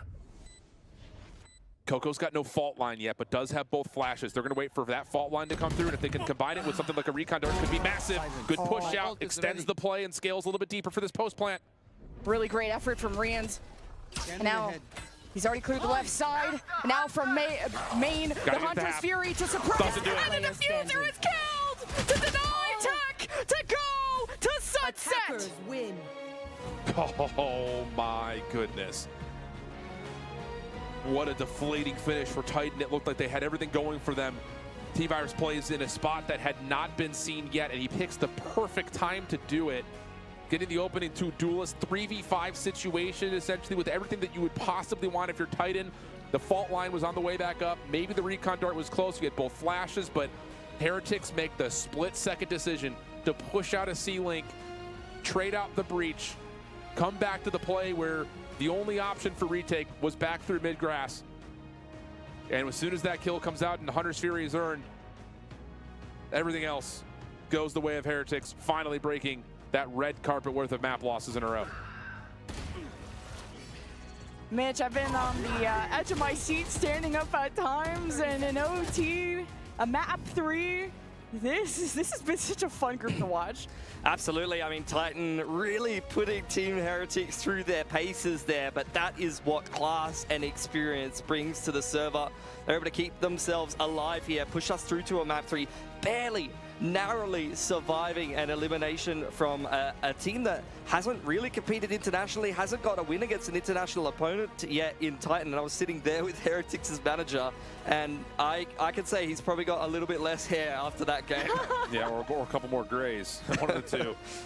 I think this the nature of this map could be so frustrating for a team like Heretics because, again, like, you're getting every reveal you could possibly want from Riens on these offensive hits, and they're still not able to finish off members like Coco, like Lucas, like T-Virus, and it's just like, dude, they can't keep getting away with this. I mean, we're getting literally all the information we need, and you could not find a more efficient recon dart on a lot of these executes. It's just Titan not giving up on the play, and I think just more impressively, just showing their individual abilities. It's just way tighter than expected. Oh, bro, that round got way too close for comfort. 7 HP on Woot as well. For real. If Lucas had completed that 1-on-4, that would have been like maybe the play of the tournament. Like, that is absolutely ridiculous stuff from that man, especially given the level of experience that he's bringing into the server there. So look, Titan, a missed opportunity there. I'm wondering if they're going to be able to keep themselves up to the same standard and keep competitive here with Team Heretics, because now we're heading through onto Sunset.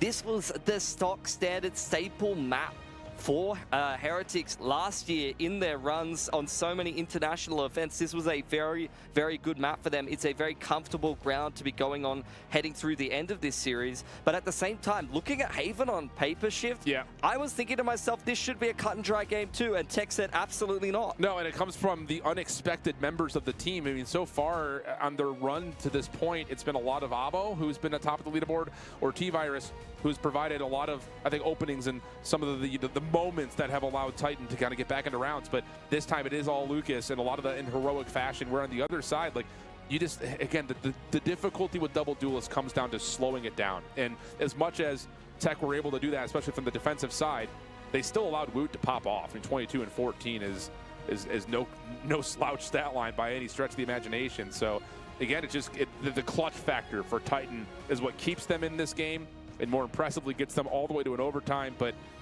this paper, I think, says more about just how Heretics were winning this map and winning in a lot of the rounds that they didn't end up winning, which is kind of weird to say. I just got to say, all the underdogs from the groups have stepped up and pushed the limits of the top teams. Tech, you wouldn't have expected them to go to map 3 just because of the amount of respect that Heretics have gathered in EMEA. G2, and K-Corp just winning against G2. That was the underdog in Group A. XLG just went to map 3 against Sentinels. Whatever you think, if that was going to be a sweep or not. Obviously, this is not a sweep. 100 Thieves went to 3 against EDG as one of the underdogs of that final group of death. So this has been such a hectic tournament just for the group stage. I mean, Heretics are a top 3, top 2 team in the EMEA this year. They are an international contender, guys. And Tech, I don't even know if you would, many people consider them a top 3 team in China most of the time. They're usually middling. They've recently been on this massive upward trend in form, and they are taking this opportunity to play some international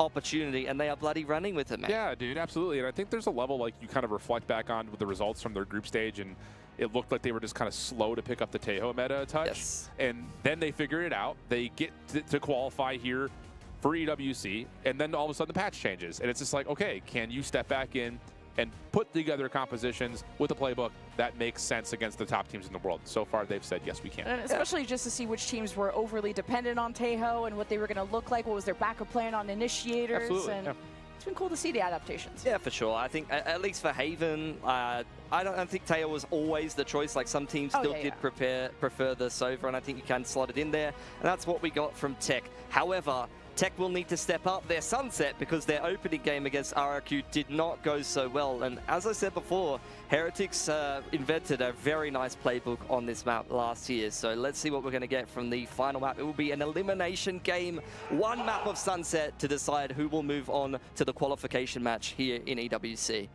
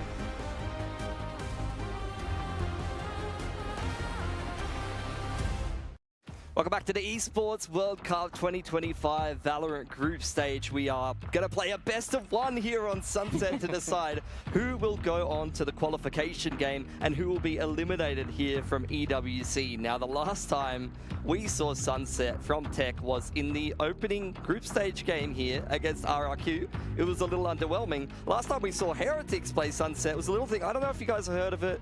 You know, the Valorant Champions Grand Final, something like that. Have you heard of that before, Shiv? Is that like some content creator event? I think so. I think you might have been playing in that, Jen. Oh yeah, I probably watched Partied it or something. I don't know. But don't say best of one too out loud. Both these teams really suffered in that best of one. Heretics with the 4 rounds in that first BO1, you know, start of the whole tournament. That's what I'm referencing. Yeah. To the RRQ matchup you just brought up, but they lost to RRQ playing a Waylay. Like, you can't be letting that. Couldn't deal with it. They couldn't deal with it. Like, legitimately, like they were not prepared to deal with Waylay. Then the other side of it, as we kind of watched it, you and I in particular in the green room watching it, is like, we were sitting like, T-Virus, commit, dude. Get into the site. Like, it's just offensively, he was getting worked. I mean, it was like 1 in 5 in first blood battles, typical of the nature. It's just, as a Neon, you just don't expect that. I think it's a bit nervy. Bit of a nervy opening best of one for Tech. I think you can forgive them that. They haven't had as much experience. They played their way through that initial best of one, and now they are here to play against Team Bloody Heretics in a best of 3. My biggest problem with Titans in that RRQ match on Sunset was like confidence, especially out of Coco and Lucas, sort of the newest players, less experience compared to the rest of the roster. And as initiators, especially on a map like Sunset, your job is so important, and maybe that's why someone like T-Virus had to kind of have a lot more weight on his shoulders, and his back hurt more than yours did. Look, uncalled for, but accurate. The thing about it is, like, if we're going to see what they're going to play, which is likely what they're going to play, Breach, Neon, Deadlock. Yeah. You know what that's going to look like on the offensive side of this map. You flash, you throw your control smoke, you use your fast lane, you get in, if not deep into sight, then you set all your Deadlock shit up, and you get the spike down, and it becomes unbreakable. That is what we've seen over and over again with this composition. That didn't happen at all when they played it yesterday. But, and this big but, you cannot lie.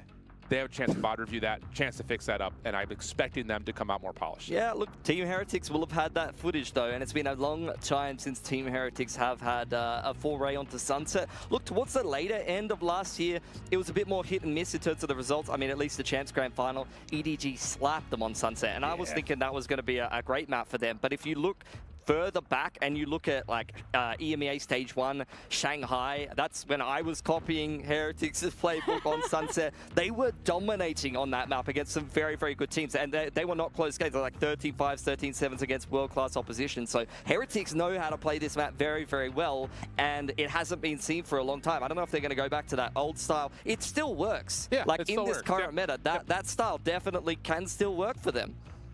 It's also been such, I feel like you throw a lot of results out the window, not to just chalk everything we just said, but it's just been the clutch power and also the hype, because you know, when you had these tech pauses, everyone was being iced out, but then as soon as you went around, everyone's screaming, everyone's out of their voices, and it's been about performing in the moment to me. There's a level of that, but I think you're right in terms of like what we used to know from Heretics on this map.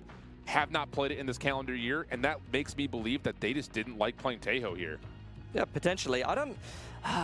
how much overlap? I can't even remember how much overlap there was between Teo and Sunset. Even so, I don't necessarily think it would have needed to be picked. I think that was more of a choice. There were some maps that Teo needed to be picked, and there were some teams that were just hard abusing the Teo. Shout out DRX and G2, to be fair. But like, you know, I think for Sunset, they've definitely had more than enough time to develop a style, and we'll see what we're going to get. At least for Tech, unless they've already run in with multiple comps and they have a couple of different approaches to this map. I think we've seen what kind of comp they're going to run. Yeah. But at the same time, as we've mentioned, you said you're expecting the adjustments, you're expecting the VOD review, and the other side of that is when you don't have a good game, the small upside of that is there's less film of other teams to watch on you, and also they're watching you do your strats badly, not your strats the way that you intended. That's fair. But I think it's just like the composition, it writes itself, like the writing's on the wall when it comes down to playing Breach, Neon, Deadlock, and they play a Fade in the mix, like you just know what that's going to feel like. Sure. So I think on the other side here for Heretics, even if you're not seeing Titan at their best, you know what to play up against. It's just going to be interesting because looking back at when they did play during Champs, it was a Raze-based composition. Yeah. And that has changed a lot in this calendar year to be favoring things more like Neon. Well, and it's just, it's to be expected because it's just the ability to peek through corners the way that they do is unbelievable. That fits straight into Miniboo's playbook. Like even before Neon was popular, he loved playing that agent. They were playing it on bloody Icebox, Jet. So I could definitely see him on a Neon. Yeah, but just the whole difference is going to be Titans playing with just initiators that are on the same page as their duelists, and it needs to be even tighter now that you're playing with a Neon who's going to be faster than the rest of the team. But they were able to link up, especially on Icebox, when there's more verticality, there's a Jet, there's more smoke. So and the fact that I felt like Titans played better in that chaos on the most recent map of Haven, especially on the A side, of being able to still anchor that with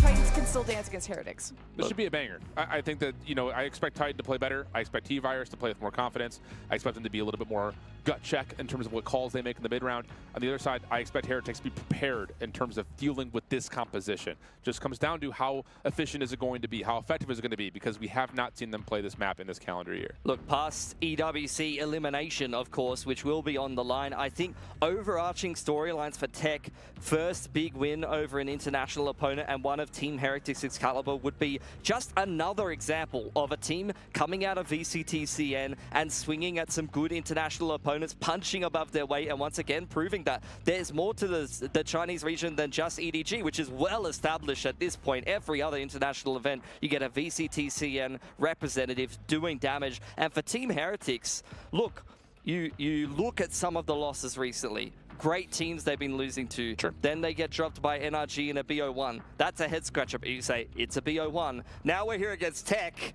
It's potentially losable. That would be the first time in a 10-loss streak that you would be like, okay, that one's probably a bit egregious. Yeah, I mean, I shrugged off some of the results from Toronto for Heretics simply due to the caliber of opponent that they had matching up with in the Swiss stage. And even in EMEA. Correct. A Fnatic. Correct. Like, come on. Again, their group stage was fine.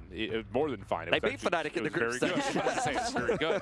It's just, yeah, this run through the playoffs in EMEA and then the follow-up getting into Toronto, not finding the same magic that they had through groups. Again, a little bit of manipulation off of like what patch they're playing through. But regardless of like the nuance of the game itself, there is a level of like, you have to be able to execute at this level. And Titan is showing that they can. Heretics have shown to this point they're vulnerable to teams like NRG and now teams on the other side of the stage like Titan. So, and in a world where Titans win this, is this the upset of EWC? Is there even another match that rivals this? This is kind of an awesome way to end the day. Yeah, I would say I think so. I mean, the expectations for G2 are dropped because they had to play without Leaf. Really, everyone else who's been eliminated to this point, you know, XLG, same situation, had to play with a coach, and they looked pretty good. Like, Yova looked really solid. And everything else kind of went as expected. So, yeah, in terms of results and eliminations, this would be the biggest one that we've had yet. All right, here we go. Titan Esports Club on the verge of a massive upset, or is Team Heretics going to show us some recovery here on Sunset? Take it away, guys. Seeing the Abo deadlock once again. And on defense to kick things off, kind of when we saw a deadlock on Sunset, I remember it was when Zekin was in the picture and a Neon for him, and just deadlock can really cut the heel of a Neon. If you throw the barrier behind, you take away his ability to escape, or even just create such good delay. The importance of Abo. Can't speak to it enough. No. And so with the Neon KO Vice, again, the initiation will look a little bit different for Heretics than it will for Titan. But Lucas will drop first blood. Benji Fishy countered by Abo. Lots of action here at mid as Abo is able to find another right click. Rian shows himself at tiles, dealt with the wide swing by Coco. And quickly, we're into a 4v2 in favor of Titan's defense. Now Tech could have a good dismantle of one of the parts of Heretics. About a 3-2 split. Now still with the blind available for Boo. Soon the smoke goes out. He's not going to take the risk of swinging out, trying to have some good timing, unless he wants to wrap around. But it's all going to depend on if Abo can stop him in his tracks. Either way, the knife thrown from Woot will limit things for Tech, and the paranoia. It's unfortunate. To stop that, Coco goes in. And now maybe just to add a distraction, it's a fake and it's Tech wrapping around, and Tech trying to put a smoke in place. And even with the net, with T-Virus leading in, and it's Boo against the world, and Tech finish off what they started with a pistol going their way. And I love just the early establishment. And again, I don't want to, sell the farm here in round number 1, but Titan showing that they want to battle at mid. Did not see a lot of that yesterday, especially from their defensive side. So that's something that's already new in terms of what they're trying to put into the picture. And to be fair, Titan just didn't have a chance to play much of their defense because, well, they were down 8-4 at the half. Ended up losing 13-6, only winning the guaranteed gun round in the third of the half, and then a follow-up gun round a couple of rounds later. But they didn't really show the commitment to wanting to contest across multiple areas of the map. So that's already something that at least they're trying to mentally establish through that pistol. One-way smoke plus the Prowler just to check things out over towards A. We'll read a little bit of an establishment of pressure, and that may lead towards Coco rotating over so he can be in range for the fault line. Tech have won every defensive pistol in this series, so. That's a shout. And Heretics just trying to read if there's any kind of trap play and what the setups are going to be around Coco. Tech have been, at least off the pistol, very, very deathball-y as you kind of sort of play in that round. But is that going to be the style they go for? I did notice those initiators playing very tight together in the last Sunset encounter. So Mini Boo taking the wrong angle, and he only just gets sneezed at. The fall line is going to force him back nonetheless, and taking the helm is that KO. And a lot to watch out for. But Heretics doing a death ball of their own. Smokes in place, but now trapped in the site. I don't know if that's where they want to be, but a lucky right click from Marians. Or no, it's actually just shots through the smoke, and Tech want to find their way in with a 2-2 split. There's also a lurk from Benji that could be coming up from behind Tech. They got to get the job done soon. And Lucas steadies his aim, and a big double from Haodong. And this flank from the Vice came in too late from Benji. And Heretics about to convert that anti-eco. Clean. I think the biggest thing here for Titan is how they try to hold on and contest before the spike can fully get planted. More so, it's not that they stop the plant, it's that they stop a post-plant. You don't really get any real deep setups for Heretics behind the site. You can't get back to elbow. You can't get back over to A main. You have to rely on the timing for Benji Fishy, and initially it did look like he was going to get there right in the nick of time. Problem is, he's got a basic pistol. The only real influence of power came off of the Outlaw play. So Heretics just not having the weaponry to survive through the retake. But this bonus is a little bit lighter here for Titan due to the nature of round 2's anti-eco. So advantage coming back forward here for Heretics.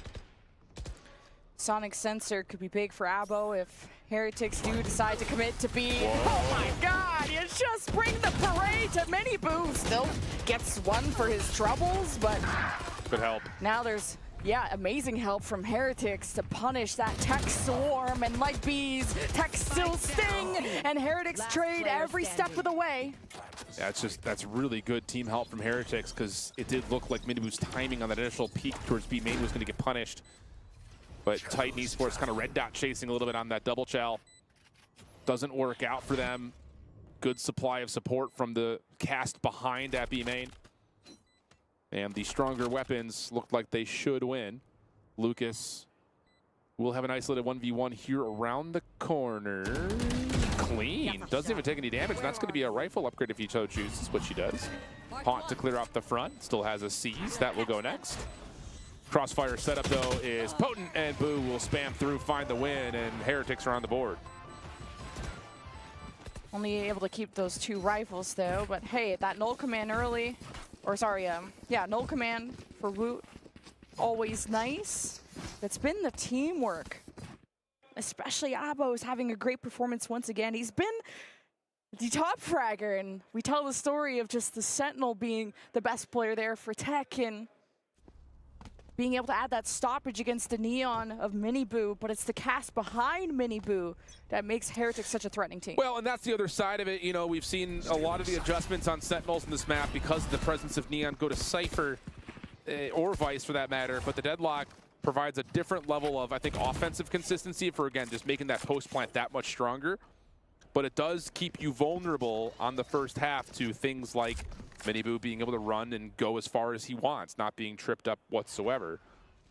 Because the sensors, as much as they obviously can provide a sort of line in the sand, it really doesn't deter a burst play as much as you might figure. So Heretics in this full gun round going to show some presence at mid, toss even an extra smoke that will pull the focus of Titans off of A and back in to make sure mid stays safe as the smoke dissipates. A late barrier match is planted. Over towards B main, null command early earn will be spent over towards market, plus now the fast line to try to get in. Just comes down to Kanabo, hold this crossfire. Yeah, because that barrier, Heretics can't even play through B main. It's just got to be the front charging in against Tech and the Neon, the breach. It's on the way, and Coco has flashes, but Tech won't be able to prevent the inevitable, and that's the plant. Now the barrier's gone. Heretics can now back play through B main, and the paranoias are huge, but Benji's just better. Playing at a distance, playing safe, and Tech are out of options, out of util, and can't swing together to check both corners. Such a difficult site to retake. Yeah, and initially, you know, you look at how Titan set themselves up. Paranoia, fast lane, flashpoint all being spent at the same time. You get into the quick play, you deal with the first blood, but honestly, that's just a really impressive off-screen moment from Benji for the 1v2. Deep on the site, an angle that really requires you to have to hit the head. And he does well to convert onto a huge double kill to keep that post plant safe. Back to a save go Titan Esports now with only annihilation at the ready. Overdrive is close, and a Bucky in play could provide some fun if you get it into a good spot, but Heretics will have the power of the Outlaw against 3 non-armored players of Titan Esports. Hate to get brothers confused, but it was like one of the boos were really good with the Outlaw and Icebox. It's been their signature. So brothers will have to work together on opposite sides. Now through the A elbow, just the Bucky, which could enable the overdrive. T-Virus gets lucky. Of course, you have a Prowler that could give him a heads up if Lucas gets a sense, and there is the shot, and Miniboo, the stun to just get him out, and Miniboo does escape. Yeah, it's fine though. I mean, if you're Titan, it's 60 seconds left on the clock, and you've pushed off the A hit. So not bad in terms of being able to do that with just Sheriffs and a Bucky. But this quick rotation back to market will be uncovered. The knife will stall out Titan a little bit, and okay, Annihilation pulls them back. That's gonna be a free kill, and a free weapon on top of that. So now you have a numbers advantage.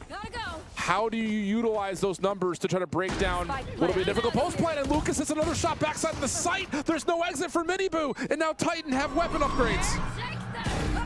Now a Nightfall, but Heretics trying to play together, play for trades, and Rians won't have the space to play the Hunter's Fury. It's just the shots they gotta count, and it's Tech that have numbers, and Plot on their side.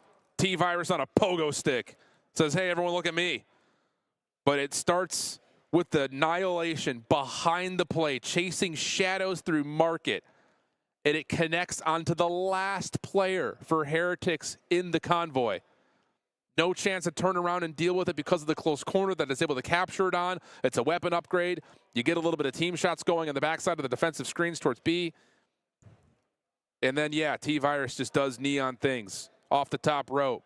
Look at me while my teammates clean you up. Huge round for Titan.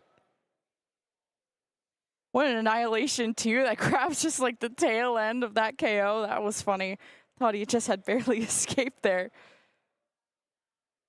To go forward. Heretics with mid-exploration. Oh, just Miniboo has been fast. He's been loose and aggressive, but put down like a dog by Coco. And Tech hold their side of the map. And it's Heretics with the Hunter's Fury. That'll still get Tech dancing. And Boo wins market. And of course, coming through main is that Vice, so Heretics have the site.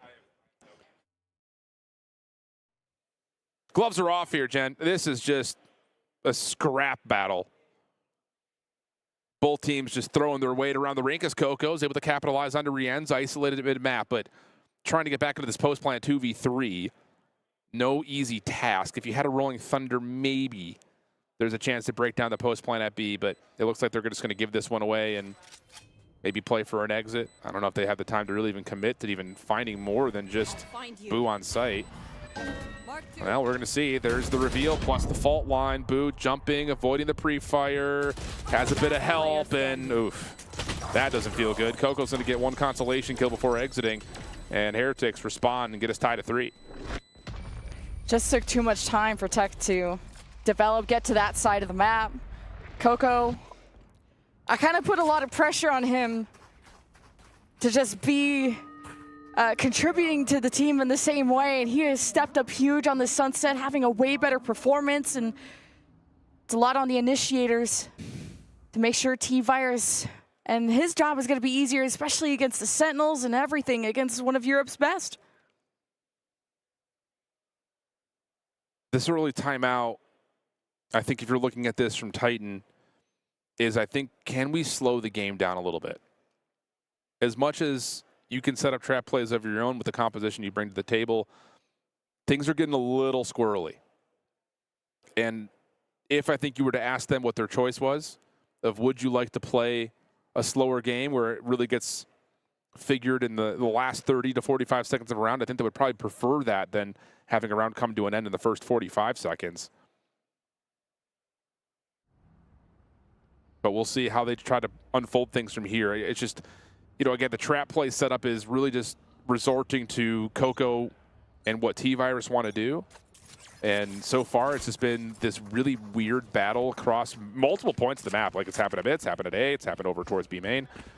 But I think if you were to ask Titan what that timeout was about, it's about trying to slow this game down a touch.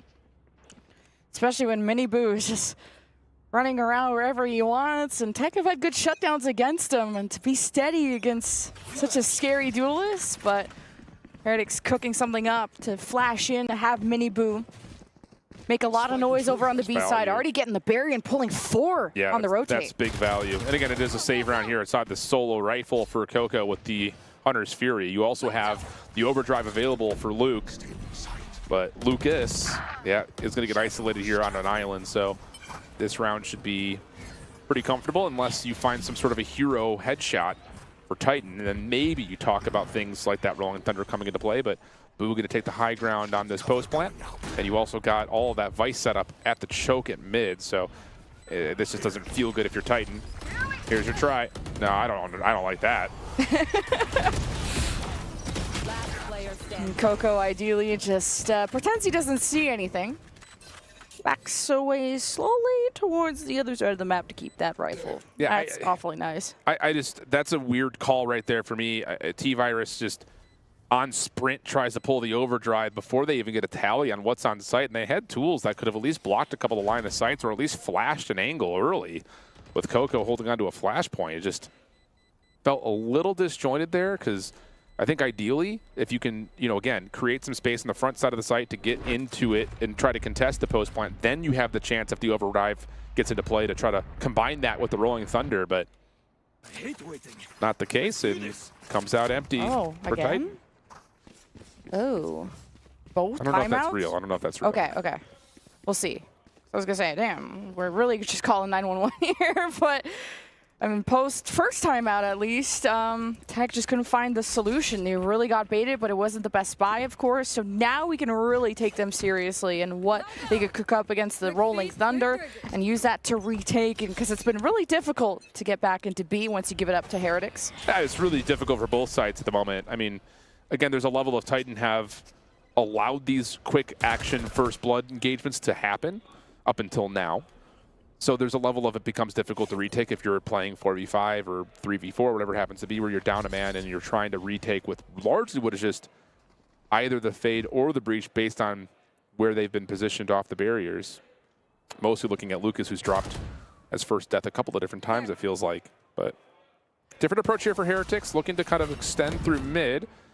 Haunt comes out just to make sure that stays safe. Rolling Thunder here, Paranoia with that. Fault line, well, I was going to say, is also spent as a part of that, but there's no real follow-up engagement. Another head-scratcher in terms of Titan's commitment on that.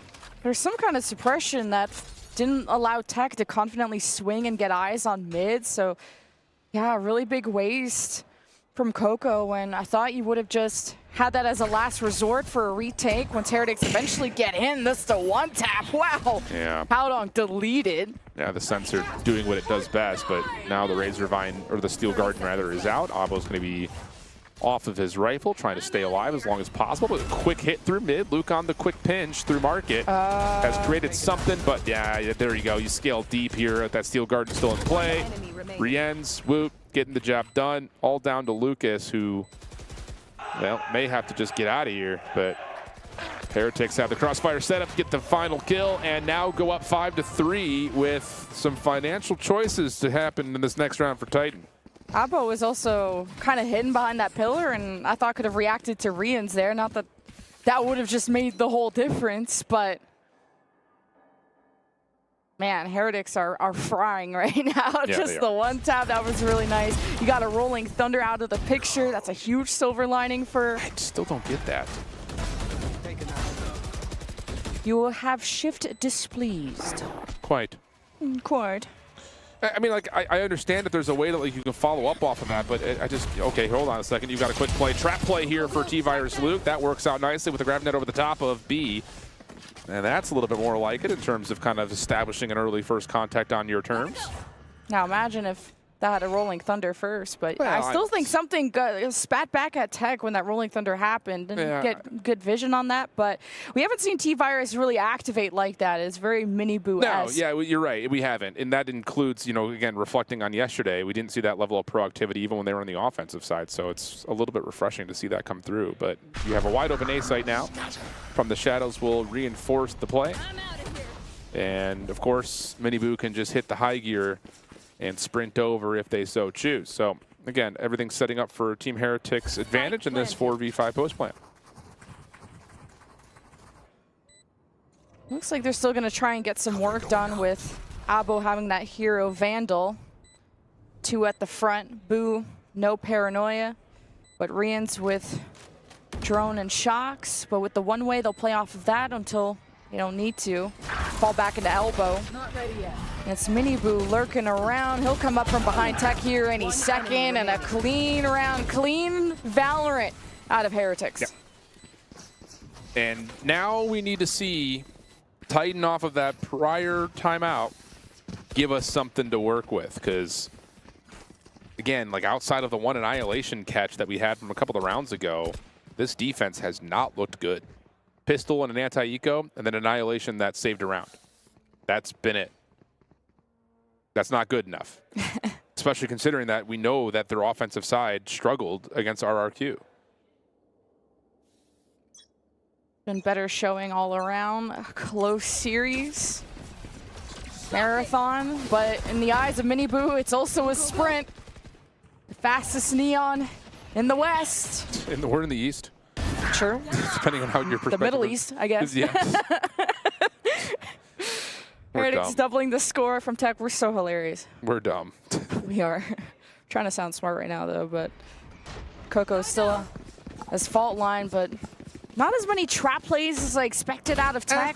I mean, like, the problem with it is, like, you're, in a certain way, like, you are kind of mirror matched in the ability to trap play on the other side because of things like Paranoia, push-ups with smokes or flashes, or whatever it happens to be for Heretics. You just, that was kind of like the first 5 rounds was a lot of that, of like both teams trying to establish that, hey, we're the ones playing aggressive, you have to play more reactive.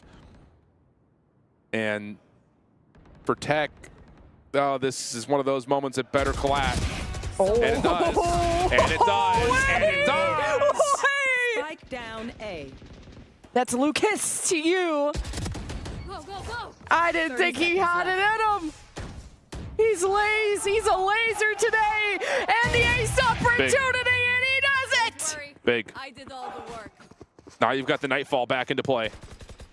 That gives you the opportunity to get this thing to hopefully, if you're a Tech fan, a 6-6 count. Problem is, Heretics have built up their coffers so much that they can afford for pretty much eternity, at least on this half. They're going to be fine for the next 2 rounds. They also have a couple of key ultimates that are going to be coming up in the following 2 rounds, maybe even in this next one. But Lucas's ace here gets him right back onto a Nightfall. Gives you the opportunity to play more reactionary if you want to. Use that as a chance to kind of break down the post plant. Out of your seat. And he's just 18. Imagine the career ahead of him. Generational talent. Now the Nightfall from Tech to early suppress. A elbow, some safety from Heretics. Can't hear, but you can see the dub if you're Heretics, and it's the Hunter's Fury. Causes some obstacles from Tech, but a null command added into the mix.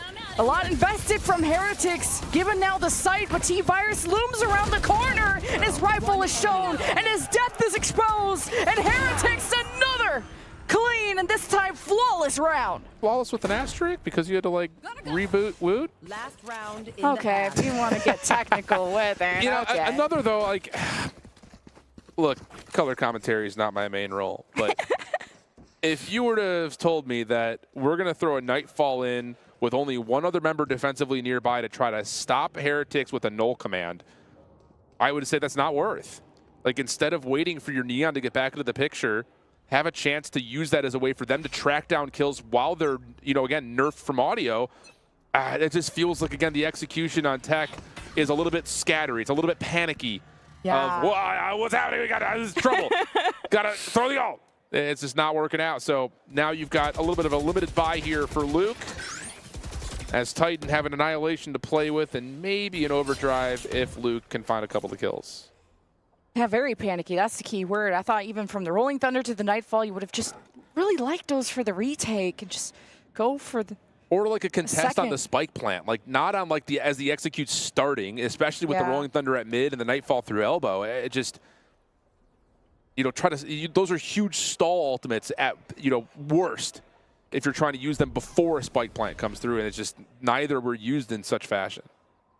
Now Mini Boo is lurking. Abo just ace potential as he nets and does not want to go fishing. Delay, the stoppage created from the barrier to the net. It's going to get Lucas running and getting his steps in to go and help.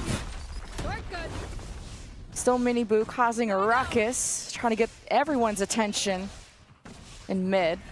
30 seconds left. Oof. Annihilation countered by the knife. No, doesn't actually. Oh, the angle. They should be able to clear that though. The cocoon does come back in. Yep, good pinch for Rienz. Picture perfect. Again, it just feels desperate for Titan. That one is kind of a forced issue because you're stuck on site, but you do have a long play from Luke. The problem is he's got a stinger. I didn't like Abo just still being in the middle of the site, and I still wish he played back safer. That's just my style over what Abo likes. So. Go, go, go. Could be a weapon collection here. Instead, how about you run forward? That will work. Woot able to trade out one though. Aftershock clearing the space. A chance here for Luke to try to flood through the fast lane, but Heretics come up big with a couple of collected headshots and an 8-4 half has Heretics primed and ready to try to get into tomorrow. Tech are trying to find the right tempo and the right timing to catch Heretics by surprise, whether it's these early ults that haven't had the impact they were hoping for, just Heretics counter positioning, just being in safe. I mean, not even counter positioning, just staying kind of where they are, which was either a elbow, sitting in mid, throwing back at Tech, so they can't capitalize off the Rolling Thunder that happened in mid. So some minor misses from Tech. Now behind by 4 rounds. It'll be Tech going on offense this time. Another pistol that you look at and say, kind of had to have it.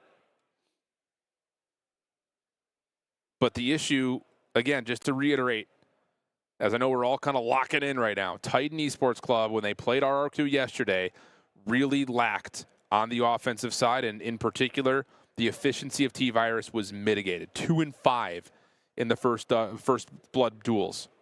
And a lot of it came in, like, again, very jittery fashion, where we weren't committing, like, of fast lane, fault line, flash, deep smokes, let T-Virus go in, get his 1-for-1. It just was like, we're kind of like halfway going. And often T-Virus is getting caught, is like not committing in or committing back as like that's just a fake, it's just a show of force. So that's what needs to be better today after going back and rewatching over the things that were not working for them versus RRQ. Again, they only won a couple of offensive rounds, 4 in total. It's just not enough, you figure, where the current meta is with Neons. One enemy remaining. Love that ace out of Lucas, but that was a momentary win out of a sea of round wins from Heretics. But I'm hearing the energy behind me. Tech hope to come back, and it all starts with this pistol, and that was their way to keep Haven close and into OT after a pretty big deficit, what, a 3-9 deficit to Heretics on that map. Right here. Miniboo pairs up with Woot. Kind of flash and dash, and you don't even need the util, just cleaner shots from the Heretics cutting the Tech push in mid. Same kind of story that we saw in the first couple of rounds from the first half, where Titan are saying, yeah, we'll duel you at mid. Pardon the tongue twister. And Heretics look fine. You know, a little bit easier to try to mitigate and, you know, manage those battles when you're on the defensive side, because you can just choose to back off if you want to. But Sheriff at that range against a Classic, you're like all day, every day of the week, and twice on Sunday. And this is Spike down. gonna fall apart pretty quickly. Spike is down. Yeah, Miniboo, little shotgun the way in. Breaking ankles, breaking cameras, and it's on to Lucas. 1v4 with a Ghost, no Spike to play with. Heretics just get more confident, they get louder, despite the time, but also the pace that they play at. And you're like, yeah, Jen, they're playing Neon, but I'm not seeing that same style out of T-Virus, and it speaks to just the level of experience that Heretics have on this map. It's early. Like, it's the pistol round of the offensive front. Like, we're not going to know if Titan are making modifications or adjustments to yesterday until we get into their gun round. So there's a level of, I think if you are Titan, I get it. Like, you're trying to put some battle around the map and try to force Heretics to consider multiple things to make that execute a little bit nicer. But until we get into a rifle round, it's just like you gotta survive to it. It's just not enough. Not enough. Tech lose one early and doesn't bode well. Okay, nice clip from Miniboo. Keeps A on lock with a paranoia that could assist, depending on the numbers that they expect to face. And a lurk from Lucas checking out mid, but it's Heretics getting to double digits, ever so closer. They're trying to get out of their group. This is elimination, so they still have to play another match, but sort of exposes the cracks in the armor of Heretics, who were, I think, a big favorite, obviously, to get out of their groups. Oh, for sure, yeah. How are they going to look in top 8 when a team like this exposes them like this?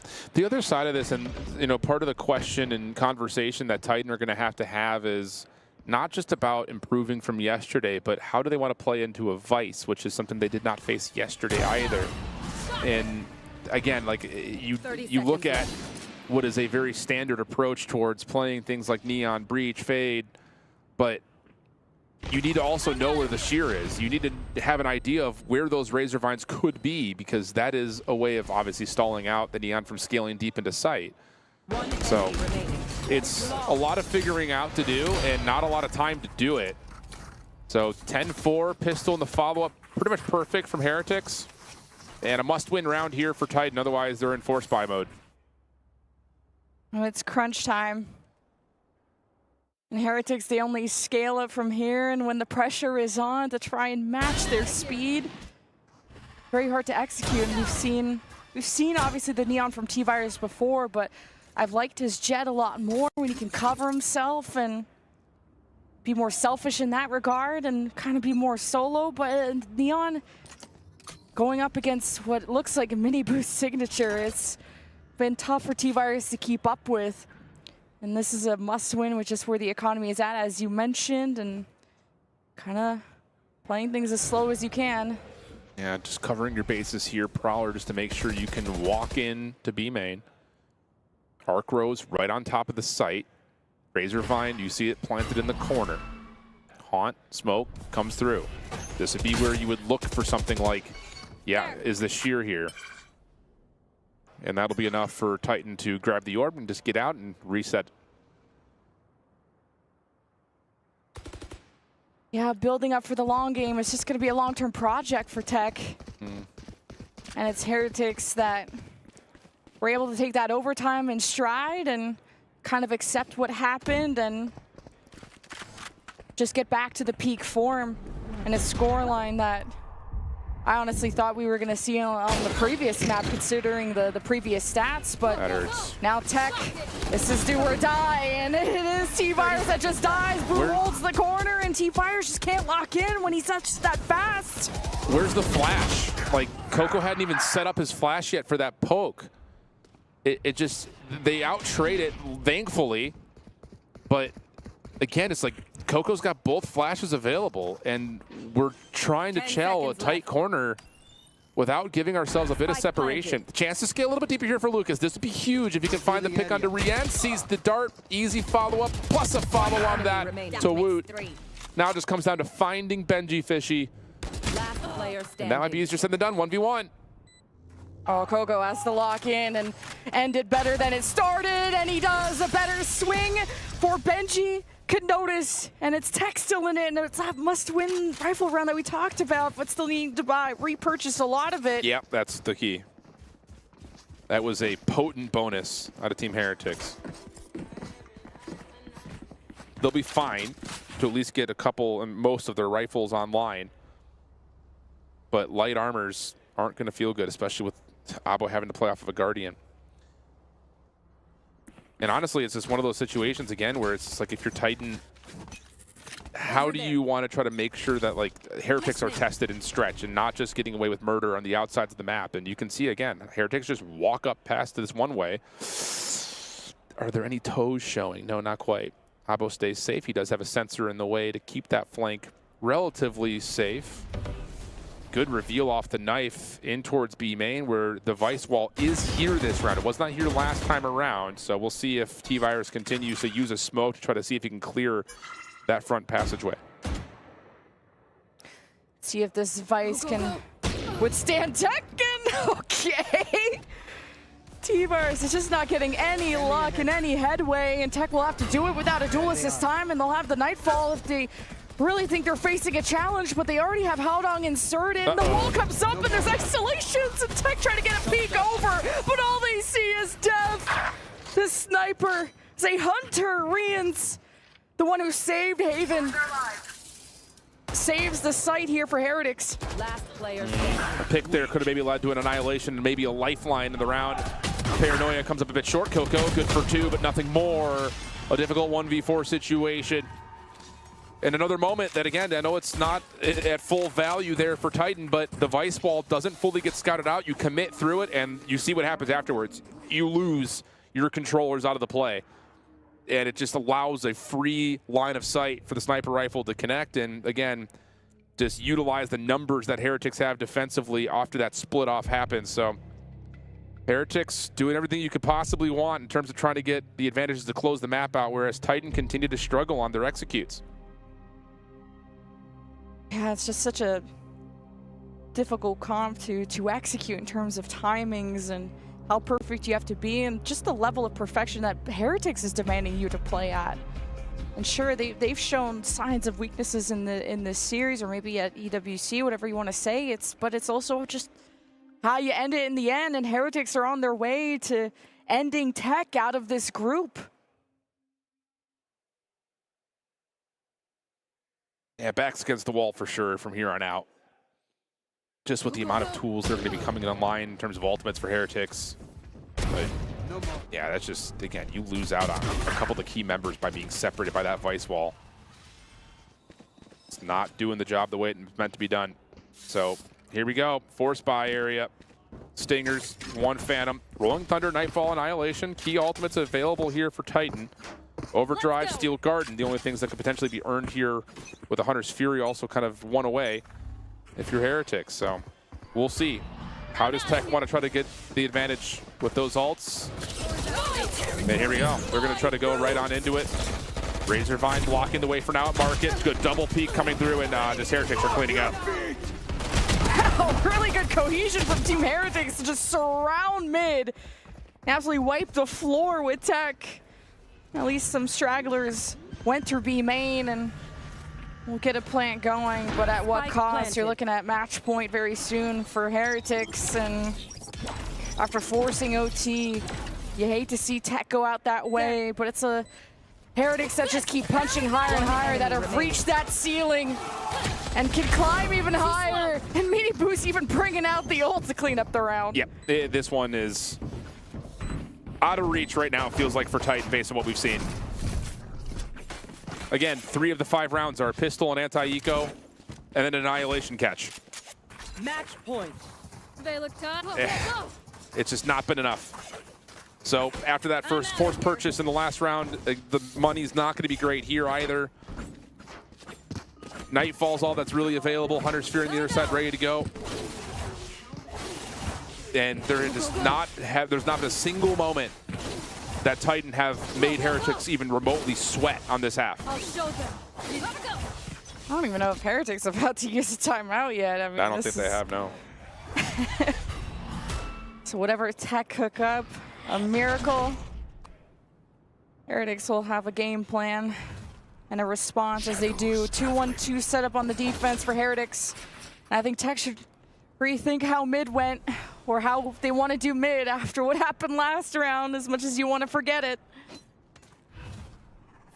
Running system, Nightfall through the left, and a reaction from tech through, or the Heretics through top. Live on with especially Sheriffs and a Stinger. Did what they can to shoot back against Heretics. Gotta get a weapon here. Well, it's going to be a rotate back over for Planet A, but another moment where the Nightfall is used to hit at Market.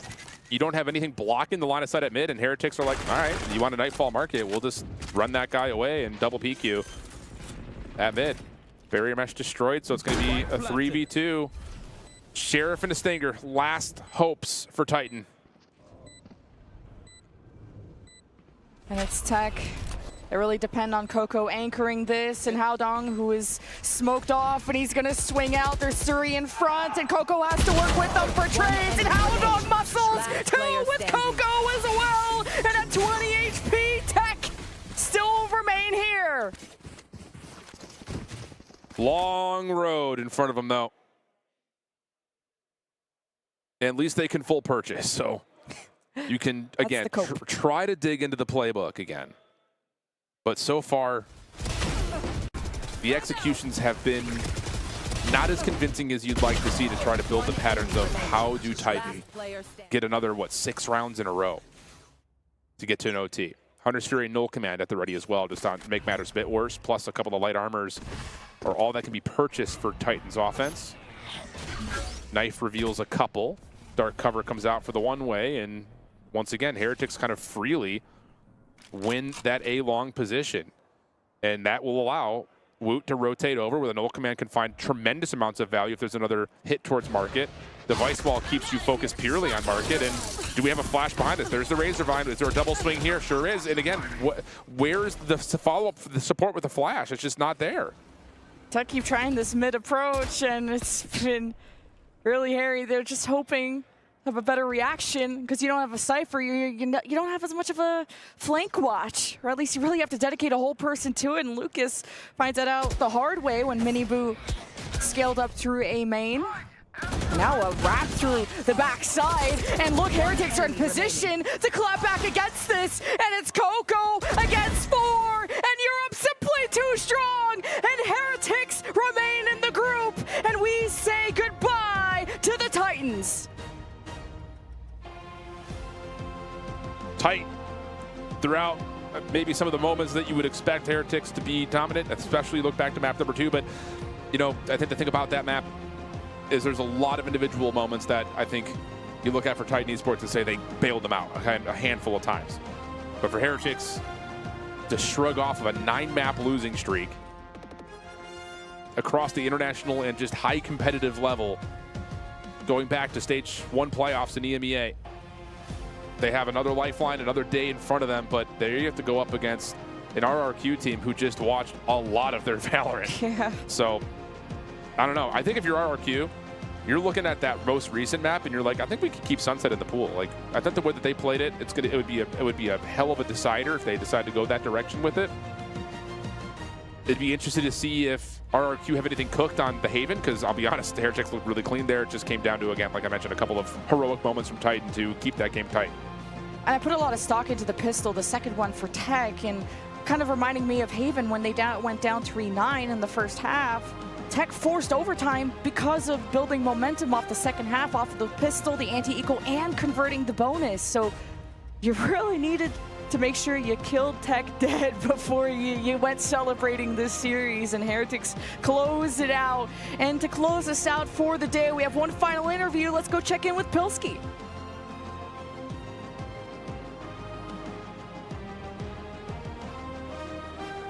I'm here with Rians from Team Heretics. Just got the dub over Titan Esports Club to go on to the, I guess, promotion match in towards the playoffs here. Now, recently, Rians, you guys have had a rough run. You've been drawing a lot of teams that have been red hot lately. You know, PaperX, Wolves, NRG in this tournament as well. It must feel good to get a dub, though.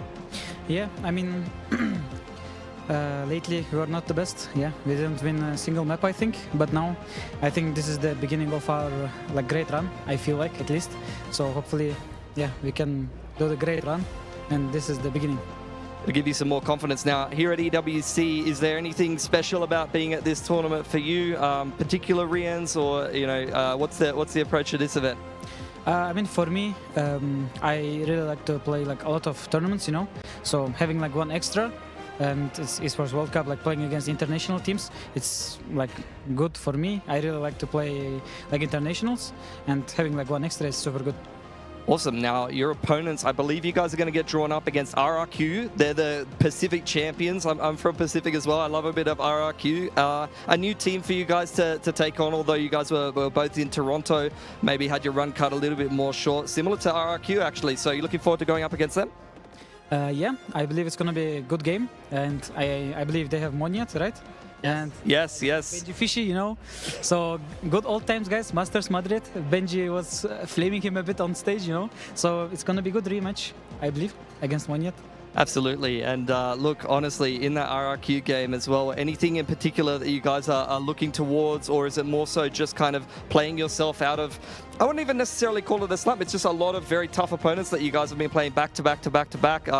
You know, anything that you're looking forward for that match? I mean, not really. We just want to play like ourselves, like old us, you know, the best team. So hopefully we can do it and beat them and go for playoffs. And it must feel good to get to play Sunset again. It's been a long time since you guys played Sunset. Dude, I used to copy your Sunset back in the day, like during Shanghai and EMEA stage run. You guys were sick on Sunset. It must feel good to get back on the server on Sunset, right? Yeah, I mean, it feels super good, you know. Me and Benji, best duo. So, and we have other three boys. I mean, it's just fun to play Sunset, you know. Like, I just like the map. To be honest, after Shanghai, in champions, we were not the best. I think we got 13-1 by EDG. That's like 13-4, but like, yeah, you know, before. I think that was in chairs, but earlier in the year, you guys were smashing everyone. Yeah, that's true.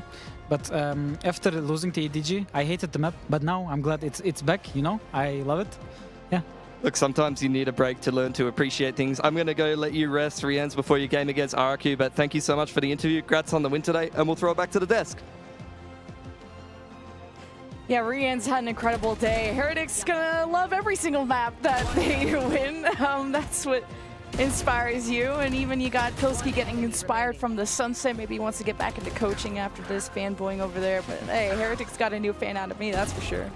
I think just important that, especially looking at that reaction for Rians, that there's no PTSD now on the map. You know, after, again, it was a pretty handed beatdown by EDG, you know, a while back. But yeah, I mean, I think, you know, the other side of this, outside of, you know, giving the flowers to Heretics for surviving through map 2 and then looking as convincing as it is map 3, is also showing some respect to what Titan were able to bring here. You know, not the most impressive stage out of them inside their region.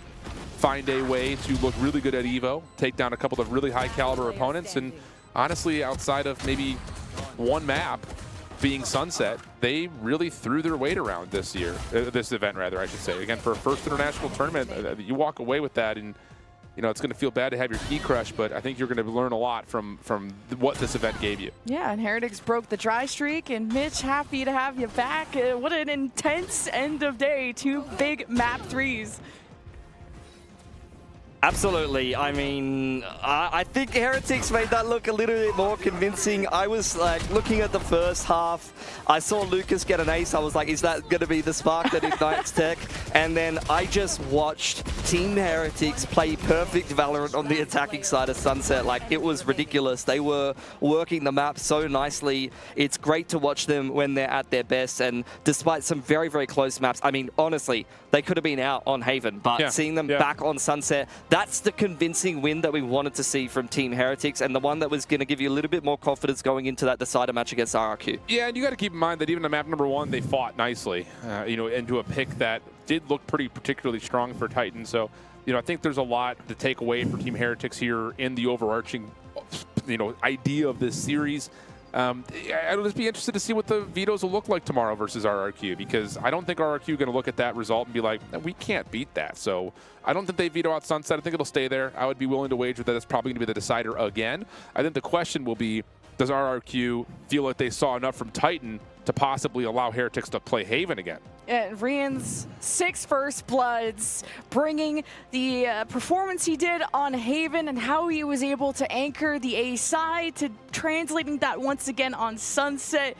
Man, that took a while for Heretics to get the win. And I just like the Chinese teams are getting a lot of respect. I mean, even when XLG lost, they got respect. Titans, I think, have impressed everyone despite how they were initially placed in the power rankings. They really did well. I totally agree. You got to give Titan some of their flowers. Not a lot of expectations coming into this event, and maybe not the best debut in the opening best of 1 against RRQ, but looking at this series in particular, it was very winnable for Titan, and I'm looking forward to seeing more of them going forward. Yeah, that's the thing that's going to hurt the most, I think, as they depart, is that this was a winnable series. You gave yourself every possible lifeline, clutching up as much as they did on Haven.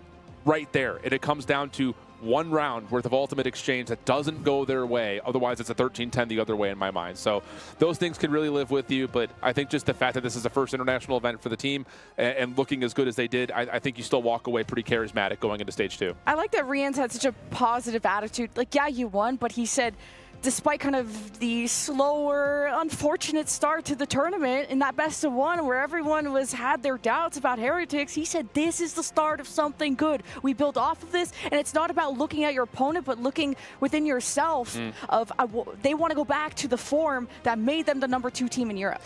Yeah, I think, look, honestly, you could hear it from Rian's in the interview a little bit. Like, we can make as many caveats as we want. We can say these are fantastic teams that they're losing to, but losses still feel like losses, and I could feel that it's affecting the team a little bit, that it's a little bit difficult for Heretics as of late. So I totally agree. I hope this is the spark that lights a fire under them. And look, I don't know, man. That's going to be a conflicting game for me watching them take on RRQ, because I'm starting to... You can't help but not love Heretics, bro. They're such a lovable team. Especially when Benji started screaming. They were kind of mentioning in their interview that he likes to flame people sometimes. And hey, you got to put up or shut up. And we got a lot of bangers tomorrow for deciders. Not only the RRQ match that you brought up, but we got BLG versus KC to decide Group A, that last spot. DRX versus Sentinels, RRQ obviously, and then Gen.G versus EDG. Y'all better tune in tomorrow. Yeah, absolutely. I mean, those are all going to be qualification games into the playoffs. Only 4 more spots on offer. We've already had the upper brackets play out, but we've made our way through the lower bracket today,